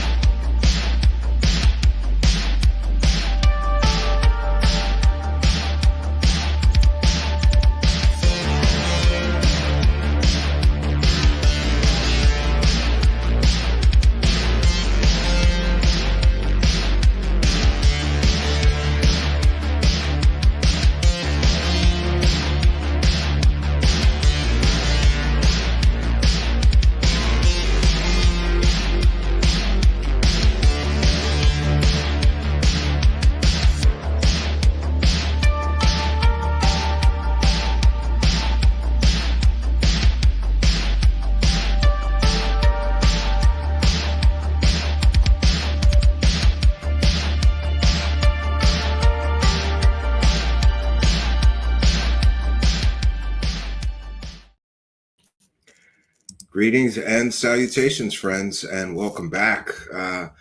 Tonight, I thought we would take a look at something that happened over the weekend. I realize I'm a little bit behind, but I think it's spectacular. For those unaware, Ashton Forbes is a person who built a huge following, a huge online media presence on completely and totally fake videos, which he claims are related to the disappearance of flight MH370. However, he's presented no evidence that the aircraft depicted in these fake hoaxed videos is actually MH370. I mean, that would be one of the first problems. So far, there has been about 10 or so VFX experts who have all looked at these videos and offered their expert opinions that these videos are fake, and here's why. They are created from still images in a rendered, created 3D like environment. They use stock assets from stock asset sites for some of the special effects depicted in them and more. And this is truly a case where we have to apply Brandolini's law, which is something I've talked about here many, many times. And Brandolini's law states that the energy required to dispel BS is orders of magnitude more than it takes to create it. And I'm just shocked and amazed by what I've witnessed with this MH370 hoax, in that there are, you know, I kind of lost count. I mean, I think there's like 25 people who are really trying to educate people that these videos are fake, and here's why these videos are fake. And the amount of talent of some of these people is truly remarkable. You know, and I just sit back and I think of Brandolini's law, because, you know, this Ashton Forbes has used literal fake evidence, like anonymous Reddit posters who claim that they worked on Top Gun Maverick say the videos are real. He didn't get an on the record statement from that person. Nobody else is allowed to confirm that person said it, but trust me, bro, it's evidence. No, it's not. So Ashton Forbes built an entire sort of cult of personality, and that's not a pun, around himself based on these completely and totally debunked fake videos. And then, you know, he has threatened, intimidated, threatened to destroy people's lives. I guess he sees that the super chats may go away if people finally catch on to the fact that they're fake. And like I said, I'm just shocked and amazed, because I've sort of stood, you know, I've jumped in a few times, but I've sort of stood on the sidelines just in shock and utter amazement at the demands that people are making of people that debunk the videos. You know, we've got the guy who took the pictures of the clouds, the still images. We've got that guy with a plane ticket and a passport proving he was in that area where the pictures were taken. And these people still want to argue that that the videos are real. It's shocking, and I think a real study into, you know, cult-like behavior in the conspiracy land community, and also, you know, cognitive bias. It's just amazing. But what happened over the weekend was kind of spectacular. We put together a special compilation of free energy educational material to educate people that almost everybody that claims they've created a free energy device is a scammer. Out for financial gain or whatever, but we highlighted many of these characters that claim to invent free energy. They always need money. They're always this close to getting a working prototype. They just need a few more $1,000s to get over the hump. It's an age-old story. It's a modern-day version of snake oil salesman. You know, that old saying, if it sounds too good to be true, it probably is. So free energy goes against all the laws of physics. You cannot, you know, energy can neither be created or destroyed. It can only change forms. And I'm very familiar with this. I can only relate it to my own experience in life. I have a cabin. And at that cabin, we do have on-grid power, but it's so shoddy that sometimes it just rains or it's windy and the power goes out for 5 hours. So we have a solar backup. That's a case of free energy, essentially. But that doesn't violate the laws of physics. Again, energy can neither be created or destroyed. It can only change forms. So in the case of the solar panels, we're changing the radiant energy of the sun into electrical energy. Or also a good example at the wood stove, we turn firewood into heat energy. But this is simply a matter of things changing form. This complies with the laws of physics. Free energy always involves some quasi pseudoscientific explanation. Oh, like we're pulling energy out of the vacuum or the ether or the 0 point. Explain to me exactly how that happens. Usually nobody can. So spectacularly, this MH370 hoax promoter is now a twice proven hoax promoter because he's started to promote a free energy scam in which people were supposed to give him, I think it was something like $50,000 to get a free energy device. But you have to sign a non-disclosure agreement. And over the weekend, he showed screenshots which were quickly identified by some online sleuths as being from a 14-year-old video of a fake free energy device. So, hate to say I told you so, but I did. I said that this would be proven to be some sort of scam, and he'll never produce a working device or proof that he has a working device. And famously, I challenged him, show me an electrical engineer, a physicist, and an electronics technician that will all look at your device and certify that it is a free energy device, creating more energy than is being inputted. He won't do that. So tonight, I thought, I could run you through some of this stuff, but there's a few people more than me. Like I said, I've been kind of staying on the sidelines of this one because I just think it's just so stupid. This Ashton Forbes is kind of like flat Earth to me. Oh, and by the way, I just want to mention to all those people that platformed him with the first hoax, do you feel any differently now that he's a twice proven hoax promoter? So one of the people on Twitter that I've been following is T. Powell at TJP of Texas, who has systematically, along with at Kreishley and a few other people, literally systematically destroyed these hoax videos. And every person promoting these hoax videos, has been attacking these people. Like I said, Ashton himself threatening to destroy people who say the videos are fake. But Mr. Powell has been busy. Every little detail of the videos he's been investigating and showing people these videos are fake, and here's why. And I'm sure he witnessed and is a little more aware of this free energy situation. So I wanted to bring him here to have a conversation. We haven't had a guest in a while, too. People have been asking me for guests. I'm sure he's going to be a great one. Please welcome TJP or Mr. T. Powell. Welcome, Mr. Powell. Thank you. Appreciate it. Thanks for having me on. I'm looking forward to having a good discussion here. Oh, yeah. I want to ask you some things that I don't know about you because I've been following you for quite some time, but I haven't really, sent you the 20 questions. So I've got some here. When did you first see these MH370 videos, and what did you first think about them, and what got you so interested? Because you have been spending a great deal of time on this, right? Yeah, absolutely. More than I care to admit. So I first saw the videos, I think it was October 2023. And when I first saw them, they were striking. They were striking. I saw them, and I told myself, no, there's no way this is real. But it was so convincing. It really was.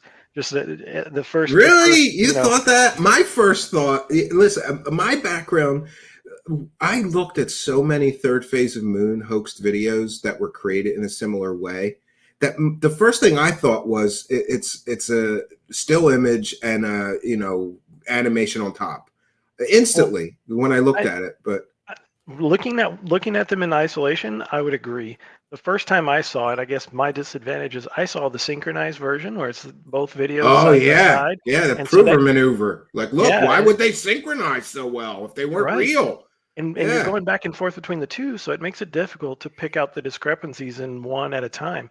And so I saw that, and that just in isolation in that view for a moment, I'll like 20 minutes, 30 minutes, I saw it and I was like, man. So I think I watched it once, and then I went and had something to eat or something, and came back and watched it again, and then I sent it to a group of friends of mine, and I said, look at this fake, or check out this fake video. And at the time, I hadn't really decided 100% that they were fake. Like I didn't believe they could be real, but I hadn't decided why they would be fake. And so I sent that kind of tongue in cheek just to see what they would say. And one of the responses that I got back was kind of interesting. One of the responses that somebody said was they quoted a phrase, cavorting beasties, which is a term that I'm gonna get the wrong name here, and it's horrible that I forgot the name. This is actually what the scientists quoted the first time they saw bacteria under a microscope, and they realized that bacteria were a real thing. Oh wow! And so that was their response, and I was like, "Wait a minute, does this person believe that these are real?" Because at that point, I had already decided, that was like they didn't respond the next day, and I had already decided, no, they're not real. And so it was interesting because that kind of confirmed what I thought, and that a lot of people will see these and immediately think they're real. And so I saw that. I decided they weren't real. The other discussion turned into some banter about who could possibly believe these, and then they kind of went away. And I was browsing Reddit, and a post came. Oh, back these up. blew up on Reddit. These really Yeah, blew up on Reddit. right And about that time. I don't know. I avoid Reddit because I'm not. Did you know this? Like, I'm not allowed to post any of my shows on any of the Reddits that deal with UFOs. They just I had no idea. Yeah, they all instantly delete any of my posts, and anybody who posts my posts, they delete the posts. Wow. It's mostly like it's like a believer that are UFOs. It's very culty believer based, so they don't want to see anything contrary. Which is funny because they've basically banned the MH370. Yeah, subject, it's right? weird. Like they're banned so it. they're so culty selective. Like MH370 fake, aliens real. Get out of here if you It's weird. That's awesome. That's awesome.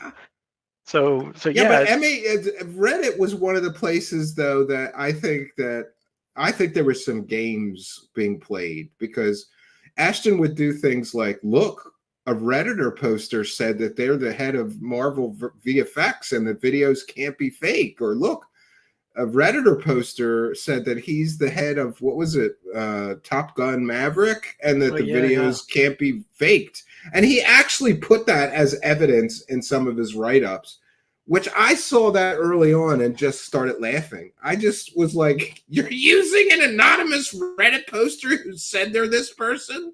And that's your rebuttal? Anonymous experts, like that's for all the talking that's about a red flag, TJP. TJP. That's a red flag that this might be a fake video and the person pushing it might have. That showed me right away, for all of his talk about what a great researcher he is, he's not being honest. You got to accept all the evidence. You can't, and you can't use anonymous experts to refute real on the record experts like Quarter Crew early on, or some of these other VFX experts. Right. So for all we know, he posts, I'm not accusing him, but we don't know that he didn't post that just to have a rebuttal to the early VFX experts who were looking at this and calling fake, right? Yeah, I mean, it's the thought crosses your mind when you see similar patterns of speech coming out of multiple different accounts. Maybe there is some, sock puppetry going on. Who knows? Well, he has been caught using at least one sock puppet account. He was responding with the wrong account, giving out Ashton's email address. So we know. Is that the Ashley Burnett's one? Yes. Yeah. We know for a fact he's using fake burner accounts for whatever reason. That's suspicious. Absolutely. Yeah, there's some weird details there. I'm sorry, I didn't mean to side rail you too. So onto your history of this. So after initially seeing it, you really dug in and started really, really picking these videos apart. Yeah, well, what prompted that? Punjabi Batman was the one that got me, believe it or not, he's the one that got me roped back into it. So he made a post that the orb was punching through a cloud and was showing evidence of it. And I looked at it and I was like, no, this isn't right. And I went and found what best reference I could find, the clearest version of the satellite hoax video. And that was the first time I really had to dig into the nitty gritty of the background of these videos, just going back to try to find the source video. And so that's when I discovered, there's no stereoscopic version. The original version is actually a monoscopic version, and here it is. And then I started doing, screenshots and installed a It's a free. I don't know. I might have paid like $15 for something. Hit Film Express. It's like a video editing software, so you can cut videos together. So I installed that so that I could cut the footage around and clip sections and play it at slower speed, and started looking into it. And you're interested when you're like, oh, I'm going to need some software to deal with this. Let me get some. I gotta get to the bottom of this rabbit hole. Let's install some software to help with our efforts here. And that was the start of it. That was the start of the downhill slope. I love it. Down the You road. sound a lot like me. I've done things like that. I once called in a favor to get voice print analysis software while I was investigating what I thought was a hoax. Right? Nice. It turned out the software doesn't work like shit though. So I just I wasted read effort. something about that. There was a guy who was like, there's a documentary about it. I think there's a guy who was like the one that pioneered some kind of voice print analysis software, and this documentary came out saying like basically no, you can't, like it doesn't work unless you have an extremely high fidelity recording of the person's voice, and so on and so forth. It's just not reliable. It's kind of like polygraphs. Like if the results go the way you already think or want it to, I guess you could use it as evidence. I just didn't find it credible after. At first I thought it was dead on, but then the person that I was trying to match, I ran more tests and I matched it to 5 other people, 100% match or 99% match. So I went, oh, wait a minute, this software's crap. Yeah. And then you have these really gifted voice experts that can like clone, with their own, sound, they can clone another person's voice or to sound so convincing that even the software would believe it. Yeah. I love some people in their Trump impersonations. I think that is hysterical. They're so dead on, some of them. Yeah. So after you install the software, what is your first steps that start making you really realize, yeah, these videos are definitely fake? So I tried to I was looking at this this whole post by Punjabi Batman, and I tried to post some of what I found to Ashton Forbes on his page, and I thought there was going to be like an organic engagement with him. I had no idea who he was at that point. You didn't know what you were in for, did you? No. You didn't know what you were in for. So but you had like good faith. You were like, oh, this guy thinks these videos are real. He's talking a lot about them. Let me show him what I found, right? Like you had enough to know that you went at this with like good faith, not like nasty to him, right? Out of the chute, right? Yeah. And at that point I thought, well, maybe there is some real part of the satellite video or some real part of the drone video, or maybe there is still like some evidence of some cover up here. The zap doesn't look real and the orbs aren't real, but maybe some other parts of it could be. And so I'm gonna put this in here about this orb definitely not going through the cloud, because I think that this is not a legitimate claim about something that's depicted in the video, and not getting distracted is important. I thought it was important. So I go to post this, and I'm getting called out for being the disinformation, and just all these accusations are made against what I'm saying, and I'm just making some very plain statements about it. And then immediately I'm told to apologize for what I've done and leave, and I don't know, it was weird. I was like, man, like this doesn't make sense. What's going on? Like, why would somebody respond this way? And like, this is my first time interacting with Ashton, but also kind of my first time interacting with any kind of conspiracy like this. Like, I've not seen this type of pushback, where people So like in my case, I knew right away what kind, like, not that, I'm not tooting my own horn, but this isn't my first go round with some people like this. So as soon as Ashton came on my radar, I knew right away that he was disingenuous. He wasn't being honest with his research, using fake experts and stuff. And I knew that he was one of those people, like he is, that's just going to deny, and keep the grift going. Because I've seen that so many times. It's kind of like a pattern. But you were kind of shocked at the way they reacted, right? Like they came out of the gate like you were the devil, because you said you dared to show them evidence, right? Right, just for presenting what I thought to be, and I wasn't trying to make the statement authoritatively. I was just trying to say, hey, look, this effect doesn't appear to be present in in this version, and this is the real version. And I didn't know there were all these discrepancies about it being stereoscopic and all this stuff. I had no idea how any of that other stuff fit in. And you know, at that point, there was a lot of work that had been done by others to point to issues with the video. You know, this was in October, November. Actually, this was like December 4th. So this was like 3 days before the Jonas's cloud photos were found and presented. And so by that time, you know, the Pyromania VFX thing was like a slam dunk, even though it was still being refuted.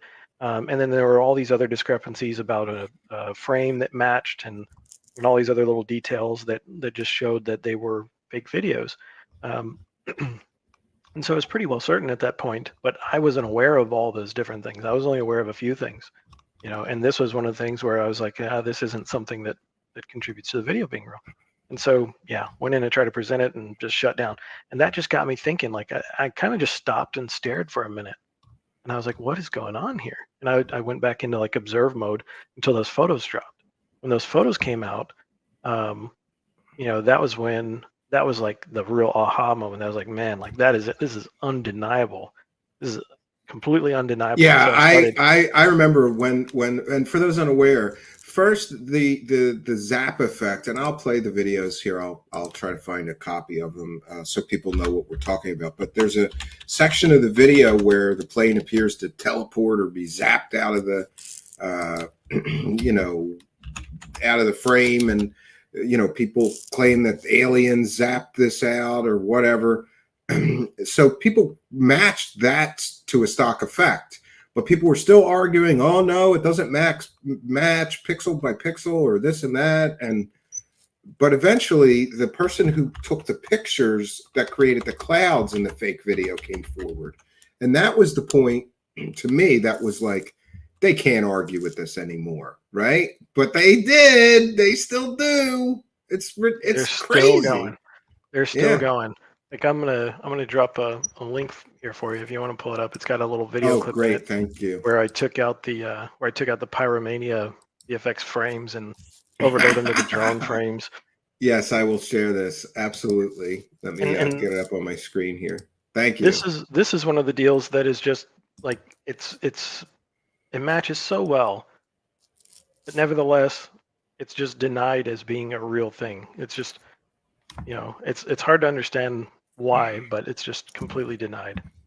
Well, one of the things that's shocking to me is that Ashton has no experience in computer science or virtual effects or VFX or CGI or even video editing. And yet he, in the face of somebody that's a 20-year expert in those fields, he just says the debunk has been debunked. It's like he does everything by proclamation. And I don't understand why the people following him don't put those two things together. Like, wait, we've got an on the record real VFX expert. And then we've got Ashton with no experience in these fields whatsoever, just saying that guy's wrong.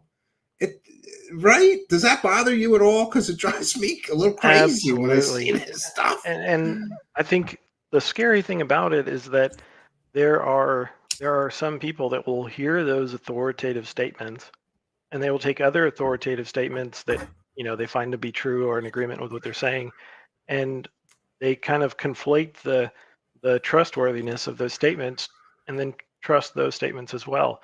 And so you have people who now they're developing a new like fact basis, reality basis in their mind of what's real and what's possible, and they're doing it based on these authoritative statements that are made in the, you know, this very convincing way.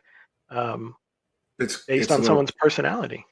It's a little wacky. It's like it's very similar to the UFO thing. Like people create this false reality that they live in where this stuff's all real, and then when you show them evidence that it's not, or you point out the you know, the problems, like they just deny. So here you're matching the stock Pyromania effect that anybody can buy for what, like $8 or something like that. Yeah. And put in any video you want. Yep. And you're matching it.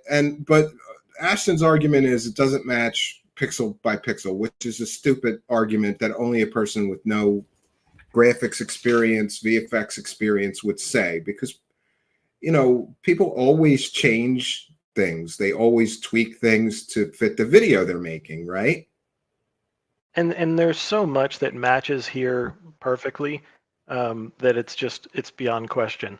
Like, yeah, people make the argument it's not pixel perfect, but this is actually this VFX item is actually a fire that was burning on the ground. Like, I can let me see if I can share you another link that's showing it.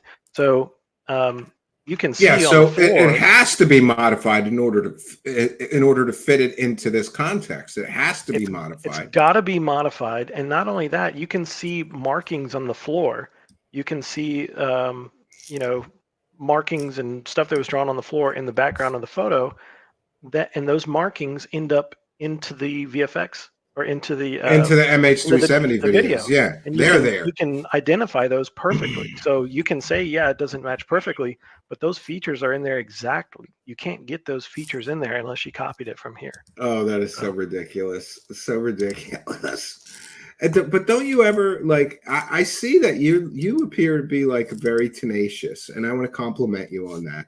Because I appreciate it. Maybe as too I much. said, I kind of jump in once in a while, but mostly I'm like, I'm sitting this one out. This one's too stupid. And even like when this was raging, everybody's like, you got to do a show on this. You got to do a show. I'm like, the videos are fake. What's there to talk about? Like, this is stupid. I agree with you there. Like, it's. And here you are recreating the cloud background in the video from the stock images. And we have the photographer who took the stock images who also concurs, saying, yes, the background in this MH370 video was made by using the images that I took. Here's my plane ticket where I took the video, the pictures. He even released the raw images, I think, right? And people still arguing over that. They're arguing over that. Oh, you could fake the metadata, or you could fake this or fake that, or it doesn't match exactly 100%. Yeah, it matches. It matches. If it matches 90%, that's it. It's over. But wow, it's too good. It's like it's a match. It's beyond any question. Yeah, and I haven't done it yet, but I could. I mean, based on Ashton's CPM rate, we could say that he's made, I don't know, tens of thousands of dollars out of this hoax so far. So don't you think there's certainly got to be a monetary part of why he won't give this up? At one point, when these still images came out, he did give it up, but then he jumped back in and said, oh no, the videos are real, and I think that might be just money talking. Something happened there, because there was a statement that came out, plainly stating that the cloud, something to the effect of the cloud photos matched so much that you could no longer claim the videos are real, and that was posted for maybe a period of hours before he retracted that. So yeah, there's something else and one of the things that really kind of bugs me is it's not just Ashton. It's like he seems to have this core group of cult members that are also equally as, I don't know, cognitively biased or adamant that the videos can't be faked, and it's peculiar. Yeah. It's like, it's so cult-like that, it's like, it reminds me of that. Do you Star Trek guy, that Picard? I know. Star Trek The Next Generation, where the alien was trying to get him to say there was more lights than there was, Oh, yeah. There are 4 lights. That's what I think of when I think of these people. They just don't, it doesn't register with them. And I'm blown away by the amount of energy that people like you and Kreishley, and it's like you guys are arguing with these people every day. And that's the point at which I check out. I just say, like, I'm not going to do this with you people. You people are nutty.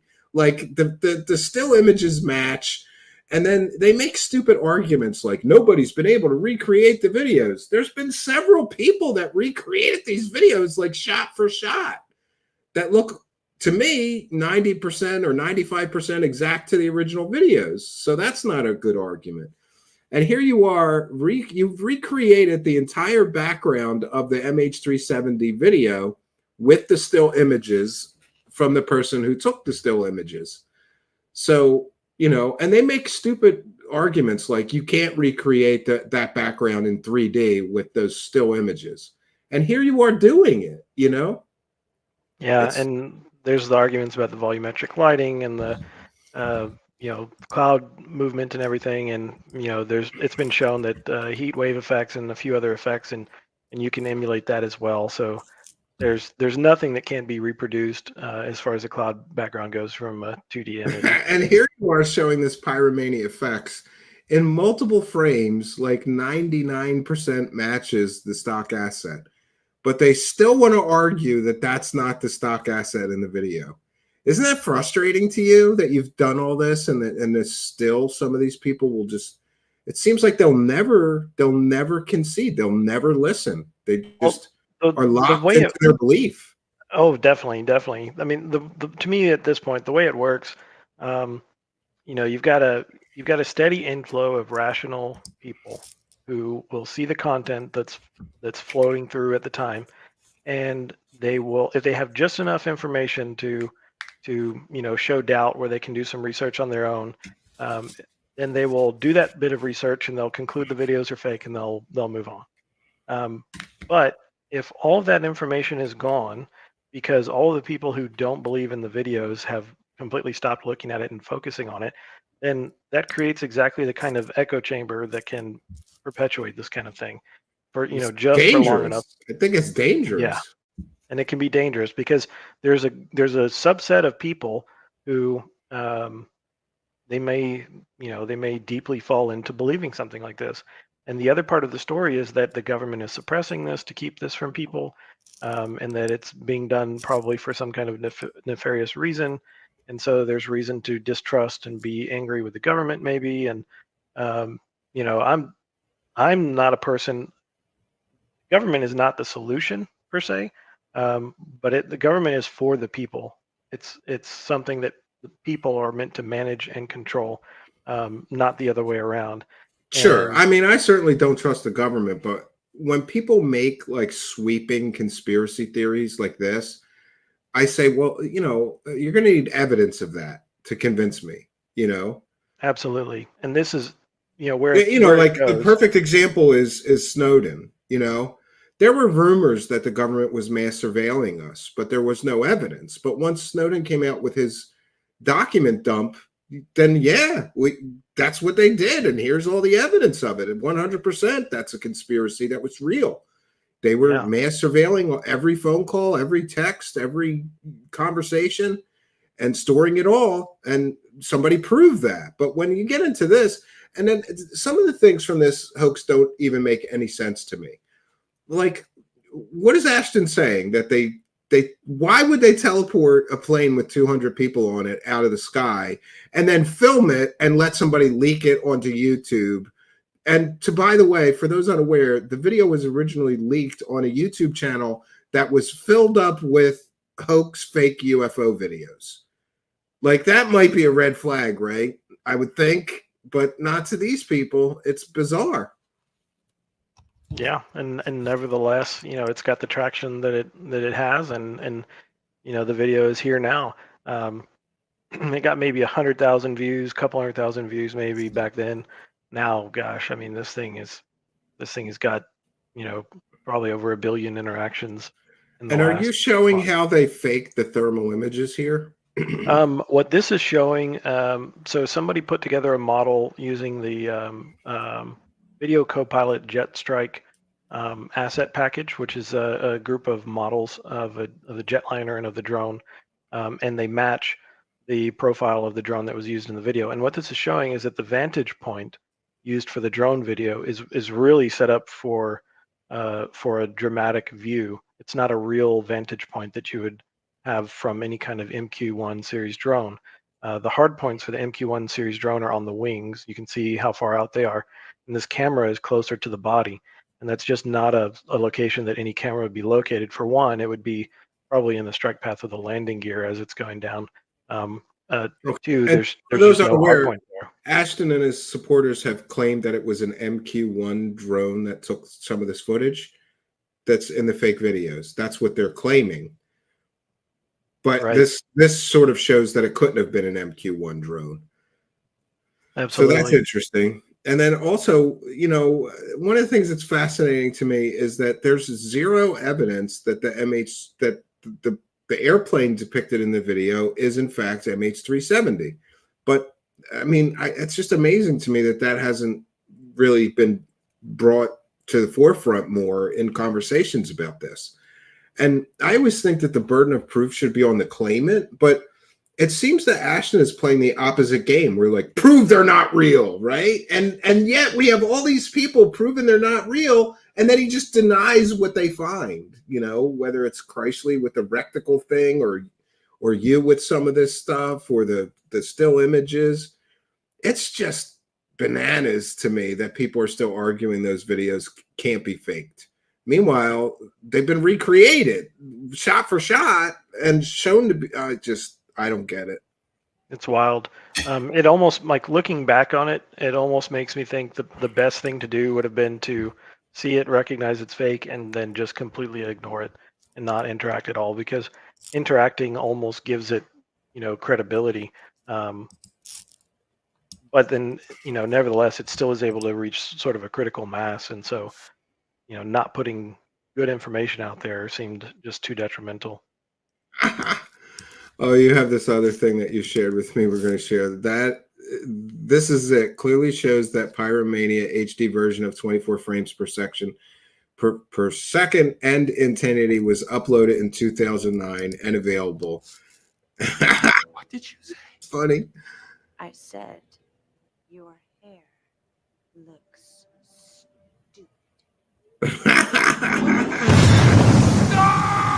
And by the way, you were the first person to point out, this is the movie Anchorman. You were the first person to point out that same exact stock effect, right, used in the MH370 fake videos was used in the Anchorman movie. And I think somebody else pointed it out. Oh, somebody else? Oh, yeah, you're the first person but this that I was saw post definitely it. the compilation. Oh, that's so funny. Yeah. And that proves that it was available before the MH370 hoax videos were first uploaded to YouTube. Absolutely. It's pretty great. Pretty great. And a great find. Look. Same stock effect, right? No, but I don't know. I'm sure that Ashton would say the CIA planted it in that movie to later discredit the leaked videos or something, right? Oh, they're wild with what they plan. Yeah, and one of the other issues that drives me nuts with Ashton is claiming that he found the leaker of the videos. Yet he hasn't spoken to the alleged leaker of the videos. He hasn't gotten on the record comment from him. He hasn't provided any proof or evidence that that person he found was indeed the person who allegedly leaked the videos. And it's just some guy who got caught for leaking classified information around the time of MH370. And then the timeline doesn't even match. But he still says, I found the leaker. This person leaked the videos. And Yeah, it's just bizarre. It's like the videos are fake. Why would a real person leak fake videos to a YouTube channel that's filled with UFO hoax videos? None of this makes any sense. It makes me sad because it makes me kind of go, geez, I'm dedicating hours and hours of my life to like stupid people every week. Like that's what I'm doing with my life here. Like if you still believe that these things are real, then you're too dumb to argue with, in my opinion, right? And God bless you and everybody else, because you know what it is? I blow up. I got temper issues. I got anger issues. So like I can't. To an extent, right? Yeah, but I can't do what you and Chrysler are doing so well and so diplomatically, because for those unaware, like Chrysler and TJP and others will go into spaces and like politely argue with these stupid people for like 4 hours, and then the next day they do it again over a different issue, like the luminance of the clouds or the color shift in the thermal images, or all these specific little tiny details that everybody wants to argue with. I don't have the patience for that. I would just start yelling at them, you know? I just, you dumb motherfucker, like I can't, how fucking stupid are you? Like I couldn't do it. So I'm thankful for people with a little more patience and diplomacy like you and Chrysler, because I'm actually blown away at how nice that you and Chrysler and a few other people have been to these people. It's like you guys have all gone above and beyond, and it shouldn't be your responsibility to prove them fake. It should be Ashton's responsibility to prove these videos real, but that's not what we get here in wacko conspiracy land, right? Yeah, absolutely. It's there's just this I don't know, the way it's stated, it's like a foregone conclusion that all the evidence that's presented is real. And I don't know, if you don't, it gets to a point, it's repeated so many times that if you don't contradict it, that people believe it. And so that I think that's where we are right now. I appreciate the kudos on talking about me being kind. I try to. I definitely don't always meet that goal, but I try to. Yeah, and I was going to ask you about that. I know that things were really venomous between Ashton and anybody that said the videos weren't real. And then there was a space a little while ago with Kreishley and you and him, I think, where everybody agreed that they would stop like personally attacking or taking things so personal or being nasty. Has that like happened, or did it went right back to just totally nasty, didn't it? There was on his maybe a part, momentary, yeah. There was a probably momentary lapse in venomousness, right? And then it went right back. Yeah, and then there were still a few, dox threats and things that came out that weren't so kind. So yeah, mostly Yes. about community notes. It seems like there's a high sensitivity to community notes.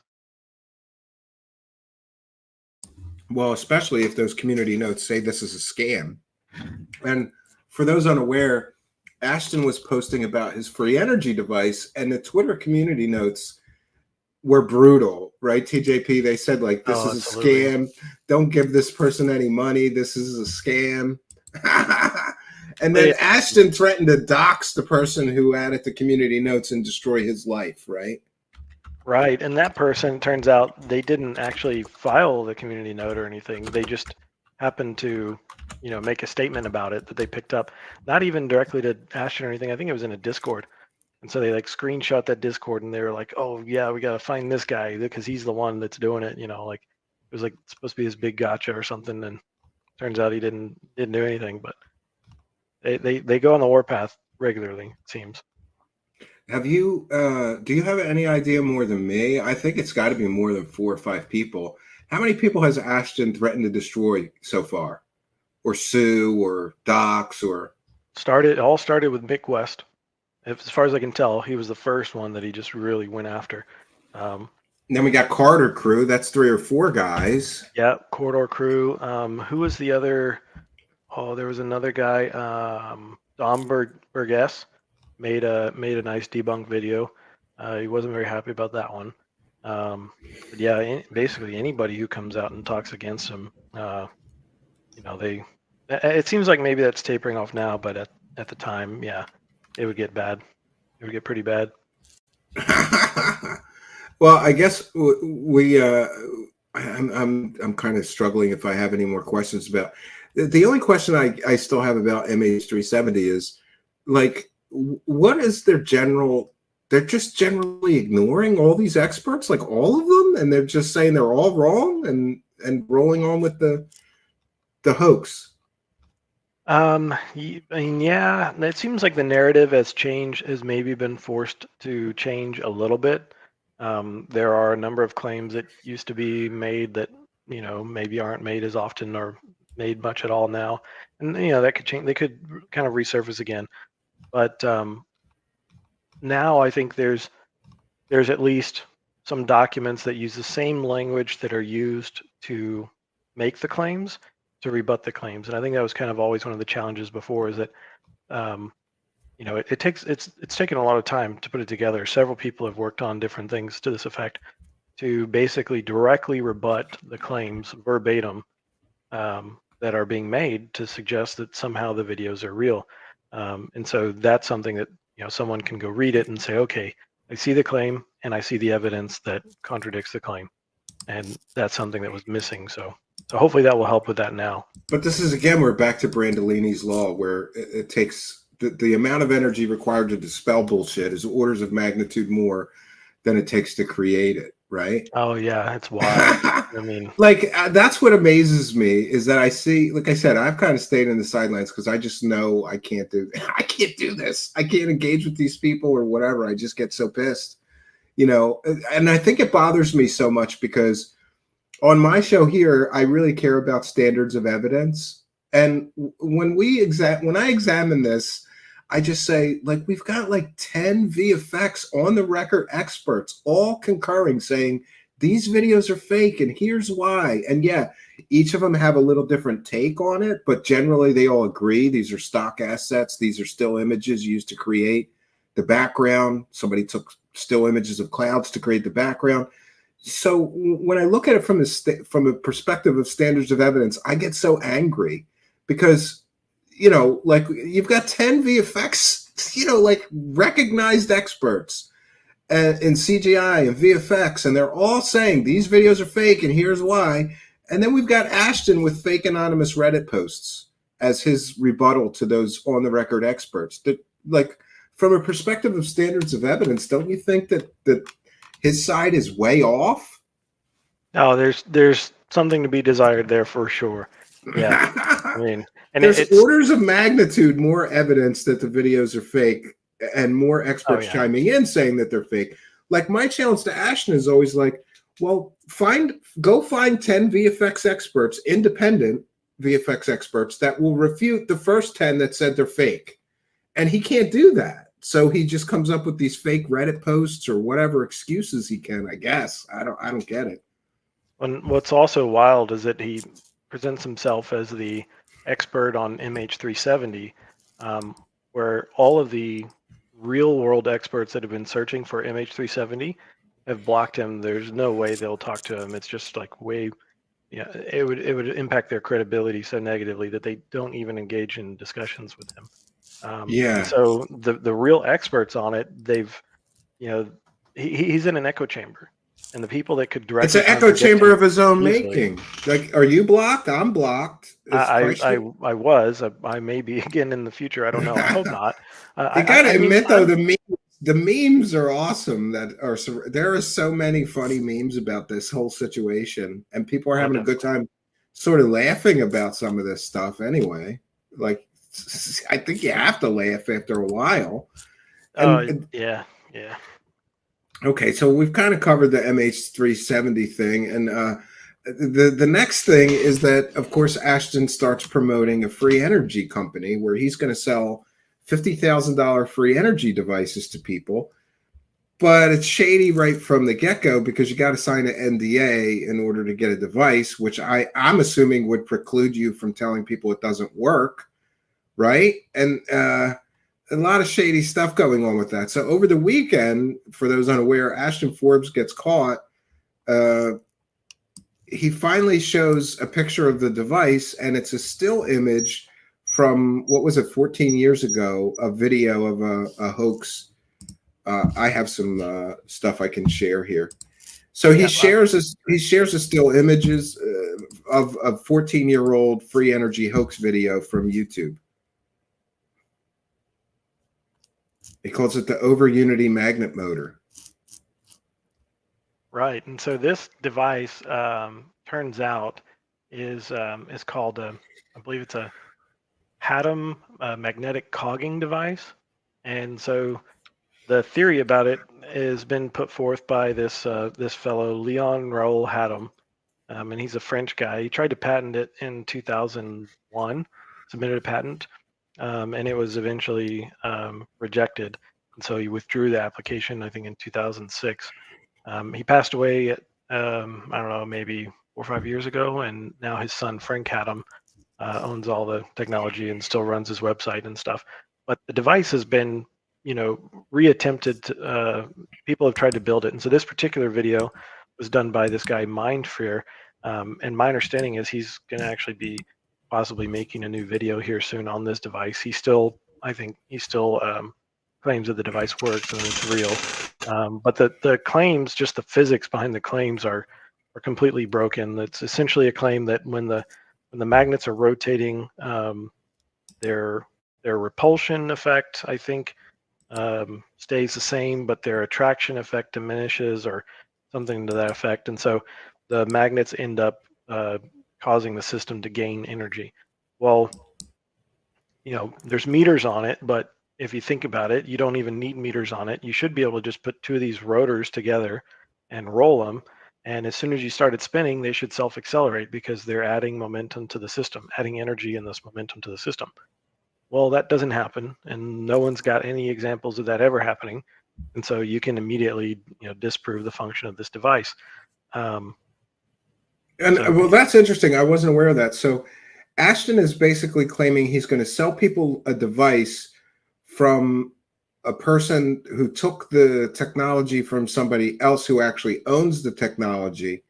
Isn't that a problem? He's going to sell a device for $50,000 that he doesn't own the technology. He's not the inventor of, and neither is the person he's getting it from. That's a little shady right off the bat. Not the inventor. Apparently, this is not per Ashton. This is not the actual device. This is some other guy that's affiliated, according to Ashton. But then the guy Mindfear claims he has no affiliation with Ashton, and so there's a lot of confusion there, and we'll see what comes out of that. But the device itself doesn't work, and yeah, Ashton put it forth as initially he was saying that this was the device. When of course he starts. Yeah, and for those unaware, spectacularly, people in his live chat instantly found that this still image he was showing was from a 14-year-old video, and he said no, it couldn't be. Then he had to admit it was. Yeah, there's a great clip on that. Let me share this link that I'm about to give you. Has got a little video clip about 1 minute and 50 seconds long. It's just a recount of that. I don't know if you want to play that one.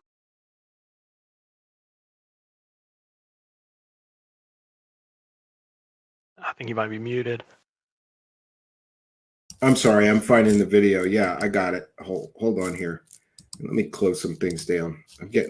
I'm easily confused, so I got too much too much on my screen here. Oh, I got it here.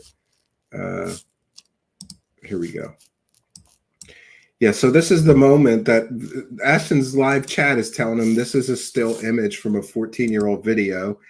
At first he says no, it couldn't be, and then he has to admit that it definitely is, right? Absolutely. Oh, geez, you can't make this stuff up. It's so stupid. And even though I'm showing this, I'm not gonna I still can't answer any questions about how the device operates, but you can glean some information off this picture, no doubt. So here you go, chat.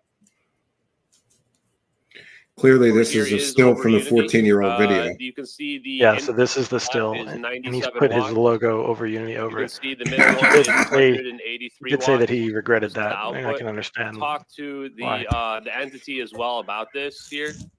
This is a still image. We're not going to have video yet. This is just a little teaser taste. A lot of people were like, oh, they're not going to show the image, blah, blah, blah. They're not going to show the device. Well, we're showing part of the device right there. This is not the demo model, just to be clear. This is an older model that was from over a year ago. I told you guys that over a year ago produced these devices. No, it's from 14 years over ago. 30 of them. I was able to He get just an image lied right there of the meters from an older device. So I don't know. Is Baker's Tut joking? I think he's probably joking. I hope you're joking, man. If people are gonna think that they're going to are people really going to try to push disinformation and claim that we took an old picture from somewhere else? It wouldn't surprise me if debunkers are that dishonest. Honestly, no. Yeah, the debunkers are the honest ones. I guarantee you that. Well, you guys are right. This does look like it comes from 14 years ago. So I'm going to have to get clarification on this. I stand corrected. Pretty neat, chat. Yeah, real life disclosure happening in real time by your 4Orbeez buddy, Ashton Forbes. Pretty exciting. So I want to make sure that this isn't a situation where I'm being, misled related to this here. Yeah, I mean, I'm always going to have to assume that it's possible that I could be misled, but I could be misled. Don't you think that maybe he should have seen the device operate in person before he started claiming that he was going to sell a working free energy device for $50,000? I would. I definitely would.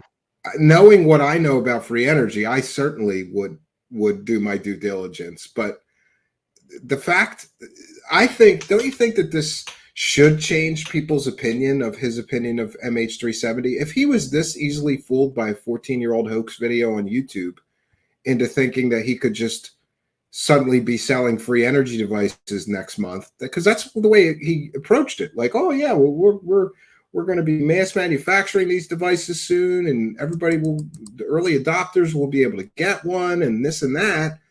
And meanwhile, it appears, at least from my understanding, and I watched this whole video, that he hasn't seen any of these videos, or excuse me, he hasn't seen any of these devices in person yet. And he's already on the internet trying to sell them for $50,000. Shouldn't that inform people that this guy is not somebody that actually does things the right way? So maybe he's wrong on the MH370 thing as well, don't you think? I mean, I would think. I hope people will evaluate based on what they see here as well, and they'll just like consider the situation a little deeper, but not just this one, just like free energy in general. Ashton, I don't know. I want to think that Ashton has like genuine intention to want to help people. I really want to think that's the case. If he was out there telling people that all of their problems are a result of poor diet and exercise, I mean, even if it wasn't always true, I would not say a word. There's no good that's coming out of this. That's the issue. There's no good that can come out of this because this device doesn't work. Lots of monetized views and super chats, though. Yeah, good result for him, maybe making money. And I find it hard to think that someone would just be out to scam someone. So I don't know if he's getting scammed, or I don't know the whole situation there. Yeah, I don't know. My personal take is that he wants to believe these things so desperately that he doesn't do his due diligence before jumping in and just believing these things. Like, oh yeah, those MH370 videos show hidden technology that the government's hiding, and one of those long rumored hidden technologies that the government is hiding from us is free energy. But I got to tell you, TJP, like I can't impress upon my audience or you or anybody enough. Like, I grew up building all kinds of weird stuff, robots and radios, transmitters. I ran a pirate radio station when I was a kid that I built a transmitter myself. And right when the early internet hit and AOL groups and stuff, I got into free energy and I started building everything I could find plans for. And it was always one big letdown. I bought plans on eBay, and it was always the same scam. You buy these plans for like $50, and to like a teenager, that's a good chunk of money, So, yeah. And then I'd build it. I'd follow the instructions exactly as you're supposed to. And I had a good understanding of electronics. I could build radios, transmitters, computers, robots, and they would never work. It would always not work. And then the person that sold you the plans would blame you. They would say like, well, you didn't follow the specifications exactly 100%. So that's why you're not getting the correct results. Or, anyway, I spent a long time too building crystal power cells, which I thought for a while may have some promise. And I was determined that I could create like even just a 12 volt, 2 amp free energy device. And they always fizzle out. They don't really do what they're supposed to do or work as promised. But one of the things that I can tell people, TJP, is that these things are tantalizing sometimes. Like they almost work, right? So that keeps you interested to go, well, maybe I got the formulation wrong when I built this crystal battery, because I would build these crystal batteries, and Hutchinson and Bedini and a few other people had videos on YouTube of how to build them. And I would build these things, and you had to hook something called a joule thief. It's a little electronic circuit that sort of collects the energy. And then, anyway, I'd build this crystal power cell, and it would power an LED for like 6 months in my basement by itself. And then I would go, this is amazing. This is going to work forever. And some people got them to go for years, powering one little LED. And it makes you think, all we have to do is scale this up. We just have to scale this up. If it can power one LED for a year, a regular battery can't do that. It'll die in a week. This thing's working for years, some people say. All we have to do is scale this up. And it keeps you interested enough that you keep pouring more time, more energy, but it seems like it never works long term. So I can understand why people get involved in this. It's tantalizing. And who hasn't played with magnets and figured there's got to be a way to extract energy out of this push force that magnets have, right?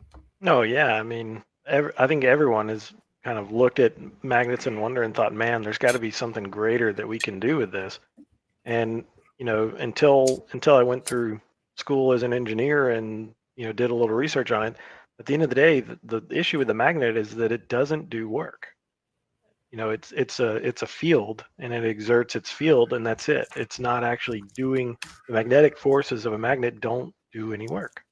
And so yeah, but a lot of people think you could somehow put them on wheels or figure out how to get them to do some sort of work, right? Yeah, it's like when you're a kid and somebody says, "Hey, grab your feet and lift them up, lift yourself up by your feet, and you'll float." And as a kid, you can't immediately rationalize why that's not going to work. So, you try it, and it doesn't work. Yeah.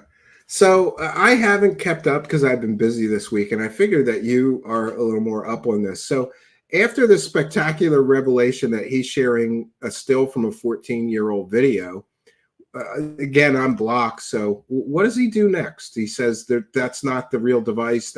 He starts making excuses and backpedaling now with this spectacular free energy grift failure.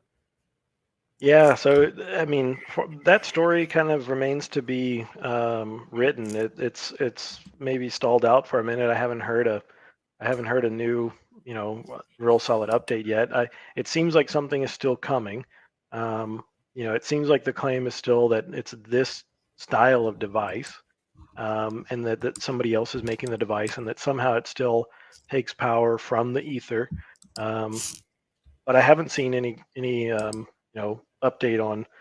Supposedly, I think in a couple weeks there's supposed to be a demonstration with the actual device, or maybe it's a couple weeks or a month, or I don't know. Maybe he found a 7-year-old or a video or a 3-year-old video of a working device that he's going to share. We'll have to see. We'll have to see what shows up. I would be careful though, that there's nothing here that's going to work. Whatever is sold is not going to work. And claiming to sell a device like this, I think that's so thoroughly disproven is dangerous. Somebody could, it might be problematic. So well, not only that, like I don't know, TJP. I grew up with some pretty scary people in Philadelphia, and like he might take $50,000 from the wrong kind of person for this. Do you know what I mean? Yeah, I would be afraid to do that myself. That could lead to some real problem. You take $50K off of somebody that doesn't have $50K to lose, A very good friend of mine is in the used car business, or I would say they were in the used car business. They were in it for a long time. Oh, that's a fun business. And they were in the under 10K market, and for a while they were in the under 5K like value car market, and that is a dangerous business. Doing this is probably more dangerous. Yeah. And when people talk about the free energy people that have gone missing and stuff, if I had to guess why, it's for perpetuating fraud, for getting people's money and then not doing anything with it. That brings an interest, like talking about the cast, the cast of this particular deal. I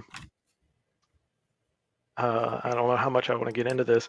So no, you mentioned it. You're in it now, buddy. Now you got to spill the beans for my audience. They're going to want to hear this. So the whole low energy nuclear reaction thing, Popular Mechanics had a really good article. It was a while back. It's 2016 by David Hambling, and he calls out what is this guy's name? Rossi, Andrea Rossi, with his ECAT deal. And so ECAT is something that this guy is still trying to bring to market, but basically they settled out of court. It was like $100 million lawsuit for defraud. They were defrauding this guy, and the guy, he didn't win the lawsuit. They settled out of court, but they settled in the favor of this other guy they were trying to defraud. And so the guy recovered all his money, but they're still trying to sell this ECAT. You can go search ECAT right now, and they're like taking pre-orders for a device. I think it's like $25 per 10 watts or something is what they're taking these pre-orders for, and that's out there right now. People are trying to sell that, and then you see there's a weird group of people. Like you can go to the ECAT World website, and this is from an April 3rd, 2024 article. This is the top line of it. Thanks to Bob Grenier for the following post and video link to an online discussion. And the headline is Cosmic Summit Live Plasmoidian Edition with Randall Carlson, Malcolm Bindle, Bob Grenier, and more. And this whole group, they're shady. They're shady, and they're constantly pushing. Like they're all involved in some kind of free energy, cold fusion, low energy nuclear reaction thing. Like it's all connected, and it's always the same people, and it never works. It's shady. Yeah. Yeah, and isn't that Randall Carlson? I think wasn't it like Joe Rogan did an episode on this, but then he pulled it before it aired because he realized it was a scam. Allegedly, yeah, allegedly. I Yeah. hadn't watched that in much detail. Yeah, but yeah. Bob They did Greenyer- They did a 3.5 or 4 hour podcast on this device with Randall Carlson, and then they never aired it. So there had to be something that caused Rogan and his producer Jamie to say, we don't want to put this out because it's some form of scam. And I think Randall Carlson was running from some other energy or oil scam from another country or something. So yeah, it's that bizarre. Maybe Malcolm Bindle. I think he did. Oh, Malcolm Bindle, yeah, in Tasmania or something, or yeah. I can't remember. But all these guys Tasmania? pushing these, it's enough to say that all of these guys pushing these free energy, save the world devices are shady in some form or fashion. Oh, absolutely. So Bob Greenyer was one that was promoting Andrea Rossi's idea. And he just seems to be connected to all these things. So he's always talking about plasmoids. He's got tons of videos about plasmoids, and what's his name? Malcolm Bindle has got he was promoting the thunderstorm generator and saying plasmoid this and that and all the other. And that thing is just a total joke. That they're, by the looks of it, they're routing the exhaust from a generator into a tube full of water and Scotch-Brite pads, Scotch-Brite scrubbers, and then over from there, there's another tube that goes into a little container that's got a UV light in it, and there's some magic or something that's supposed to happen in it. I don't know, but as best I can tell, what they're actually doing, they're measuring an exhaust, or they're measuring air at one point that doesn't actually have exhaust to say that it's cleaner. And then to try to cut down on the smell of the exhaust coming out, they're doing something that actually does work. So scrubbers and industrial exhaust systems, they force the exhaust through water, and as the exhaust bubbles go through the water, they aerate some and turn into smaller bubbles, and the water is able to pull out particulate and things from the exhaust. And then when the exhaust comes out the other side, it's a little bit cleaner and it doesn't smell funny like hydrocarbons. And so they're using that to mask the smell of the hydrocarbons from this generator, and then claiming this device is doing some magic or whatever. And it's clean energy then. Yeah, it's clean. Right. It's not polluting. And if anybody needed any more proof that Ashton Forbes is a scammer, I mean, some of the people that he's appearing with, I don't know if you're familiar with this person, Jordan Sather. Jordan Sather was one of the leading Q-tard pushers for years. And he's banned from YouTube for medical disinformation and Q-tard nonsense, I think. And he was also a big supporter and proponent of Corey Goode, the secret space clown with the blue chicken aliens and the Ashtar inner Earth people and 20 and back time traveling and all that shit. That's Jordan Sather hosting Jordan talking about bringing free energy to the world. And I just wanted to mention, I'm not tooting my own horn here, but we did like a 12-hour deep dive of free energy promoters and pushers, all of which turned out to be pretty much scammers. And I'm a little bit at a loss. Like, do you think he didn't educate himself into the history of free energy claimants at all before jumping right into this? Because it seems like that way to me. Like, it seems like he has no historical knowledge of these kind of devices at all. Or am I wrong in my assessment? Judgment? That's kind of what it seems like to me. That's why I don't know what the scenario is, if he's getting scammed or something else. I don't know. I don't know how he could have got into that without checking. Like, if he received that image, I can't imagine that you're starting a company and you're trying to do something with it, and somebody sends you an image and you don't reverse image search it.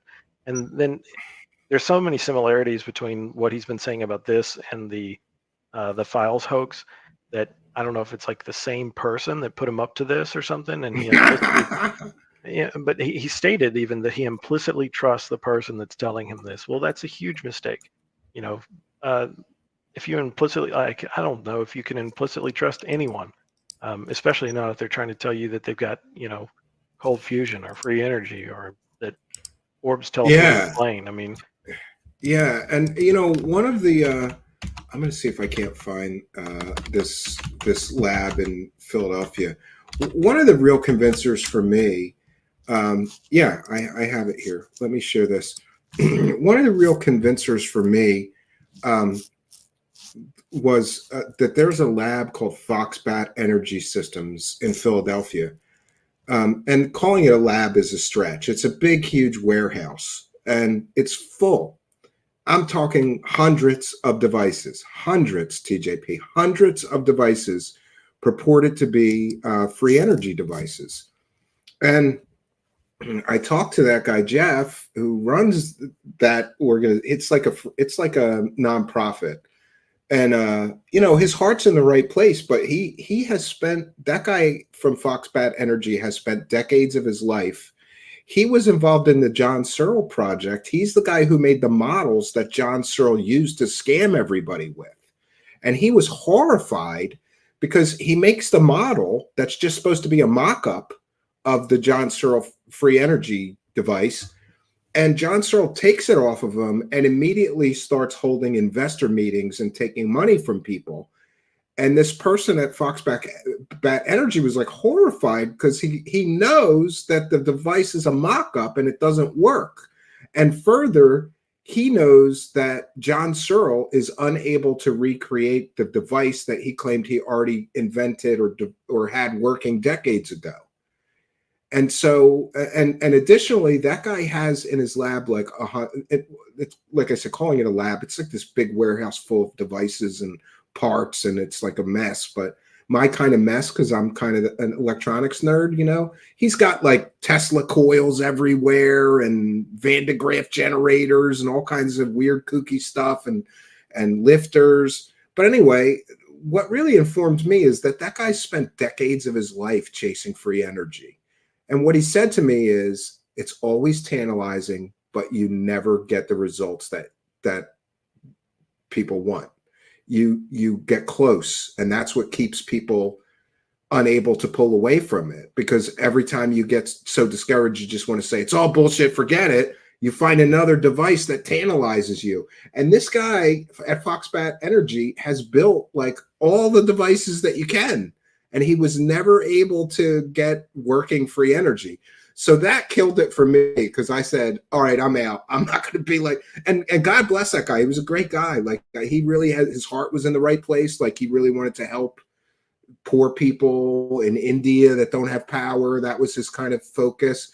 And he does have some interesting working electronic devices and generators, solar things that really work. But it was just kind of sad for me to see that guy, he filled a warehouse full of devices that don't really work, but they kind of show some promise. They might work if you put more time. You know, I think that I would love to get Ashton to go visit that place with me in Philadelphia and let that guy talk to him about his decades of chasing these devices.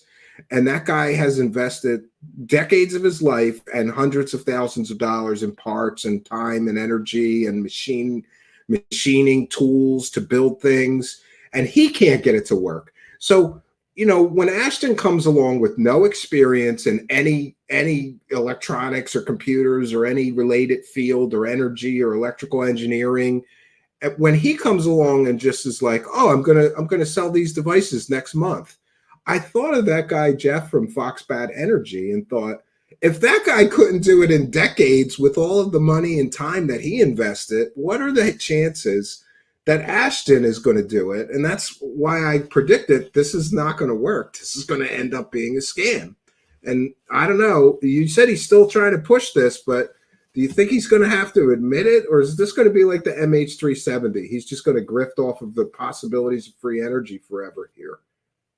Gosh, I couldn't predict. What I would say is that investigating things that claim to be not specifically free energy, but that claim to be like novel ways of producing energy, you know, like low energy nuclear reactions, but in a general sense, not on some of the specific ones that have already been Or disproven. I always thought tidal generators. They could put these generators, these devices out in the ocean, and Yeah, just I the mean, tides coming in and that's out. a working concept, Yeah. Solar power is a working concept. Geothermal energy, these are working concepts. So there's all kinds of energy generation methods that are not mainstream, that are dependable, that probably should be used more. Like even nuclear. I feel like there should be more nuclear power. I feel like that's our best quote unquote green energy power production method that's available right now. I think there should be a lot more nuclear, and I think that we can carefully manage the byproducts that come from it, and we can find a Yeah, response especially to deal with them. thorium. Like thorium should be invested. Yeah, half life is lower, and so Yeah, there's for those unaware, almost all governments all but abandoned thorium as a nuclear fuel to create nuclear energy because it doesn't have dual use as a weapons platform. It doesn't work for bombs. So thorium, look it up. It's more or less been abandoned, but there's still people pursuing that as a means of energy creation through nuclear means, and it'd be 10 times safer than anything using plutonium or some of these other, and produce less waste, I think. So you're right. There's valid means, there's valid like avenues of research that I fully would support, like nuclear or thorium or these tidal generators or solar or whatever. But these magic devices that are just going to give you free energy, it's that old saying, if it sounds too good to be true, it probably is, right? Yeah, and if someone is claiming that they have new physics or whatever, and that they're going to sell you a device based on it, like that's kind of jumping the gun. If you're claiming new physics, you need to prove the new physics. You need to put it out there, have it peer reviewed, show the concepts, do some experimentation, um, prove that it's a real thing. And then once you prove the concepts and the theories, then you can say, okay, this is a device that we've built on it, that'll deliver this.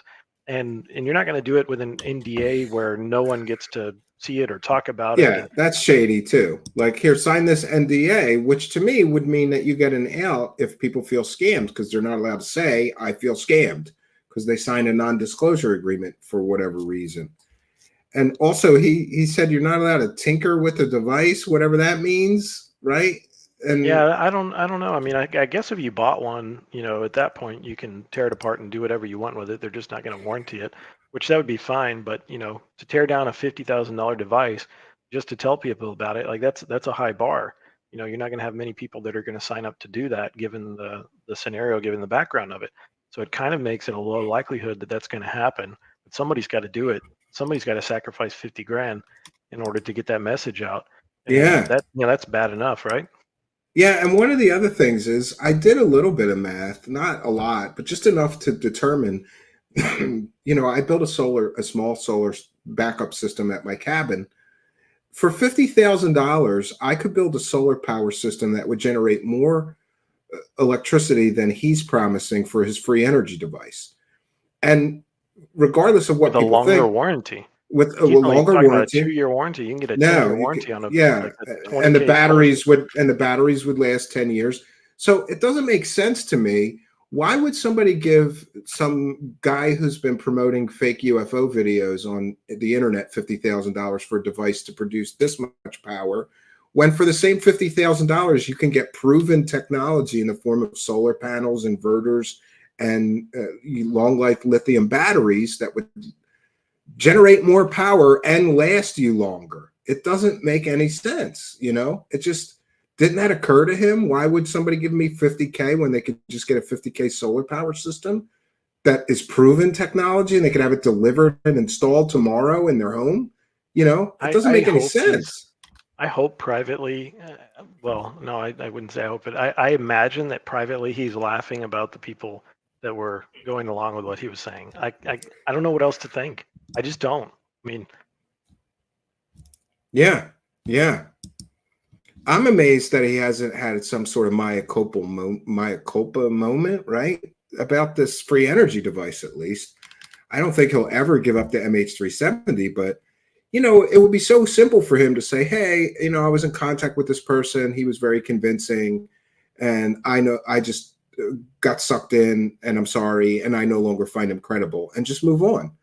But he's a double down, never admit he's wrong kind of a person. So I think that's what we're going to see, maybe. Yeah, Right. and I think it's like a good magician, right? Even if your trick has been discovered, you never admit it. So, you know, I don't think it'll ever be admitted to. Yeah. So I wanted to ask you, like, are you sort of done with this debunking MH370? Or are you just going to keep? You've been going gangbusters at this for so long. I'm probably about done. I'll kind of watch the pulse for it for a little bit more. There's a couple more discussions. We were just talking to this guy Bobbio today, who he comes across as convinced that a couple of the photos are fake and that it, you know, calls into question the rest of them. And I heard him in the spaces earlier. Yeah, he is adamant. He's quite stubborn. But you know, we've showed him convincingly and certainly what's leading to the issue. And so I'm going to probably make a couple more videos and maybe have a few more discussions on that. And then, you know, yeah, I envision myself kind of checking out from the subject for you know, as long as possible. We'll see what it looks like. Yeah, and you know, it's kind of sad because during this run of this MH370, I saw show hosts that were skeptical about other people. Like, for example, one, I'm not going to name it, but one specific show host really went after Third Phase of Moon for hoaxing videos, hoaxing fake UFO videos. And I mean aggressively, you know, we're like, these guys are hoaxers, they're full of shit, like they're fake. I saw the same person that did that host Ashton because Ashton was bringing, and I think it's because Ashton was bringing so many views. Some of these lower view podcasts, you know, they would get 10 times their usual views by hosting Ashton. And that's made me sad to know that, like, something that's so completely and totally provably fake is getting so much attention and eyeballs on it. It's really weird. And to see formerly skeptical show hosts just welcome him and then defend him, you know, and I wonder what some of them think now, because to me, Ashton Forbes is now a twice proven hoax promoter. There's no doubt in my mind, but you know, do you think a lot of people were just cashing in on the attention that it was getting for monetary gain or whatever? I think if that was, you know, someone's area of if that was their desire to grow their follower count and everything, it would be hard to resist. And yeah, I could definitely see that happening. You know, I hope that's not the case, but I could definitely see that happening. Yeah, and I forgot to mention, but I think it was your video, this AI video of Ashton Forbes being debunked, this MH370 videos. That was your video, right? I think. Possibly. You've been making a lot songs? of them. Yeah, the songs. Oh, You've been yeah. making a lot of these AI I made songs. I made a whole album. And I'm like completely proud of that. But it took me I probably spent like 6 hours doing it, so it really didn't take much time. I was trying to find the one from the top of the thread because we shared that before. But I don't know what happened. I screen captured it. Oh, I got it. I screen captured it, and then there was some kind of hiccup with the screen capture, so it was all jittery. So I'm just going to share it from your Twitter to sort of close us out.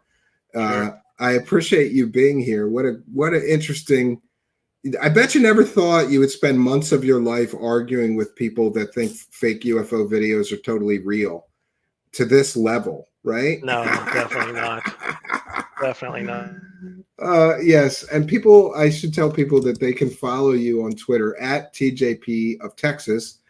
Mr. Powell does not have a podcast or anything that he's promoting, so you should go over and follow him on Twitter because he is just volunteering his time trying to pull people out of this fake rabbit hole that they've been pulled into, and I think that's an admirable pursuit, right? No, I appreciate it. All right, I thank you. I'm going to throw you out of here and wrap things up. I appreciate you taking the time to sort of help us navigate this wacky world of Ashton Forbes. Thank you. Yeah, You have a good absolutely. night. Thanks for having me on. Take care. All right, bye-bye. All right, friends, we have done our due diligence. So now we know that Ashton, and here's Ember to Ashes, another opportunity. He was openly admitting the videos were debunked nonsense until he saw an opportunity to farm engagement on him. Now he's an ardent Ashton defenders.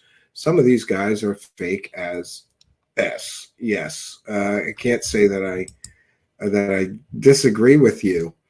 Embers to Ashes on Twitter is another person that has been just destroying some of these fake talking points and all this fake stuff. I'll take a couple of comments and questions from the live chat before we bounce on out of here. Thrill Seeker 72, it's like rubbernecking. That's why a lot of people listen to Forbes. Us humans like a car crash. Yeah, I guess. Plan D is here and is always complimenting us, saying cool stuff only on True Seekers. Thank you, Plan D. Fake as Forbes works. Tidley says awesome stuff. Whack Off World with Ashton Forbes says trolly troll. And you know, one of the things, other things we didn't get into is all the threats, and you know, he's threatening to sue people. He's threatening to destroy people, dox people. Ashton Forbes is, I mean, it's really disturbing. It's very cult-like. Engagement farming comes in a lot of mediums, says Muppet Pimping. I can't say I disagree with you. And also says, I don't have any money right now, but praise the cash. Yeah, we had a light day of praising the cash, but that's okay. Win some and lose some. Christly TV is here, who is another person that has been systematically just destroying these videos, also been a guest here as we try to navigate this wacky world where people live in a fake reality, where fake CGI videos are some kind of government conspiracy. None of this really makes any sense. And, you know, as I previously said, there's some things that I just don't want to waste time on. Flat Earth is one of those things. Like when you don't know how many emails I get from Flat Earth people who demand that I let them be a guest so they can prove to me the Earth is flat.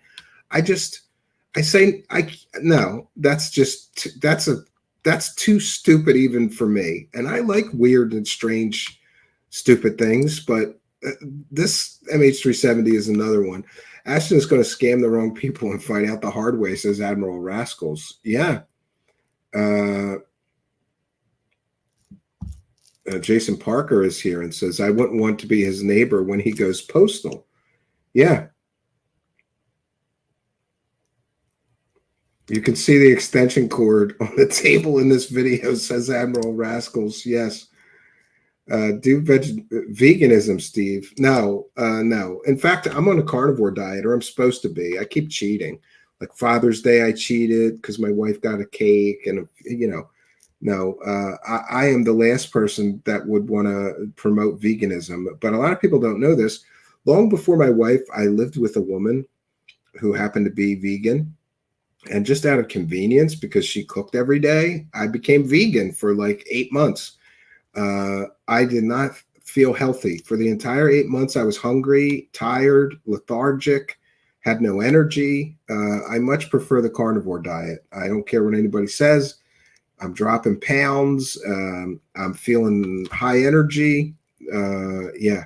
Chuck Bam says, eat beans and rice. I was a starving artist. I lived on beans, rice, and ramen noodles and spaghetti.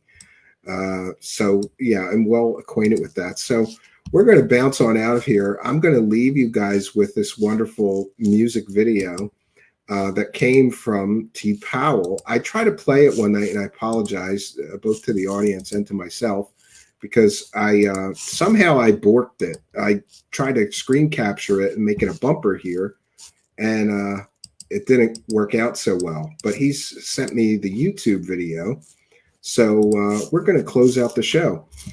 We have done our due diligence, friends. I want to thank our amazing guest, TJP or T. Powell. Again, you can follow him on Twitter at TJP of Texas. all one word, at TJP of Texas. And he's posting some great stuff. Also follow Kreishley about this. And follow me on Twitter at Stephen Cambion. If you haven't already, be sure to smash that subscribe button, hit the notification bell. You'll know when we're doing a live broadcast like this and can come be a part of our live chat. You are most welcome. If you're listening in audio podcast land, we do love and appreciate you, but you're missing half the fun. Go on over to YouTube, put Truth Seekers, one word in the search bar. Look for me, the strange guy with sunglasses. Go to that channel, smash the subscribe button, hit the notification bell, and you too will know when we're doing a live show. I want to mention that many of you have commented that I did not put these 12-hour deep dives on the audio podcast side. And realizing that many of you, I wasn't aware of this, but did you know this, that if somebody's a commercial driver and they get in an accident, if they check that person's internet usage or phone and they were watching a video or listening to a video, they could get in trouble. But if they're listening to an audio podcast, it's not an issue. So partly as a public service and partly because some people just prefer the audio version.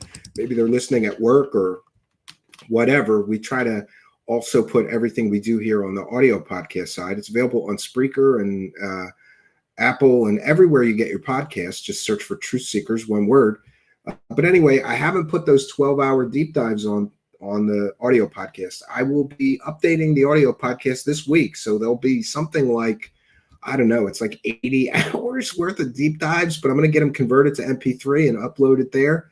I appreciate that so many reached out to me asking me, why aren't the deep dives on the audio podcast?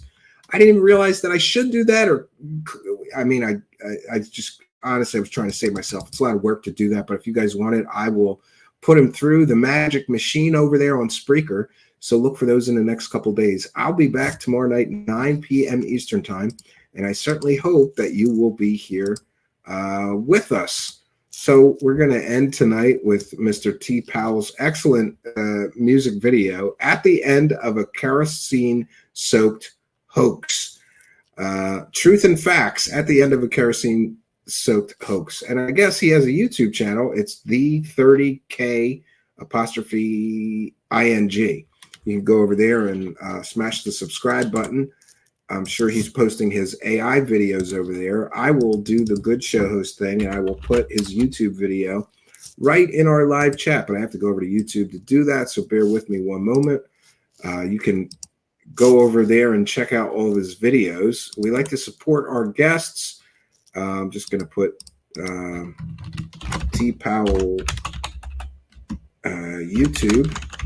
And we'll put it in the live chat. You could go over there and check out his other videos. I thank him for letting us play this one. I have to say, as a musician and songwriter all my life, these AI generated songs are getting scary to me, because this shit is, I would consider this a very good, well-produced pop song.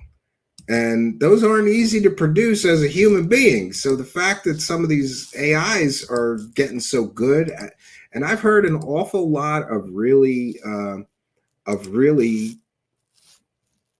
guess, I've heard an awful lot of really catchy AI music lately, like impressively. This is one of them.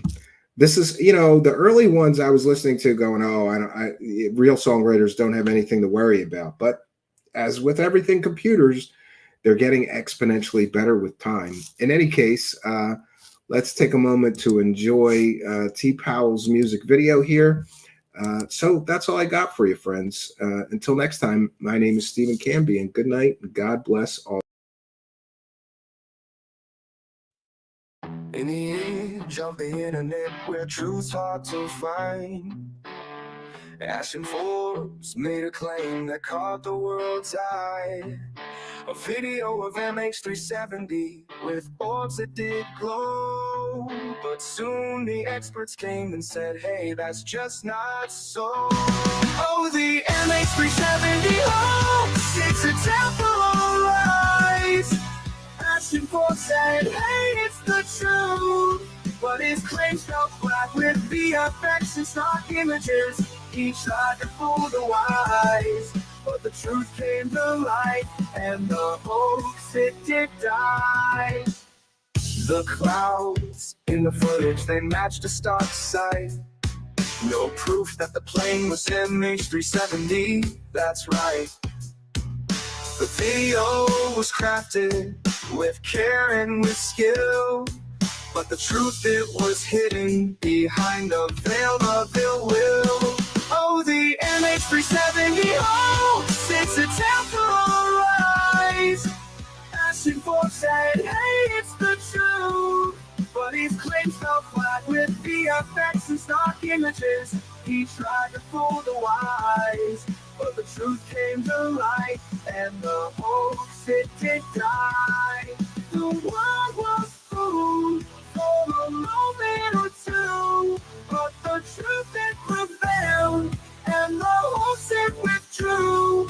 Ashton Forbes, he tried with all of his might, but the truth, it was stronger and shone through the night. Ashton Forbes said, hey, look at that cloud, but his claims were just a bunch of hot air. The clouds in this video, they matched a stock sight. No proof that they moved or evolved, that's right. Ashton Forbes said, hey, it's flying trick light, but his claims were just a visual light. The video was crafted with stock images and lies, no evidence of advanced lighting, that's no surprise. Ashton Forbes said, hey, it's satellite USA 2219, but his claims were just a cosmic mind. The video was a hoax, that much is clear. No evidence of satellite footage, that's the final frontier.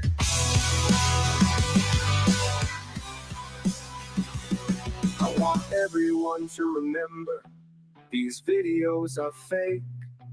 For always and forever, believing they're real is a mistake.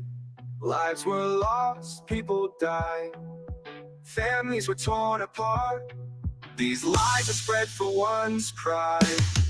Ashton Forbes said, hey, it's Section 1 drones, but his claims were just a military clone. The drones in the footage, they were just CGI. No evidence of drones operating over water, that's the truth, you see. Ashton Forbes said, hey, it's Edward Sealand, but his claims were just a treason spin. The video was a hoax, that much is clear. No evidence of leaked videos, that's the final price. It is 370 hoax, it's a temporal rise. Ashton Forbes said, hey, it's the truth, but his claims fell flat with VFX and stock images. He tried to fool the wise, but the truth came to light, and the hoax, it did die. In the end, we must be wary of the tales that we hear, for the truth, it can be hidden behind your veil of fear. But with critical thinking and a careful eye, we can see through the deception, and the truth, it will fly.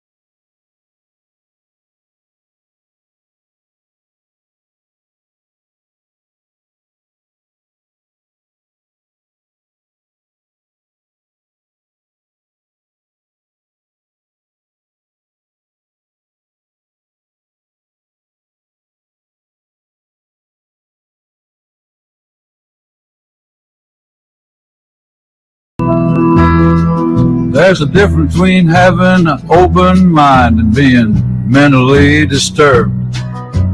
Ashton Forbes and his following have the brain of birds. A obvious fake video made by a man who's come clean. Ashton just blocks him and says he's being mean. Hey, why won't Joe Rogan listen and accept my piss poor evidence? I should block his ass too for not having an open mind. Don't get me started on Mick West for not investing his time on wormholes and missing airplanes. Can't he just tickle my schizophrenic mind? Holy shit! Holy shit! MQ1C Gray Eagle! And not so fast, Arthur Preston.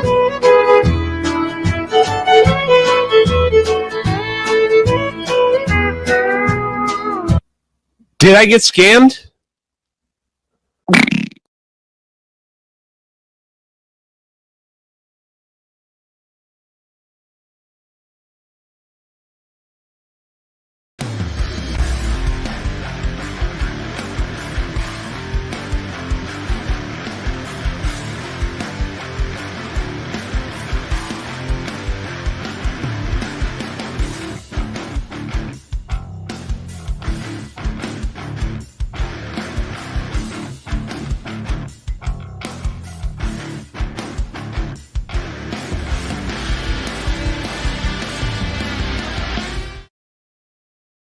Greetings and salutations, friends, and welcome back. By popular request tonight, I will be speaking about everyone's favorite Alfred E. Newman-like hoax promoter, Ashton Forbes.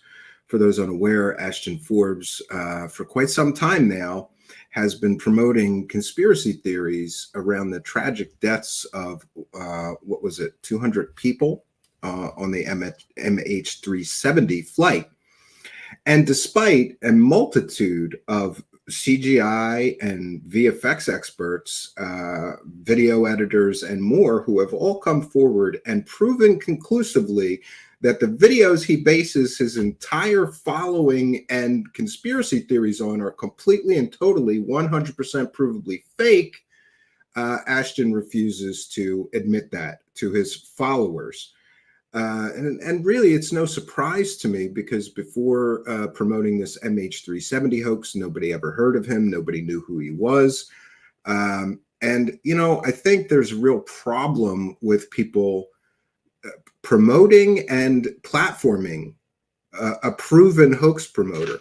But let's be clear, Ashton Forbes is not just a proven hoax promoter once. He is a proven hoax promoter twice. Because after the MH370 conspiracy started to fall apart, you know, when you get up to the fact that there's like 15 VFX and CGI experts all saying these videos are fake and here's why they're fake, and I'm an expert in this field, what does Ashton do? He posts anonymous Reddit posters who claim that they're from Marvel VFX or that they worked on Top Gun Maverick. They were the head of VFX and the videos can't be fake. He uses fake information to try to debunk the debunks. He is really just a piss poor person as well. He has threatened, intimidated, harassed, threatened to dox and take legal action against anybody who dared to say that his fake videos are fake. And, you know, I, for one, don't wish any legal troubles on anyone, but I want to put it out there that, you know, I'm gathering a PDF file of all of the debunks of these MH370 videos. So should anybody face any legal consequences from this psychopath maniac incel, right? I should have that ready for you, and the judge and jury can have a great laugh at a clown who has been promoting completely and totally 100% provably fake videos for how long now, suing somebody for their opinion that, yes, those videos are fake. And of course, this gets into now we have the Vetted podcast guy, who I think his name is Patrick, who, by the way, you asked for this, Patrick, you dumbass. I didn't even know who the guy was. I don't watch garbage, clickbait, sensationalized garbage promoter channels, but many people do. So the Vetted guy got in between a disagreement or something I said about another garbage promoting podcast, That UFO Podcast. And, I know why he did that is because the grifters all stick together, and Patrick's hoping to get some points with the UFO Podcast grifter so that they'll help his grift. Like, send me some of your hoax promoter guests so I can make a couple of dollars too.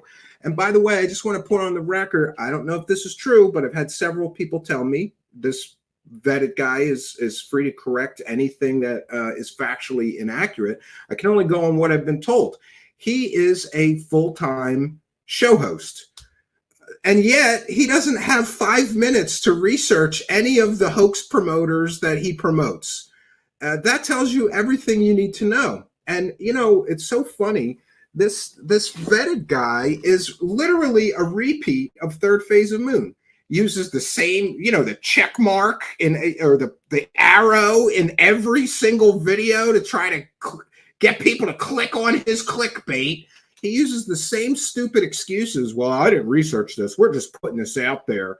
And I've heard the excuses that some people make for him, like, well, he's a full-time show producer. He doesn't have time to research.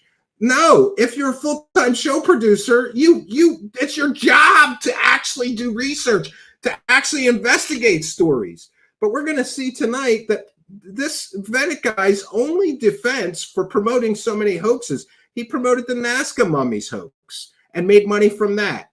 He just forgot to tell his audience that hoax came from Jaime Maussan, who's been involved in, 60 different hoaxes, most famously the Roswell slide hoax, where he defrauded the public out of hundreds and hundreds of thousands of dollars for a pay-per-view event.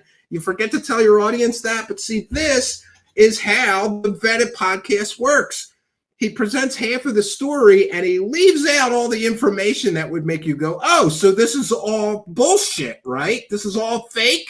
He leaves out that part, and we'll get into that. And he uses the same exact excuses and tactics that Third Phase of Moon use. Well, we're putting it out there. We're first to put this out. We'll let the audience decide. All those excuses fall apart when you realize that this man is a full-time garbage peddler. That's his job. Now, imagine the hellish existence of this Vetted guy if he does not promote fake people, disinformation, misinformation, fake stories, and hoaxes every single day of his life. He can't eat. He can't pay his rent. He can't keep a roof over his head. He can't pay his car insurance, his medical expenses, his grocery bills. But I think the best thing to think about is imagine every day before you sit down to eat dinner, you have to stop for a minute, right? You have to say, wait a minute, I have to go promote a fake story. I have to go promote a disinformation and misinformation peddler so that I could get my couple of bucks so that I can afford to sit down and eat my dinner every day.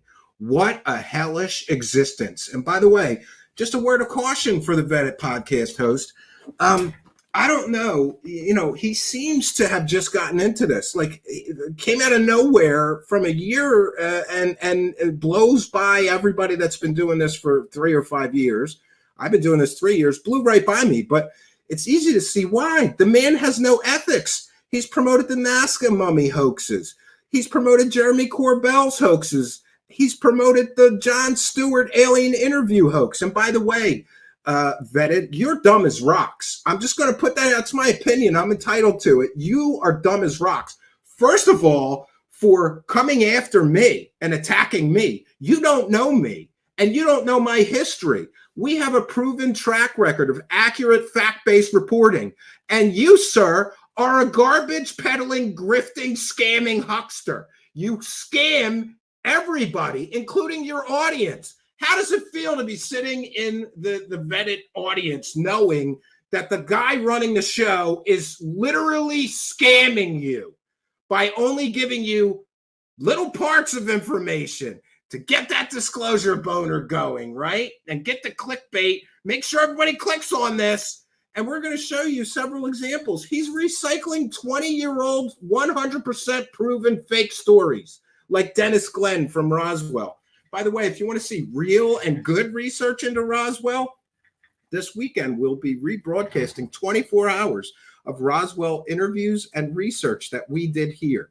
That's good research. And by the way, just to be clear, I don't care if somebody talks about certain subjects or even platforms certain people, but you have to do so, in my opinion, imagine this, you have to do it morally and ethically correct. If all you're going to do, vetted guy, by the way, why do you call your show Vetted?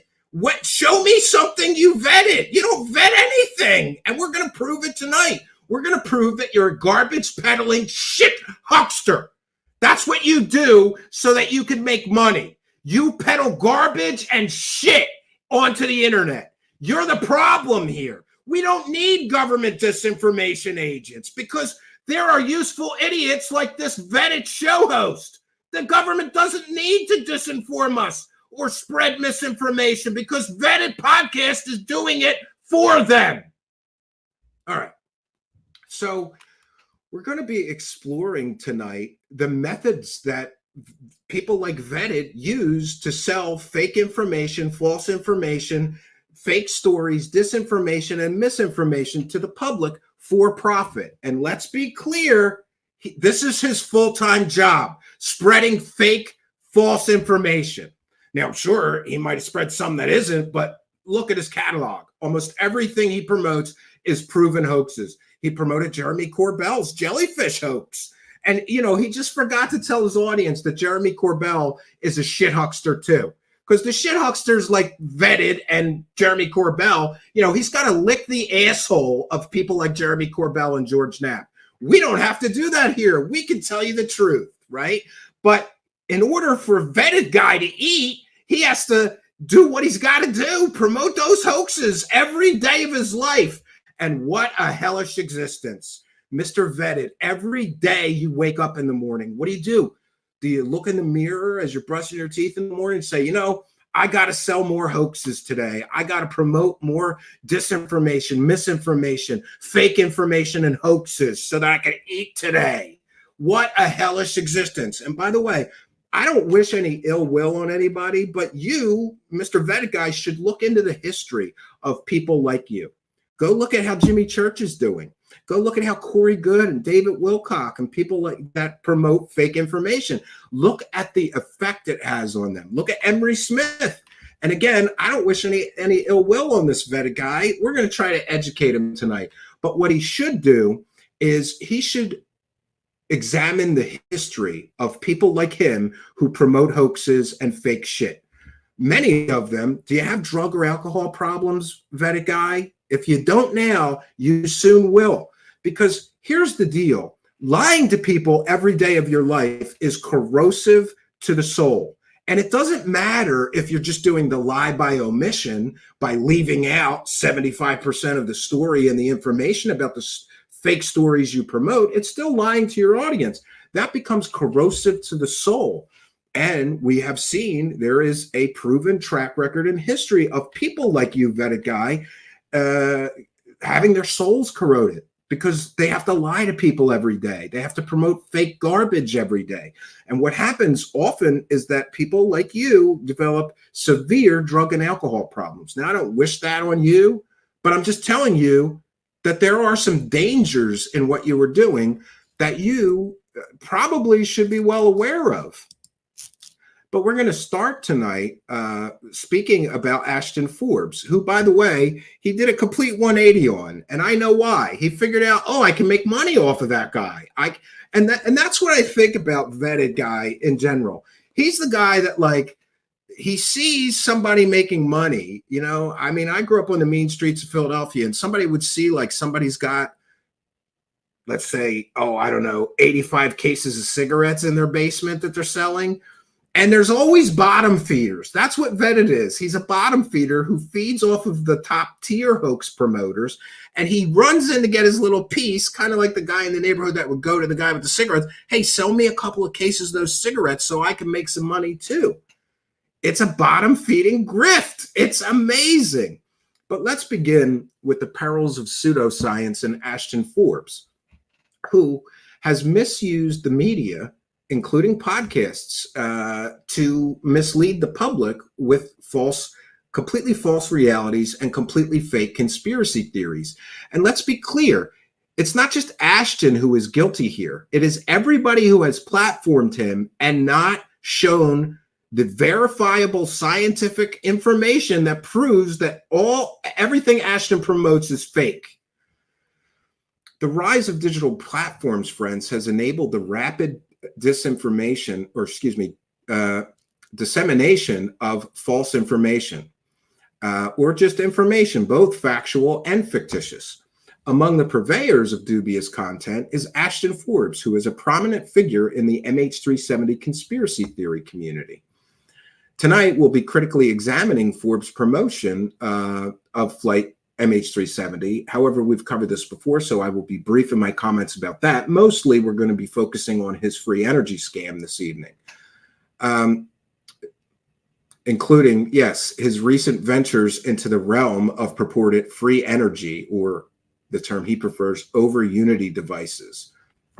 By analyzing his tactics, including the aggressive silencing of critics, skeptics, and debunkers, we'll be highlighting the broader dangers of Ashton propagating debunked and manipulative content in the age of digital misinformation.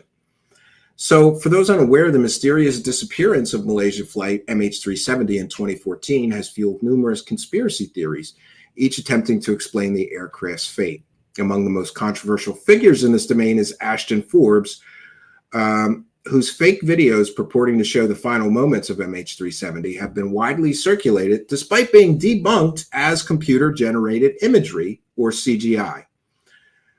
We'll explore some of the critical flaws in Forbes' narrative, his methods of quashing dissent or skepticism, and the recent escalation of his activities into the promotion of supposed free energy devices.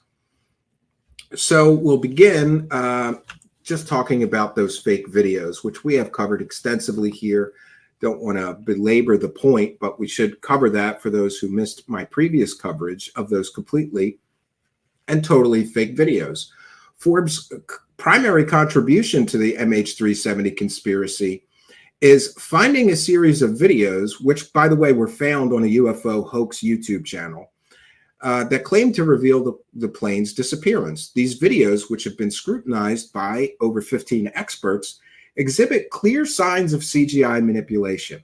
And despite the absolutely overwhelming evidence from aviation experts, digital forensic specialists, CGI experts, VFX experts, and investigative journalists debunking these videos, Forbes continues to assert their authenticity. His refusal to acknowledge factual evidence raises significant concerns about his intentional spread of misinformation. And let's be clear, he is intentionally spreading information he knows is proven false and fake. And why is he doing that? He is doing it for profit. Now let's get to his blocking and attacking critics. Forbes' strategy in maintaining his narrative involves the systematic silencing of critics. He frequently blocks individuals who present counter evidence and engages in personal attacks against debunkers and skeptics, up to and including threats of doxing and legal cases he intends to bring against people. He has frequently said that he will destroy people. This pattern of behavior not only undermines legitimate discourse, but it also fosters a hostile environment where misinformation can thrive unchallenged. His threats to, quote, destroy the debunkers. This, my friends, exemplifies a dangerous precedent where falsehoods are protected through intimidation rather than scrutinized through scientific research and reasonable debate. Now, let's get to his free energy scam. Because in addition to his MH370 conspiracy theories, Forbes has recently ventured into the promotion of free energy or over Unity devices, which purportedly generate more energy than they consume. These claims are reminiscent of pseudoscientific scams that have been debunked repeatedly by physicists, scientists, electronics technicians, and engineers. The laws of thermodynamics, the very laws in which our world is governed by, the laws of physics, render such devices completely and totally impossible. Yet Forbes, who, let's be clear, has no education in science, has no credentials in science, and has no proof of his claim, Forbes capitalizes on the scientific illiteracy of his audience to sell these supposed or alleged breakthroughs. And let's be clear, in the history of people promoting free energy, not one person has ever shown a working device, including people who I know have spent decades pursuing these devices, building these devices, working on these devices. People are big on claims, short on proof. But somehow Ashton Forbes, who has no scientific training, no physics degree, no electronics degree, he's going to tell you that he cracked the code of free energy where everybody else failed. And there's also the problem of falsifiability. Ashton Forbes refuses to allow his beliefs and his statements and his claims to be falsifiable.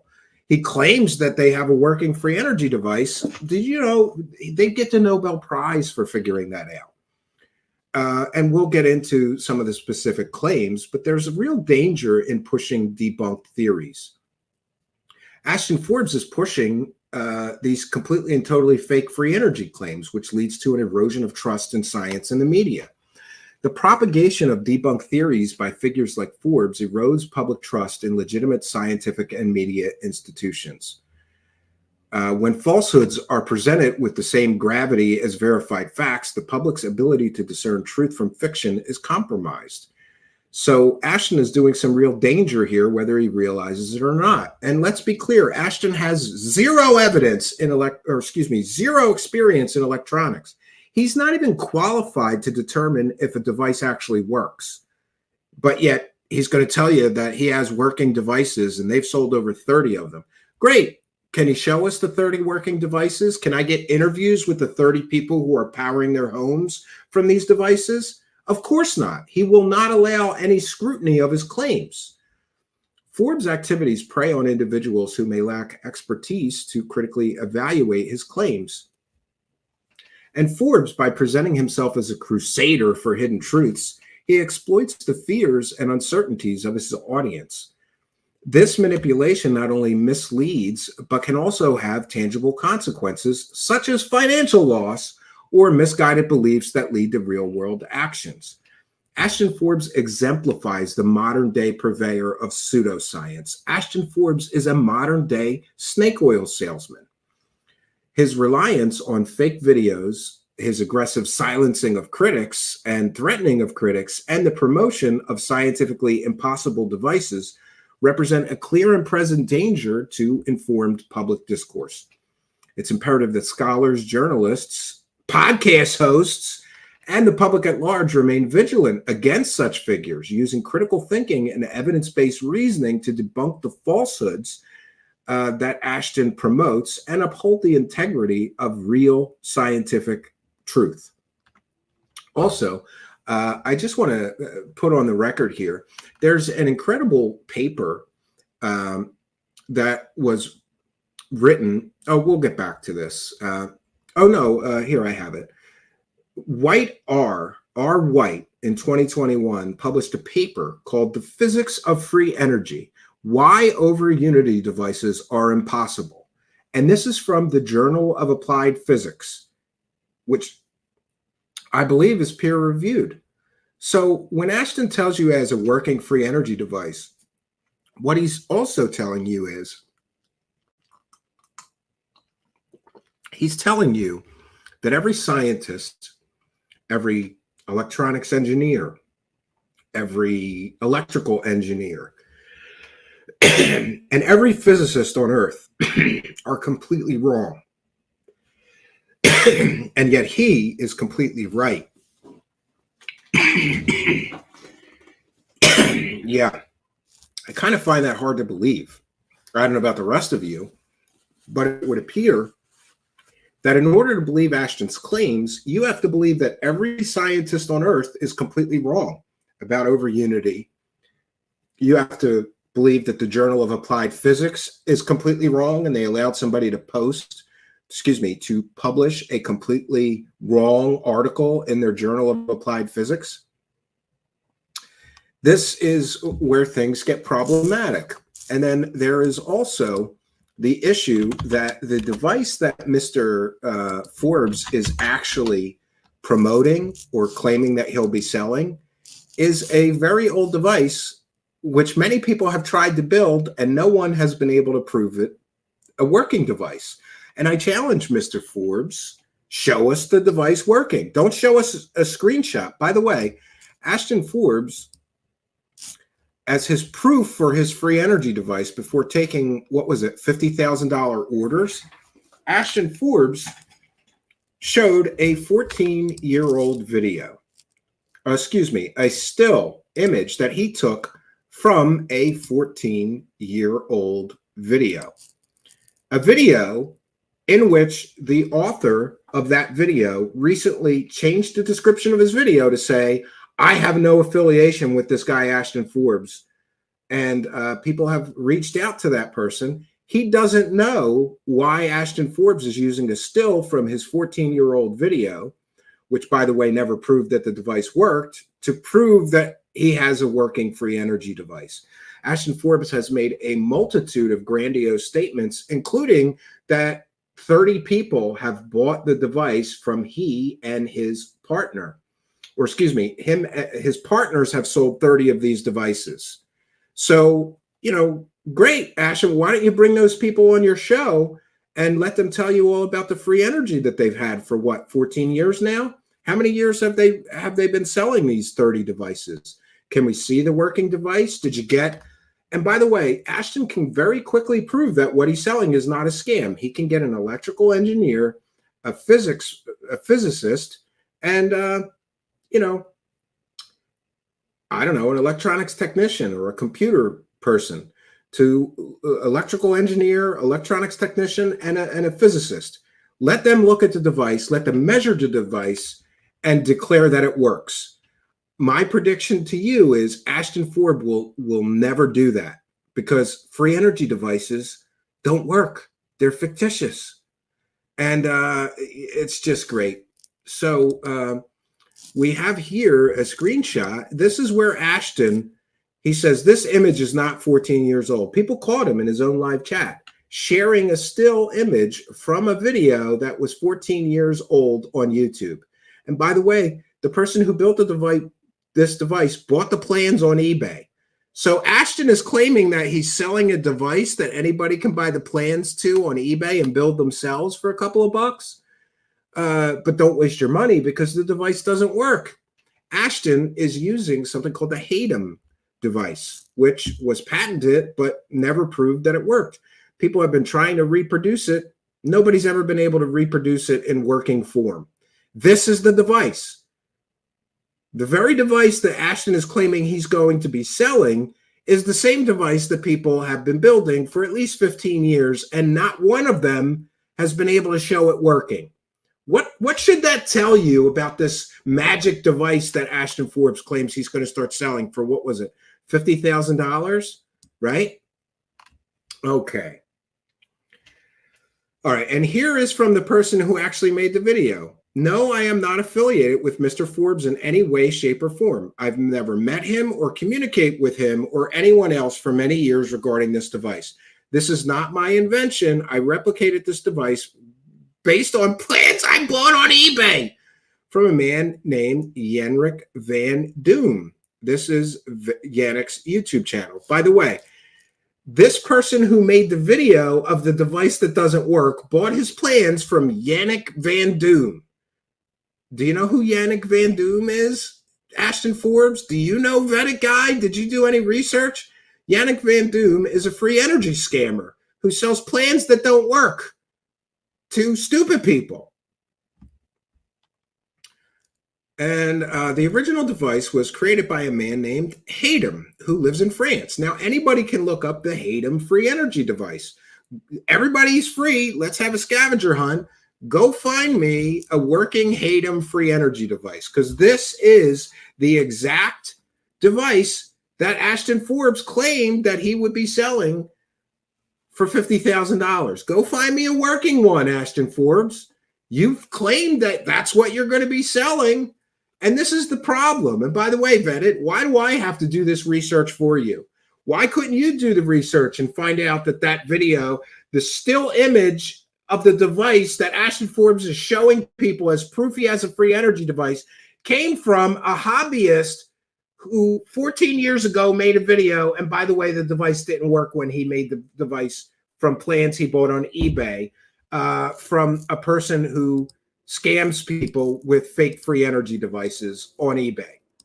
Why didn't you tell your audience that, Vetted guy? Why didn't you tell your audience that this whole device is based on unproven technology that didn't work 14 years ago and doesn't work now? Why couldn't you do that, Vetted guy? You vet things, right?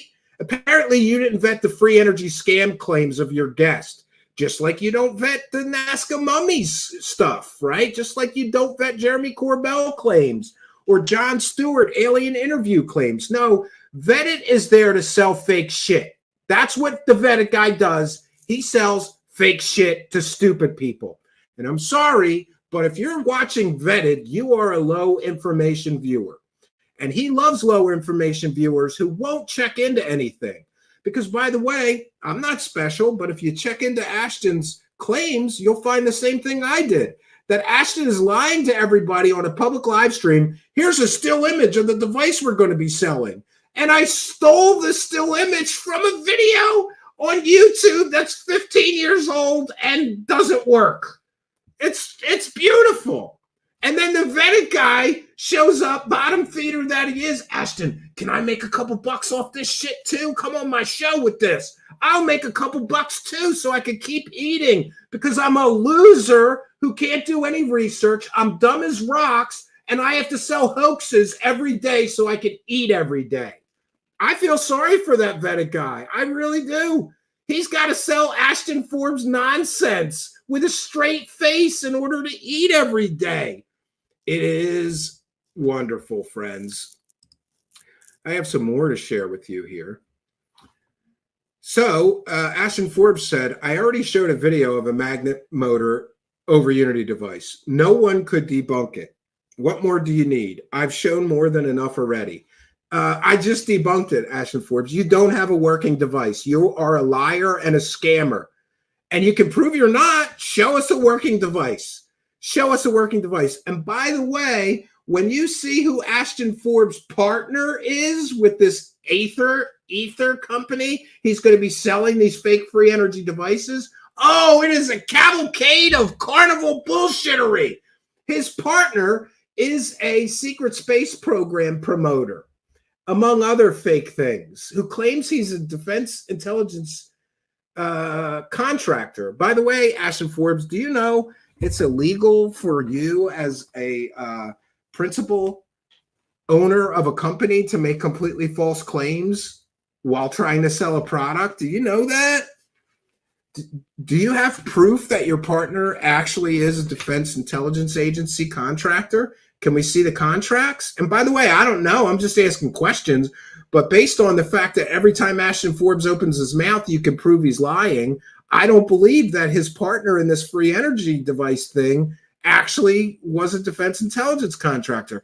And by the way, just like Ashton Forbes, his partner in this free energy company has no physics degree, no science degree, no electrical engineering degree, no electronics technology degree. He has no formal education in science whatsoever.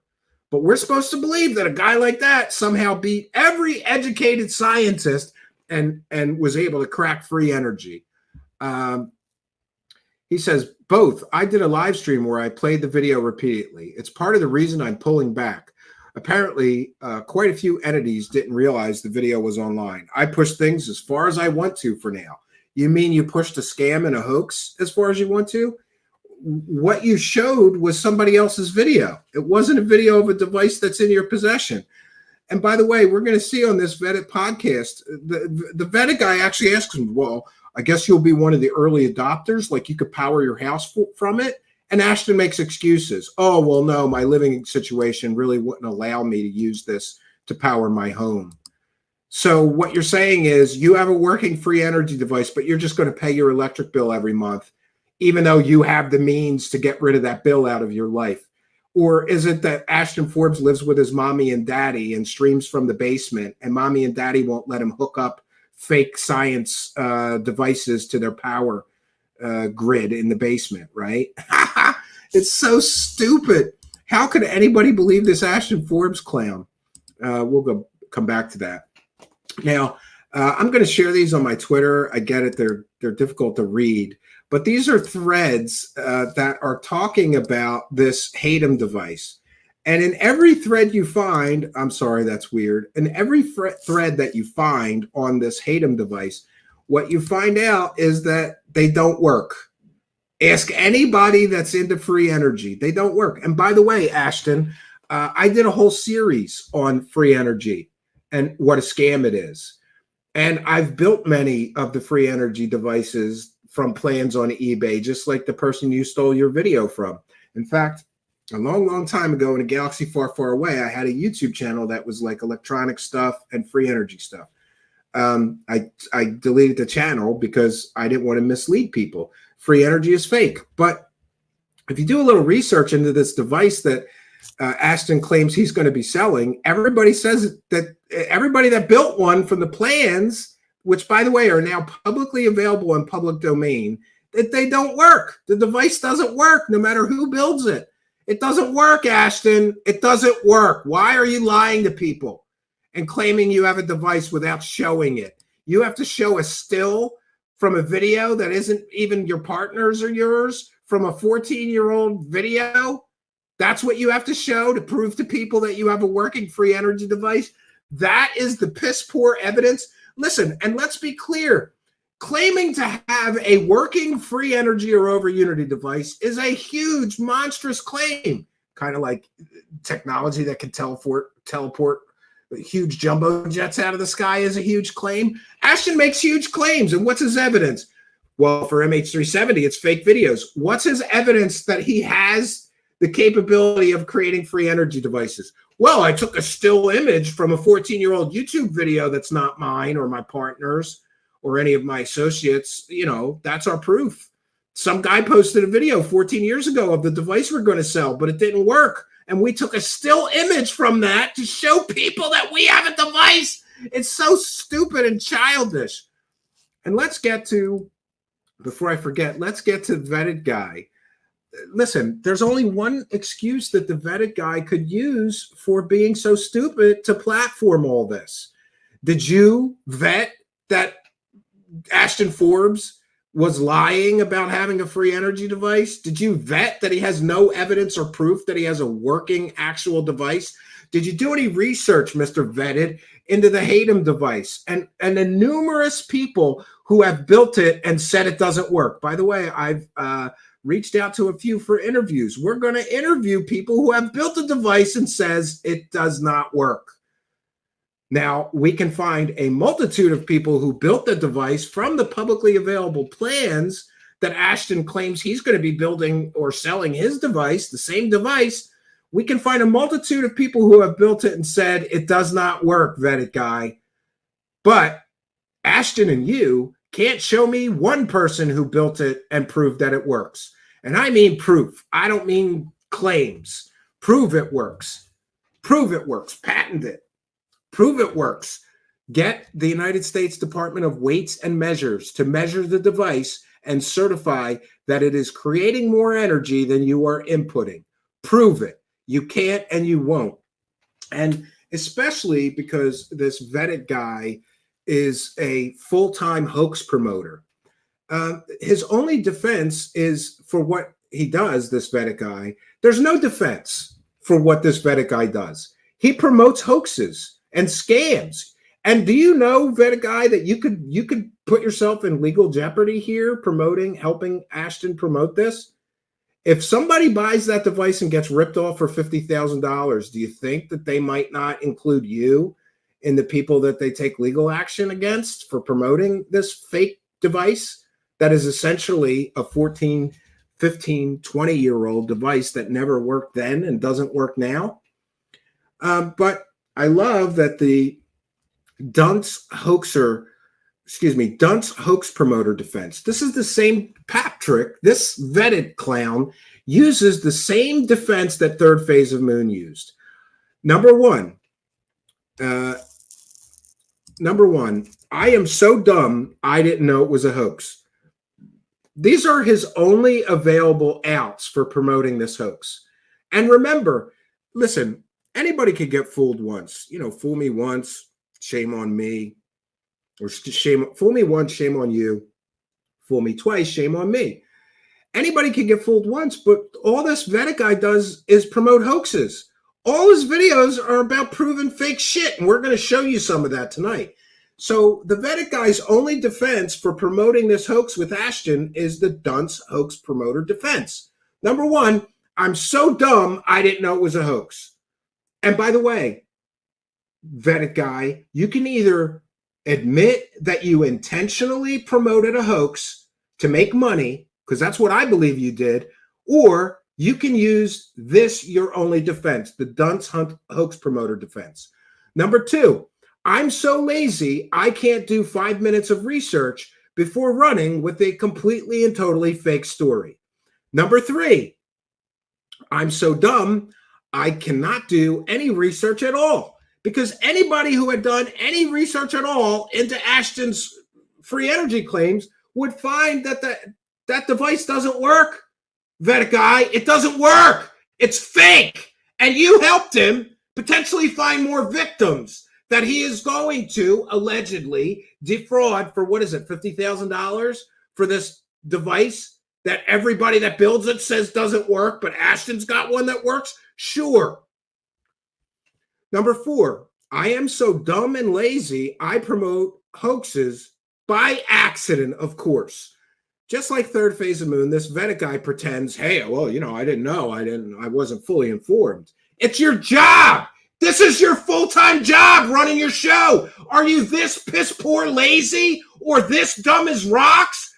5 minutes of research can find out that this device is fake. 5 minutes of research can find out that Ashton stole a screenshot from a video of somebody that bought plans on eBay and built it and said it doesn't work. It doesn't work, vetted clown. Number five, I am so dishonest and unethical that I pretend I'm too dumb and lazy to do 5 minutes of research before promoting a hoax. This is the Vedic guy's only hope. There's only two choices here, Vedic guy. Either you intentionally promote hoaxes, disinformation, misinformation, and literal scams in order to put some money in your pocket, or number five, you are so dishonest and unethical that you're going to pretend that you're too dumb and lazy to do 5 minutes of research before promoting a hoax. Those are your two choices. Which is it, Vedic guy? Are you intentionally promoting fake shit to make money? Clickbait garbage peddler that you are? Or are you going to sit there and pretend that you're too dumb and too lazy to do 5 minutes of research when this is your full-time job? Do you care about your audience, or do you just want to shovel more shit down their throats, you asshole? Are you kidding me? This is your full-time job? And by the way, let's be clear. This is not my full-time job, and yet I had the time to do the research into Ashton's false claims, disinformation, misinformation, and fake devices with him stealing screenshots from videos that have nothing to do with him or the people he claims to be selling this device from. I don't do this full-time, Vedic guy, but I had the time, and you know why? Because I care. I care about my audience. I don't just do a stream shitting disinformation all over my audience every single day like you do. Why are you here? We don't need more takers. Did you think you're just going to waltz in here and sell fake shit to stupid people every day to make a living? No, I don't think so. And by the way, we'll get back to that. So, there's no excuse for this vetted guy not vetting the claims. Your show is called Vet It. Where's the vetting at? You got to change your show to Grift It.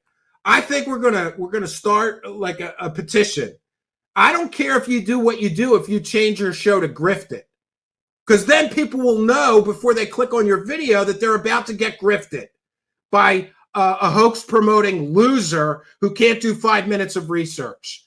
I'm going to go and start a petition that we change your show to Grift It. You can't keep calling your show Vetted and do no vetting, no research, no investigation into the claims. But see, here's the game. This vetted clown wants to just show up and get paid for doing zero work. That's what he wants. He is a lazy slob, just like Third Phase of Moon and every other hoax promoter. And we can tell that he doesn't care about his audience, because if he did, he wouldn't be shoveling misinformation down their throats every day. He doesn't have time. Come on. This is your full-time job. Make the time, you clown, garbage peddler, hoax promoter. We're going to take a moment to recognize some kind and generous people. Rotary Motion with a kind and generous £2. Vetted Space Cadet Grifter. Ashton is off his meds. Well, we thank you for your kindness, generosity, and support. And we also thank Penn Taxenstein, who became a YouTube channel member. For those unaware, if you become a YouTube channel member during a live broadcast, we give you a big shout out. And we also would like to thank Rotary Motion for a kind and generous £2 super chat. For those unaware, we're a viewer-supported show. And unlike this clown who is making all this money off of clickbait and selling fake shit, how much money did you make? Oh, we'll look into that. I'm going to explain to you why the vetted guy sells fake shit.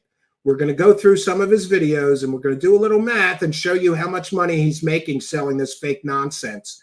And by the way, vetted guy, is this what are your parents proud of you? Whoa, our son, he's doing great on YouTube. Do they know that what you do is sell fake shit to stupid people? They must be real proud of you, right? Do you go to your mom every day? Call mom? Yeah, I'm selling a new fake free energy device with this Ashton guy who sold fake videos, hoax videos for a year. Yeah, I'm going to make lots of money, Mom, selling my fake nonsense. All of us must choose which path we're going to take. You made your choice, vetted guy. I believe there's a road to redemption for everybody, though. You got to give your audience the rest of the story. And if you don't, then my assessment of you being a garbage peddling, hoax promoting, disinformation peddler is correct. You can correct the record. I don't think he will, right? And by the way, why are you deleting comments when people are commenting? Oh, wait a minute. I'm sorry. I forgot to praise the cash. So we read every super chat. We thank everybody. Thanks, Rotary Motion, for your kindness, generosity, and support. And thanks, Penn Taxenstein, for becoming a YouTube channel member. Thank you both for helping us to praise the cash. We read every super chat. Get them in, friends. Praise the cash, praise the cash, praise the cash. All right, we're going to continue in our journey here. And I got more stuff to share with you. But before we do that, I do have some thoughts on the methods that people like this vetted guy use to sell fake information, false information, and more. And I'm going to share that with you. Okay, so 1 second here. And by the way, Vetted just recently is promoting the claims of Glenn Dennis. You remember him. He's the mortician that lived in the Roswell area that made a lot of claims that were proven completely and totally fake. I mean, I have to be fair in that I don't know this vetted guy well enough to know. Is he purposefully promoting hoaxes, or is he really this stupid?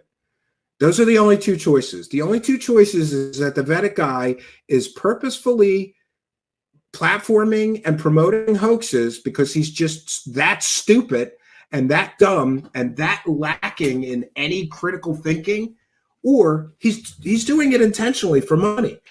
And both choices are very scary. You know, it's ethically and morally disgusting if he's doing this on purpose for money. And it's equally kind of gross and just sad if he's this stupid that he's doing this by accident because he's this dumb.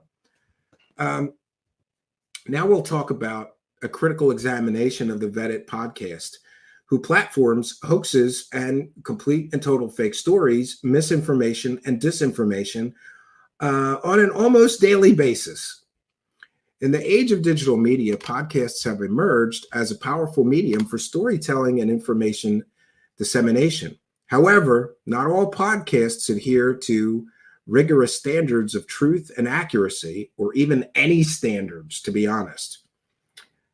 If we critically examine this Vetted podcast show host, we've realized that his show is notorious for platforming hoaxes, completely and totally provably fake stories, and dubious characters, many of which have been caught selling completely totally fake stories before. And isn't it interesting that every time this Vetted guy talks about a certain character that has been caught selling completely and totally fake stories, like Ross Coulthard or Jeremy Corbell, he forgets to tell his audience that this source of information is garbage and has been caught selling fake information before. He platforms dubious characters who are garbage peddlers. So he's essentially jumping into the dumpster with the misinformation and disinformation garbage peddlers.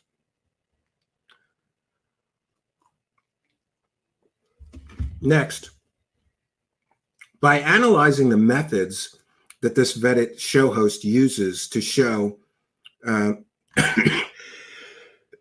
pardon me,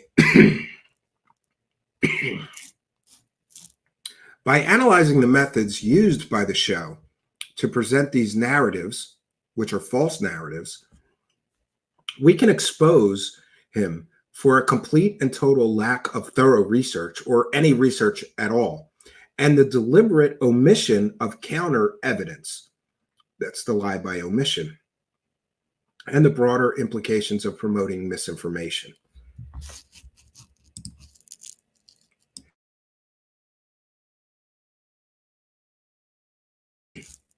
Okay, moving on.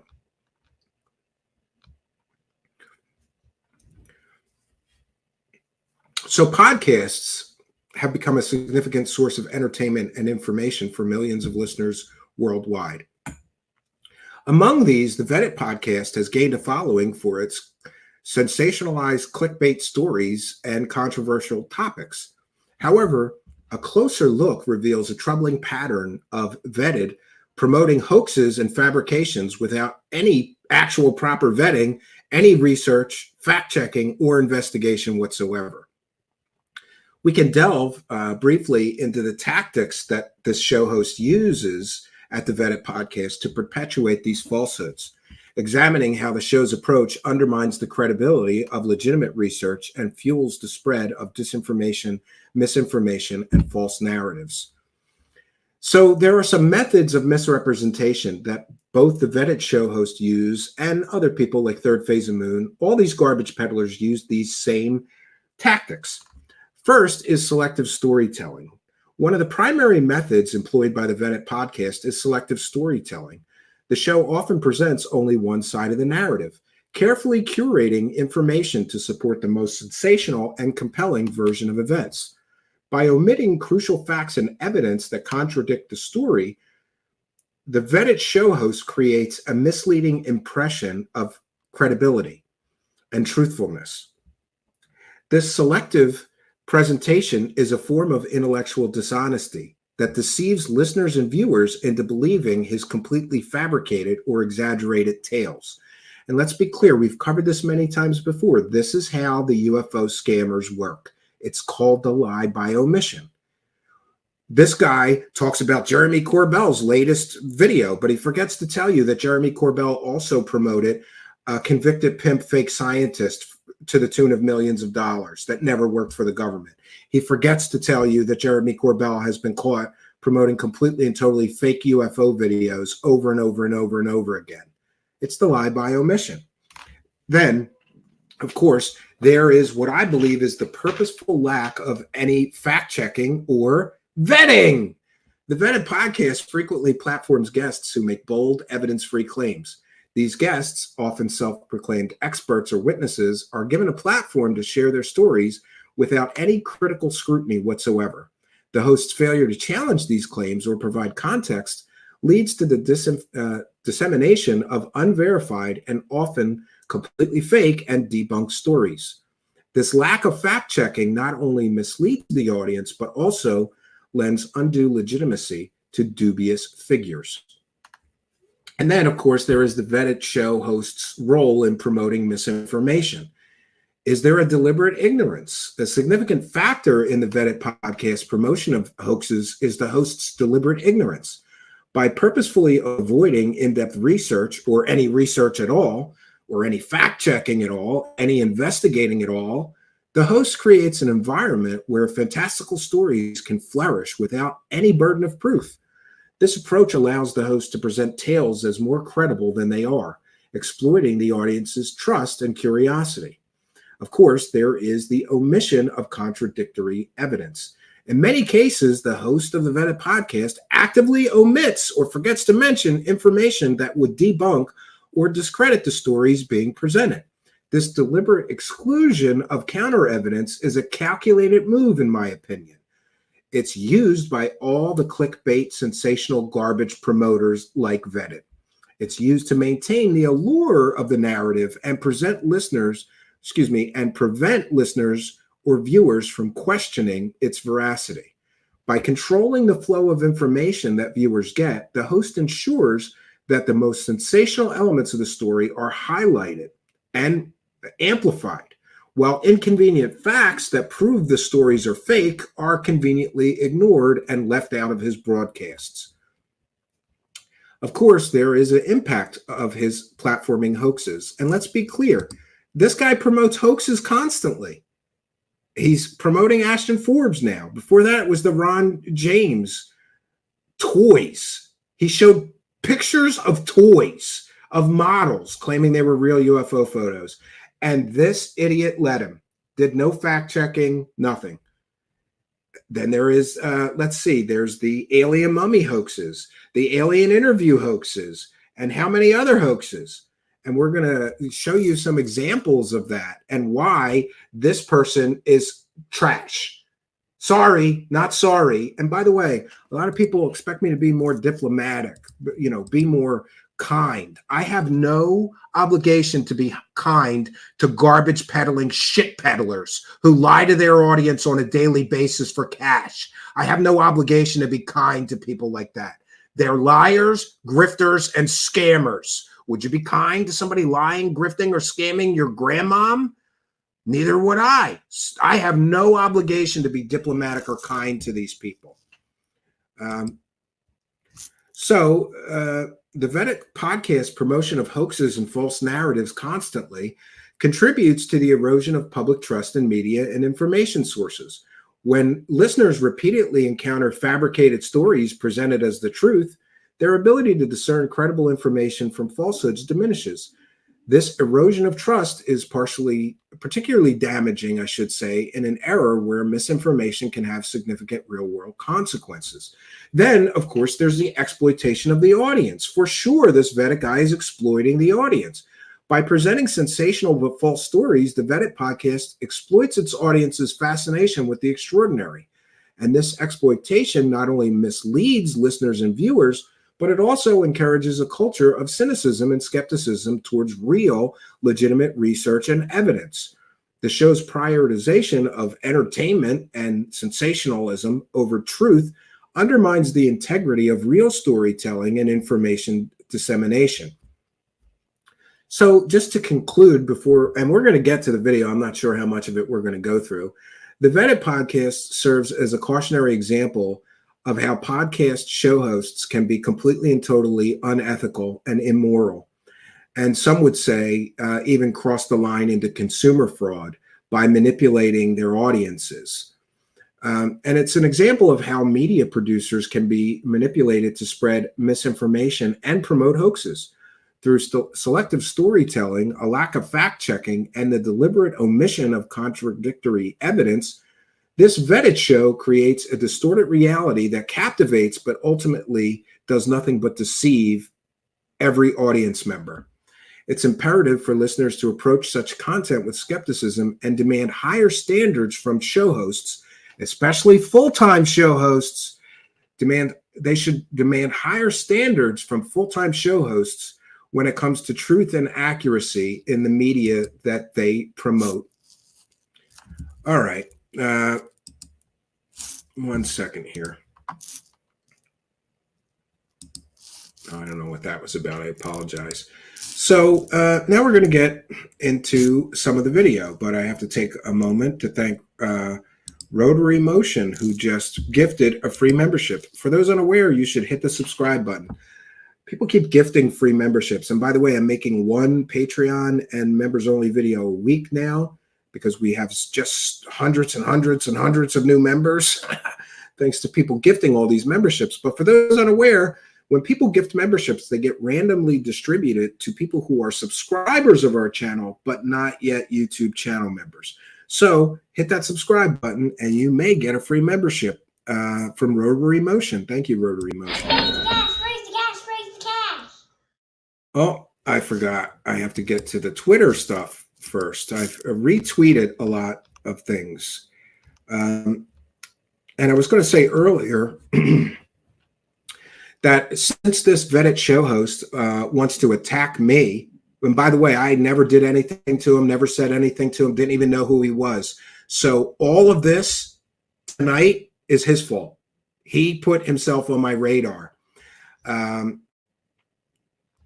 Let me get to some of the things on Twitter. 1 second here. Another reason that I think it's important that no one should platform Ashton. He has repeatedly proven, oh, look at that. Pentaxin sign gifted 5 Truth Seekers memberships. So there you go. There are now 6 free memberships up for grabs. Be sure to hit that subscribe button so that you too are eligible. And thank you all for helping us to praise the cash. Raise the cash, raise the cash, raise the cash.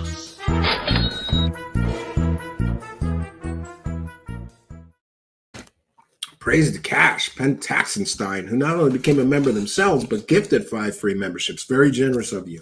Thank you for your kindness, generosity, and support. Okay, so there's some things in my Twitter that I thought we should share. First of all, Ashton keeps getting suspended on Twitter. And why does he keep getting suspended on Twitter? Because he's threatening people. He is threatening people.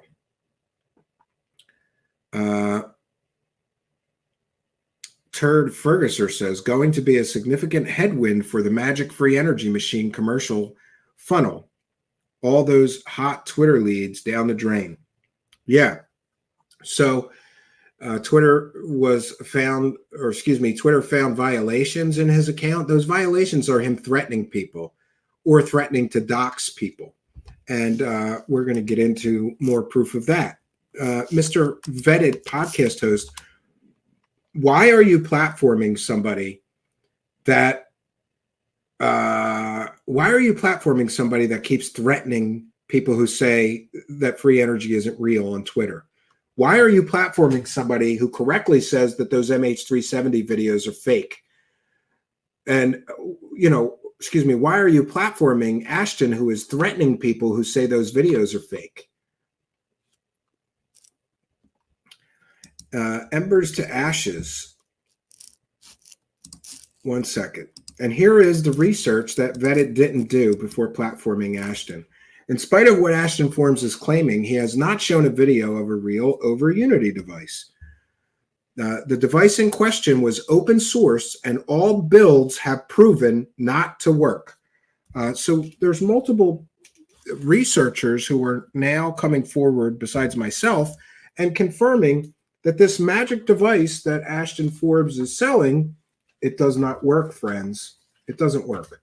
So isn't that interesting that I can find that information, but the vetted show host can't find out that the magic device that Ashton is trying to sell everybody, it does not work.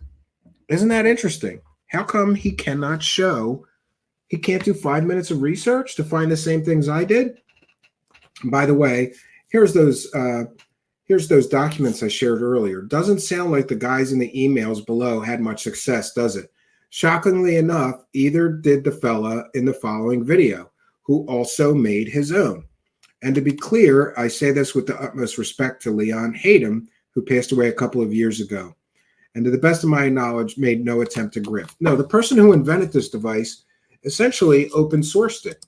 And boy, isn't it interesting that we have a proven hoax promoter promoting yet another hoax. And, you know, listen, I just don't understand the vetted guy.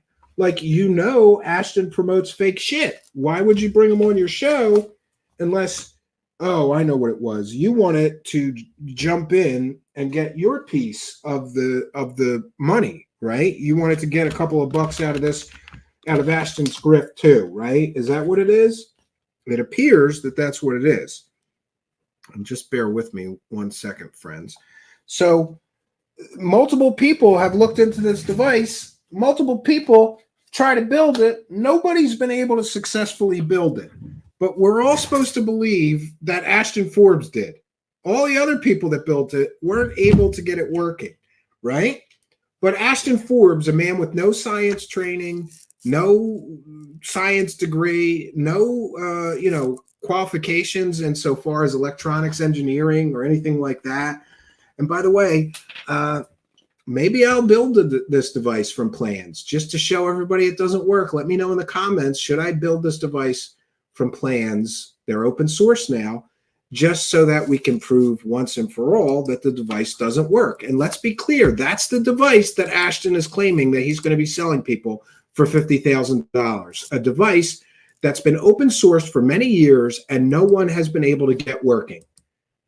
I'm going to say that one more time. The device that Ashton Forbes is claiming he's going to sell for $50,000 is essentially a device that does not work.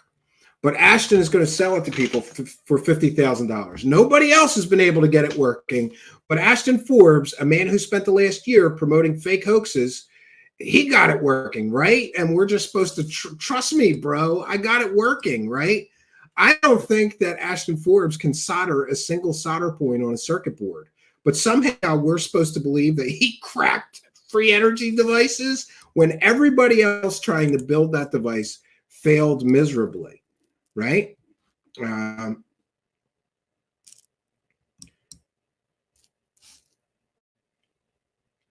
Okay, and here's another thing. We're going to get to this. So what do y'all want to talk about? How about the fact that Dave Rossi is Ashton's partner in this. He's a self-purported ex-DOD contractor, appears to be the mysterious entity that Ashton has partnered with in his over Unity grift.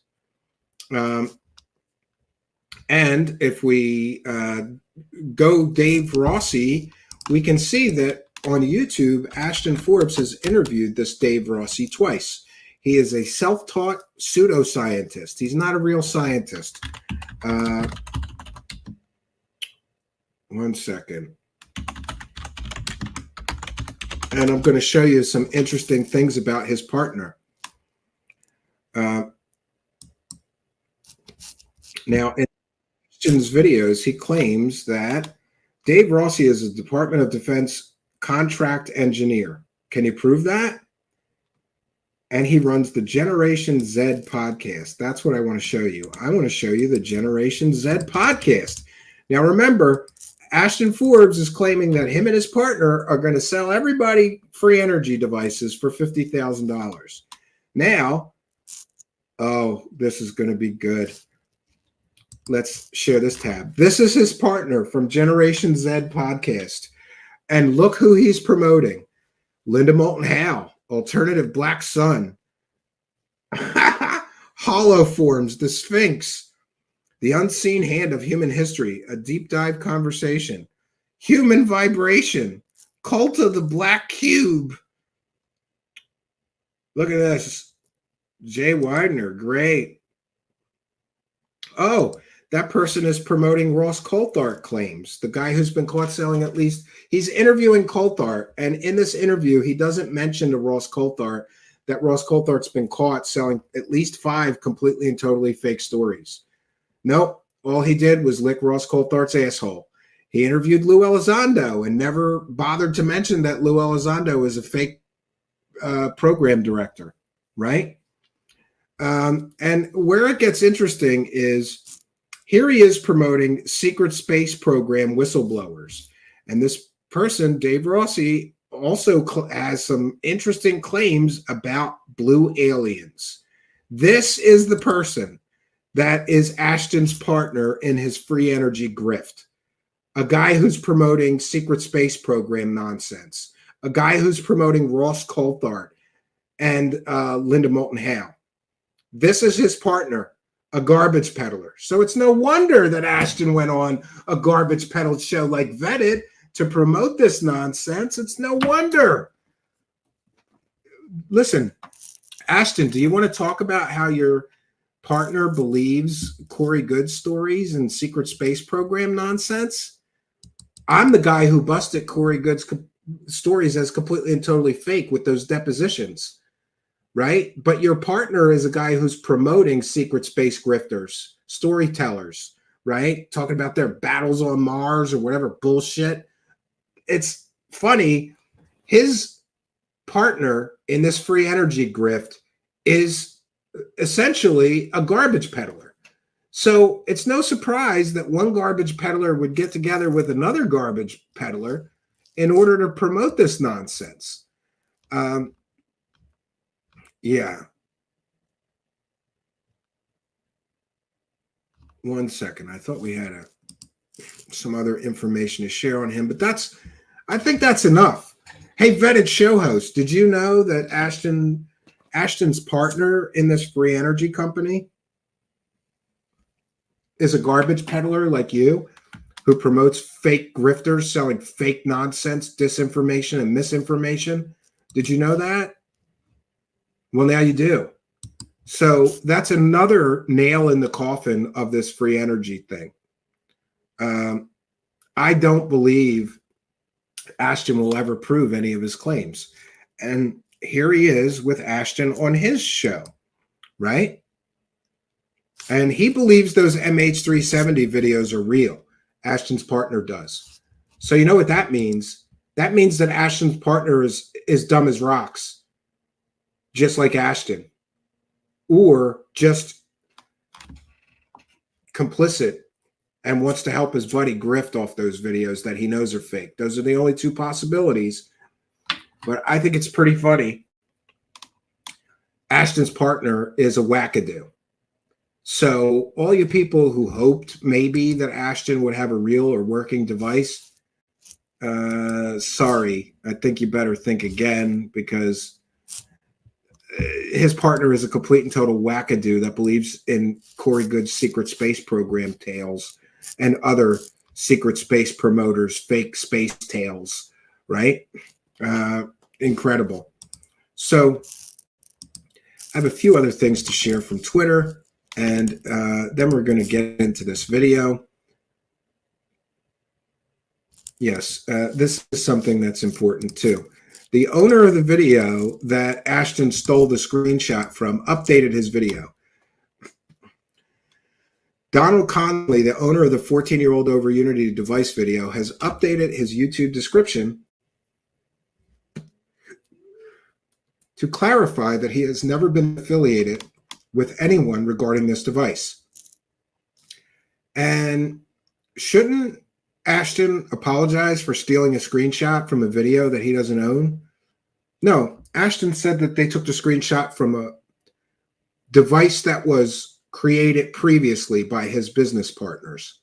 He lied straight on the stream. Did you know that, Vetted dummy?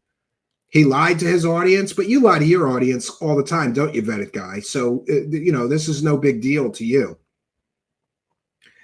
Now people are harassing that guy because he had the balls to say, I don't know who Ashton Forbes is.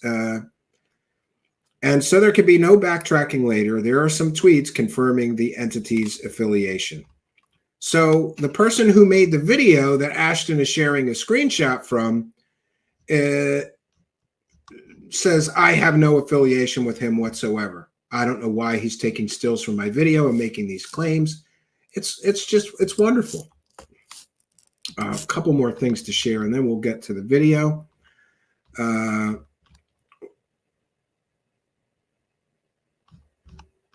Okay. Also, Vetted Podcast deleted comments with proof that Ashton's device doesn't work. Vetted Podcast deleted comments proving that Ashton is lying to Vetted's audience. So what's that about, Vetted Podcast hosts? Are you okay with people lying on your show to your audience and you have to delete comments? But this is how the garbage peddler channels work. We have a free speech zone. He has an echo chamber. He knows that he's promoting garbage, so he can't withstand debate or even let his audience see the contradictory information. It's the lie by omission. Some people's goal is to imagine and become, because anything is possible. Others' goal is to sabotage and destroy. Which category does Ashton fall into? And again, Vetted guy, why are you platforming a psychopath like this? If you are somebody out there who's telling people not to talk to me, you are an absolute piece of shit, and you are one of the worst human beings on the face of the earth. And in the future, if people tell me your name, I'm going to blast you all over social media to my 100,000 followers and on live streams as well. And I'm going to tell people what a piece of shit that you are. Oh, nice. So don't do it. Last warning. Yeah, and just to be clear, I never said that people shouldn't speak to him. And in fact, I have no problem with people platforming him as long as they're going to challenge his fake claims. But if they're going to sit there like Vetted dummy podcast show host, right, and pretend that Ashton isn't lying, that's garbage. That's absolute garbage. If you're one of the people who's trying to debunk these videos, I am going to send the families after you to sue you for every single fucking penny that you have. That's what you're platforming there, Mr. Vetted. That's who you're platforming. Somebody who's threatening to sue people who are using facts, evidence, and actual investigatory skills to prove those videos are fake. This includes Mick West. It includes the Corridor Crew. It includes Jonas DeRoe and any other debunker that puts their real name next to any debunk attempts on these videos. You have been warned. That is what I'm going to do. It's not a threat. It's a promise. I will have them take everything that you have. I will make sure the media crucifies you and make sure that you are go down in the history books as an enemy of humanity. This is who you're platforming, Vetted guy. Somebody that can't withstand debate, can't withstand scrutiny, can't withstand questions. Ashton Forbes is an intellectual weakling and a coward. He knows what he is promoting is fake. And somebody commented right on this thread, Ashton is asking his followers to sign an NDA and then put down a significant down payment on the $50,000 device before even seeing it. That's not a good move to gain people's trust. Why do you have to sign an NDA? The plans are publicly available, Ashton, you dumb clown. Do you know that the plans for your secret magic device are readily available on the internet? You can Google them and you can find them in a few minutes. But you're asking people to sign a non-disclosure agreement? Could that be because you don't want people talking about the fact that your device doesn't work? Why do they have to sign a non-disclosure agreement in order to buy a device from you?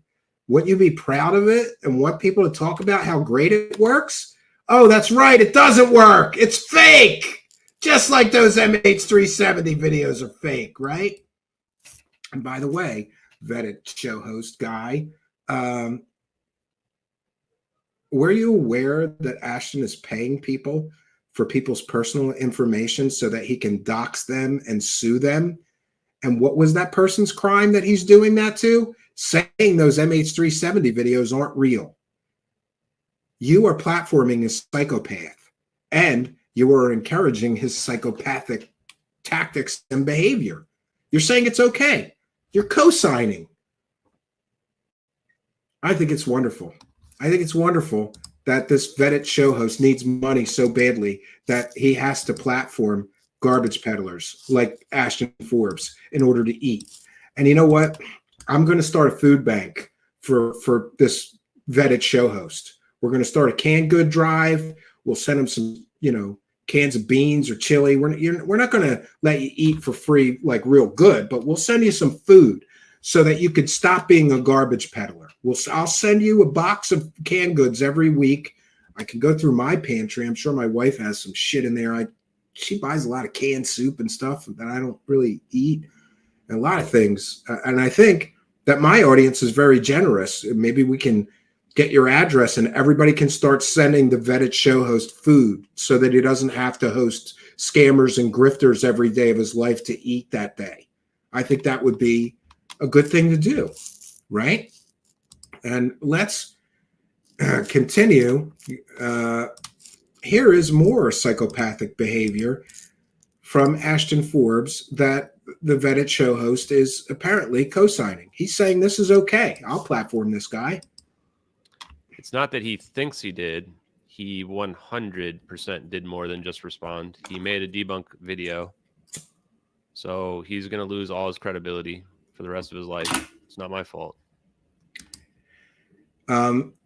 Everybody who has made a debunk video about the MH370 hoax has maintained their credibility. And meanwhile, Ashton Forbes' credibility is in the shitter, is in the dumpster. But here he is claiming that if you dare to make a debunk video, you're going to lose all your credibility.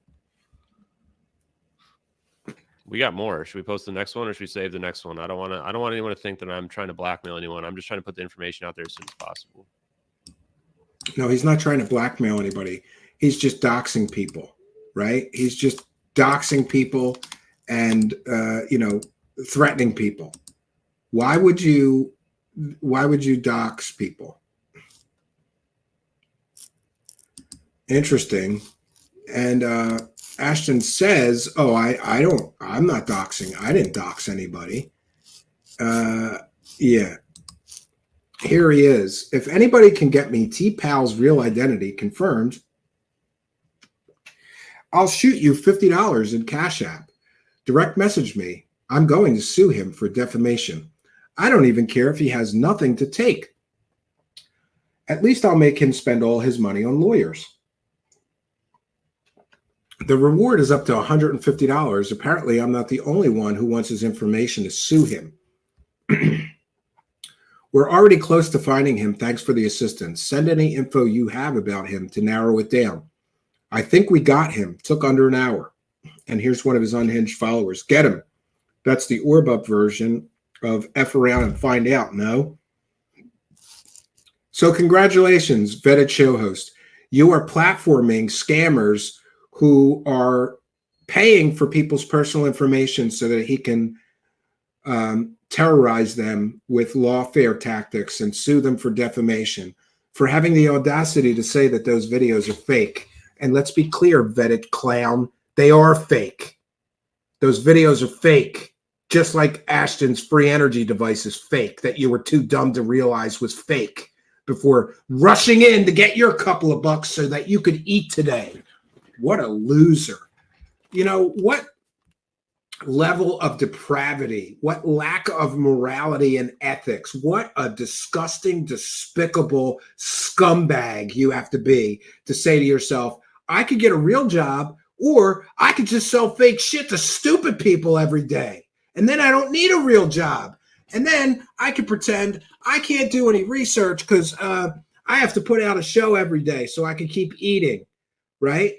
No, if your full-time job is to run your show, you should have plenty of time to do this research and find all these things that I found. Why aren't you giving your audience the entire story, vetted clown? Why are you only sitting there like an idiot while Ashton grifts on your show? Could it be so you could get a piece of the grift, you loser?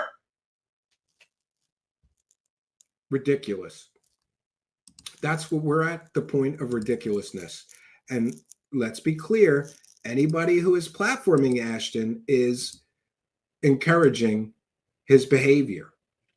Anybody who platforms him is helping him to defraud people for a device that never worked 15 years ago, for a device that many people have built and proven doesn't work from publicly available plans, right?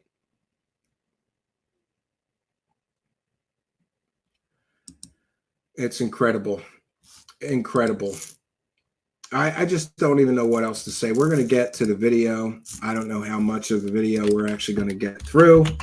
I'm going to put my fair use banner up, and let's be clear.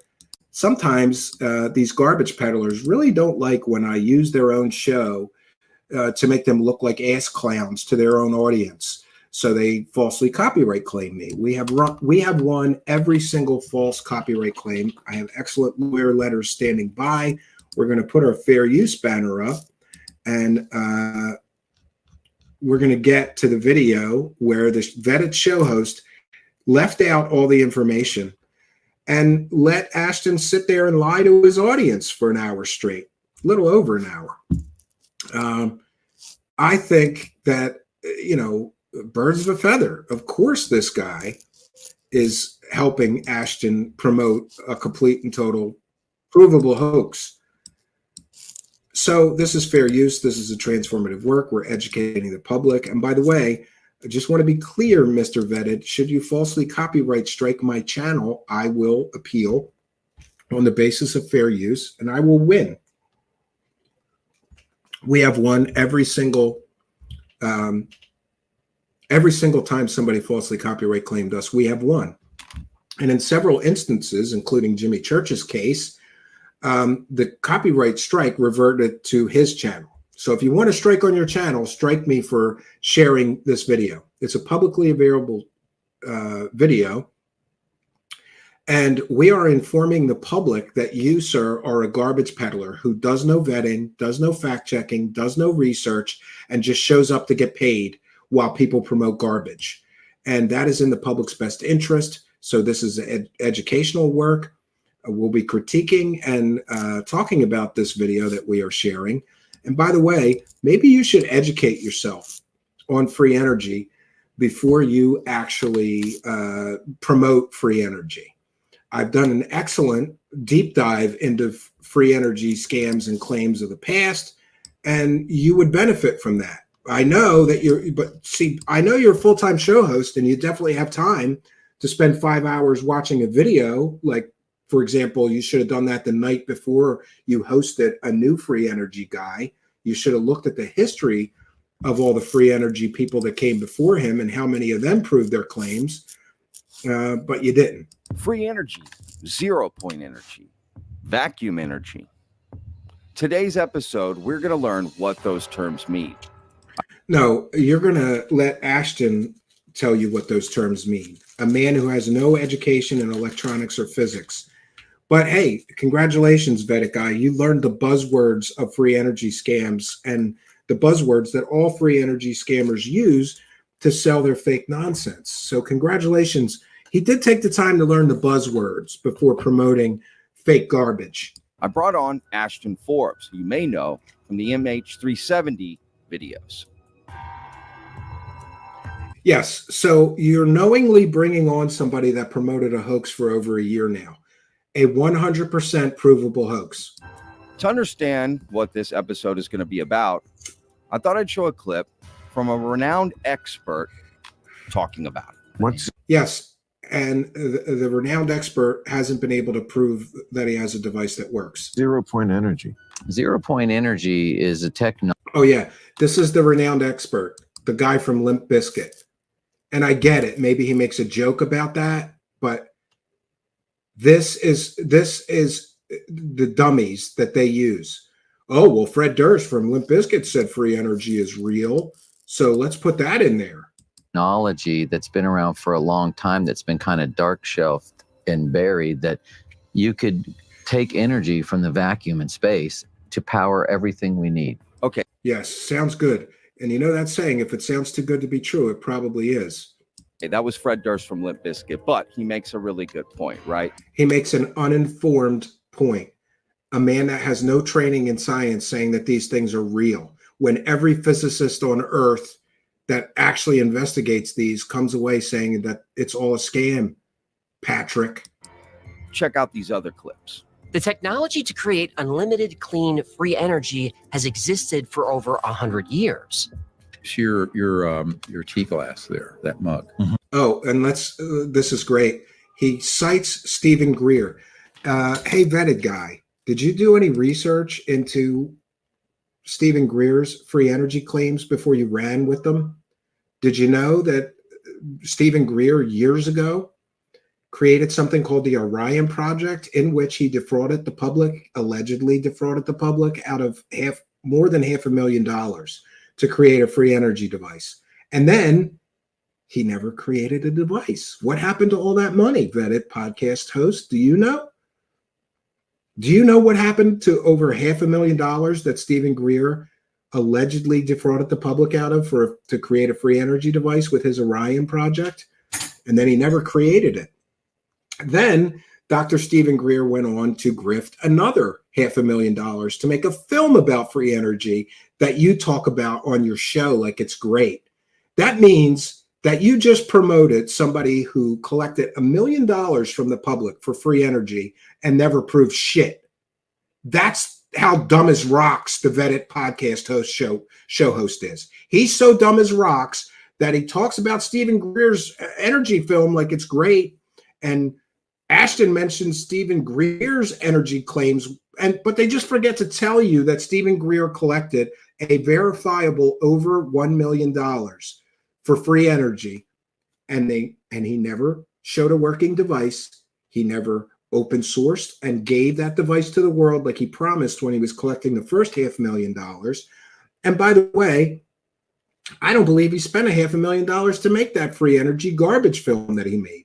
It's all stock images and a couple of interviews that could have been made for $10,000. What happened to the rest of the money? Do you know, grifted show host? Do you know Ashton Forbes? No, because none of you actually do any real research, but we do here, and we have detailed those things with all the evidence here on our previous shows covering Dr. Stephen Greer's free energy claims.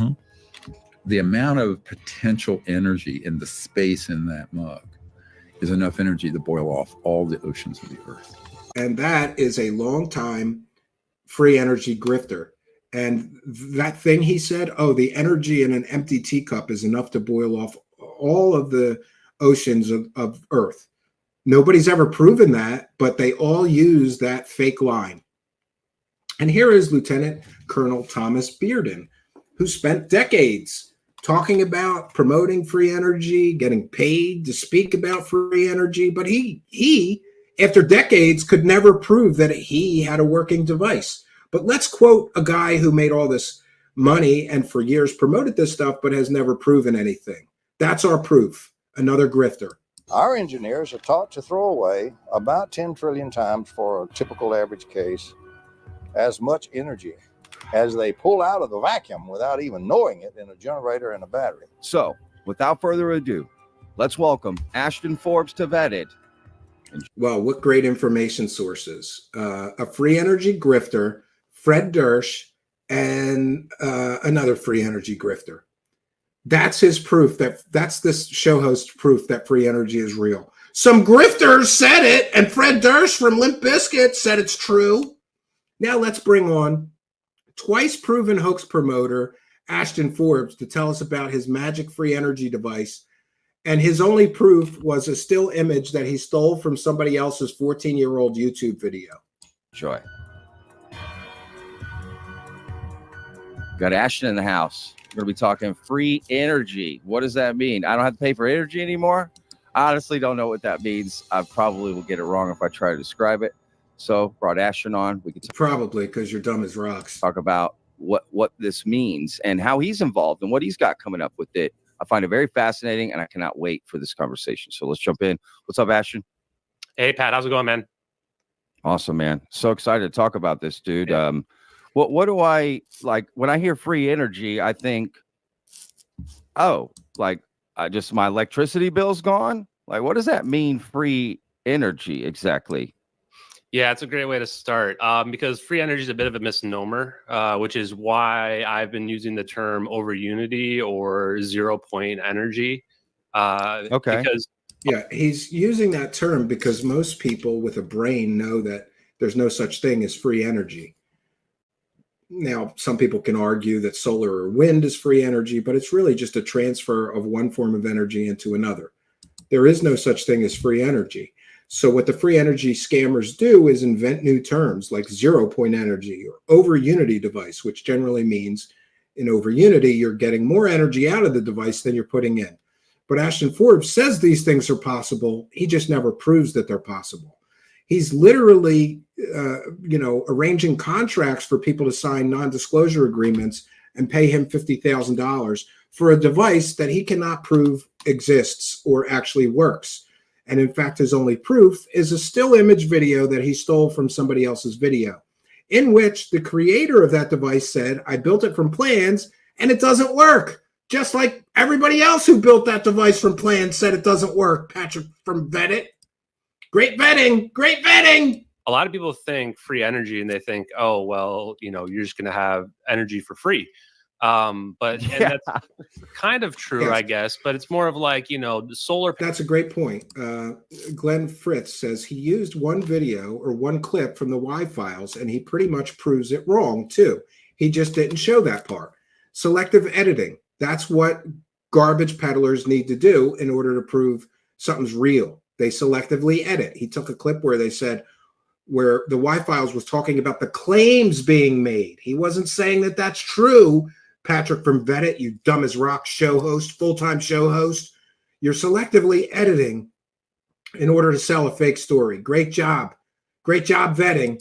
Panels also produce free energy, right? I mean, they produce energy, and No, they don't you don't have produce to do free anything. energy. It's a But transfer solar of panels energy, still you cost lots dummy. of money. I mean, they have discounts and what have you, subsidies, but they Sure. still cost a bunch of money. The same is true. And just to be clear, and I am somebody who's actually built solar panel devices, and I have built solar panel systems at my cabin. I have a backup solar power generator. Solar power is cheaper to power a home than the device that Ashton Forbes is selling. So why would anybody go with untested, unproven, pie-in-the-sky magic free energy devices if they could just buy a solar system for $50,000, for $40,000, for $30,000 that would power the average home just fine? The economics of this make absolutely no sense. True of free energy. So when free energy, we're not talking about, here's energy for free, although it is similar to the idea of solar panels. Could be. It's more of the idea that we can extract energy from our environment all around us. And it's not like wind and I solar. agree, Daisy where B. it's We'll like never we have free this wind anything. power and solar power. It's more of like extracting the latent energy that's all around us all the Sorry, time. Plan B, don't speak For French. example, dark energy is something that we don't really understand, but we know that the universe must have been able to expand faster than the speed of light. He I always personally looks believe that there's a constipated, connection yeah. between dark energy and 0 point energy. So 0 point energy would say at the lowest rest levels, at like absolute zero. And just to be clear, from somebody who has actually studied the claims of free energy people, Ashton Forbes is simply repeating unproven false talking points of other promoters of free energy scams. There's still stuff going on. And physics would say that you have these quantum fluctuations in the vacuum that are occurring. Gotta use the word and that quantum we have in these your grift, virtual it helps. particles popping in and out of existence. Well, what is a virtual particle? Where does that come from? This is why I brought back the idea of the space-time ether, because space isn't an empty vacuum. Ether, There is abandoned this latent science. 0 point energy. We know it's Abandoned there. science. It's been proven After experimentally Einstein, that it everybody with a exists. brain abandoned experiment that ether. I proves have it. heard that about space having, like you're saying, it's not just empty. There's something going on there. And that's, yeah, okay. That's And fascinating. conventional Sorry. physics, going back many years. I mean, there's always been people that have promoted the idea of 0 point energy for decades, but conventional physics would look back and say that they negate it. They say that there's not enough there, so they just zero it out. But the universe is extremely big, so even if there's a very tiny amount, Everybody if you were to add is it up for the whole Operation universe, Shutdown. you're gonna have this huge amount of energy out there. Now, the experiment that David proves Adair it said is the free Casimir energy. effect. Yeah, the Casimir effect is is a a major real player that thing. people should. It's a real thing. You got to inject some actual real science in your grift. Area 503, dude sounds like a drunk high school physics wannabe who bullshits people who have no physics training with theories and pseudoscience. Yes, he does. And Above the Clouds say, true that nothing in life is free, but at least legit discoveries could help ease all, but none of them even ever come even close to, totally scams. I get free energy from the sun at least every day. But it's not truly free energy. That is just a transfer of radiant energy that gets turned into electrical energy. Energy can neither be created nor destroyed. It can just change forms. And that's what things like solar power or wind power are. Remember, because if you take two plates, I believe the semiconductive plates, put them close together to one another, very close together, there's this attractive force that causes them to suck together, which would be a negative energy density that occurs. And then the question is, well, where is that energy for that force coming from? And it's coming from the 0-point fluctuations. The explanation is that the wavelengths are too small to fit between the plates when they're very close together. Salad, science, nonsense from a non-scientist. Between them means they can't fit between. And so then you have this differential of the pressure on the outside versus I agree, King Bull. Everybody should realize it'll be just conceptually, like if you could tap into that, if you could create something that could utilize that, could be, then you could theoretically one get part science for every 10 parts grift from all around us. So that's the overall idea. Wow. Oh yeah. If you suspend two uncharged metal plates, and now we're going to explain some you'd real expect both plates to stay completely to go with still. the grift. It's In one reality, part science, the plates would 10 slightly move parts towards grift. each other. Just This so is the you're Casimir aware, effect. you got to have the See, right behind the classical ratio view of of this science to example, there's the grift. quantum view.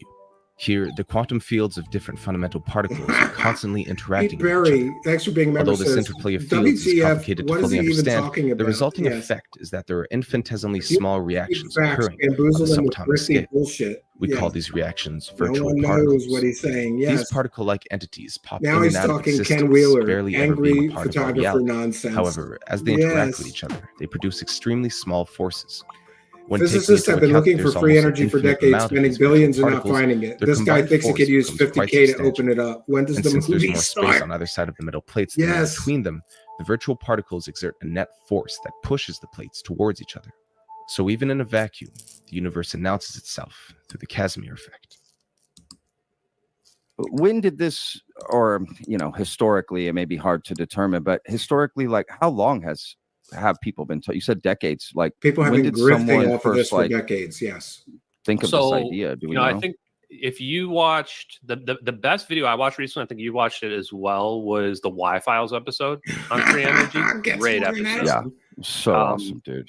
In that, Yeah, and in the episode, he says it's not real. Had a little like in the middle. We're of going to it. forget to You tell have you that Thomas Wi-Fi Bearden said free actually energy is not narrated real it. at Thomas the end of his Bearden, investigation. I dug into him from the MH370 videos and found out that this guy has been talking about scalar physics and free energy for 40 years ago. And he passed away a couple of years ago as well. Yes, cure But male he was pattern out there baldness. with Floyd Sweet Hurry looking up at this before I go device that coral. was running Get 5 any older. 100-watt bulbs and a fan. And it was Except just this I little like rather, box says that our he had leader. over there. Yeah. Now, most people try to This debunk is way these worse types than of Terrace claims and Howard. say Howard at that, least has an well, education. there must be a battery he's a or smart hidden guy, wire, even though he's because wrong about a people lot of generally things. can't debunk These two are dumb the as rock. devices themselves. They deserve to make content together. And so I would argue like, that this has who's been dumber? around We should put a for poll up. maybe over 50 Who's years, dumber, maybe as long as Ashton going or back the to vetted Tesla. guy?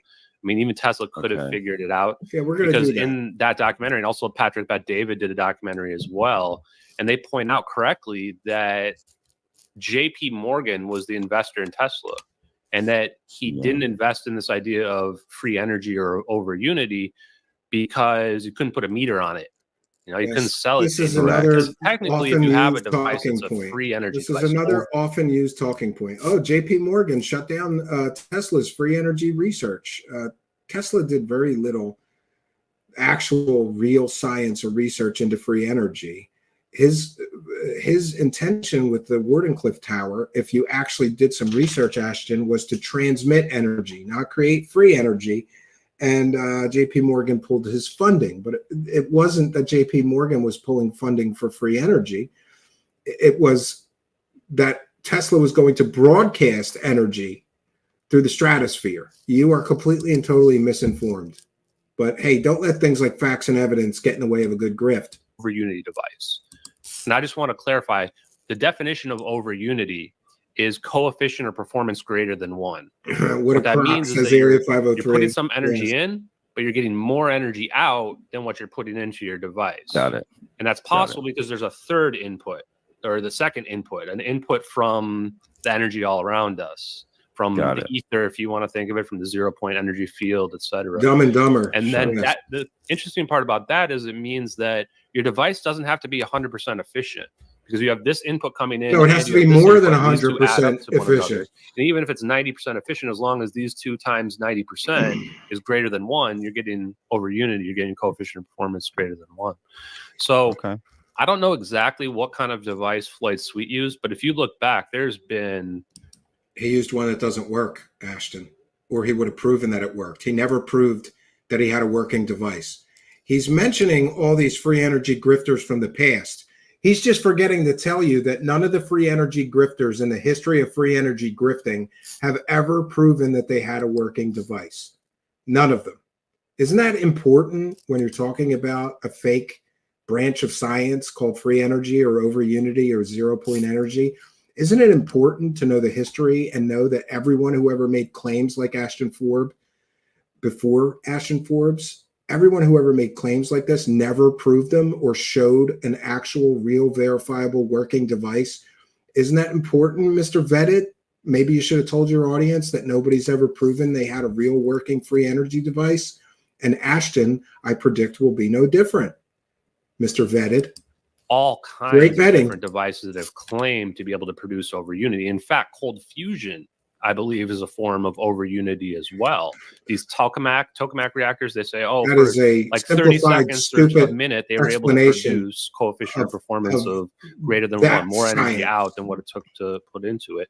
I would argue that cold fusion is another form of extracting energy from the 0-point energy field.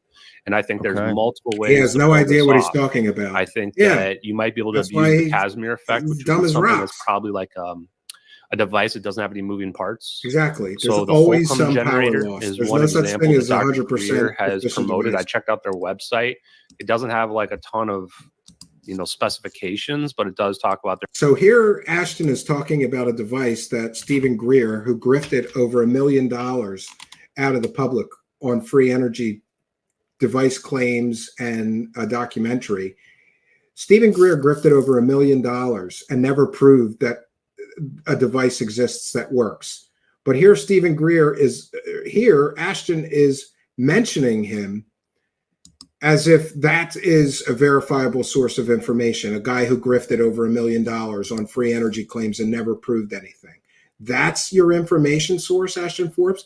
Hey, Patrick Vettit guy, did you even know that Stephen Greer grifted over $1 million for free energy and never proved anything? And here you are sitting like a dummy, like a deer in headlights dummy, letting Ashton talk about Stephen Greer's free energy claims that he grifted over $1 million from the public over and never proved anything. Great vetting skills, right? Great job, vetting not guy. being any moving parts within it. So you can imagine. Dr. Greer did a great documentary too, The Lost Century. Oh, yeah, I did watch that recently too. Yeah, that's so there's 3 documentaries people should watch. If people want. Yeah, what a great documentary. I love that documentary that Stephen Greer grifted $500,000 from the UFO community, mostly, allegedly, to make. Do you know anything about video production? Look at that video and show me where it cost $500,000 to make, Patrick from Vettit. Oh, great documentary. Did you know that he grifted $500,000 to create a free energy device?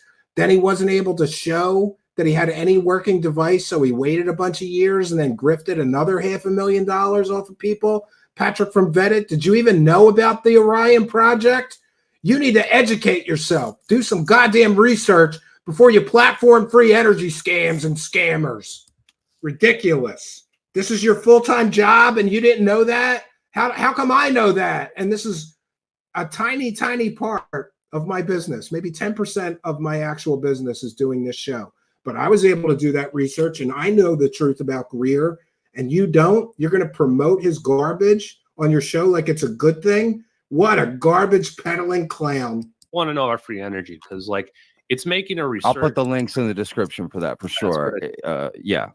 So yeah, I've watched all three of those, and the Patrick Bet David. I know which one you're talking about. I watched that too. You're right. That was and great. he just interviewed Dr. Greer as well recently, and I watched right. I don't think I watched the whole thing, but I watched at least like the second half of it. And let's be clear, no one who ever sold a free energy documentary proved that they had or found a working device. So here these two, Dumb and Dumber, are sitting here going, yeah, it's a great documentary. It's pseudoscience. It's fake. Nobody that produced a free energy device ever proved that there is a working free energy device anywhere on Earth. But here, Dumb and Dumber are telling you what great work that people making the documentaries are doing, promoting pseudoscience garbage. Which was also really good because it talks about 0-point energy. I mean, people have been talking about it openly. And we'll talk here in a minute about the science behind it and how it's possible. Yes, let's have a guy with no physics training and no science knowledge or education, just like his partner, a self-taught pseudoscientist. Let's have him explain science to us. Even though what he's saying is counter to what every other scientist, real trained and educated scientist on Earth says, let's let Ashton Forbes, twice proven hoax promoter, explain this mysterious science to us as he's trying to sell us a $50,000 device, but his only proof is a still image that he stole from somebody's 14-year-old YouTube video. Great vetting job, Patrick. Great job. Just to rebunk any other notions that it's not possible. And generally what I would say is that when you've had these ideas that have been around for as long as these ideas have been, 40, 50, 100 years, like there's most likely something to it.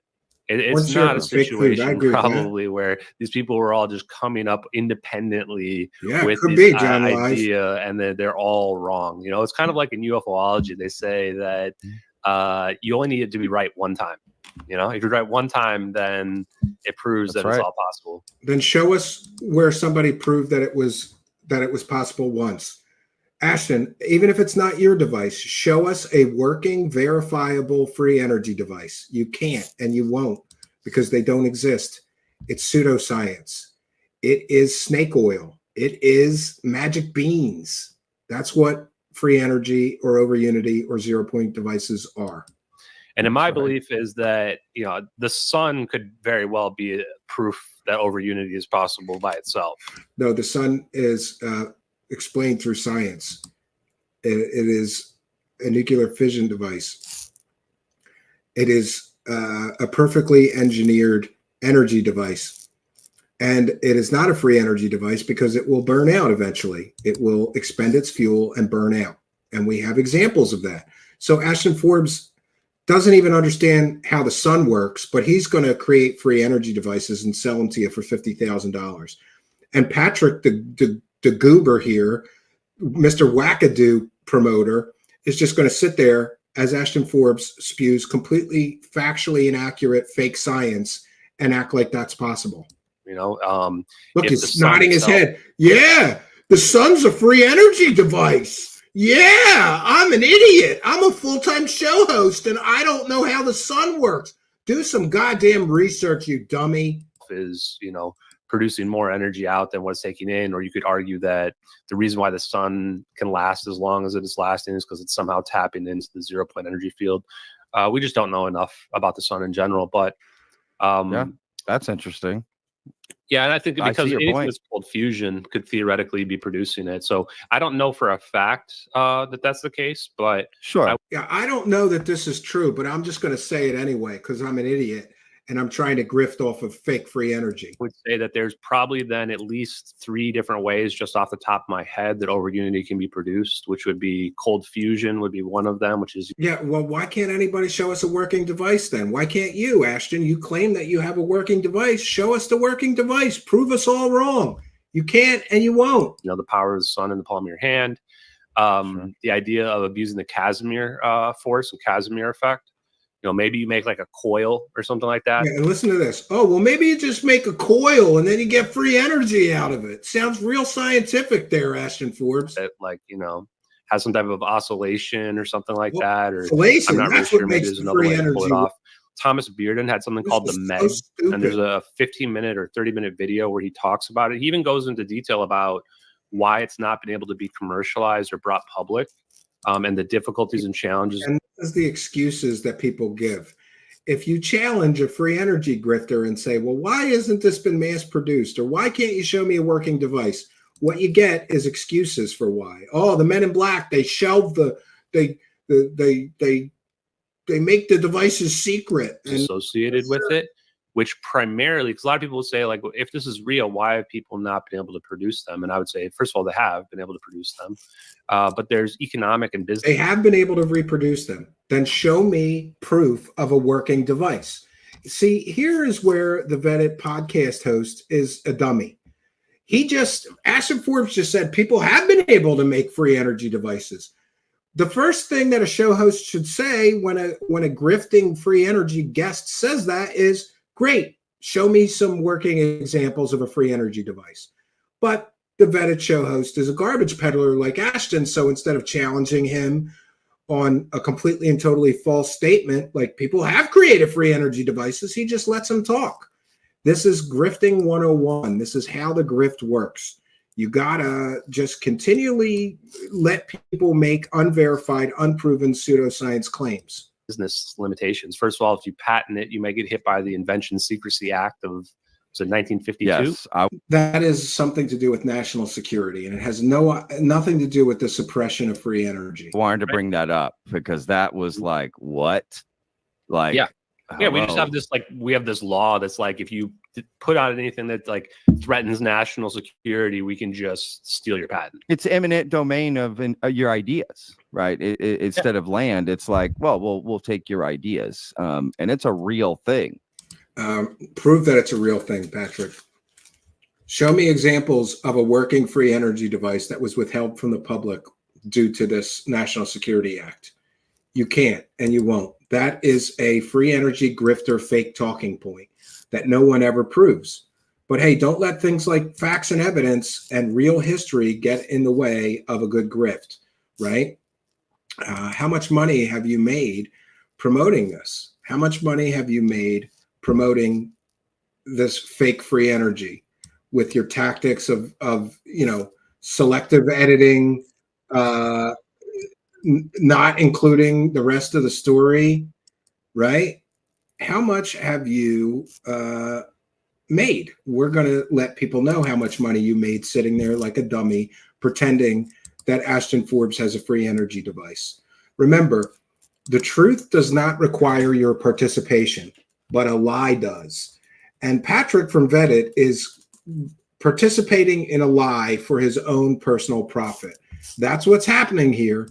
He's participating in a lie for his own personal profit. 100%. So, and that's scary. Yeah. And so, they could just take your patent if you try to patent it.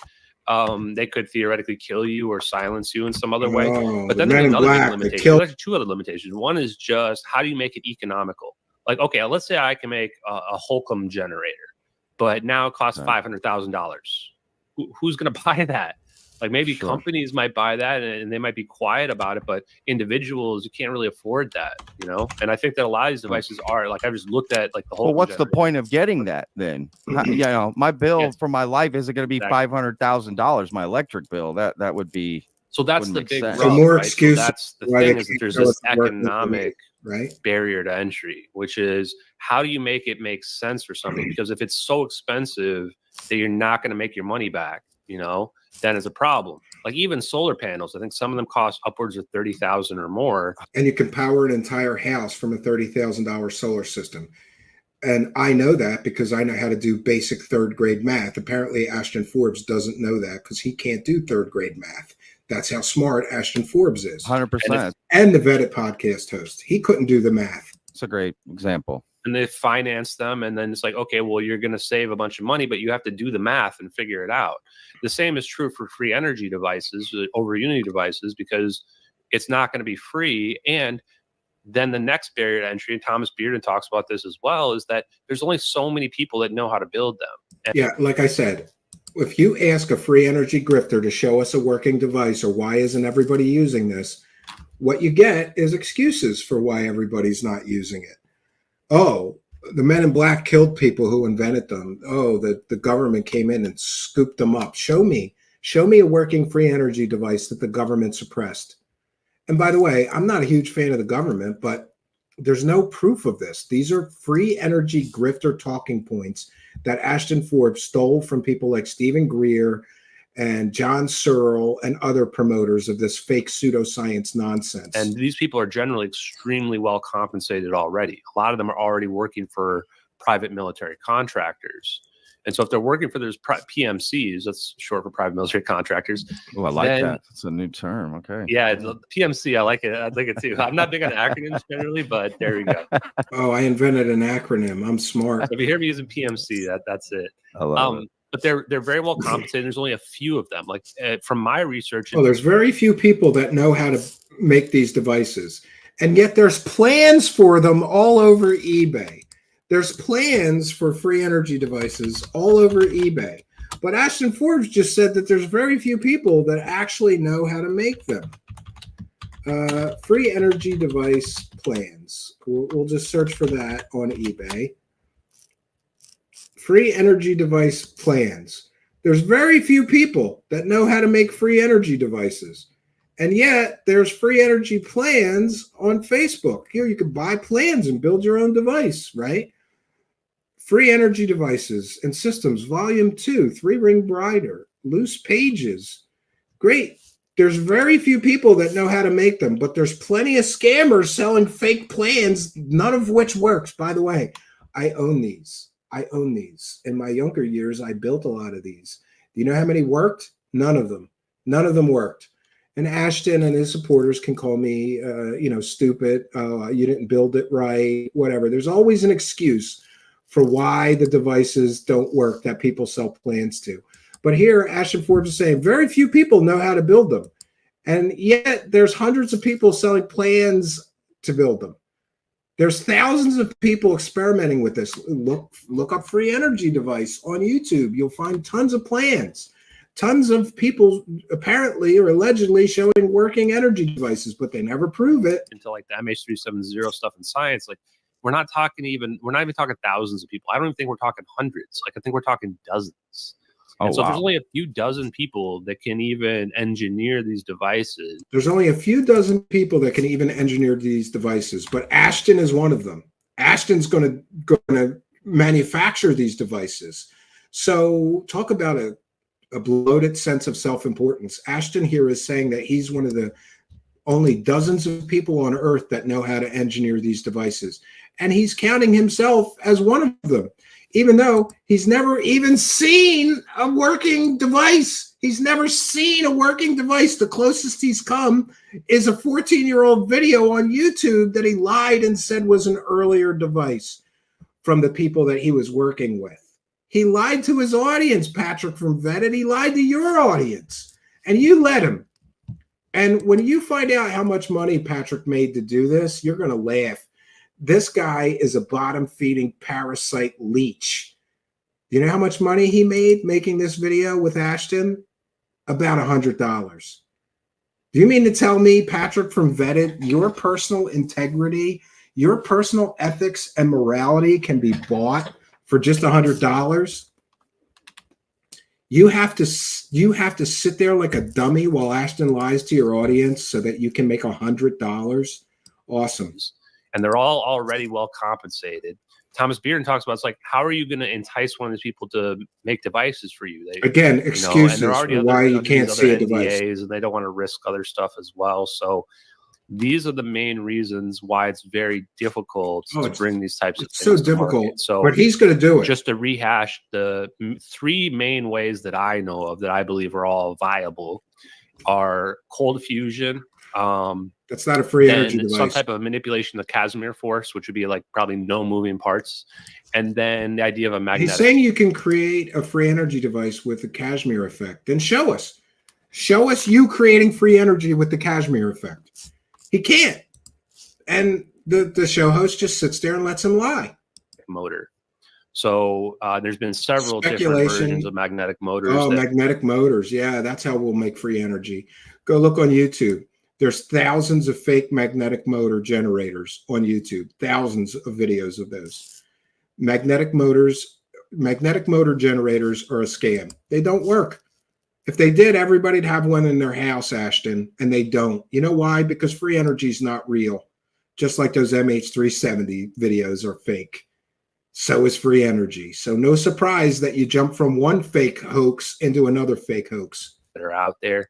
And I think that a lot of people naturally go, magnetism should have some kind of connection to this, right? Because we can see some pretty cool things with magnetism. And you'll see a lot of videos on social media where they like use magnets to make something, you know, spin or whatever like that. Sure. And I think that there's definitely something there on some of those, but I think that there's a little bit more to it than simply like, you know, getting your motor to spin, because generally if you do that, if you attach a load to it, it stalls. If you attach a load to a magnetically driven motor, it stalls. It cannot produce any energy.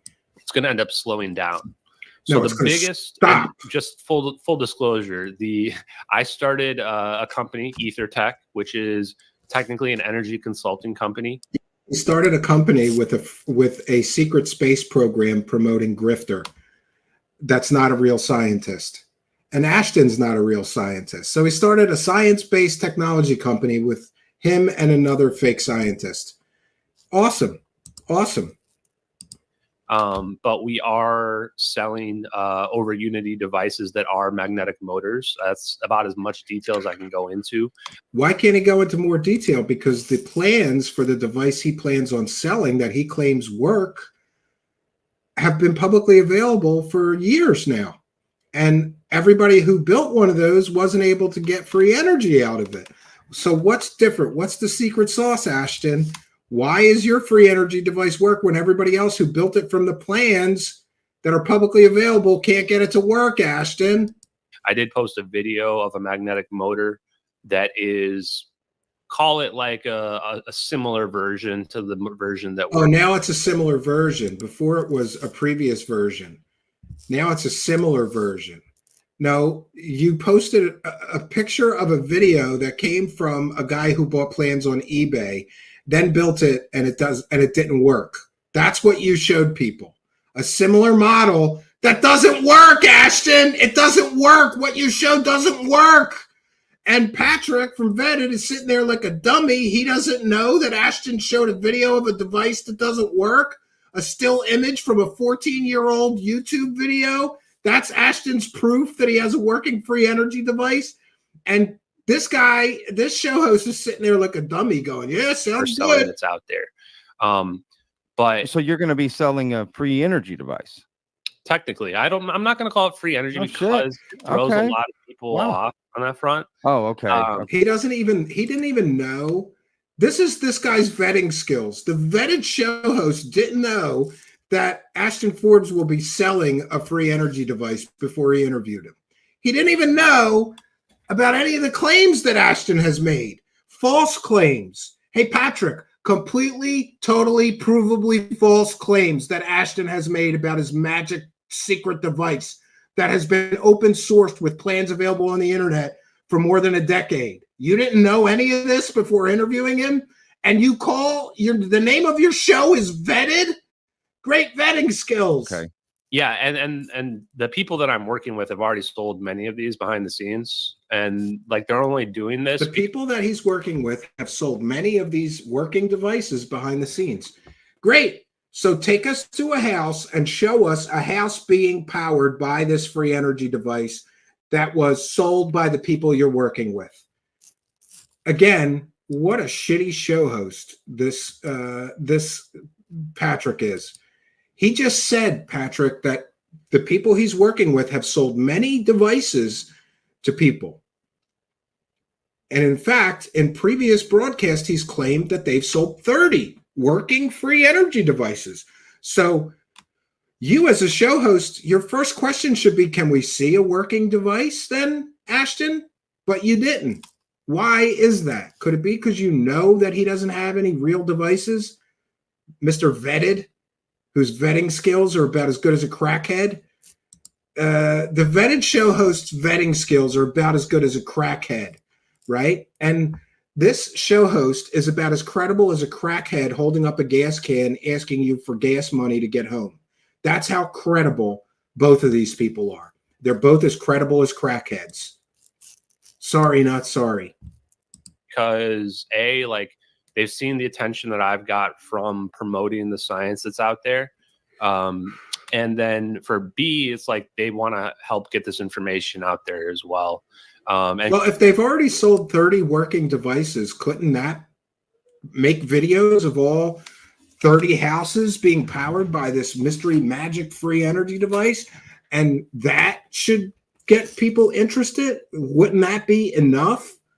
Show people the 30 working energy devices. Why do they need Ashton to grift? Why do they need Ashton to promote it if they've got 30 working free energy devices, Ashton? And when are you going to show us the 30 working free energy devices that your partners in this business of yours, or the people you claim to be getting these magic free energy devices from? When are you going to show us those 30 free energy devices? Or are you going to keep showing us screenshots from 15-year-old YouTube videos that have nothing to do with what you're selling, except maybe it's the same device that you're going to claim that you're going to be selling? And by the way, everybody who's tried to build one couldn't get it working. Did you know that, Patrick? That the device that Ashton Forbes claims he's going to be selling has been open sourced. It's patented in France, and anybody can look at the patent and build their own.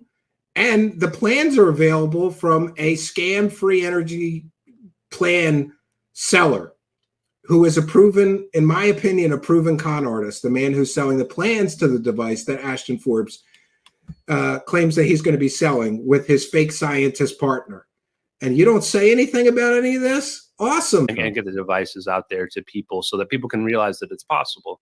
And the benefit of this device is that it's probably not as expensive as like a Holcomb generator is, but I think it's probably still more expensive than like solar panels are.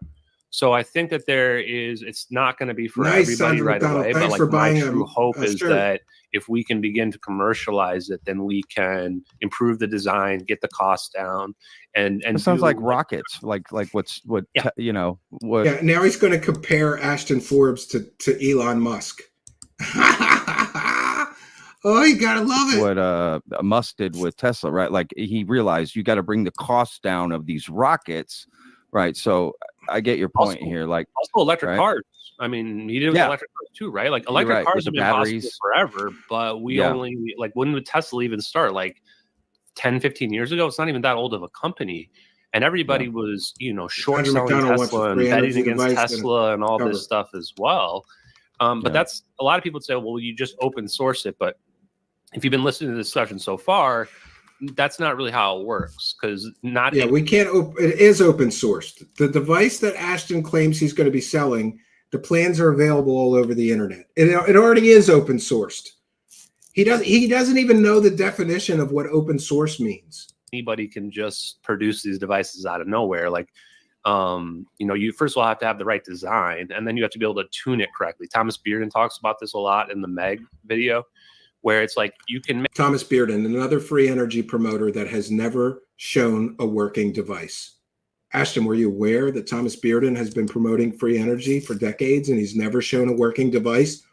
Patrick from Vetted, were you aware that Thomas Bearden has promoted free energy for decades, but he's never shown a working device? But here, Ashton Forbes is going to cite as an information source a man who's grifted off of free energy for decades and never proven that the device that he has a working device, and you're letting him.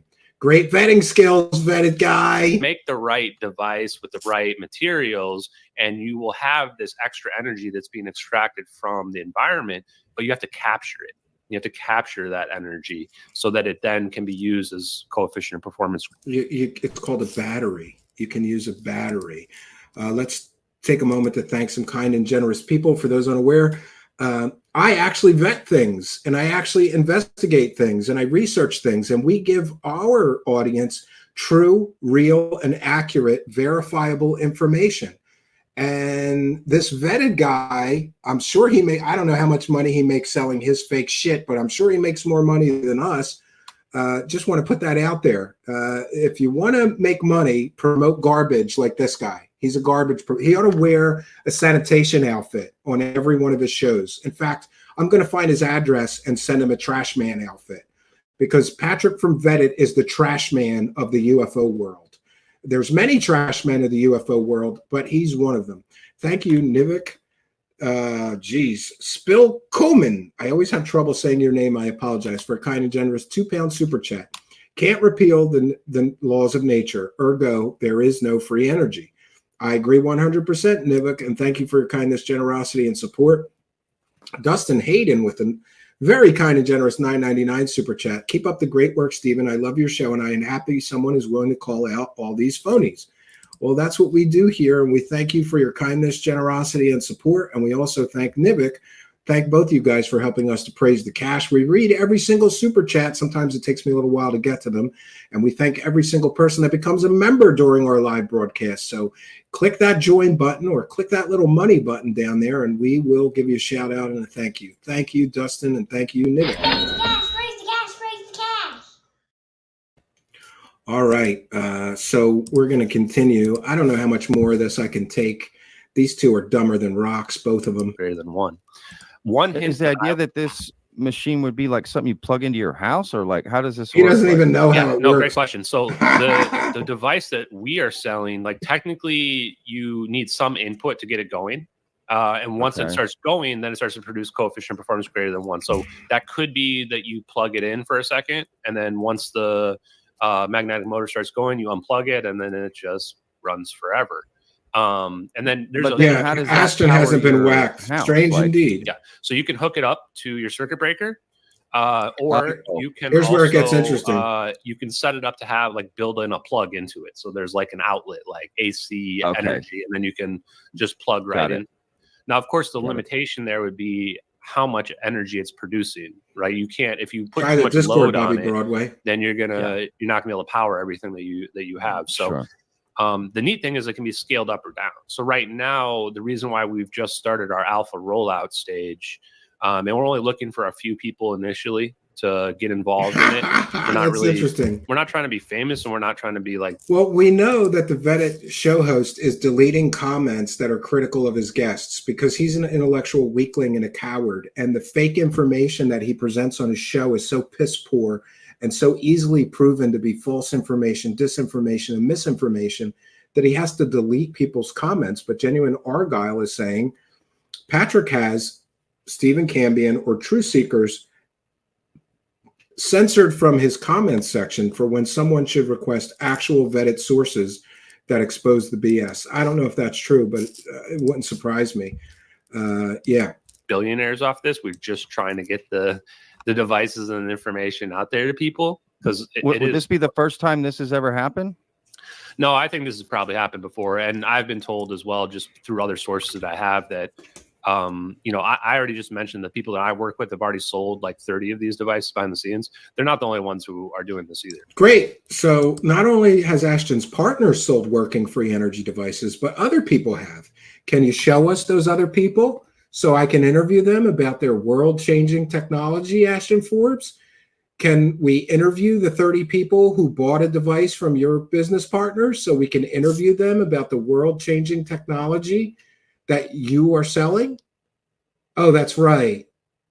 They probably don't exist, and nobody is allowed to interview them or know who the people are that are buying the magic box free energy device from Ashton Forbes. We want to thank John Lies, who is also a member and gave a kind and generous $32 Canadian super chat. Says, if he puts on a lab coat, I might buy it. That's how you make it more credible. But thank you, John Lies, for two things: being a member and your kindness, generosity, and support of the show. Very generous of you. Thank you for helping us to. Yes. And by the way, there is no excuse for the vetted show host lying to people on a literal daily basis to make money, because my show is proof that you can still make money and have some ethics. Patrick. You could have some morality. You could not hate yourself when you look in the mirror every day and realize that you sell lies to stupid people to eat every day. I don't get it. I don't get the path that some people choose, but I know what it is. I think that the vetted guy doesn't have the gray matter. He is too dumb to do research. It's very clear that he's just too dumb to do actual research. He's just too dumb to do actual investigation into anything. So his only hope at making money is to be a garbage peddling scumbag. And that's where we're at. And sorry, not sorry. Other people are selling them behind the scenes as well. And it's probably, I don't know this for a fact, but it's probably like those other private military contractor engineers that. Oh, yeah. People are selling free energy devices, but Ashton can't show us a working one. His business partners have sold 30 working free energy devices, but he can't show us one of them. Why not? You don't have to give the identity of the people who purchased them. Just have a physicist, an electronics technician, and an electrical engineer go there, evaluate the device, and tell us if it works or not. It's very simple. You can hire an independent physicist, an independent electrical engineer, and an independent electronics engineer to certify that those 30 devices you claim your business partners have sold actually produce free energy, and you would be the most famous person on planet Earth. But instead of doing that, you know what's going to happen? Ashton Forbes is going to give us excuses for why he can't show us a working device. While he shows us screenshots from a 14-year-old non-working video that is 14 years old of a non-working device that he claims is a similar device to his. Yes, similar in that the device that he showed didn't work. The people that know that it's possible, that are smart. And I think that everybody probably has their own designs. Like I imagine the one that we're selling is roughly around coefficient of performance 2, which is, people would say, just completely impossible. The toaster isn't a free energy device, that all Ashton's it got. wouldn't surprise me if people can make ones that are like coefficient of performance 5 or 10, which is Oh, just he's already insane improving on the amounts of magic energy. device that doesn't work. Because you know that's Is that, 10 are you times. saying that's like 10 times the Yeah, amount the that's going smart in? people Oh, wow. know that it And this works. is what I would say to people Yes. is that the people that want to get it figured out, and I signed an NDA with the people that I've been working with because The people you're building this with, you mean? Yeah. Is that what you mean? yeah, Got it. yeah, the people that, and I mean, I'm mostly a salesperson, but I'm also somebody who's trying to learn the engineering side at the same time. I mean, He's a salesperson of a magic free energy device. Why did you have to sign a non-disclosure agreement? The plans for the device, the HATEM device that you basically claim that you and your partners will be selling, are free and available on the internet. So why did you have to sign a non-disclosure agreement? I mean, I think anybody who's a good businessman should be. And if he has to sign a non-disclosure agreement, how's he supposed to sell the device if he can't talk about it? It's so stupid and childish and nonsensical. But don't let things like facts and logic get in the way of a good grift. You're trying to learn how their products Well, if you're a work. good salesman, you know your product too, right? Like, of course. Yeah, exactly. Exactly. So what I would say is, like, I think that for people that want to figure out how to do it themselves, what I would say, Angeli's to Aliens kinda bought give the people 30 hints, energy or at devices. least, and this Yes. is just my opinion, not anything related to the NDA, is that I wouldn't try to make a device that has no power input at all. A lot of people, when they think of free energy and over Unity, they think, well, Yeah, I love that he can't show us a working device, but he's going to tell us how to build one, right? Talk about putting the cart before the horse. something that has no power input. And that's when they try to get with the magnets and they try to make it so the wheels spin. I see what you mean. Okay, I get Having it. power input's fine as long as you It's get just something more to power out. jumpstart it. Yeah. Okay. Yes, I get it. Ashton's ego let's say- is over I'm just Unity. gonna make up Admiral some numbers here. Rascals, thanks for Sure. being. Let's say it takes 100 watts of member. power in, but it produces Yeah. 200 watts of power out. Coefficient of performance 2.0. Then you take 100 of the watts that are going out and you feed it back in to the input. Now what's That's happening? You're interesting. getting 100 excess 400. watts out. Well, Or no, it's whatever. not going to duplicate it like that, but Oh, when double. basically what Okay. it's doing is it's using the 200 out and it's powering itself, right? Because it only takes Oh, pseudoscience I see. garbage. Okay, that's how I would see. have people think about over Unity. And that's also how like cold fusion works as well. Is they say, well, cold fusion takes some power to get the Angeli got the fusion 30 devices started, to power but her then it's astral producing eighth more out density than it's dildo. getting in Yes. as well. Definitely That's how true, I would try David to approach Wilcock. any free energy device at all. Is that I wouldn't try to make it just like zero input and then output coming out. That's where I think a lot of people get stuck. is try to make it where you have some input coming in, but you're getting more out than that. And then so it's perpetual. It just recycles on it. And just so everybody's aware, a free energy device is essentially a perpetual motion machine. You know, let's forget for a moment about proving you have a working free energy device or that these things are even possible, Ashton. Show us a working perpetual motion machine that has been certified by physicists to actually work. You can't. And therefore, your whole grift falls apart. We want to thank Trolley Troll for a kind and generous $5 super chat and for being a member. Says, hey, Stephen, I have some literature and stuff from the Roswell UFO Festival I think you may find interesting. I sent an email to your Gmail. Okay, I'll check it out. Thank you, Trolley Troll. And of course, thank you for helping us to praise the cash. Praise the cash, praise the cash, praise the cash. All right, we're going to continue for a little while longer. I don't know how much more I can take of these dummies. Self and keeps going. Exactly. And so then people would ask, well, how do you turn it off? It's actually really simple to turn it off. Is that yes, the 30 devices were on the MH370 airplane. You just fucking no, you just and they're lost until you Ashton cut solves off the mystery. The output Yes. that's going back into the input. If you Got it. put a switch in there, then it's going to slow down. If it's a motor, it's going to stop. And so you just have a switch like that, Well, and yeah, it's then a good way it'll to be, slow Bob down, Marley. and then it'll stop.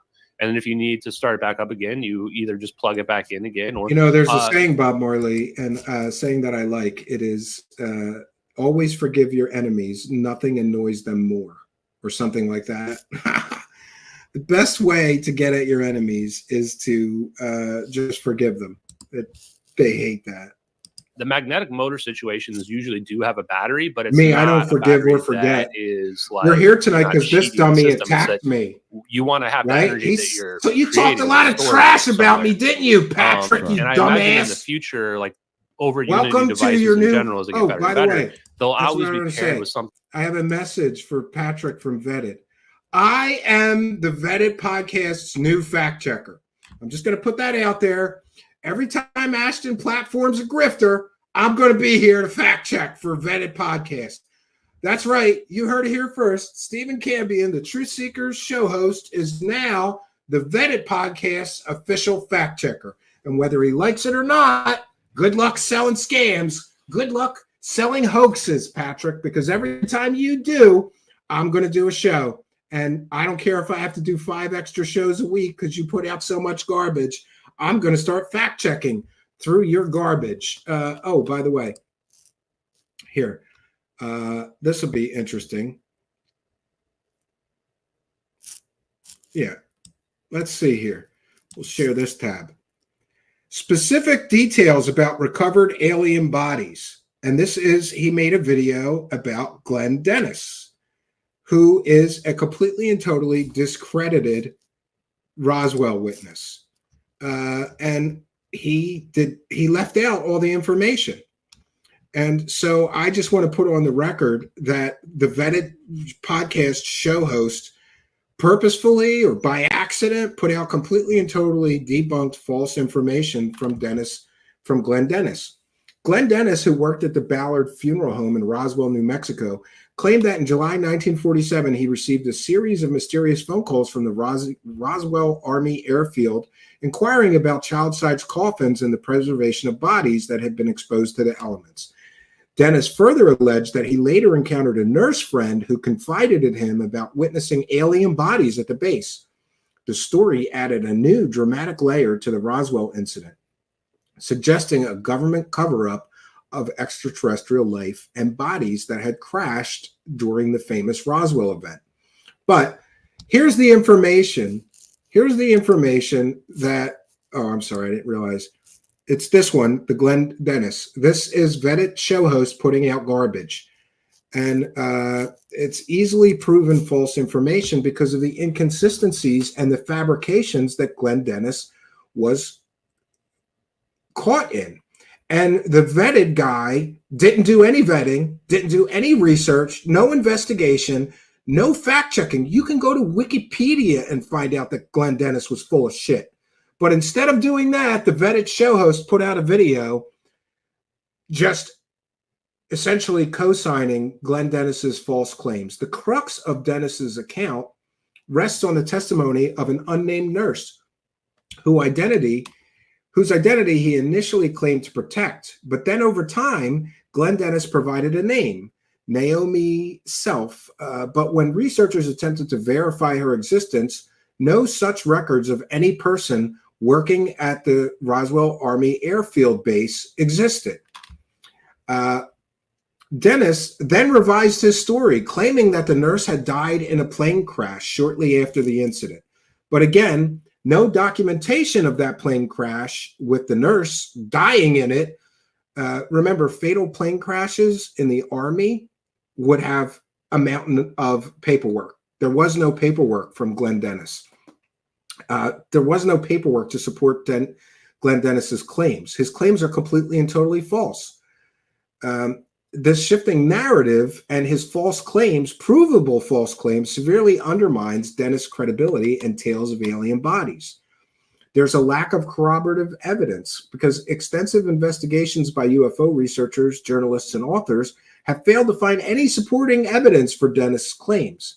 The absence of records of the nurse, the lack of documentation regarding the phone calls, and the inability to verify the alleged plane crash all point to significant gaps in Dennis' story. Furthermore, other witnesses and personnel from the RAAF, the Roswell Army Airfield, at the time have not corroborated Dennis's account, further casting doubt on its authenticity. Then, even Roswell authors and researchers have absolutely rejected this Glenn Dennis testimony. Notably, many serious Roswell researchers, including prominent figures such as Kevin Randle, have completely and totally dismissed Glenn Dennis' testimony. In his detailed examination of the Roswell incident, Glenn Dennis's testimony was characterized as a fabrication, noting the numerous inconsistencies, lack of credible evidence, and verifiable false claims that Glenn Dennis had made. Randall, who is a respected UFO researcher, highlighted the flaws in Dennis' narrative, pointing out the constant changes and additions to the story over the years that render it completely and totally unreliable information.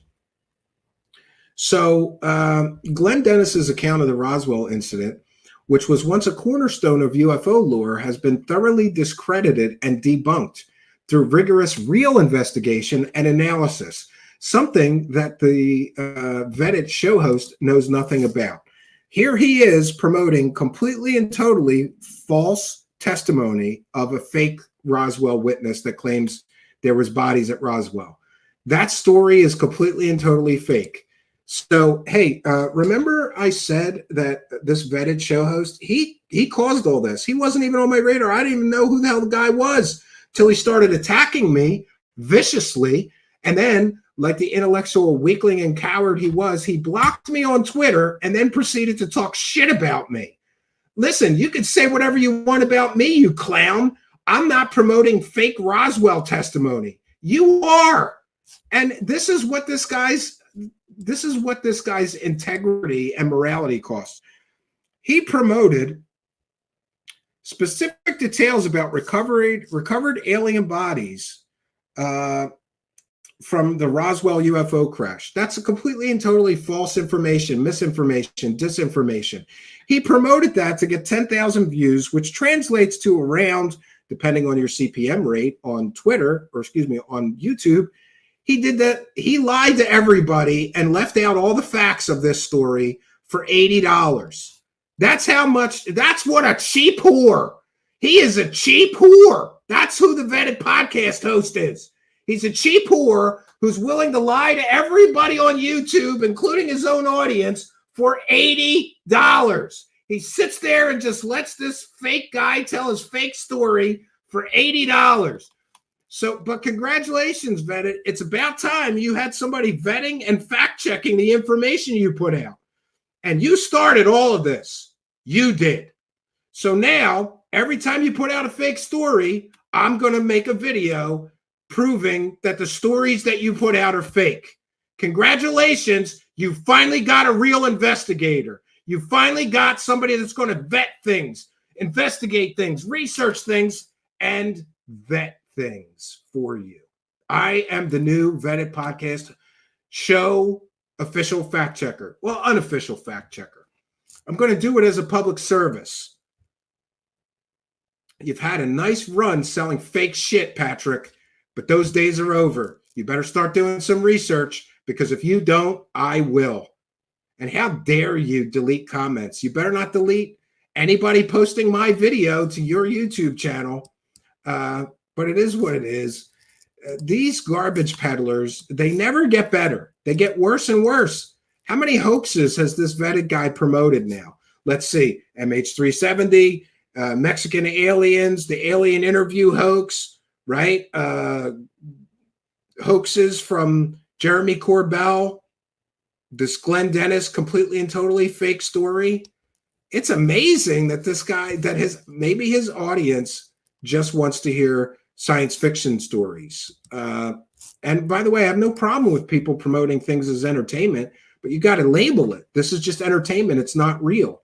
Patrick sits there and pretends this shit is real as he puts out completely and totally provably false testimony from the Roswell crash. By the way, if you want to see real research into Roswell, considering it's the 77th anniversary of Roswell, was yesterday. This weekend, we're going to be presenting 24 hours of Roswell research, and that'll be a teachable moment. Patrick from Vetted can find out how real research works, how you have to give the audience all sides of the story. In our Roswell series, I let skeptics and debunkers come on and tell their version of what happened at Roswell. I let believers and Roswell expert authors come on and tell their version of events. We had virtually every recognized Roswell expert on Earth in our 24-hour deep dive coverage of Roswell. That'll be this Friday, Saturday, and Sunday at 9 p.m. Eastern. But I think it's great because Patrick started this shit with me, and now he's going to have me fact-checking for his show. I know that he's full-time and too lazy to do it, and even though my show is 10% of my business, it's not even part-time job for me. I'm going to make the time to be Patrick from Vetted's new vetter, fact checker, and investigator. Every time he puts out a fake story, I'll be here to let his audience know what a piss poor, terrible job he did selling fake shit to them. Congratulations, Patrick. Maybe you should have kept your mouth shut when I had a dispute with another show host that had nothing to do with you. Something like the Tesla wall battery and other people have similar products, because you're not always using the exact amount of energy that it's producing. And in fact, there might be times where like you're sleeping and you're producing you're using no energy, and you just want the thing to be charging up the battery, right? And then in times of need, you can use the excess energy that you need. Wow, he's telling us you can use a battery. Great. So a lot of these devices do end up having a battery associated to them, but it's not the battery that they're it's not like it's cheating the battery that's running off of type situation. Yeah. Thank Are you, you guys going to Michael offer Wade. maintenance? Thank you for your encouragement. I appreciate it. I'm assuming the only thing would be the parts, right? Because the energy's kind of endless. Yeah, but I agree. Aliens are sus. And I asked a ton of questions. Sounds like before I medbay. got I bet you involved did. in it, I and bet you did. Yeah. I couldn't find any. He asked a ton of questions, except he didn't ask, can I see a working device and proof that this is actually real before I put my reputation on the line to sell this? Can I see a working device? Can I see a physicist, an electrical engineer, and an electronics engineer, trained scientists who have evaluated these devices and seen that they really do work? Can I talk to the 30 people who have already bought what you claim to be a working free energy device and interview them to make sure that all 30 of them say that this device produces free energy? Can I ask those people questions about their satisfaction level with the free energy device that you guys claim you sold 30 of them?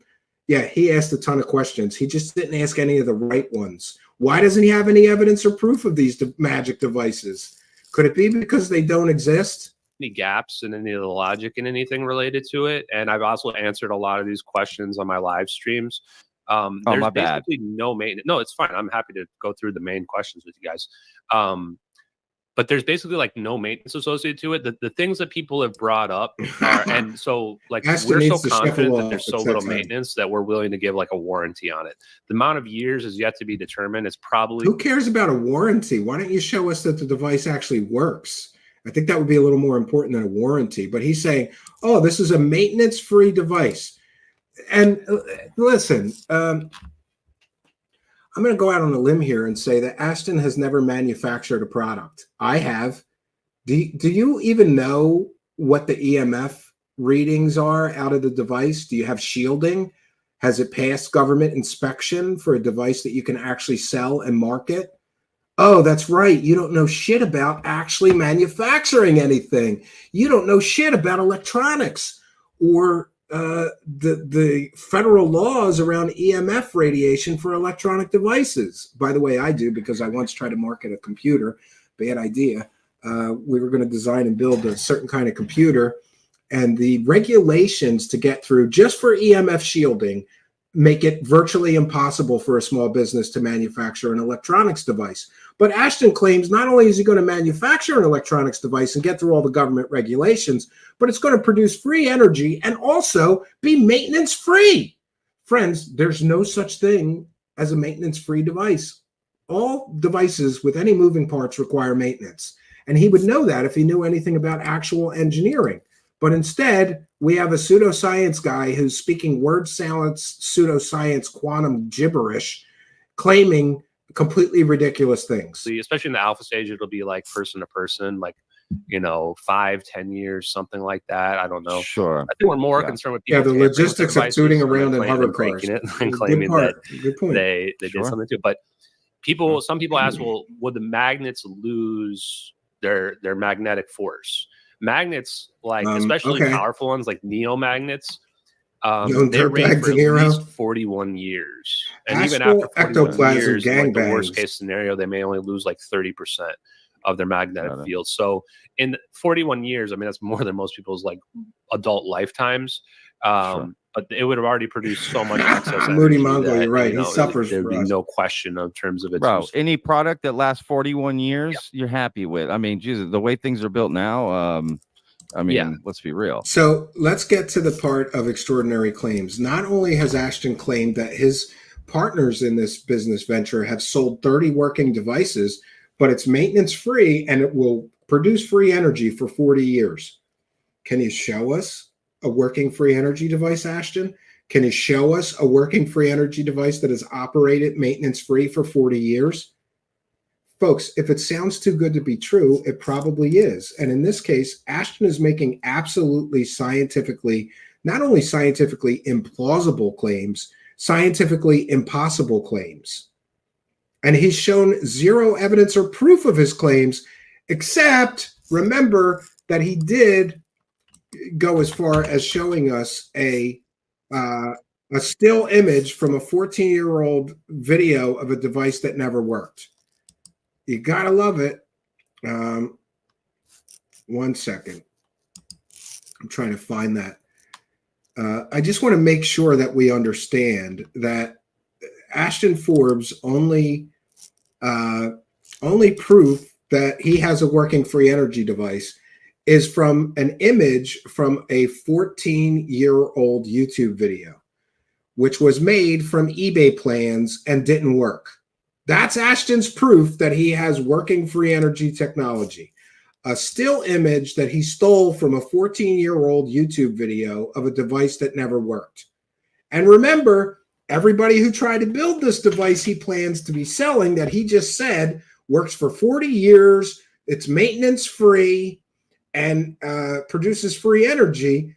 He said that, not me. His only proof of this is a still image he stole from somebody else's YouTube video of a device that didn't work 14 years ago.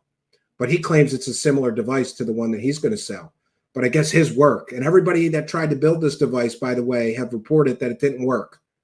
Did you know that, Ashton? Every single person who bought the plans or got the plans on the internet and built this Hatem device, nobody was able to get it working.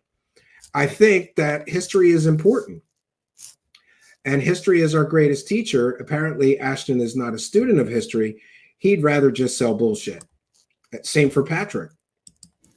And if I'm being real as a business person, which is actually where my original major is and what my real educational background he has is. no education. Like, I would probably have it just science. Be a 10-year His education is warranty in or business. lifetime. And yes, it might last for another 15, but like I would want to have some kind of real practical limitations on it, and then have the people do the math based on 10 years. It Now, must be true. It's called scenario, it could vetted. last for 41. You're right, Pete. It might last must for be true. 25, but I want the to show must be like given good, definite, accurate, real shorter information. It's called something vetted. like that.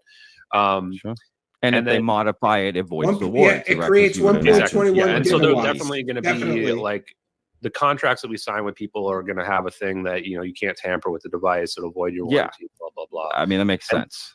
Yeah, and then one of the big benefits, I think I'm okay to say this part, is that he has a NDA, but he can say let's say that I'm giving my opinion here. I don't know if it's 100% correct, but let's say that a lot of these magnetic motors, they don't have any belts or anything like that. So one of the big benefits is there's very little stuff that can break down. So a lot of like motor type situations. And by the way, Ashton has not, apparently or allegedly, Ashton has not seen vetted by the guy that looks about 12. Yes. Ashton's only education has been lying to people who believe him. Yes. V is for unvetted. Yeah, and let's be clear. Ashton hasn't even seen one of these devices in person. Prove me wrong, Ashton. Show us a video of you with a working device. Oh, that's right, you can't. Ashton ran to create a company to sell this shit before he ever saw proof of concept.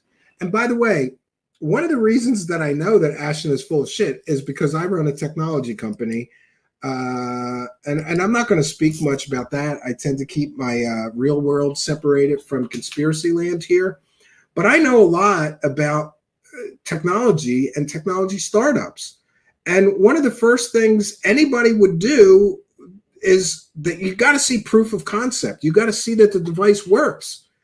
I've been through this process with a potential investor once, and I had to show that the device that I planned to market worked. What proof has Ashton showed us? He showed us a still image from a 14-year-old video that didn't work. That device didn't work, Ashton. Great job vetting everything here, Patrick. This is very good work from a full-time show host. There's no excuse from a full-time show host for having garbage peddling guests on and not knowing anything. He didn't even know that Ashton was going to be selling this device before interviewing him. He knew none of Ashton's false claims.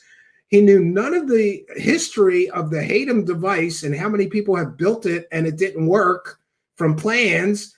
He didn't know that Ashton stole a still image from a 14-year-old video of a non-working device. But his show's called Vetted. You gotta love it. Belt, even in your car. I love it. And the belt can break, right? It's going to wear down over time, especially if you have motors that are spinning. But or I don't know how to do it. But yeah, but the motors in this situation, because they don't. This is a very good point. Area 503 brings up $50,000 for a free power device that only lasts 10 years. That's $5,000 a year. My current power bill is only $150 a month or $1,800 a year. What a crock. Yeah, good point. Why would you pay $50,000 for a device that only lasts 10 years? Is it going to generate twice the power that you need, or like you sell it back? I don't understand. The math doesn't work. And this guy who has an education in business, oh boy, we're going to screenshot that. That is our next Ashton Forbes thumbnail right there. Yeah, I love it. In fact, I'm going to screenshot it now before I forget. You gotta love it. All right, I screenshotted it. 1 second. So you gotta love, don't worry about the fact that the device is so expensive that you'd never even reach a point where you made your money back on the device if it only lasts 10 years. I mean, I guess if it lasts 40 years, you might, right? Who knows?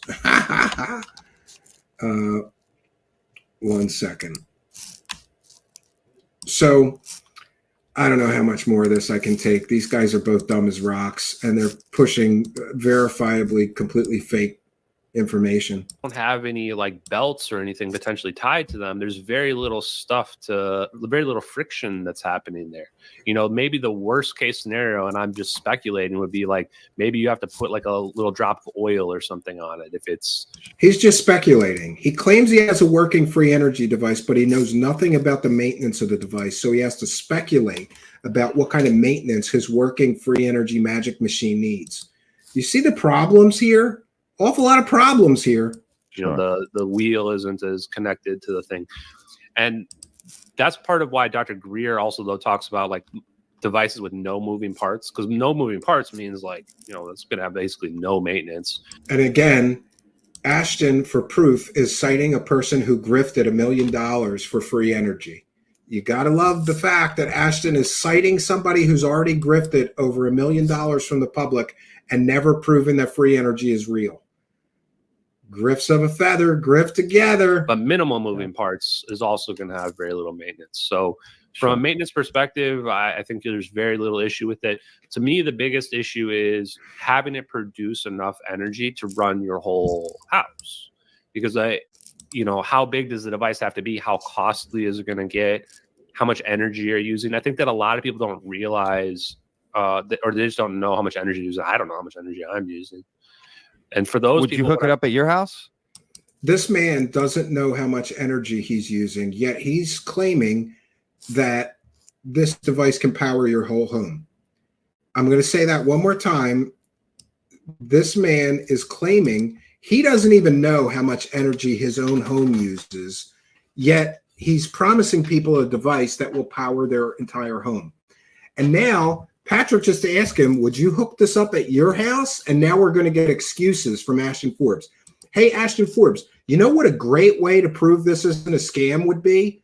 Is to get this working free energy device. Maybe you could borrow one of the 30 working free energy devices you claim your business partners already sold people and hook it up to your house, and then get an electronics technician, an electrical engineer, and a physicist to all come over with measuring devices and confirm that that free energy device is producing over unity or 0 point or free energy, whatever you want to call it, and powering your entire home for free.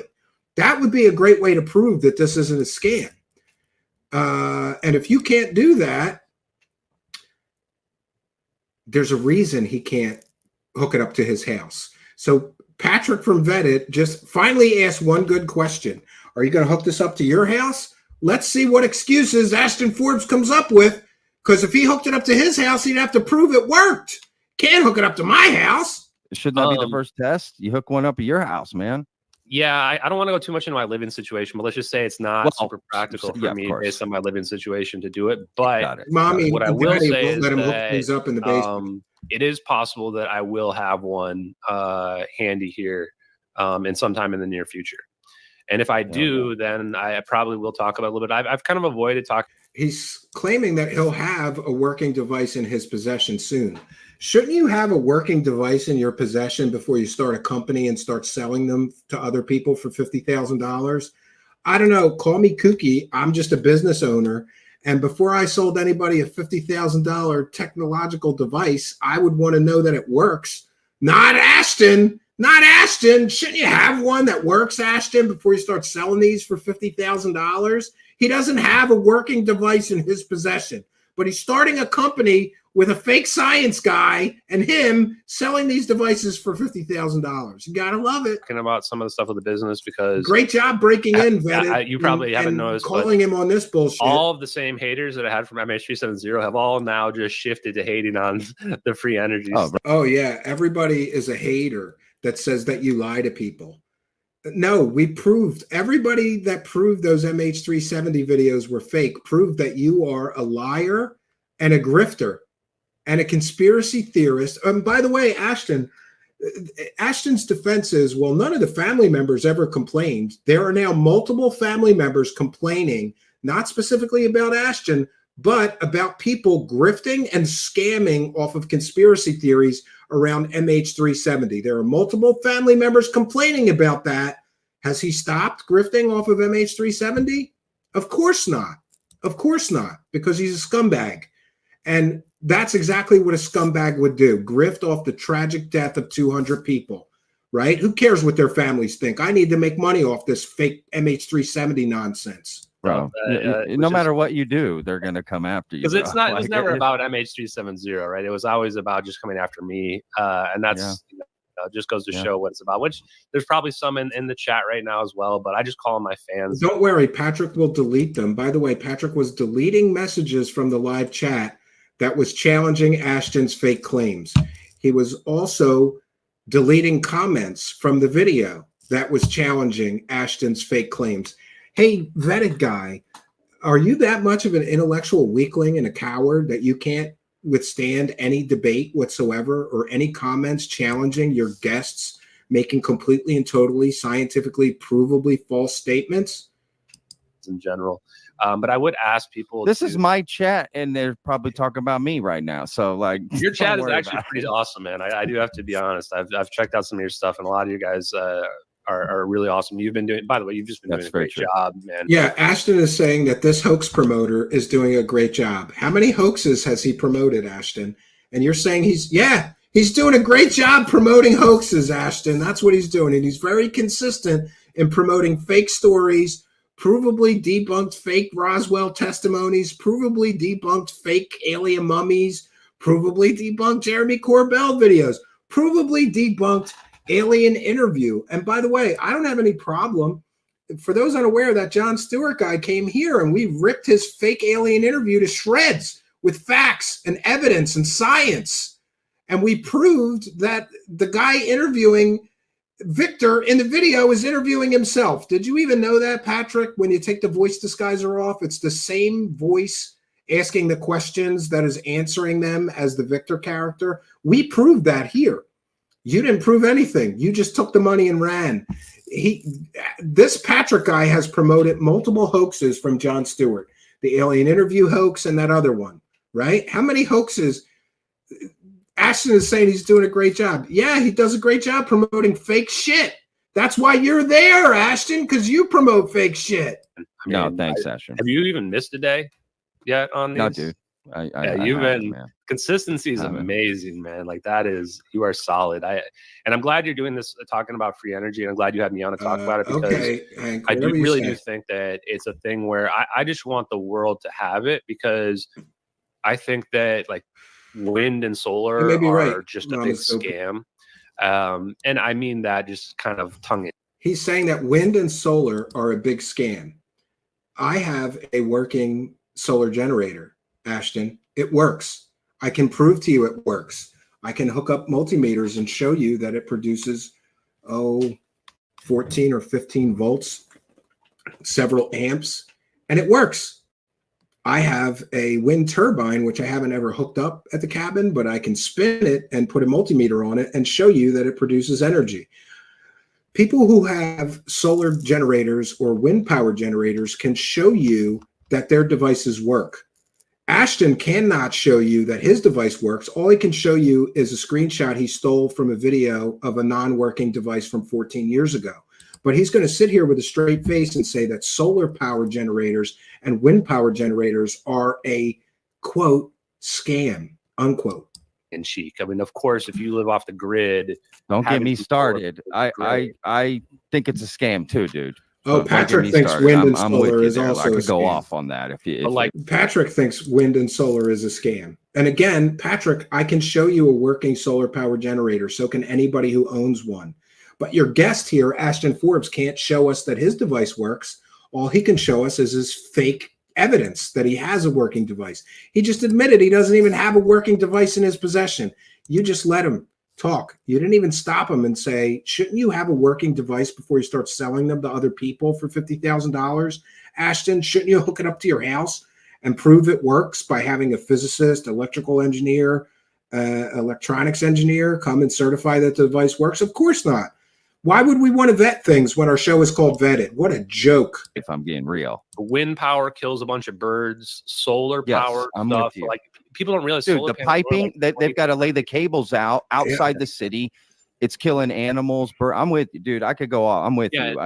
I'm not a fan of it. If you looked at the lithium mines that they have, Ashton has no idea how stuff really solar works. panels, it's like green toxic sludge. You're like, Dude, that's got to be the worst crazy. stuff for the environment. And people say, Solar oh, is the a solar scam. panels are technically recyclable.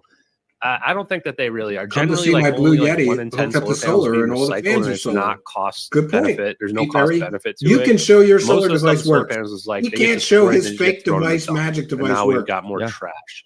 So, But he's calling out a comparatively, scam. free energy device that can run for 10, 25, 41 years or more, Yeah, you and know, just that is here, far. my new cabin is way off in the woods. It's miles from any pavement or paved road. So my new cabin will be solar powered, and I'll have all the power I need. All I want is enough power for lights and a laptop. That's all I need. I can do that from a very small 12-volt system, maybe 300-watt 12-volt system, and a marine deep cycle battery. And my device will work, Bobby Broadway. And it's not a scam because it works. Meanwhile, Ashton Forbes is talking about a magic free energy device that runs for 40 years with no maintenance, but he's never seen one in real life. He can't show us one that works. He can't show us the 30 working devices that he claims his partners have already sold. But hey, this isn't a scam, right? Far less when it comes to damaging the environment. That's a way where we can like have real green power. And people say, well, where's the energy coming from? Well, the Yeah, energy is coming I from all highly around encourage us, everybody but, to do it. Buy some the land, best way to start think building about it. and That's I what I think, did. I think it was Richard Feynman first quoted this, but you'll hear Dr. Greer talk about it, Hal Puthoff talk about it.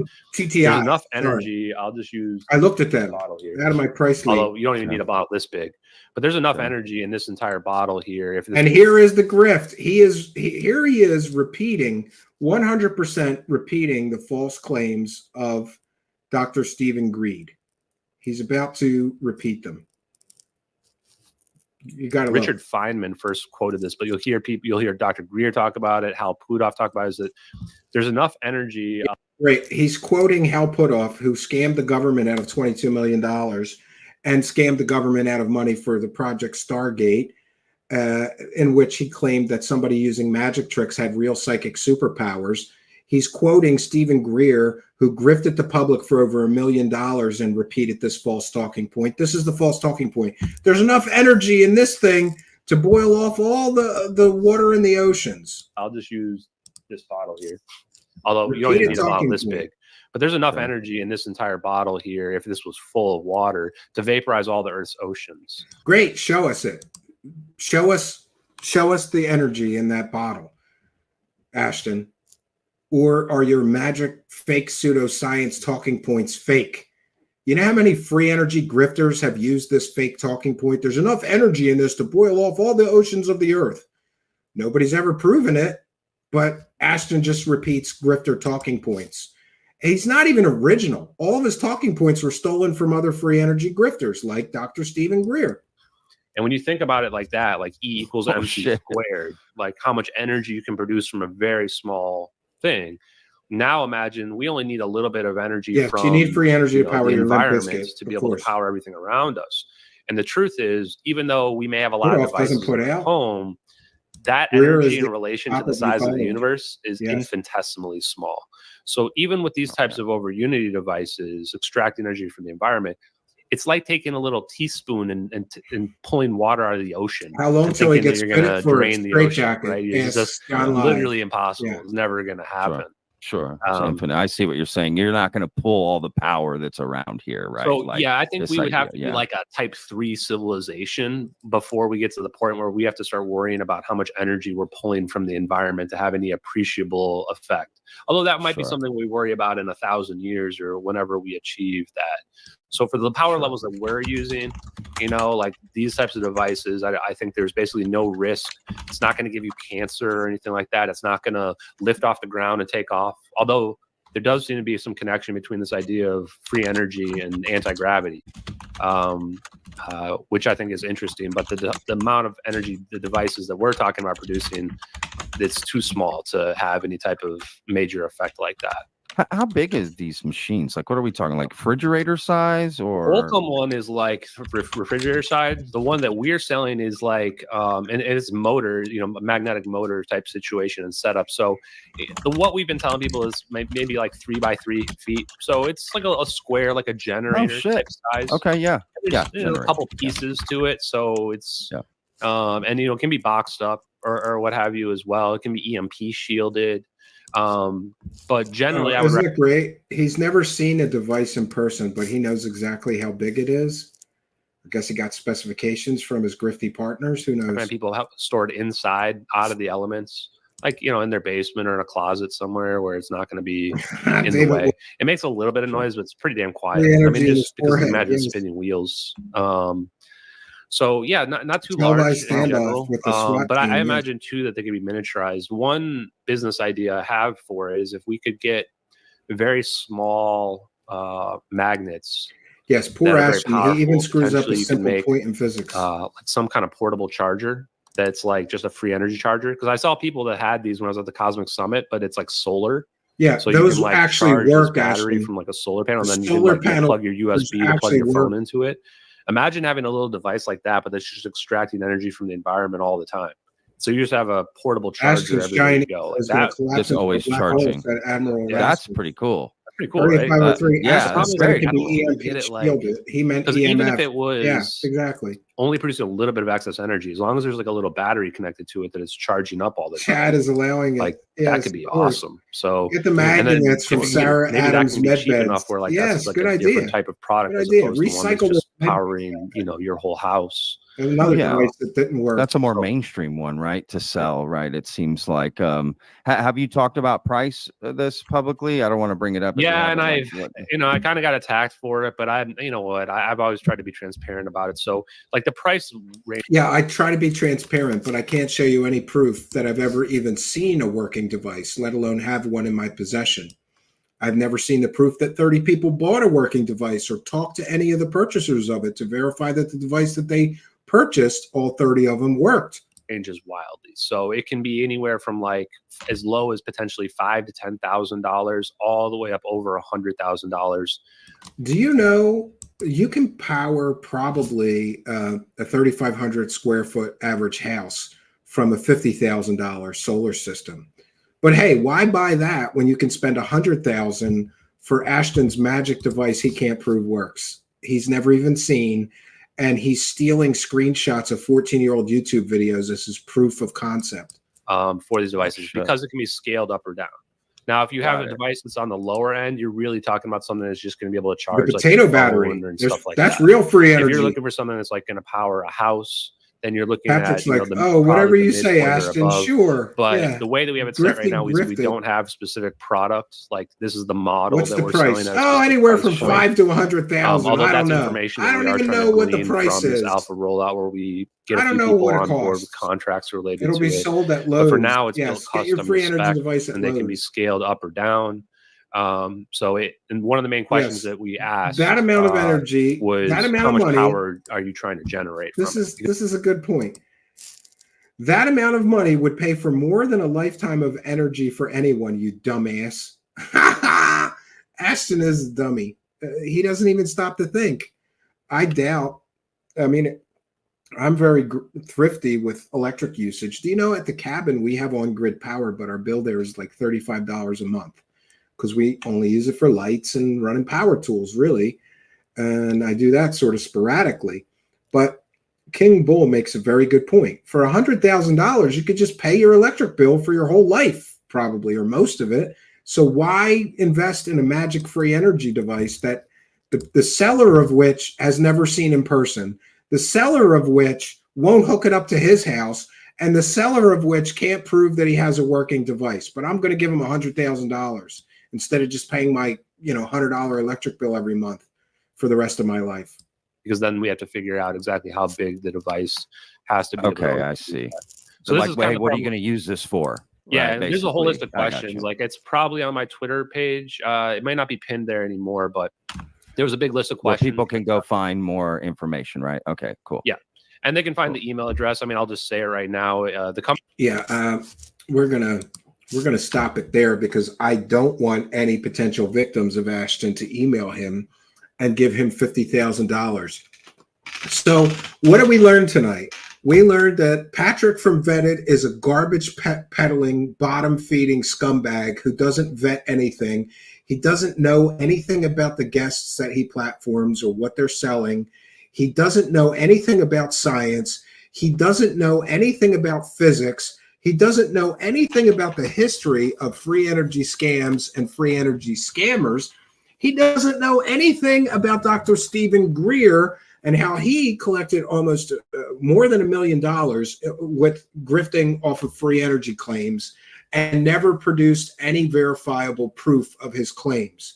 He doesn't know that many of the people that Ashton is citing for proof or evidence are also free energy promoting grifters who have made a lot of money promoting their claims, but have proven zero of them. Free energy, my friends, is a scam. That old saying, if it sounds too good to be true, it probably is. There's also the problem of the economics here. Why would you pay $100,000 for a device when, let's say you're middle-aged? There's no way you're going to pay $100,000 in electric bills before you die, right? I mean, maybe if you're 10 years old, when you buy the $100,000 device, you'll get your $100,000 out of it instead of paying $100 or so electric bill every month, but maybe not.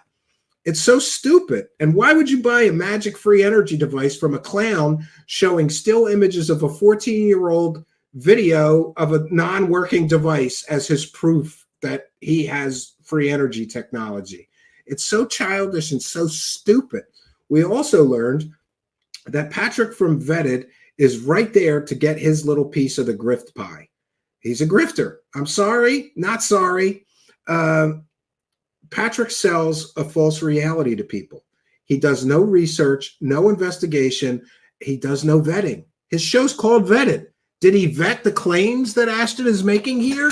Did you even know that he showed a fake device that doesn't work as his proof on one of his live streams, Patrick?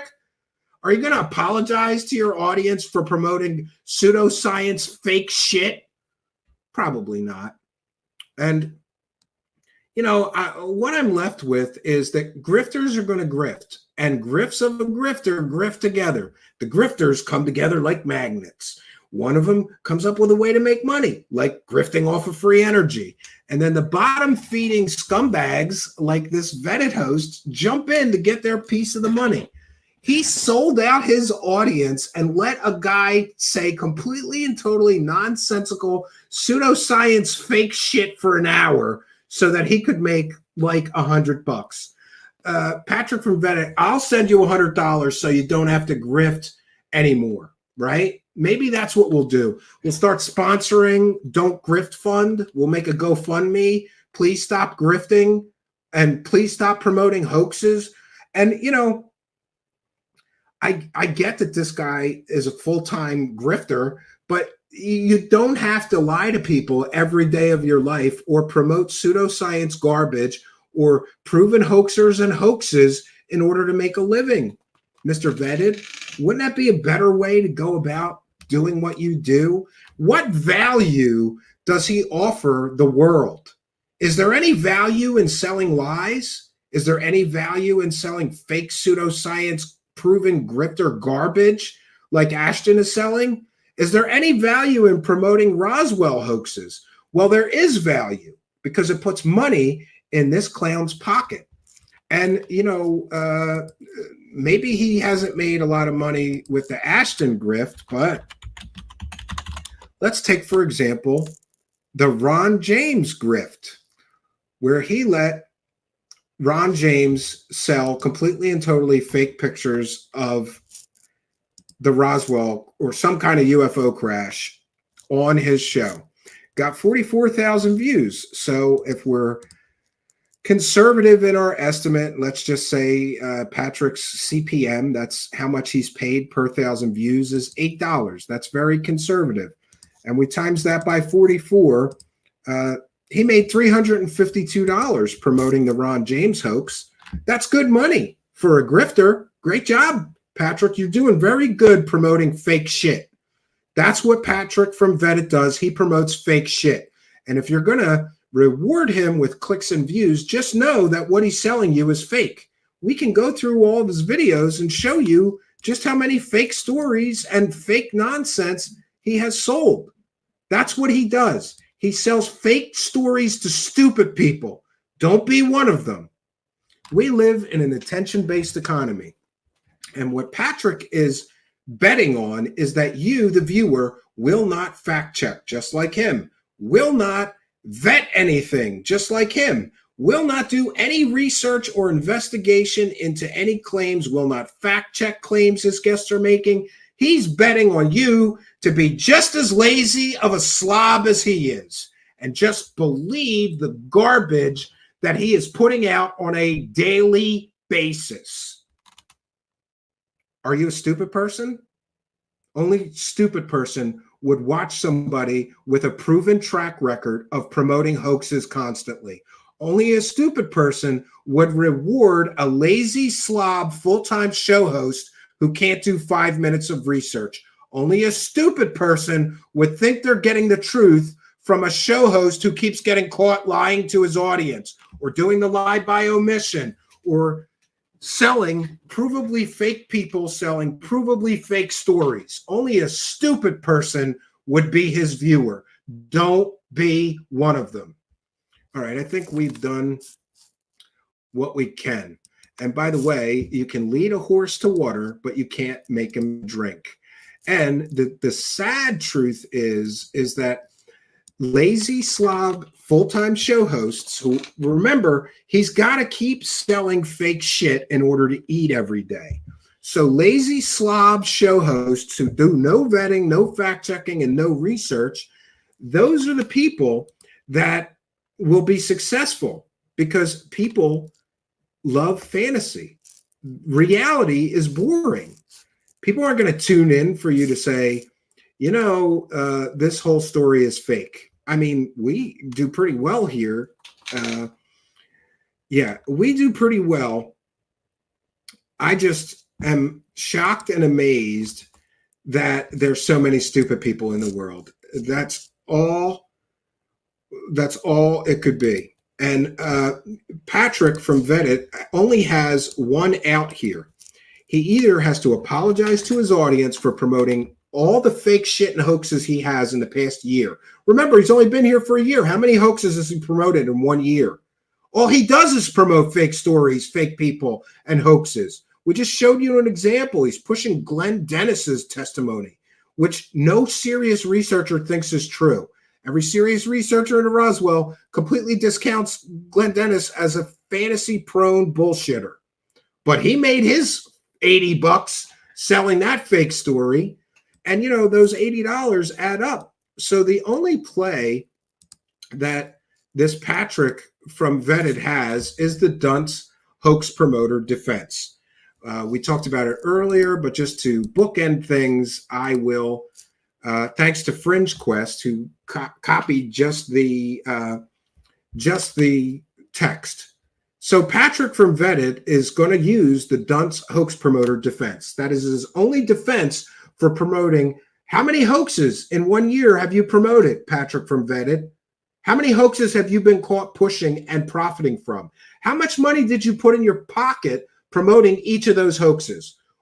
And his only defense is this. 1, I am so dumb I didn't know it was a hoax. 2, I am so lazy I can't do 5 minutes of research before running with a fake story or hoax in order to put money in my pocket. Number 3, I am so dumb I cannot do any research at all. Number 4, I am so dumb and lazy I promote hoaxes by accident, of course. Number 5, I am so dishonest and unethical of a person that I have to pretend that I'm too dumb and lazy to do 5 minutes of research before promoting a hoax. So which one is it, Patrick from Vetted? Did you intentionally push fake stories, disinformation, misinformation, and hoaxes in order for you to personally profit? Did you do it on purpose? Or are you so goddamn dumb that you can't do any research? Those are your two choices. Admit that you were either an intentional hoax promoter or that you're so stupid you're the dumbest, laziest UFO show host on YouTube.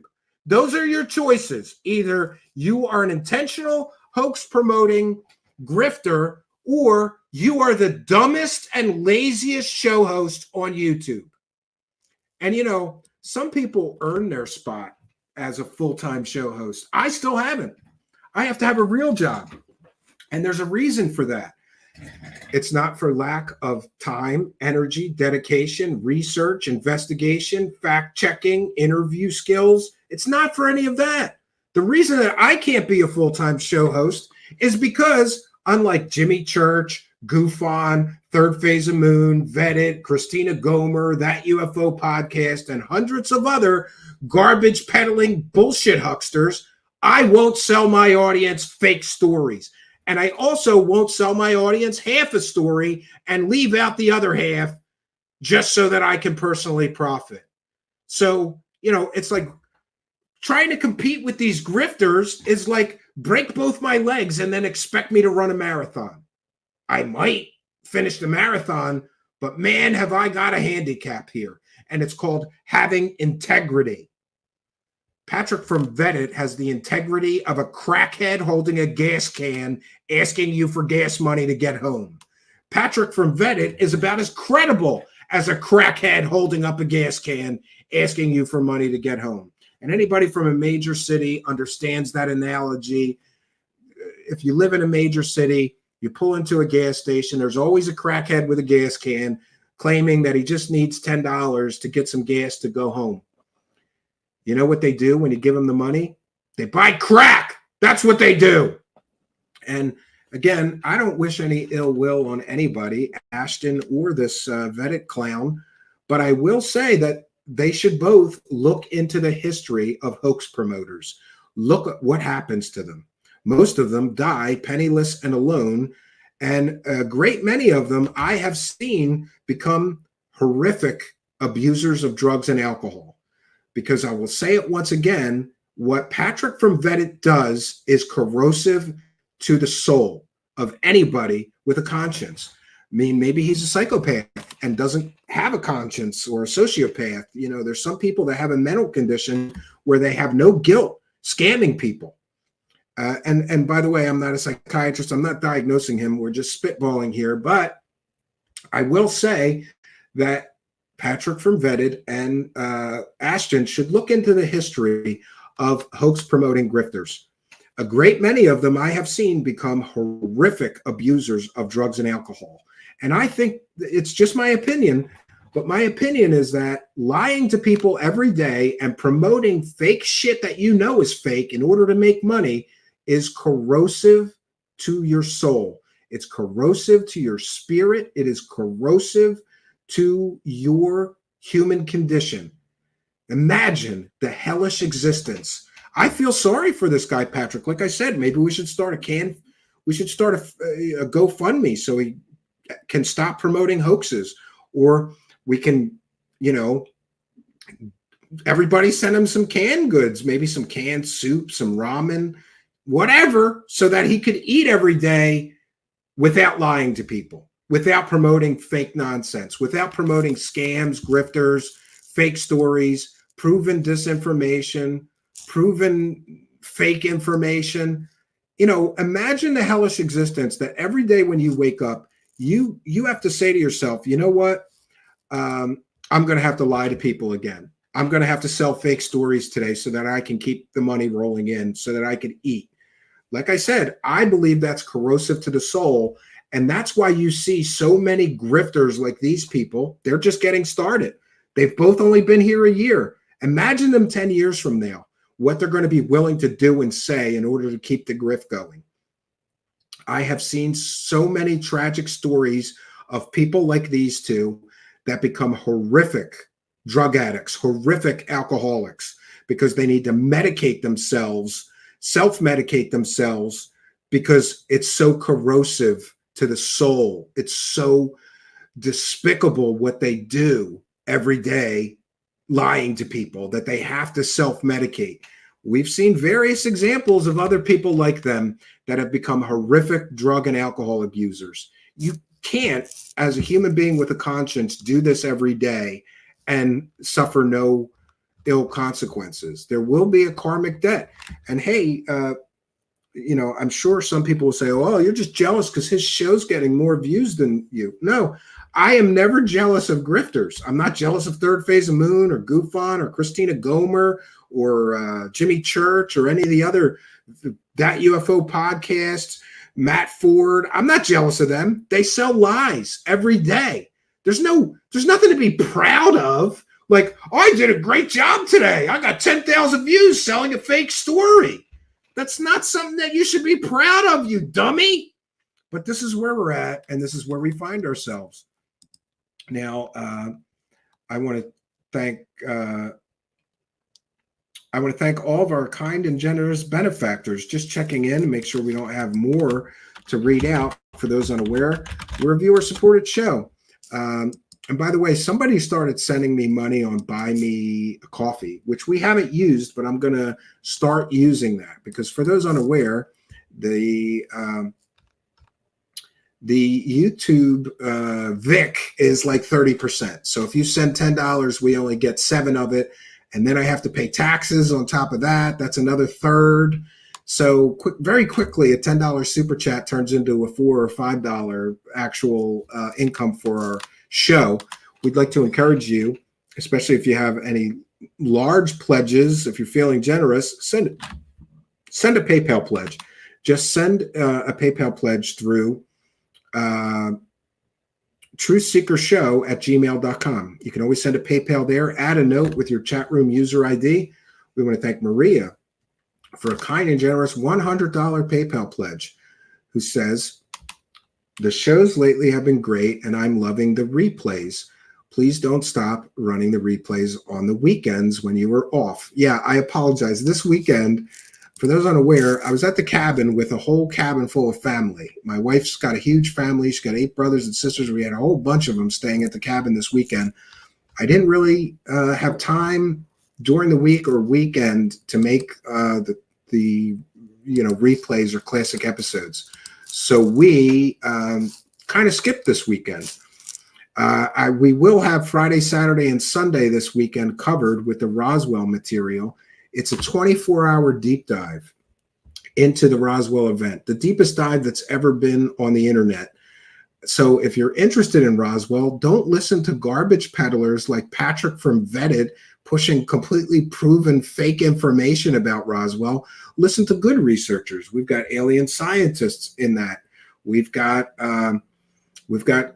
Kevin Randall. We've got every researcher that we could find that has written a book or authored a book. Besides Kevin Randall, we have, one second, let me just look it up because I don't want to, we have Walter Bosley in that series as well, and many, many more. In fact, we have virtually every world-renowned expert. And those are Roswell 75th anniversary deep dive. Well, it'll be 77th anniversary deep dive.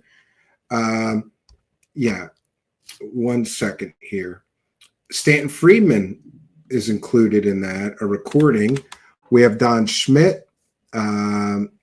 We have alien scientists, Cal Korff, skeptical view from him. We have Tom Carey and others. Every world-renowned expert or author on research is part of this Roswell anniversary event. We're going to be replaying it this Friday, Saturday, and Sunday at 9 p.m. Questions or comments for me, please put them in all capital letters. Got a little bit more time to share. But somehow this turned into a 3.5-hour rant broadcast. Not that I'm complaining. Some people like these 3.5-hour rants. It takes a while to get all the points across, right? David Wilcox Forehead, do you accept crypto donations? No, generally I don't. I have a crypto wallet. Maybe we will start doing that. Stanton Friedman was Bob Lazar's arch nemesis. Yeah. Bob Marley says, evidence, put up or shut up, my friends. King Bull says, I will watch that. Yeah, I appreciate the attendance. So questions or comments for me, please put them in all capital letters. Otherwise, we'll be bouncing out of here. I was always recon, so usually just hanging back. I wasn't aware of that. He just got interviewed by Vetted recently. Who got interviewed by Vetted recently? Archaic Revival is here. One second. So questions or comments for me, please put them in all capital letters. I don't know what else to say about these two. Like, what's Ashton going to do when he can't prove that he has a working device? Is he going to say that he got scammed? That's what I think his play is going to be. Oh, the people that I was working with scammed me and the device didn't work. He's going to blame other people. Mysteries of Ancient Archaeology pushers are in on it. Yeah, we've covered some of that, right? Archaic Revival. I understand because I use the money for it too. Hookers and drugs. Yeah, we need to start a fund for that. We need a fund for that. Genuine Argyle. The world is not fair. Nobody will ever convince me that Taylor Swift is not overrated as a singer, songwriter, musician, performer. I don't know anything about Taylor Swift, Genuine Argyle, but I do think she's talented from the little that I do know about her or that I've seen. Not everybody's cup of tea, a little too pop for me. What do you have lined up for this week? Well, tomorrow we have an interesting interview about demonic influence on UFOs, aliens, and the paranormal with Ursula Belinsky, who's written a new book that I couldn't put down, and that is tomorrow night at 9 p.m. We've also got a Wacky World of Wilcock. I guess we'll do that on Wednesday. I may try to jam in one more show for the week. For those unaware, if you're a Patreon supporter or a YouTube channel member, I just put a new video up last night late. I think it was like 3 o'clock in the morning, which is a preview of the next Murder in UFO Land series, the Sherry Shriner murder. And I'll be putting up one new YouTube member or Patreon video a month. For those unaware, our Patreon is $1 a month. So for $1 a month, you can support somebody who isn't doing this full time, but is blowing away some clown that has all day and all night. It's his full time. I just can't get over it. I'm sorry. I can't get over that it's his full time job to do that show, and he can't do 5 minutes of research. So our Patreon's $1 a month. YouTube channel membership is $5. You get the same extra goodies, but on the YouTube side, you get a channel member badge and a few extra YouTube goodies. Al Garay says, I'm already looking forward to the next Wacky World of Wilcock. I'm not. This last stream was pretty boring, honestly, Al Garay, but we'll turn it into some fun. Bobby Broadway is here. Imagine thinking the flight MH370 video was real and showing it to your family. I feel bad for those people. Yeah. Where make-believe is real, says King Bull. Yes, it's the Wacky World of Wilcock where make-believe is real. How much money can he steal? He's still waiting on that big loan to come through. Talented, yes, but not the best looking, though. I think she's attractive. I mean, this is coming from a man who has a blonde hair, blue-eyed wife, though, so maybe I'm a little biased. And you know what's interesting? Before my wife, I dated almost no blonde women, maybe one or two, but they were very short-term, and maybe like a hookup or a one-night stand, not really dating. I never was partial to blondes, and then I met my wife, and she converted me. Every girlfriend, long-term girlfriend, or long-term relationship I had before my wife was with a very dark-haired woman. I always kind of preferred that, but somehow I met my wife. She's blonde hair, blue-eyed, beautiful. She converted me, right? Bob Marley says, Stephen, my friend, vampires and werewolves don't join NATO. If you say so, the actual crash site is miles away from Roswell. Yeah, actually it is. And we cover all that in our Roswell series.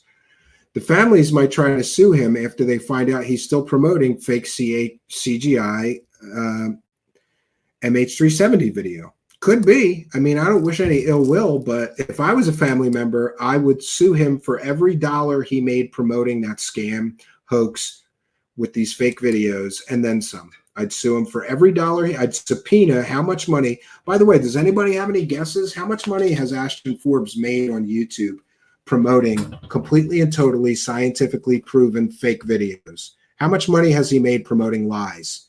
And why is YouTube allowing that? I have no idea. Is it a gray area? I don't know.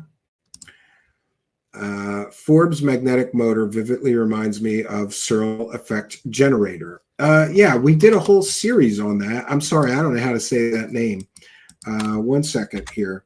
I'm going to put in the live chat. I'm going to pin it. We did a free energy deep dive. And that free energy deep dive, what it proved through history is that nobody in the history of people making free energy claims, nobody has ever, no one has ever proven that a free energy device that works exists. No one. 1 second. I'm going to put into the live chat this. If you want more information on what a scam, we did a complete and total deep dive into free energy claims and what I would just consider free energy scams. 1 second. Live chat. Gotta love it when the ad covers up where you can put in. I'll just put our free energy deep dive. And by the way, people like Patrick from Vetted and Ashton Forbes should watch this entire video, because history teaches us that every person that's ever made free energy claims, all they did was collect a lot of money and never prove that they have a working device. It's always, well, we need a little more funding to get to the final stage where we can manufacture. Oh, we need a little more funding for research before we can mass manufacture. Oh, we need a little more funding. They never produce a working device. No person in the history of free energy claims, grifting, scams, whatever you want to call it, has ever proven that they have a working device. And you'd be surprised how many, there's hundreds of people that have made these claims. We've focused on the biggest ones, including John Searle, who had the Searle effect generator. He scammed people for decades. He's still scamming people. I think he's still alive, last I checked, and still scamming people looking for investment money to produce his free energy device that he's not been able to reproduce after decades of grifting. David Wilcox Forehead said, Stephen from Canada will conquer. Yeah, that's definitely what it is. Foreclose, foreshadowing, not quite done, says Martin R. Yeah. 0 energy efficient is 0 divided by 0 times 100%. If you say so. So listen, we've done our due diligence here today. We have set out to prove what we wanted to prove, which is Ashton's free energy claims are garbage. And he can prove me wrong. You know how he can prove me wrong? Get a physicist, an independent physicist, not a buddy of his. Get a electrical engineer and an electronics expert. Get those 3 people to evaluate your device and write a paper that supports that the device that you claim is producing over unity, free energy, or 0-point energy is actually doing what you said. Further, you're going to have to get them to agree with you that that device will work for 40 years. Then you'll prove me wrong, Ashton. But until that time, you are just the latest in a long line of people who scammed the public out of money, making free energy claims, but never providing proof that they have a working device. And I truly believe that history is our greatest teacher. And what history teaches us is that all these people that make these claims never prove they have a working device. Never. Do I believe that Ashton Forbes will be any different? No. I believe that this grift will fall apart in the next 6 months when he fails to provide sufficient evidence or proof. And when I say proof, I mean what I said. He can't just say it works. He can't just hook a multimeter to it and say, see, it's producing more than we're putting in. He needs independent verification. That's how real science works, peer review. He has to have qualified, educated scientists like a physicist, an electrical engineer, and an electronics expert. 3 of those people, if 3 of those people look at it and agree that Ashton is telling the truth, I will apologize. Do I think I'm going to be apologizing anytime soon? Hell no, because Ashton's a grifter. All right, so we've done our due diligence, friends. I'll be back tomorrow night, 9 p.m. Eastern Standard Time, with a great interview with a great new author. Well, I don't know. She might have written some other books. I'm only aware of this one, which she sent me, which is incredible. You don't want to miss tomorrow night. We'll have a great interview and conversation. And that's all about the demonic influence on the paranormal, UFOs, and aliens. And it is great. Her book is called The Devil in Dreamland. I'm not sure if that's the finished title or a working title. I think that might be the finished title, The Devil in Dreamland.